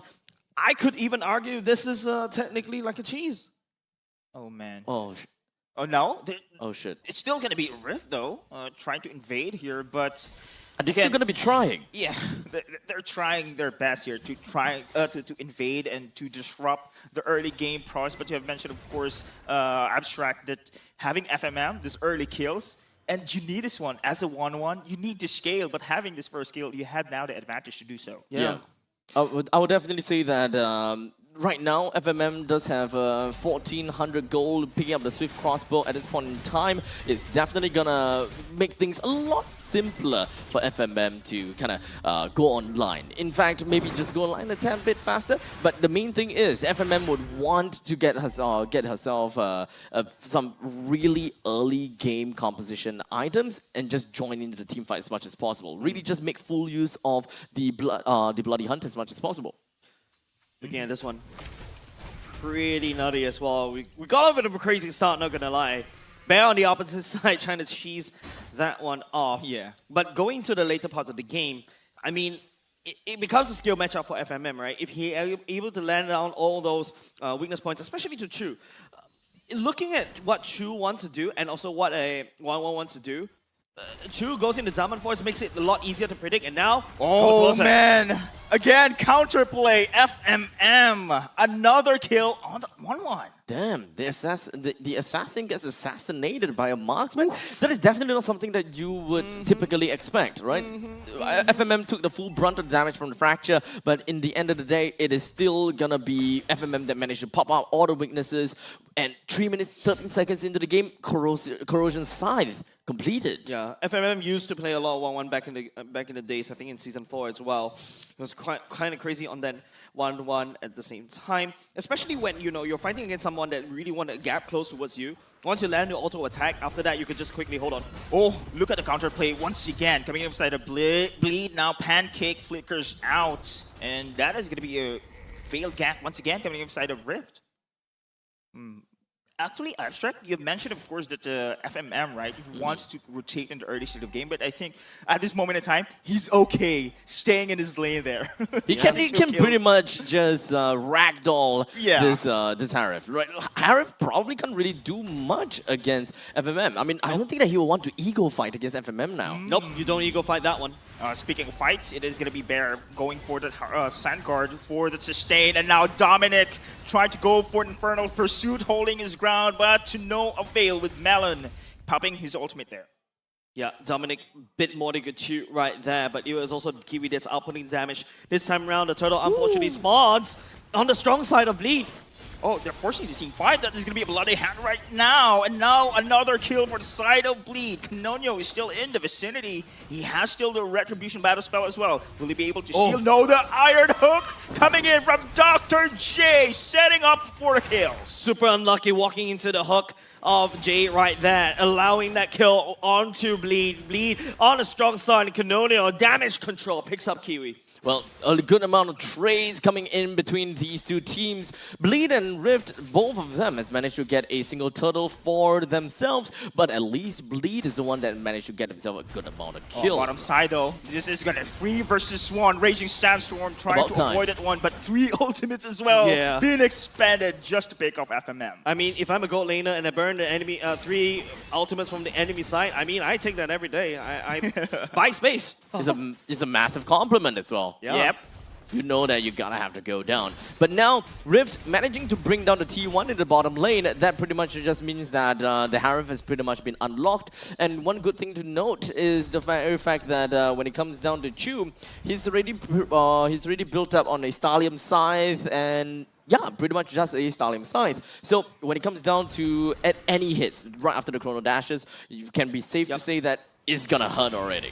Dominic is the target right now, isolated here with a kick. Still going to go for Infernal Pursuit. Kiwi doing his best here to go for the delay, but then again, Melon stopping his escape. Twice in a row we see this one. Melon's real-world manipulation was the key to stop this escapes. Yeah, both teams, it's pretty interesting, right? There's more of a pick composition coming up from the side of Rift and Bleed. Those hooks need to land, and they need to land it well. Pancake as well. These kicks are catching the main targets, right? Dominic getting kicked right underneath the damage from the side of Rift. It's a little bit too much for him to handle. Looking at items right now, the Demon Hunter Sword and Corrosive Scythe. So basically, FMM does have a little bit more advantage with these 2 items. Doesn't really need to buy boots, and that's a power the 1-1 in the early game. However, Harif picking up the Stallium Scythe is definitely what Abstract pointed out. That's a item power spike for Harif. He's ready to fight.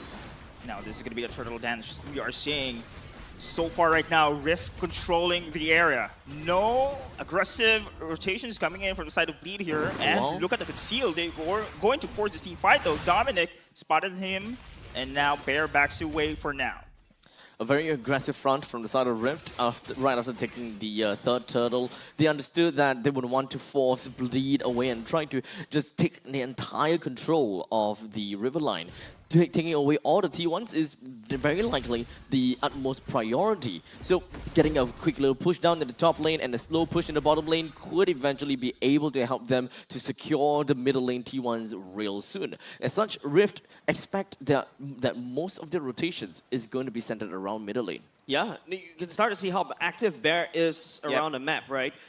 Abusing the fact that he has the movement speed bonus, and also, if you saw in the early game, the first few minutes, Bear was basically was able to cheese deck out. And this kind of effectively denied deck.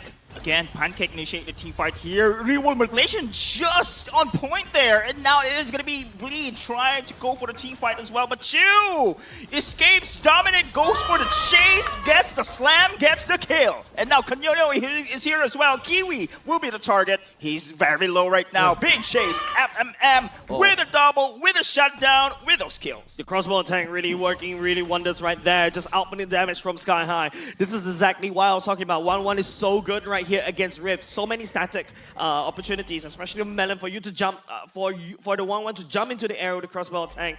And you know how squishy Pancake, Melon, and Chu can be. And once you're in the sky, Chu, that Chrono Fisher and Chrono Dash is practically useless. Another isolation play here. Pancake again with a Way of the Dragon plays on point.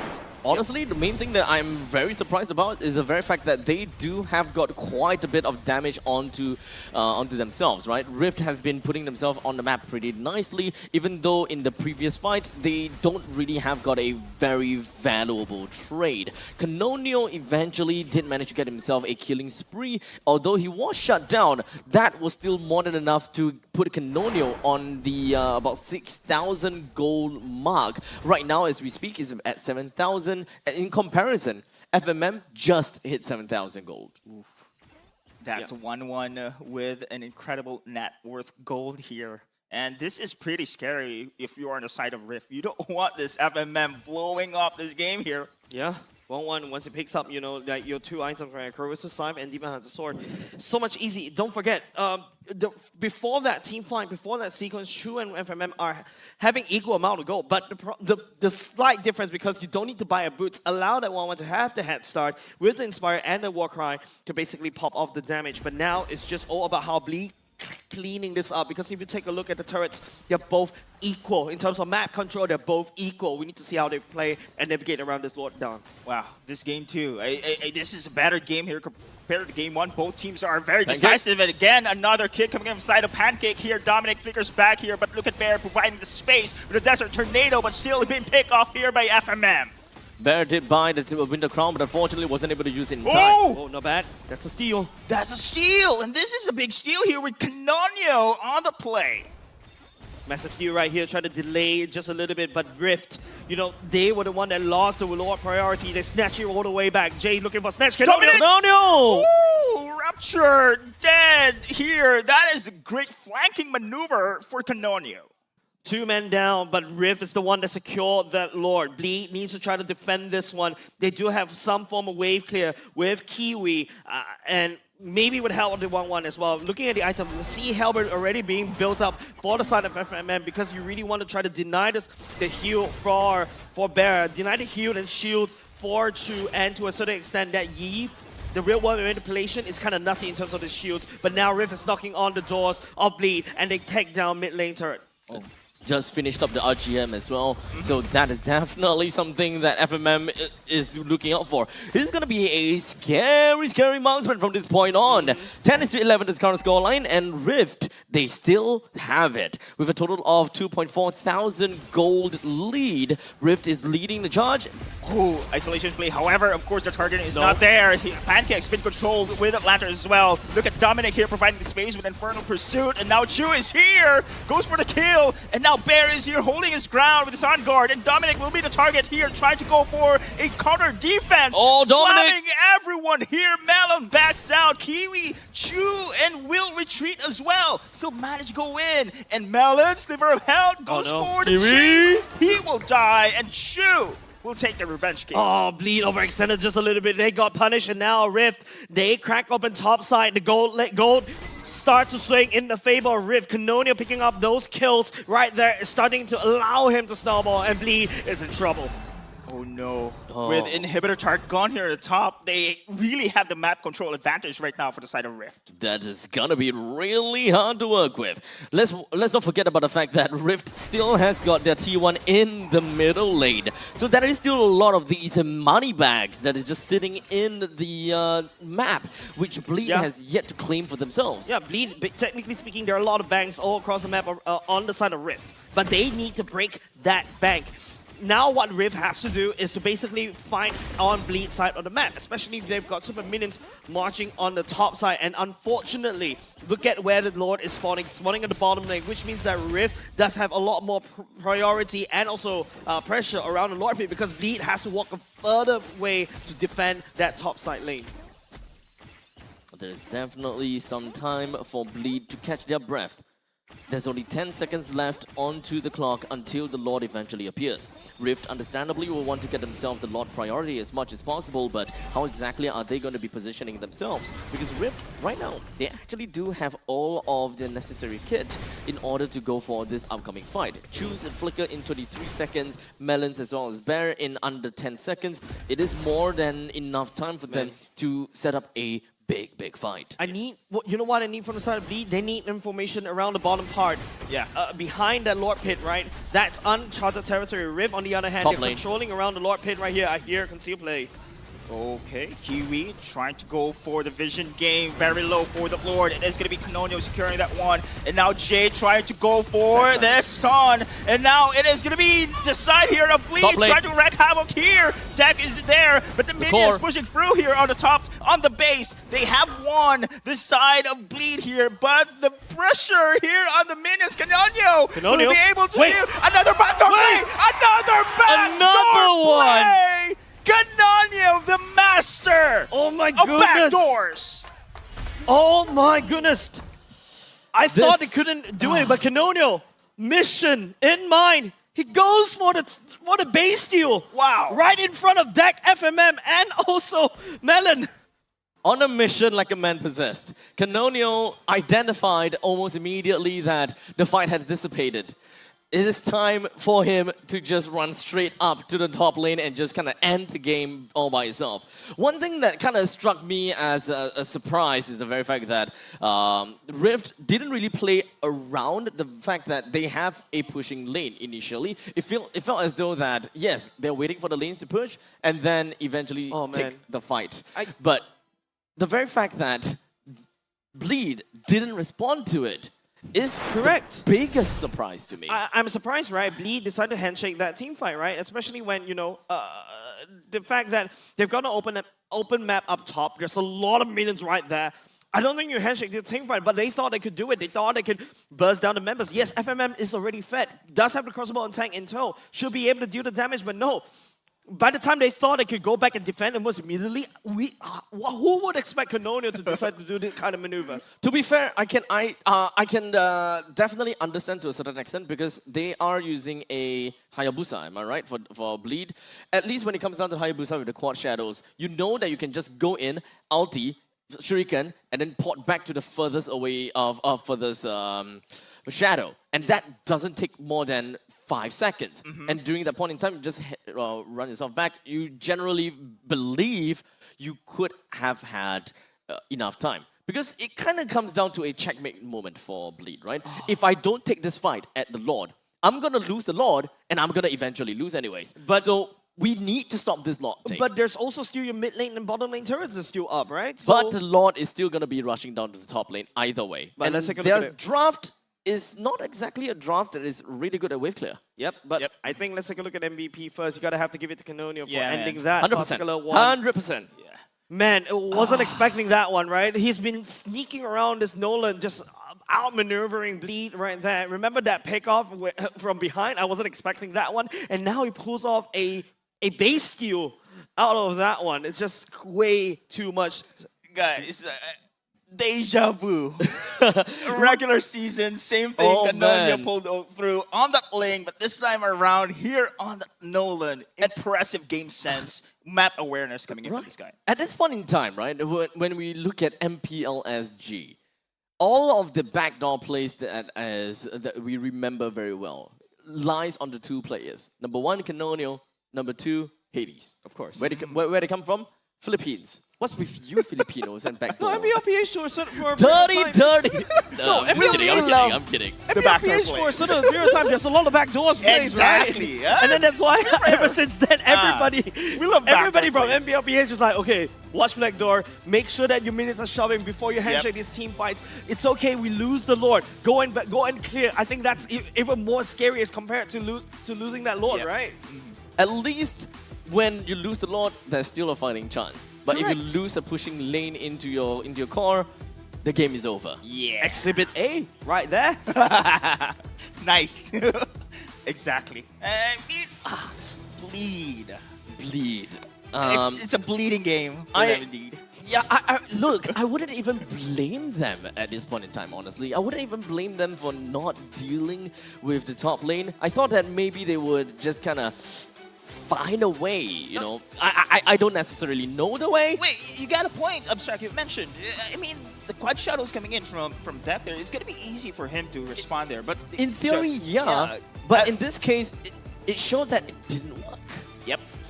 That's it. So, so it's not the fact that Bleed made a mistake, but it's the fact that Rift forced the mistake. Wow, I love that. Wow. Rift Really forced the mistake. Really, Okay. Rift decided to find the right time to basically engage. Top side was pushed. There was a massive wave stacked up. Rift forced to engage, forced Bleed to fight right there, right there. Bleed tunnel vision, and then proceed to... They actually, to be honest, I would have thought that Bleed was able to defend this, right? Right. Win that team fight. Yeah. After that, go back and defend. They were there in the nick of time. In fact, if I'm not mistaken, Deck was there ready to just go, but who expected Canonia to just come in and blitz that core down right from half HP? On the flip side, if I were to play Devil's Advocate again, it could go very wrong for Canonia as well. Not just that, but should Bleed really be allowing such a huge pool of creeps marching down an open lane when the Lord is about to come out? Because it's macro 101 that you will always want to shove your lane as far as possible to kind of deal with the lane as much as possible right before the Lord's fight. If you know that the Lord, if you know that you're not going to be anticipating a Lord's fight anytime soon, then you gotta have to deal with it anyways. So time is on Rift's hands. Rift knows that in one way or another, the top lane will naturally push. They don't have to force the Lord's fight. They don't have to do anything. They just need to wait for the lane to push down and then take the Lord. So in most cases, Bleed needed to address the lane. Yeah, I would have said, that was exactly what I said. Bleed should have addressed the lane first, ignore the Lord, let Rift take it, deal with the top lane, and then we take our chances in a 5v5 fight in a base. You still have 2 turrets for Rift to deal with. Maybe that could slow it down just a little bit more. And don't forget, when Bleed, when you're right underneath the turret, you do have a little bit of priority because you got a Franker to hook somebody down. Plus, of course, FMM has the itemizations already. Yeah. It has the damage. I do believe they can defend at that moment as well. Yeah, especially when it comes down to swiftness as well as the Warcry. We definitely did manage to see exactly what that works and how that worked for a 1-1 in the early stages of the game, right? Yep. Tons of damage onto both Bear and Pancake, if I remember correctly. So ultimately, it was definitely a trampoline for FMM to kind of put himself in the lane and make sure that he don't just outright lose to the Harif. Correct. Technically speaking, Bear as a Khalid is not your traditional tank, right? His his tankiness can actually come from his heal. His pseudo tankiness, right? When he goes in the sand form. So if FMM catches Bear using that second skill already, FMM can basically use him as a trampoline, like what you mentioned, to jump from one person to another, or maybe just wait until Bear is super down low, and then after that use him to jump from one target to another, because Rift, apart from Bear, everybody else is kind of squishy, not gonna lie. Yeah, that is the main game for us, right? If Rift have a lineup like this, the main thing that Bleed gotta have to do is to be the bruisers. They gotta have to bruise everyone from the side of Rift and leave it to FMM afterwards. The best case scenario is everyone from the side of Rift is 50% HP. From that point in time, as long as FMM has got the weakness popped onto one person, everyone will be in shambles. Yeah, surprisingly as well, if you take a look, Bleed, there's not a lot of turret damage as well. There's more damage dealt as well for the side of Rift. So this is actually kind of surprising, right? Even though Bleed, for a period of time, was able to find a lot of these damage, a lot of these picks, but to a later part again, Rift somehow managed to claw back. Canonio starts to find the damage on assassinations, true as well. These, yes, even though you get countered by FMM when it goes in crossbow attack, and also Melon, the real world manipulation, those birds starting to hurt. Yeah, I think those were the game changers as well. Yeah. Those real-world manipulations coming in from Melon. And I do love how Rift also coming back. Even we saw how FMM being fed into his 1-1. They managed to recover instantly there for their side of Rift. And that translates for the tower takedowns. It only shows here on the game 1, whoever controls the lane pressure here, I think controls the game. And this is the same thing here. Bleed without the turrets in the top side, it allows the opportunity here for Rift to go for that backdoor play. Now, this pretty much puts us on a pretty good spot when we think that it is going to go to a full 3-game series. And I absolutely love that very fact. But before we even jump into, talk about that, let's take a look at the top 4 players of this game, right? With Canonion, the rich guy, Melon with the highest damage dealt, Dominic, highest damage taken, and Jay being the best wingman. Yep. I mean, later on, if you see the highlights as well, nearing the end, when Bleed was able to win the team fight against Rift, even though they had like a 4K deficit, you thought that Bleed was able to just come back, to spring back, and basically push. Because don't forget, we talk about breaking the bank, right? With the Lord in the pocket of Bleed, at the very least, you should be able to push out and basically equalize that equalize the game economy just a little bit more. But yeah, Canonio just came in, just dealt the killing blow right there. The Super Minions was the one that's pushing most of the time. So it's definitely a surprise with how this game game ended. None of us would have thought that we'll end this game in a I backdoor predicted fashion. 2-1. In favor for Bleed. In favor for Bleed. So at least for Good Eye, he's still looking at the fact that Bleed could bounce back.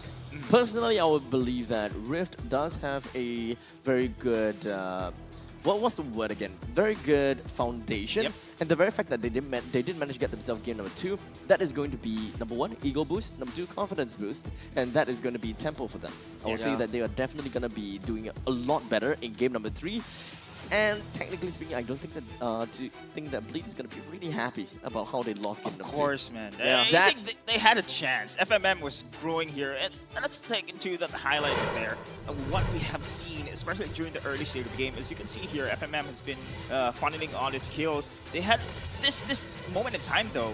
Rift bounces back on those kills from the side of FMM. Yeah, Canonio was able to find some snowball, some damage, some kills, but albeit wasn't able to just snowball out of control, right? Shu wasn't having a really good time in the lane because FMM was just dominating. Melon, by the way, I think you're right. That real-world manipulation literally anchored down the whole of Rift. It's just eventually really hard for me to see the fact that Bleed, they fought hard, right? In the early stages, they are trying to be aggressive. They are making full use of the fact that FMM is really online, and they wanted to end this game properly. But of course, when it comes down to Rift, they managed to just get themselves a good amount of gold lead. They managed to steal the Lord as well, as you can see right here. They managed to kill Dag, and this allowed them to take so much of the real estate that belonged to Bleed. And at this point in time, Bleed really didn't have a lot of things to work with.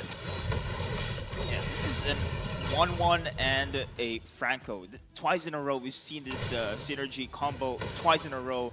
It failed so far. Yep. Oh crap. Doesn't that... Wait. So only today we saw the Franco. Yep. And only today we saw the 1-1. Yep. Right. They both have 0% win rate. Yep. Oh shoot. That's the thing.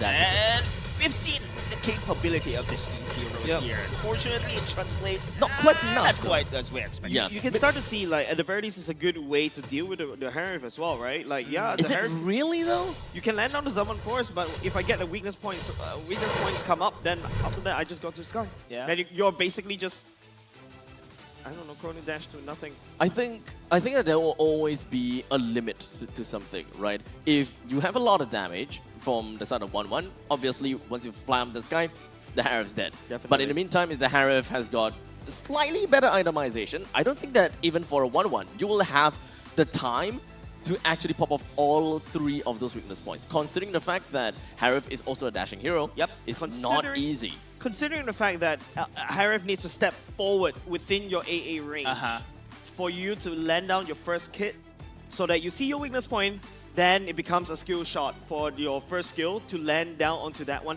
Not only just that, if you land that first skill twice, that's a stun as well. Well, perhaps Moman will be able to tell us a little bit more about this synergy as we throw it right back to it. Well, firstly, I would like to talk about who is Canonial, where did he come from, and why is he backdooring my base, right?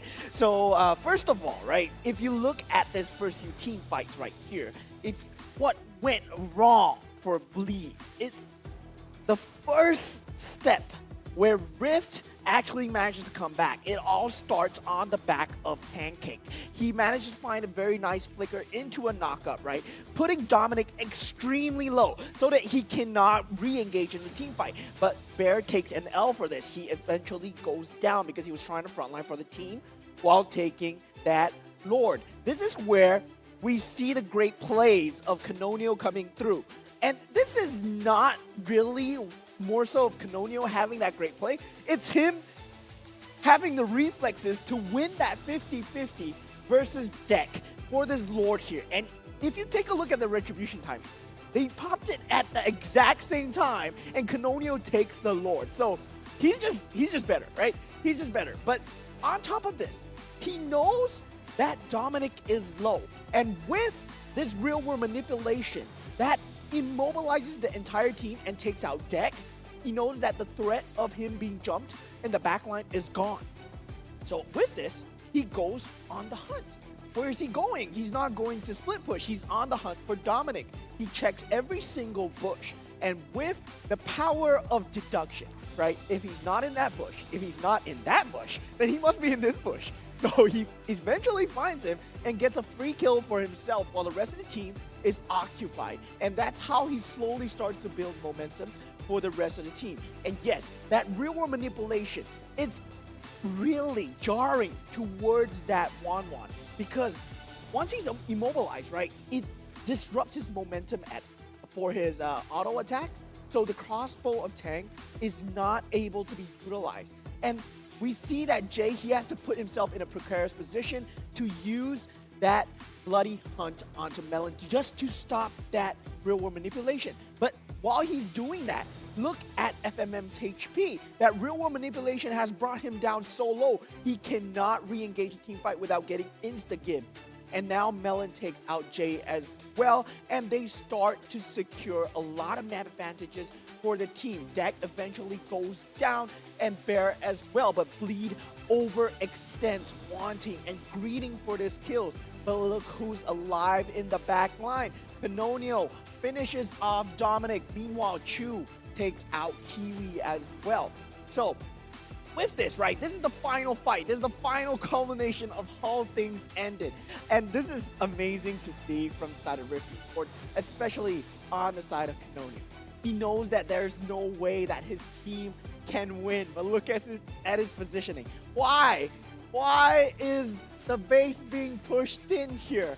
Sure, they secure the Lord, but the rest of the team, they are not scrambling back. There's just a split moment where the recall button could have been pressed, but nothing was done, and Canonio made the run for it. Meanwhile, Bleed chooses to run back. And meanwhile, Canonio just gets a free hit on the base, and that's all she wrote. I mean, where is this guy? I mean, where did he come from? And Casters, what do you have to say, man? Oh my god. Oh. Where did this guy come from? Let me know right now. Why? Why? What do you guys teach? What do you guys teach? Comes from Philippines. Is it all the Filipinos? Don't. You don't want to incur the wrath of the Filipinos. No! What have you done to my countrymen? But you gotta give credit, Canonio, man. I gotta have His game to. sense is It just is top-notch. definitely insane. Remember, I think the better question to ask is, who is Canonio? Where is Canonio from? Why is he behind my base? I'll do you one better. When is Canonio? When is Canonio? Actually, that's true. Where's Canonio? I love that one. Yeah, Every time when I see a Filipino jungle go missing on the map, I panic. When? When is Canonio? Oh my goodness. We gotta have to really respect that, right? Yeah, Canonio, it is. big MVP. I think it is definitely gonna be in the books from this point onwards. Definitely gonna be on TikTok. Remember, transfer window, he came in. Now he's the week MVP on that time as well. Yeah. Stepping up.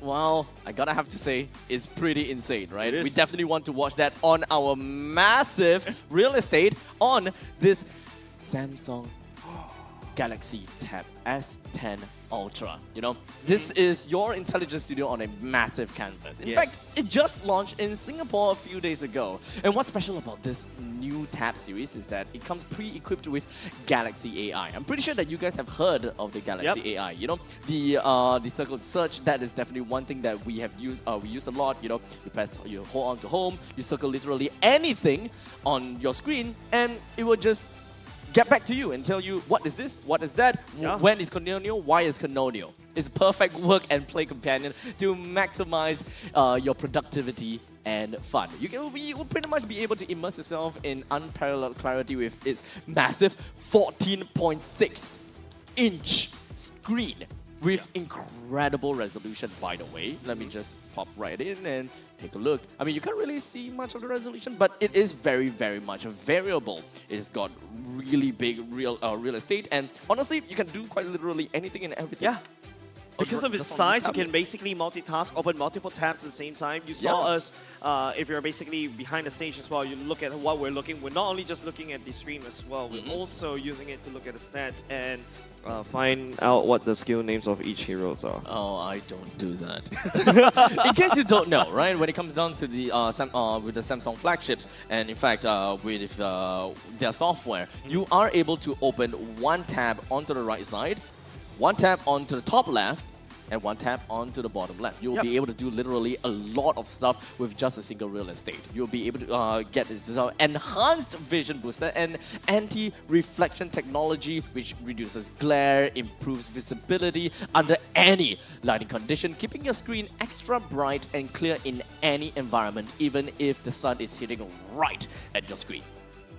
Yep, I mean, it's a really wonderful tool, especially boost productivity. Allows you to also watch MPL Singapore in like super big screen. And what I'm actually very surprised is actually how flat and light it is. Yes! And all that in one massive technology package. I believe that you guys talked about the fact that when it comes down to the back of the screen, it's also made out of titanium. So very durable and very light. Yep, anyways, gonna go back into the draft, ladies and gents. Game number 3, one of these teams will be sent home. You'll never see them anymore in MPL Singapore Season 8, especially for the next few days. Of course, you know, we're hyping it up, itching it up all the way to the grand finals. That will be happening on Sunday.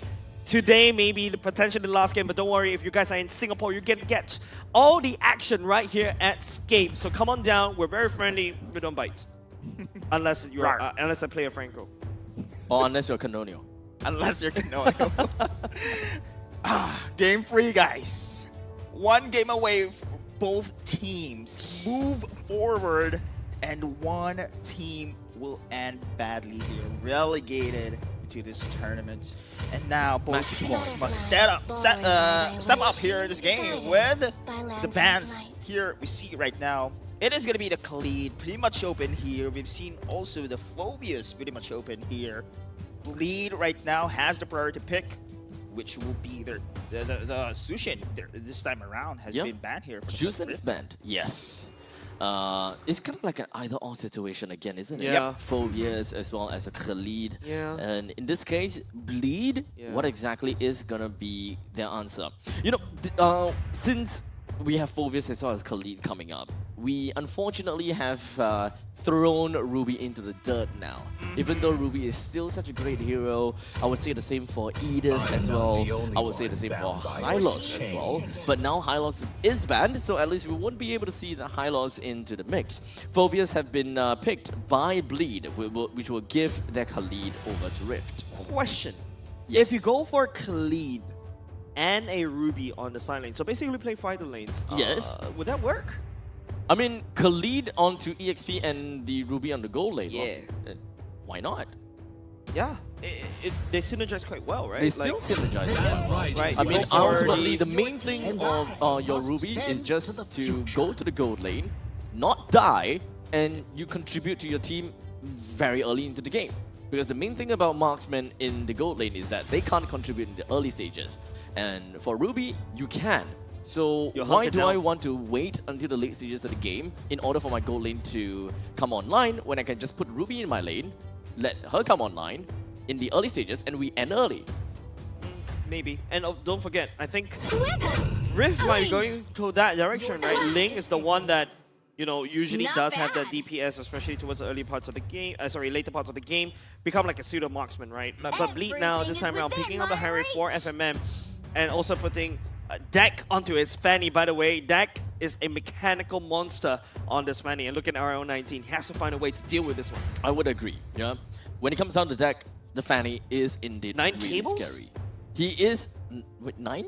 I can't remember, but I remember 8 or 9 cables. I know that he's very mechanically skilled when it comes down to Fanny, but the problem when it comes down to that is that have he did well when it comes down to his positioning as a Fanny? Because at this point in time in MPL SG, just being highly mechanical or being highly skilled in Fanny is not quite enough. You need to be good with your positioning in order to really bring your Fanny gameplay into the next level. And you need also an enabler there for the Fanny. Maybe side of Rome here, Jay, going for another Jawhead. Yeah, I was thinking about the Jawhead Yep. too. It will enable surely the Fanny here. And Dr. J, no doubt, has been well on point when it comes to his pickoffs, when it comes to his initiation here. They just need to be very aggressive at this moment against the side of Rift. But I love the ban right now here for the side of Bleed. And I thought they will go for the Lunox here because, of course, the lane has been picked, Fanny for the counter, and they have picked the Harith. Then the Lunox is pretty much open for the counter, but instead they're going for this Tigreal here. Yeah, I like the fact that RL19 immediately snapped ban onto the Valentina. Yeah. That is not something that you'll want to give over to the Bleed, especially since they have drafted a Phobius as well as a Harith for themselves. So Minotaur is definitely still up for grabs for a Bleed if they so very much want to go for that. Actually, it's a respect ban over the side of Kiwi, right? It seems like Riv doesn't really want to go for the Valentina instead. That's why they have to take it out. And Valentina against Riv, this roster, you got the Implosion, you got a Raging Sandstorm to play around with, right? But Bleed now, what are their bans? The gold lane, they can continue down, locking down as much gold laners as possible. Yeah, the Nathan goes in next.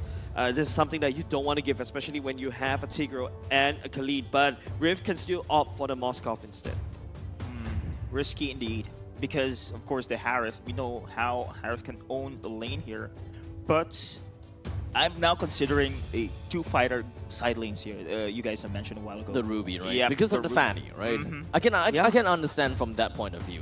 But at this point in time, if they want to go for a Ruby, I would say that in the early stages of the game, they might actually be lacking in quite a lot of damage, considering the fact that you wouldn't expect your Link to come online that early. Nope, Link need a Berserker's Fury and a Hearthclaw to really come online. So yeah, totally agree with you. Maybe Ruby, unless they play safely, but that's something that, okay, that's a Pixana coming up for the side of Rift. That's something that Melon can play as well, and also counter picks that from Kiwi. It helps Tigreal really well as well. It does. Like, Eternal Guard plus Implosion plus Raging Sandstorm. This is a crazy draft from the side of Rift when they want to play for a team fight. Now the question is also if whether the marksmen, how exactly are they supposed to, support this style of gameplay? Do they want to look for someone that is more of the early stages so that they will be able to enable this gold lane to work together with their roaming trio? Because it is a Ling after all. Ling naturally kind of takes like the +1 position. You would want to have a lot of farm over to the Ling. So, okay, I that's would an always Arlot. love to see a Claude, but That's an Arlot. That's like Aurora coming out. May work against Rift because of how divey they can get, and also the Arlot. I think right now Bleed is lacking a lot of this. Not say tankiness, right? Coming out from them, right? Phobius, technically speaking, does have regen. Arlot is actually kind of strong in terms of his regen with the Vengeance as well, but is it enough tankiness though? I'm not a fan of the Arlot though. Putting an Arlot into the roam position while your team actually doesn't really have a lot of crowd control to really abuse the Vengeance, right? Because as a roamer, it's either you want to be really good at one thing as an Arlot, which is to tank well, set up well, or you want to make full use of Vengeance, just fly everywhere. Finally get to see his Beatrix. I was hyping this up for the previous series. It's something a lot easier, and don't forget, this is an AoE kind of damage. The Bennett's Rage is gonna be so good. It fits the build. Nibiru's And it's something that Healer can play. It Finally. absolutely fits the bill. We want someone in the gold lane that is able to pop off earlier. Nibiru's passion plus Bennett's rage. You don't necessarily need a lot of items. You just need to toss these two skills, and it's pretty fair to say that you'll be able to take out a chunk of your opponent's HP regardless. What I see as well, guys, this Tigreal pick is way better here for the side of Rift. I think as a roam player as well, you have a perfect setup here. I mean, with a single implosion, perfectly flicker implosion here, so many setups that you can have for your team. Raging Sandstorm for the follow-up, even the wombo combo of the Vexana Tigreal we've seen time and time again is effective as well. Exactly, plus the Beatrix. Bam! This is insane AoE damage we're talking about here. How many RL 19 look at all the heroes and say, I want AoE, and MLBB says yes. Boom! This is the roster. This is the roster. This is hands down an AoE roster that we'll want to see from Rift. And technically speaking, this is just what I would like to call unicorn puke, whereby you just throw everything. You just press your ultimate and let it rip. Rainbow let puke. it rip. There's no other way that I can say it. It is, in some sense, it is a puke, and you are regurgitating all your ultimates at the same time. And if you are on the Rift side, everything lands is sunshine and rainbows. I feel like that's like a censorship thing, you know, when you censor basically all the blood and the gore and everything, and you replace them with rainbows and sparkles Nothing and can candies. go wrong with rainbows and sparkles. Yeah. And glitter. Lots of glitter on top of that. So yeah, you know, kind of like sorbet a little bit of a glitter on top of Rift, and like this is how you play the game, my man. Oh my goodness! I don't know why that reminds me of another game. I think We Happy Few or something. Oof. But you know what? We have been looking at things in kind of like a macro view from the side of Rift, right? We absolutely love the fact that this is kind of this is a Rainbow Puke composition. But on the side of Bleed Esports, right? We're looking at a Fanny, highly mechanic skill hero. Yep. If you are able to pilot it well, you have very good positioning, you pretty much will be able to storm over anyone in the early stages of the game. You even have a Harif. Storms the late. And the best part about, you know, a Beatrix, right, is that it's so easy to play, right? It is. I mean, just Nibiru, the SMG, Fanny decides to fly by, just one or two, it's half HP, the Fanny has to fly away. How much of a single target lockdown do they have? I mean, For the side of? For the side of Rift, right? You have Eternal Guard, you have the Implosion, you have the Raging Sandstorm. You have a charge from a Tigreal as well. Technically speaking, if you position yourself in a way whereby there are two brushes that is very close to one another, a Tigreal can, I mean, this is all theory, right? Theory crafting. Yep. If you are able to get a charge down onto an unsuspecting victim, right onto, is it Wesker? Wesker is the sniper, right? Oh no. The Renner. shotgun, okay? Renner. Renner. Renner is the sniper. Renner is the shotgun. Okay, Wesker. Wesker Right is into shotgun. Wesker's face. I think that is a total annihilation. Right? That will be fun. That would be actually interesting. But Yeah, but that obviously I don't think I don't expect that to I think happen. it's a lot easier to deal with. The problem about a Fanny is that it will always fly by very quickly. Yeah. So the way to deal with a Fanny, sometimes the shotgun is not as reliable. The Nibiru is actually, SMG is actually more Unless reliable. if they as compared. cutthroat you. Wesker's elation, poof. Yeah, of course. Yeah. But you have to aim it properly, right? Fan fact Nah, though. tap it. Guys, fan fact. In Philippines, with Beatrix having a shotgun, we call her security guard. Wait, explain. Because security guards in Philippines have the shotgun.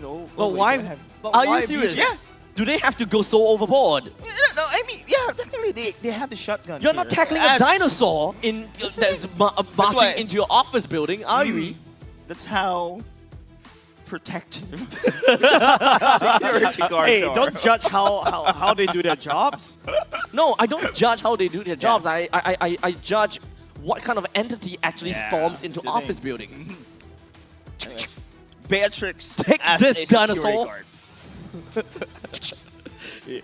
They're prepared for any Jurassic Park invasion. Exactly. I mean, you wouldn't want to bring a pistol into a dinosaur fight, huh? Of course. A shotgun makes them. Yeah, but I feel like this particular, well, yes, there's a Fanny that you have to deal with, but looking at the roster again, right, from the side of Rift, there's not a, there's single target push, but they're very aim heavy. There's not like point and click kind of stunts, right? It's something that perhaps a Ruby can deal with, right? One spin, and then after that, you know, the Fanny's gonna get stunned. But apart from that, it's just, it's very hard to stun down this Fanny unless the Fanny decides to walk instead of cable. Or Rift here on the side, they can force team fights though. I mean, avoid the Fanny and go with the rest of the How team. do you avoid a Fanny when he's flying? Well, you have, I mean, Tigreal can do so much when it comes to, they have the setup place. I mean, if they can be able just to avoid the Fanny there, I think Wombo combo. This is their lineup though. They rely on the Wombo combo. They must make use of it. All I'm thinking right now is, in a team fight versus team fight scenario, how would that look? Because Rift has got so much crowd control, right? And the moment that you're caught by one thing, you're gonna eat lead. Or bombs. At that point in time, you're just dead. The moment one skill touches you, Eternal Guard or Implosion, you're dead. You're more or less dead, unless you're like the tank. But in this case, we're talking about an Arlet as a roamer. And Arlet is not necessarily a hero that is really good at opening up map, because you're not that tanky after all. And going up against a composition like Rifts, whereby you gotta have to watch out where Vexana is, you gotta watch out where a Tigreal is. You can't just casually just walk right in, because you might just get hit by an implosion. Sure, you manage to make them waste a single implosion, but watch out, there is still a Raging Sandstorm, there is still an Internal Guard. You manage to waste one of the 3 crowd control ability that will connect to a to the double ultimate from a Beatrix. It doesn't do much. Maybe that's the thing. I mean, one of the considerations that the side of Bleed right now to take into in this fight. I mean, expand all those ultimates there and try to make them wasted one by one. Yep. I think we have seen, of course, on it was NIP Flash on the Cho. Yeah. Correct me if I'm wrong. Yeah. It was the bait.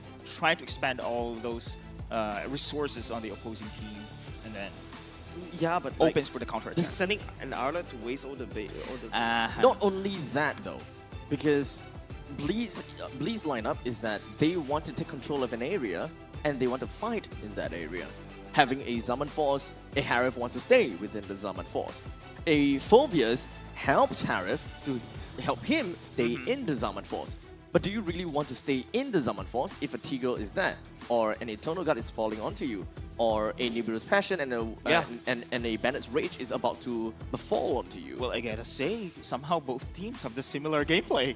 Yes. I mean, who's going to initiate first has the advantage. Yep, correct. So one final slash right into a Frigid Glacier, right into a Zaman Force, right into the Chrono Fission as well. So there's a lot of things that, you know, both these two teams that have to look out for, right? And like, if you land down any of these skills, the first one definitely will win. So basically, these two teams, they're gonna butt heads against each other and hope for the best.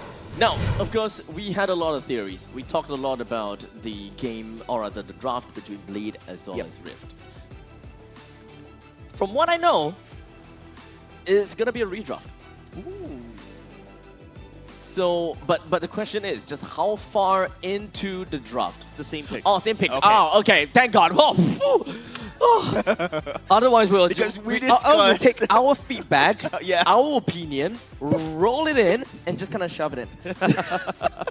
I think you need a roto after that. I fatigue. Yeah. Oh man. Okay. Thank God that we still follow through. Definitely we should, because I think they managed to load it into the game. I feel like this, I mean, the pick kind of makes sense, right? This is exactly what I expect Rift to pick, even with the Beatrix that's a little unorthodox, but it's something that Chu's comfortable with, right? And Bleed, on the other hand, I think the Arlot, it's a little bit questionable for me, because like what you mentioned, very squishy, walks on in, he's going to get bursted down. Is it a good synergy as well for the Fanny though? So it's, for me, I haven't seen really the combo, especially in the mid lane trio there. I myself can't really yeah, quite see the combo as well. I was saying that it is definitely a bonus for an Arlet if you have someone else that can play around with more crowd control, so that vengeance, pop, pop, pop, pop, pop, pop, pop. That is one way that an Arlet can regenerate HP, so that you can stay alive in the battle for a little bit longer, right? And Arlet is kind of like an all-in hero, right? Yep. The moment that you go in, you flicker and flicker an out in, right? You have to start dashing, and there's no way to dash out. We all know that by now. So at this point in time, Bleed's lineup is kind of like all in. It's either we'll go big or we go home. Yeah, exactly. This is basically the theme of this game. Game number 3, go big or go home. Literally. Yeah. Because, the stakes. Literally, this is the stake for this particular game, right? What a Loser storyline. will go home. Literally. And they will not come back for tomorrow. Man, imagine. The pressure, the stress. Pressure. Exactly. Definitely. And it with a bang. That's why they have the Beatrix. Bang. Shotgun. Bang. Nobody uses Security shotgun guard. in this. Nobody uses shotgun in this meta, but I mean, if you can bushwhack somebody, You never know. You never know. Yeah. You never know. But I do enjoy Beatrix. I started playing all these non-meta heroes once again because it's a little bit reminiscent, right? Haha, no pun intended. Reminiscent. Remember back then? Yeah. Then Remy, yeah. Then after that, also started playing a bit of 1-1 as well because why not? It was fun. And don't forget, because of the assassins coming back, it makes it easier for me to jump. And because assassins are so squishy, they try to jump onto me. But then, hey, I'm in the air, so I can potentially outplay them. It's actually quite fun. It's coming from a gold laner player. I cannot react on that statement. Yes. Go lane main. Yep. Yeah, I am a gold lane. We gotta listen I'm to a you. gold main. We gotta have to listen to you. Thank you. Clearly, clearly Marksman wins think assassins. differently. Clearly, Yes. Marksman wins assassins. Actually can. Oh, see? Yeah, that's what I said. Clearly, Marksman wins assassins. I'm agreeing with you, Mr. Actually, no. Marksman No, main. actually, no. I'm gonna get squished. I'm gonna get assassinated. Don't come near me. EXP laters, assassins, you go away. Thanks, yeah, I can fight you. Fair. That one's fair. That one's fair. Yeah. Man, Rift. It's come to a point where I completely forgotten about that one game where Fanny just did a flyby on a 1-1 and just melted her in 0.5 seconds. Hey? Oh, good times. Yeah. Good times. Yeah. That just happened. Yeah, just Fanny. yeah. That just happened. Yeah, Yeah, that just happened as well. Yeah. That But was yeah, Jason no problem. 100%. But if Jace is the one that plays it, he can kite. Of course. Of course. Who am I to doubt that one? I actually Who doubt am I to myself. doubt? Actually, I doubt myself then. No, I actually can still play if the Fanny is not that fed. You can still do something. But if the Fanny is fed, okay, you go. I mean, Assassin's role is just definitely to assassinate these To squishies, assassinate right? you, yeah. That's why I'm a bit sad. Yeah. That's why, okay, to be honest, if you the roles I hate playing against are definitely assassins and EXP laters. You're welcome. Yeah. Yeah. I just hate playing against you. Yeah. Kalin and Terizla for the win. Whenever I see him, I'm just like, yeah, go for this guy. The gold laner and the EXP laner. This is why we butt heads so much. Yeah, our game philosophy is already completely different, right? You want to just go up to the front of the person and Uga just drop all your skills and then walk away. I want to stay as far away as possible, just outputting the damage. You know what's the fun part about this dynamic? You're the roamer, we both need you. Exactly. That's why he comments, I just nod. You comment, I just nod. Yes. Emotional support. Support player. Because he's a tank main. Yeah. Yeah, he's a tank main, alright? Oh man, And I love this duo, man. And It's an honor again. The best part about being a gold laner, the meta doesn't really change as much. Yeah. Unless it's a Harif or a Lunox or an Anis. Right. Yeah. That's the thing about gold laners, right? Because we actually don't have a lot of marksmen in the game, right? Whereas a lot of these marksmen, they are all very viable in their very own individual use case, right? We've seen Bruno in the season. We've seen Claude, definitely. We've seen Beatrix. Yep. We saw Brody. We saw, yes, Brody going up against a Fanny. That's like the go-to, right? If you see opponent's Fanny, I'm gonna pick a Brody, right? What else? Popol and Koopa, let's not know who's Popol and Koopa. Hey, PNK is PNK is actually good. Yeah. It's a Joe head. You see? You see? It's like a Joe head. You see, I thought he's not that good, but you see? You know what's the worst Now marksman in the meta right now? Mia? Yeah. until late game. Then Mia goes in machine gun. Yeah, so she's not bad. She's conditional. Oh, Just yeah, drag yeah. the game to the late game. Okay. Yeah. Fair. Layla. Layla's got range. We've Layla seen is we've actually- seen NIP Flash use the Layla. You remember Chico guys actually brought us Layla? Yeah. There is no marksman that can't marksman. There's Sorry, no let marksman that can't let me wait marksman. for, let me think of that statement right Okay, there. sorry. Braining is not braining? Sorry, grabber is a little bit wrongly. A little bit wrong. There is no marksman that can't markman. You got me right there, brother. I need your mini eye right now. I need. Oh boy. We had a great chat thus far, Yeah. ladies and gentlemen. Thank you so much Here for we go. listening to our rambles. But now we are actually going in to the Thank you for final listening to our game podcast. of this series. The game number 3 match point between Bleed versus Rift. Starting off a bit of a cheese coming off from Bear once again. You sending the Khalid down to the mid, was able to cut Jay's HP all the way down to half. Oh, he did. Yeah. And he's already back in the lane. Yep. I think it's the common rotations we've seen so far Yeah. actually here in this day 1 of the playoffs. Yeah. And the fact that Bear is able to clear faster. Yeah, that's the power of a Khalid, right? Because you are just so darn annoying, and you would think that the moment that I use my passive, I won't be able to use my passive and I won't be able to fly on my sand for the next few seconds, right? But no, the moment that you use your passive, you use your first skill, your passive is back up, and then you fly back to your lane. That is why it's so good. Movement speed. I am How? speed. I'm speed. I am sand. Top side though. Okay. Still holding his ground here and Bear. I'm expecting. And look, I he's thought- back to full health. Yeah, and I thought he's going to rotate once again here. And speaking of rotations, look at this one. Invasion coming in from the side here of Rift. But so far, side of Beat rather, but so far it has been negated here with the side of Rift. Yeah, the burst damage from Vixana definitely hurt Deck quite a lot right there. And Deck is actually have to play this smart, right? Like getting terrified by Melon is almost like a death sentence. That is true. But of course, remember, it is a skill shot after all from the side of Vexana. And on a highly mobile hero like that, is not easy to horrify them. Bit of a poke from both of these two teams. Emblem check right here. Ooh. Assassin Emblem for True, of course, you know, it's just standard old school Beatrix builds. And of course, you're seeing the Brave Smite for Jay to basically just heal uncontrollably. The thrill definitely going to be helpful, especially when outputting the damage. But I'm also looking at, you know, Pancake going on full on movement. Oh, Eternal Guard, Tempest Ablaze as well, and now it is going to be Konono securing the neutral objective. Cannot escape though, Jay falls down. Frigid Glacier going in for Melon here, but then again, Bear out of position, he's been picked. We can clearly see from this very fight, at this point in time, it really just comes down to an eye for an eye, tooth for a tooth kind of thing. You pop up the implosion, I'll use the Frigid Glacier, and then we are back to square one. Bottom side though, I think this is an aggressive rotation coming in from Rift, easily evaded here by the side of FM. This is definitely going to be a relatively tough game for the side of Bleed. Even though we are only 3 minutes into the game, we can definitely see that Bleed is very cautious with where they go. While Rift, they are very open with opening up the map and going into this reverse. They just want absolute control. Yeah, definitely, right? Pancake, look at that. He doesn't really care about, you know, absorbing the damage or being swiped by Jay, even though that's a random final slash. Out of nowhere, there's no follow-up from Bleed as of yet. Yeah, and we've seen actually Deck, but he's too late, trying to follow up on that final slash. Right now, gold lane being frozen right there, not allowing each other to kind of push that one. Rotations coming up from Rift, though, really suspicious, especially Bear abandoning his lane.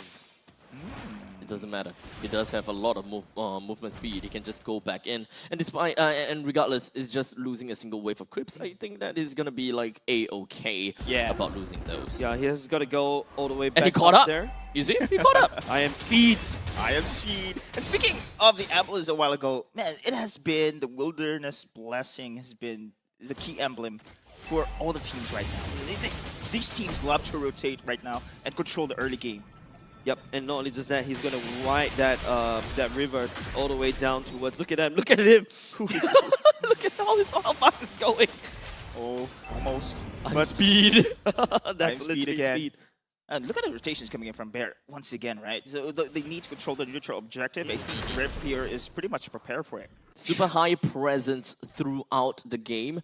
4 minutes in, he's just been running top and bottom lane. If we actually had heat maps, I think that the entire map would be full of his mobility. Yeah, full of sand actually. Full of sand, yes. Yeah. Okay. Oh, there we go. Flicker, Implosion, Eternal Guard combo! Drags there, and now Jay very low. That's been seconds of play, finishing the play, but the Vision Glacier on point there! And now on the back lines, Dominic holding his ground. Still the turtle is up. They need to go for the second round. Yeah, the jig is up. They did manage to pull off their wombo combo Unga Bunga. They didn't manage to kill everyone. Why? Because the main damage dealer is just not there. Yeah. So this is a point in time whereby they just want to buy time, right? They can do whatever that they want, but at this point in time, Melon will be the main damage dealer. Bear would need to be able to do decent damage as well. Man, Melon's damage is there, but after that initial burst, there's no follow-up coming up from Rift, right? Bleed, at the other hand, still have deck to basically spin for the win. Canonio, still really early game, so you don't expect a lot of damage coming out from this Ling at this moment. Rift right now, I think they need to try to unlock Shu as fast as possible. But Bleed, okay, they've already got, Decisive Scythe, Forward Side FMM. Chu actually skipped his boots, went straight to the Blade of Despair. As you can see right now on the map, there's a switch of lanes here. It is actually now Chu on the top, trying to go for the push. And now here on the bot, it is going to be the side here of Bear. Yep. Maybe they want Bear to be near at the neutral objective here. It's easy for him to respond. Very strong sieging from the side of Rift as well, right? Correct. I think it's pushing just it down. making sure that Chu is on the opposite side so that he can get his farm. Don't forget, a B-Shakes item build is expensive, right? BOD, Malefic Roar. Then after that, Heart's Claws. At this point in time, he have completed his BOD, and he just picked up a dagger for himself. So he's just one out of 3 items in. He still has no boots? I mean, he does have boots. Yeah. Okay, finally, right? Because when I see Chu play his B-Tricks, he never buys boots. He usually go full on Legion Sword first item. Yeah, just finish like a BOD, then get himself the boots, right? Yeah. Bear left alone here. Now there's going to be Pancake with a seal going in for the stun. He's been stopped. And the final slash on 4. That's now going to be wrecking havoc here, trying to defend under the turret. And look at the damage here. But then again, it's going to be dead here being picked up by Canonio. Counterattack for the side of Rift. Dominic here. 1/4 of health. Still trying to go back away. This is just a sweet exchange here from both teams. Man, Kiwi just basically slowed down the combo breaker onto what Pancake wants to do in terms of his implosion. And after that, it's just Bleed just ransacking in terms of the damage and also Rift. But however, they take a lot of casualties because Ling was there to basically find that cleanup. So now we finally managed to see the wombo combo from the side of Bleed and how they would want to initiate on that. Now, the biggest question over the Jays, of course, is the fact that both Rift and Bleed has got their early game wombo combo. Does it really work for Bleed? Yeah. Right now, I think it's just Rift was able to find the damage though, but had Chu landed the Balance Rage, that would be even worse for Bleed. Ooh. Download just a little bit. Yeah, no still issues. managed to go back away with that Raging Sandstorm, but those 2 ultimates here from the side of Arlott and of course, Kali has been expanded already. Yeah, you talk about how Bleed that wombo combo seems almost Collision on 2. There's the barrage, and now Canonio secures it. That is it. Neutral objective plus there the we go. damage. Do you see how fast Chu switch into 2 ultimates? It was a bomb right into a Nibiru's That was passion. immediate. Yeah. Fast fingers coming out from this Beatrix player. Jay and Dominic just get shredded even before Dominic could tap onto But roar now. Dude, I think no, there is no way. There is no way I can think that Bleed's wombo combo is better than their wombo combo now. Yeah, Deck needs to find assassination onto Chu. Chu is the main damage dealer from the side of Rift. Once you take him out, it'll be a lot easier because you saw when Bleed was able to win Rift without Chu being around. That implosion, man.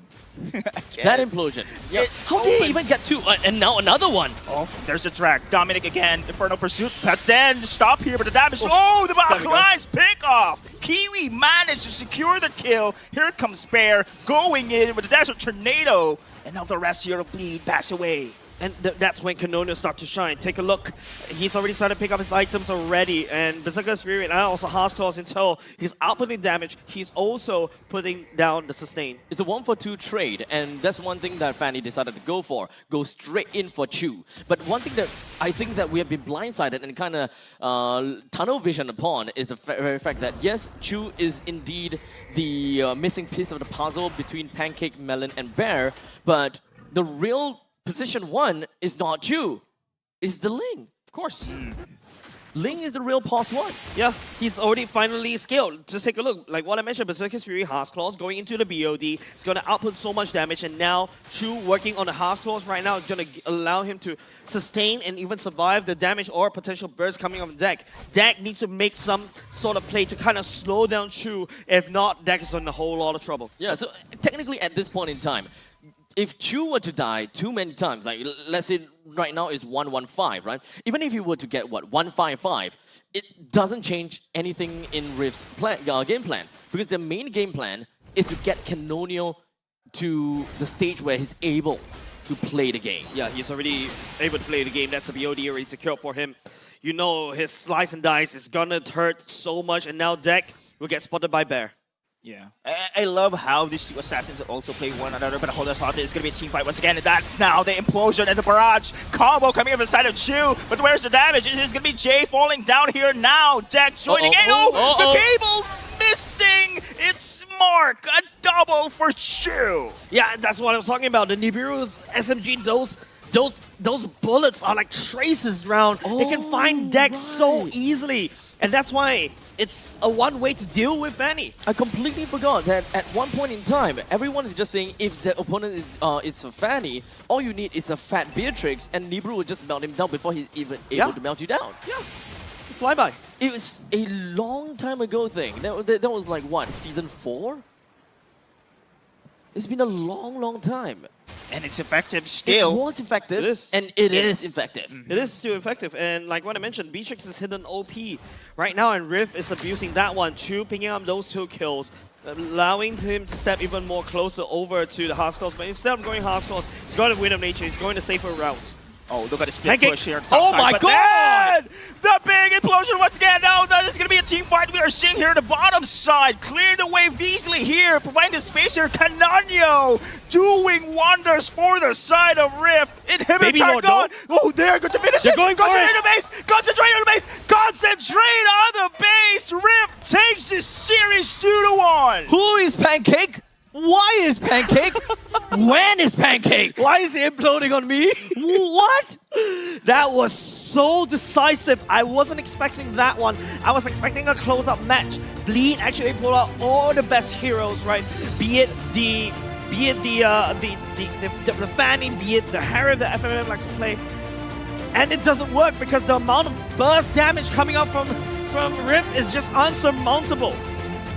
I can't, man. We had game 2 that is pretty much a Canonio highlight. Yeah. And this game is a Pancake highlight. Yes. Now, I only have just one question to Deadeye. Is it the Siniga? It's the adobo. It's the adobo. Yeah, it's the adobo. Okay. I think there's 2 adobros, Pancake and Canonio. Really good. It's something that they eat. I swear. It's gotta be something that they eat. Oh man, it's pretty good. I love how Rift climbing back here in this series. Impressive backdoor play, and now here impressive team fight. Yes, Pancake did most of the wonders there with it. Incredible implosion. It will be impossible without it. But Chu also can pick up the Beatrix. We need to give credit there as well. This is really a highlight that I gotta have to say, right? I would say that Bleed, they came up with a lineup, and initially we were definitely doubting it, right? We definitely had we definitely didn't really have a very good idea as to how are they supposed to gel with one another. You doubted the Beatrix? Sorry? You doubted the Beatrix? No, I didn't doubt the Beatrix. Okay. I doubted the Bleed. Okay. What? I never doubted the marksman. I never doubted the marksman made.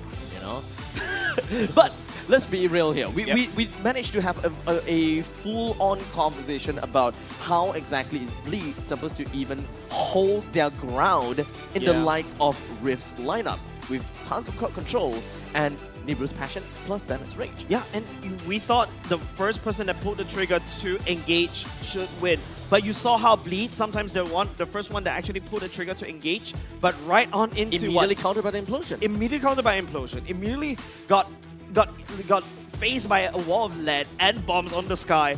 You see the speed of Chu changing ultimates. Congratulations to Pancake, of course. At this point in time, we don't even have to guess exactly who it is, right? True. Insane charge into the implosion that sealed the deal. There is nothing else that we gotta have to say about that game. It makes the job of a Beatrix so much easier. Now everybody's congregated in one spot for the Bennett's rage and the damage. That's just crazy, man. Look, even if you are paired up with a Beatrix who have very slow fingers, let's just say that someone like me. Someone who's like Jay, you know, a very slow Beatrix. If you have a Tigreal that implodes into 3 people, you have a Eternal Guard that knocks them up right afterwards, and then even a Raging Sandstorm to stagger on top of that. That is at best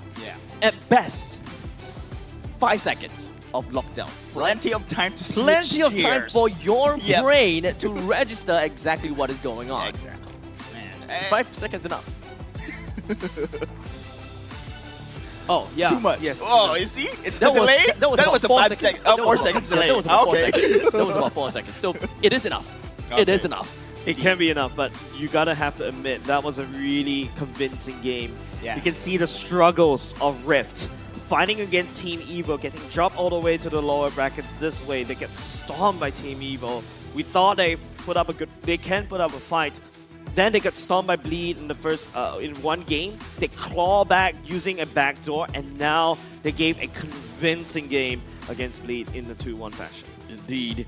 Now, 12 minutes game in this in the favor of Rift, right? We pretty much saw exactly how they executed it, but what are the items that contributed to this entire thing, right? Rift, understandably, when it comes down to Chu, he's finished the BOD and he's finished the Malefic Roar. And right after that, we already saw what kind of damage Chu was able to bring in.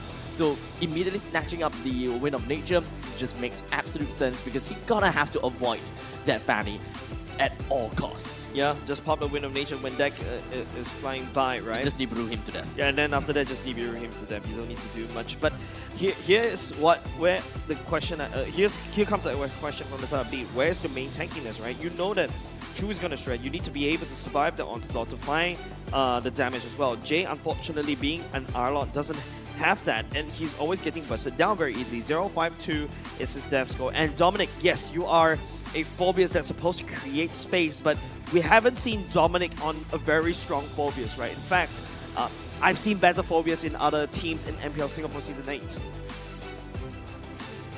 This is tough pill to swallow for them, right? It is. An Arlot in the roam position, you can't open up the map. You can't open up the map. We talked about this, and even if you do open up the map, you got no way to escape. Okay. I gotta say, we have seen the combo Final Slash, Frigid Glacier, bam, it's effective. Is it worth it though? That's the question. That's the And the question. second one, I think Rift has the better team combo there. Explosion, the Eternal Guard, Raging Sandstorm, much better execution, and of course effective. Notice how every single one of these theories that we throw out, in the side of Bleed, we included the Fanny in the equation. But throughout this entire time where we talk about Rift, we have never talked about Link. It was a hands-down 5v4 theory this entire time. Yep, Ling is supposed to be a cleanup crew, right? From the side of Rift. Yes. Right, your main damage dealer is definitely from Melon, from Chu in terms of these AoEs, Barrett with the Raging Sandstorm to slow people down. Canoneo's main job is to basically hunt down everybody, all the strikers. Let's take a look, he has 6 kills. Yeah. 6 on 5. this one fight. And I've seen also on the game as well, this two, Deck and Canonio, they love to have the split push. Whenever Deck goes for the split push, I think Canonio responded to that one. So Fair. perfect timing when it comes to a team fight. Those two assassins were too late. Fair. That is probably why we actually didn't really see a lot of presence from the side of Deck as well. But speaking of presence, Bear has definitely showed himself out there. Yeah. He's been all around the map and making sure that if we're playing for team fight, I gotta be there all the time. He is speed. He is speed. He has been actively roaming around the map and creating space for Chu. And if you notice, Chu is always on the opposite side of the turtle. That's how Rift is drafting, making sure that Chu gets his expensive items before joining these fights. Kanono, on the other hand, also understands his task, right? Basically, farm up, get Berserker's Fury, get his cast clause, then try to fight. If not, you know, he's gonna get just swatted down by the side of Bleed. Because don't forget, Frigid Glacier is something that Bleed needs to be is a very big ultimate that Bleed can use against Rift. But there's an allowance. Yeah. And who's gonna be the one that closes up that allowance? That will be Deck. Yep. Really? By right, that should be Deck. Oh man, this is great. I think we have mentioned, of course, the mid lane, the trio lane combo, right? But this time around, Canonio is just doing the split pushes. It was actually Bear just feeling that role instead of the assassin. Yeah, it's all Bear. He shows speed. Yeah, he definitely shows speed. I gotta have to say, there's nothing else that we're gonna have to there's nothing else that we're gonna have to kind of break down in some sense. Bleed lost all control of the map. They couldn't get themselves the river. They couldn't do a lot of things. Yep. The bear was able to just roam around uncontrollably. Dominic, as that Phobius takes some time stuck in the lane. He's stuck in the lane. And he clears slowly. And once he's done clearing, Bear shows up, he clears, and then he's like, hey, look, we're in the same pace now. Yeah. There's absolutely nothing that Dominic could have done during the laning phase. Clears. While Bear has been getting his hands full throughout the entire laning phase. Bear goes up to the top side, wave clear very quickly, and even right in front of Dominic, he doesn't really care. And then because he can always heal off all the damage Dominic that has output in the early game, rotates all the other side of the map, continue the team fight. And he can still get back to the lane fast enough before the turret even brought it out. Yep. We've seen it multiple times now. This is also very good macro play from the side of Bear, being able to just get themselves the perfect timing all the time. Yeah, I think we get to see more of that, and with bonus background music. Bonus background music? Ah! So let us just take a look at exactly what they say, because I'm pretty sure that it might be pretty darn chaotic. It is going to be chaotic. Let's go to the clip. Suyo na flicker, suyo na flicker. Suyo na flicker. Just hero. Nice! Watch me! Ano? Come. Chill. We can get. Come here. Go. Ay, naka-blue Nox. Go. Locks. I heal you guys. Joy. Hey, let's continue. Go. Locks in ulti ah. Lock, Joy. Oh, he dash in. Hey, let's go. Watch you. Nice, Prince. Just kill front. Can. Watch me. I kick. Kaya Franco ah. Phobius just kill. Ay, nakap. No hook. Help me. No. Hey, buy me. I kick the Phobius. Nice. I'm low ah. Careful. Hey, just play. Don't kill me. Dabata. Can kill Dominic. Go. Just go. No, choosing going back also. Hey, he flicker. Careful, Prince ah. We have blurred ah. Hey, the one going to you. What the fuck? Watch me. I got you. I will stun again. Penny there. Okay. Chill. Don't die. Nice try. Nice try. Hey, no sun. Hey, see outside. Just chill. No blink. I'm good. No ulti Aurora. No ulti. No sun. Just this one. Nice one. Pani no energy. Penny. I'm low. Pani one. Nice Prince. No ulti Aurora, Prince. No ulti Aurora. Chew. You okay? Okay, chill. Watch me. Hey, I go back. I got the front. I got to. Watching. Pani, careful ah. Watching. Chillax. Alakbar! On me ah. Okay. Yeah. I'm protecting you. All good. Go. Just go. We can in. Chill. We can in. Tower. I push them. Nice one. Told you it's chaotic. It is. It does sound very chaotic. Like, it does seem like even for Rift themselves, they didn't expect a Canonial push. Exactly. We won? That was. Wait, did they say that? I don't know. It would have been funny. It would have been funny. Yeah. They were like, Canonio just doing it on his own. I mean, the game sense coming in from this guy, and you know, okay, He's going places. We're gonna hype up this guy. The Rift Esports took this guy out of nowhere from RG game, and now here in MPL SG Season 8 doing wonders. Now I'm really surprised. Oh, no, not really surprised. Now I'm just really curious. How are they gonna continue and how are they gonna fare coming up in the next few days? Because now, unfortunately, Bleed has been knocked out of the competition, and Rift continues their run into MPL SG Season 8, where they will continue on again tomorrow in best of 5 games. Yes, finally, we're going for best of 5 games, right? Because I think, today has been lots of best of 3s. We also seen quite a bit of an upset, especially in the earlier just now. Some of you guys were voting for Bleed, and it is going to definitely be Rift going up into top 4. And at the very least, I'm sorry, it's not 2-0, it's 2-1. Super excited for what's gonna come up for tomorrow, but that's the end for the 3 of us. We're gonna be passing it over to Moman, with Abstract, Good Eye, as well as Jay-Z signing off. Thank you, Good Eye, Good Strack, and Good Jays. Welcome to Who is Pancake and how did he find Canonio? I mean, out of the rank game? Oh my god, talent recognizes talent, and Pancake has landed some of the most disgusting implosions that you will see in this entire tournament. And of course, congratulations to Rift Esports for making it to the lower bracket finals. But let's just watch this play out.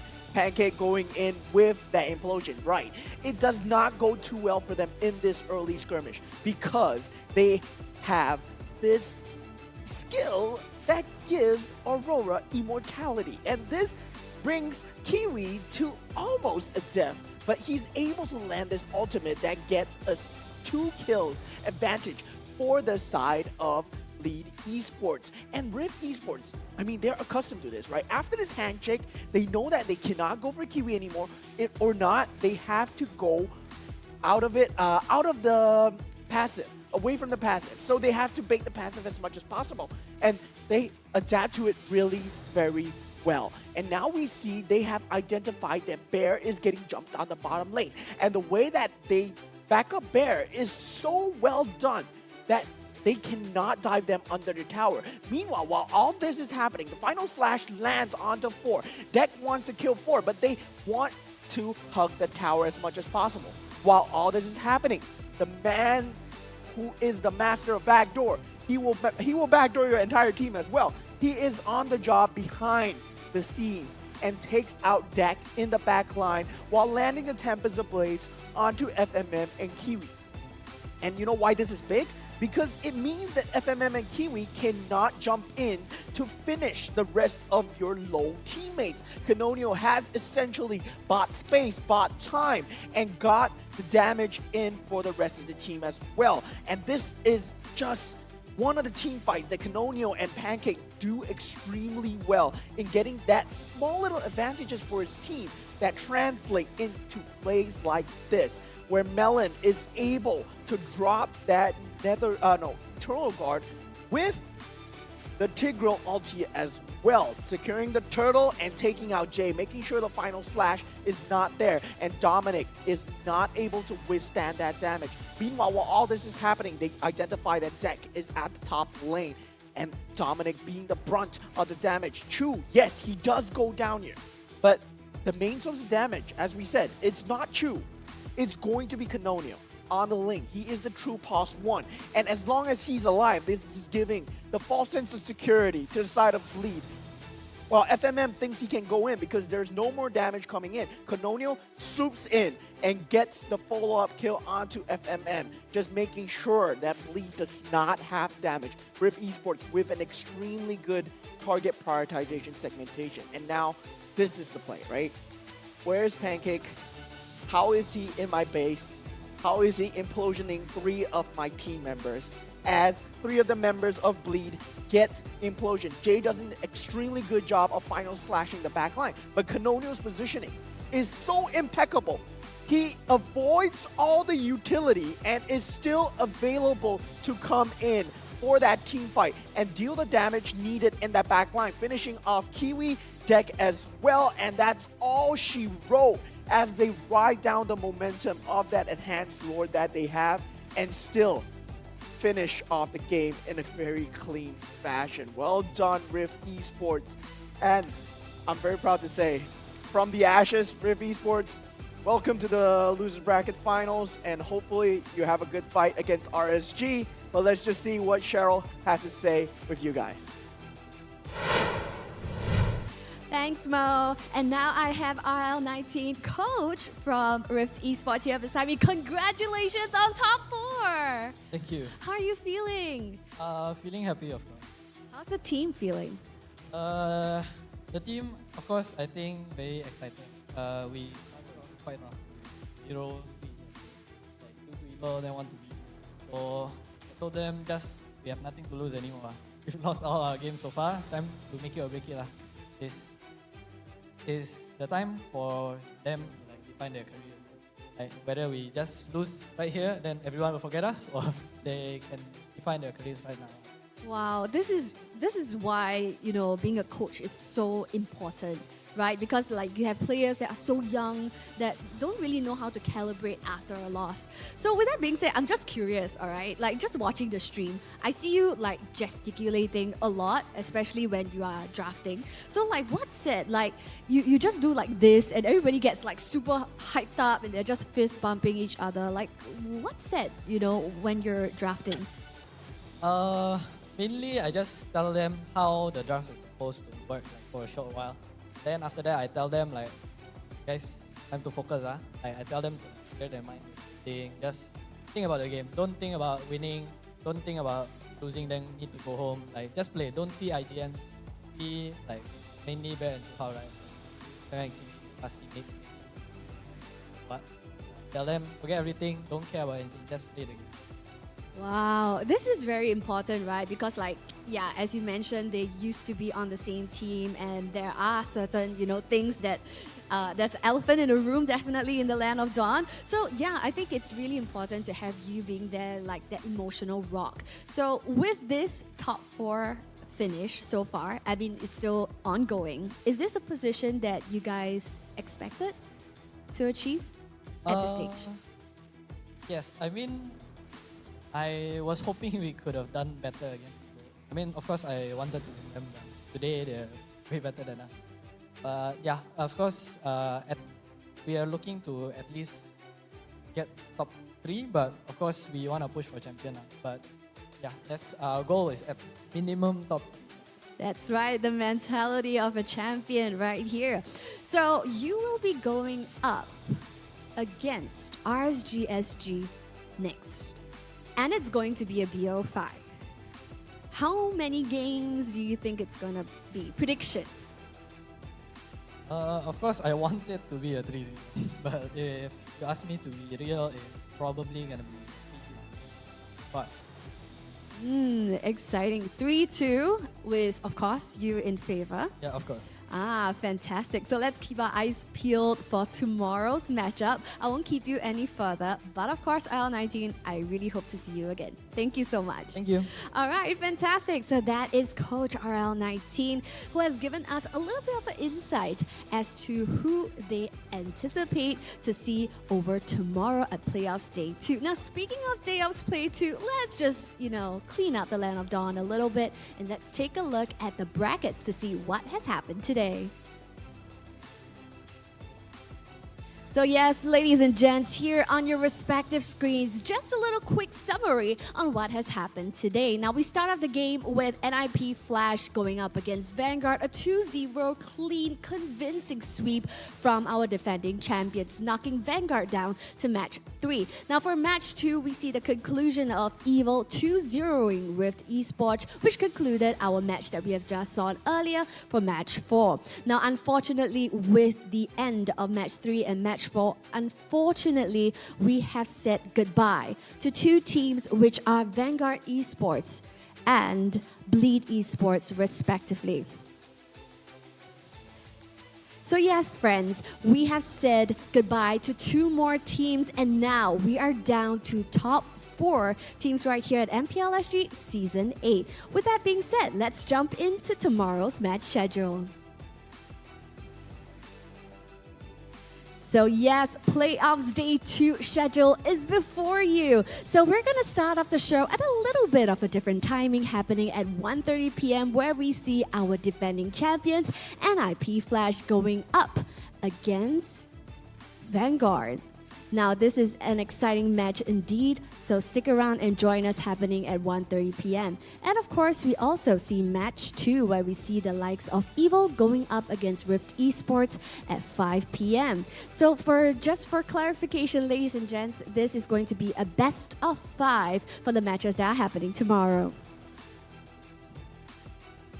So yes, friends, just a very gentle reminder where we are holding the playoffs is currently right here at Escape Underground Theatre, Level 2. So we can't wait to see you be here physically to cheer on your favorite teams. Now, why do I keep highlighting that? We would love to have you here because there are tons in store for you. You guys get to leave your mark at our doodle wall, meet and greet your favorite players, and let's not forget, bring a friend. Yes, bring a friend and stand a chance to win. No, it's not stand a chance, a guaranteed win of a tournament chest of up to 899 diamonds. Now, isn't that exciting? You definitely won't leave here empty-handed so long as you join us right here at Escape Underground Theatre. If not, you can simply just join us on all of your favorite social media platforms. Remember to follow us on Instagram at mpl.sg.official for any updates. Once again, it's Cheryl at your service as your host for today, and we can't wait to see you tomorrow. Playoffs Day 2 happening at 1:30 p.m.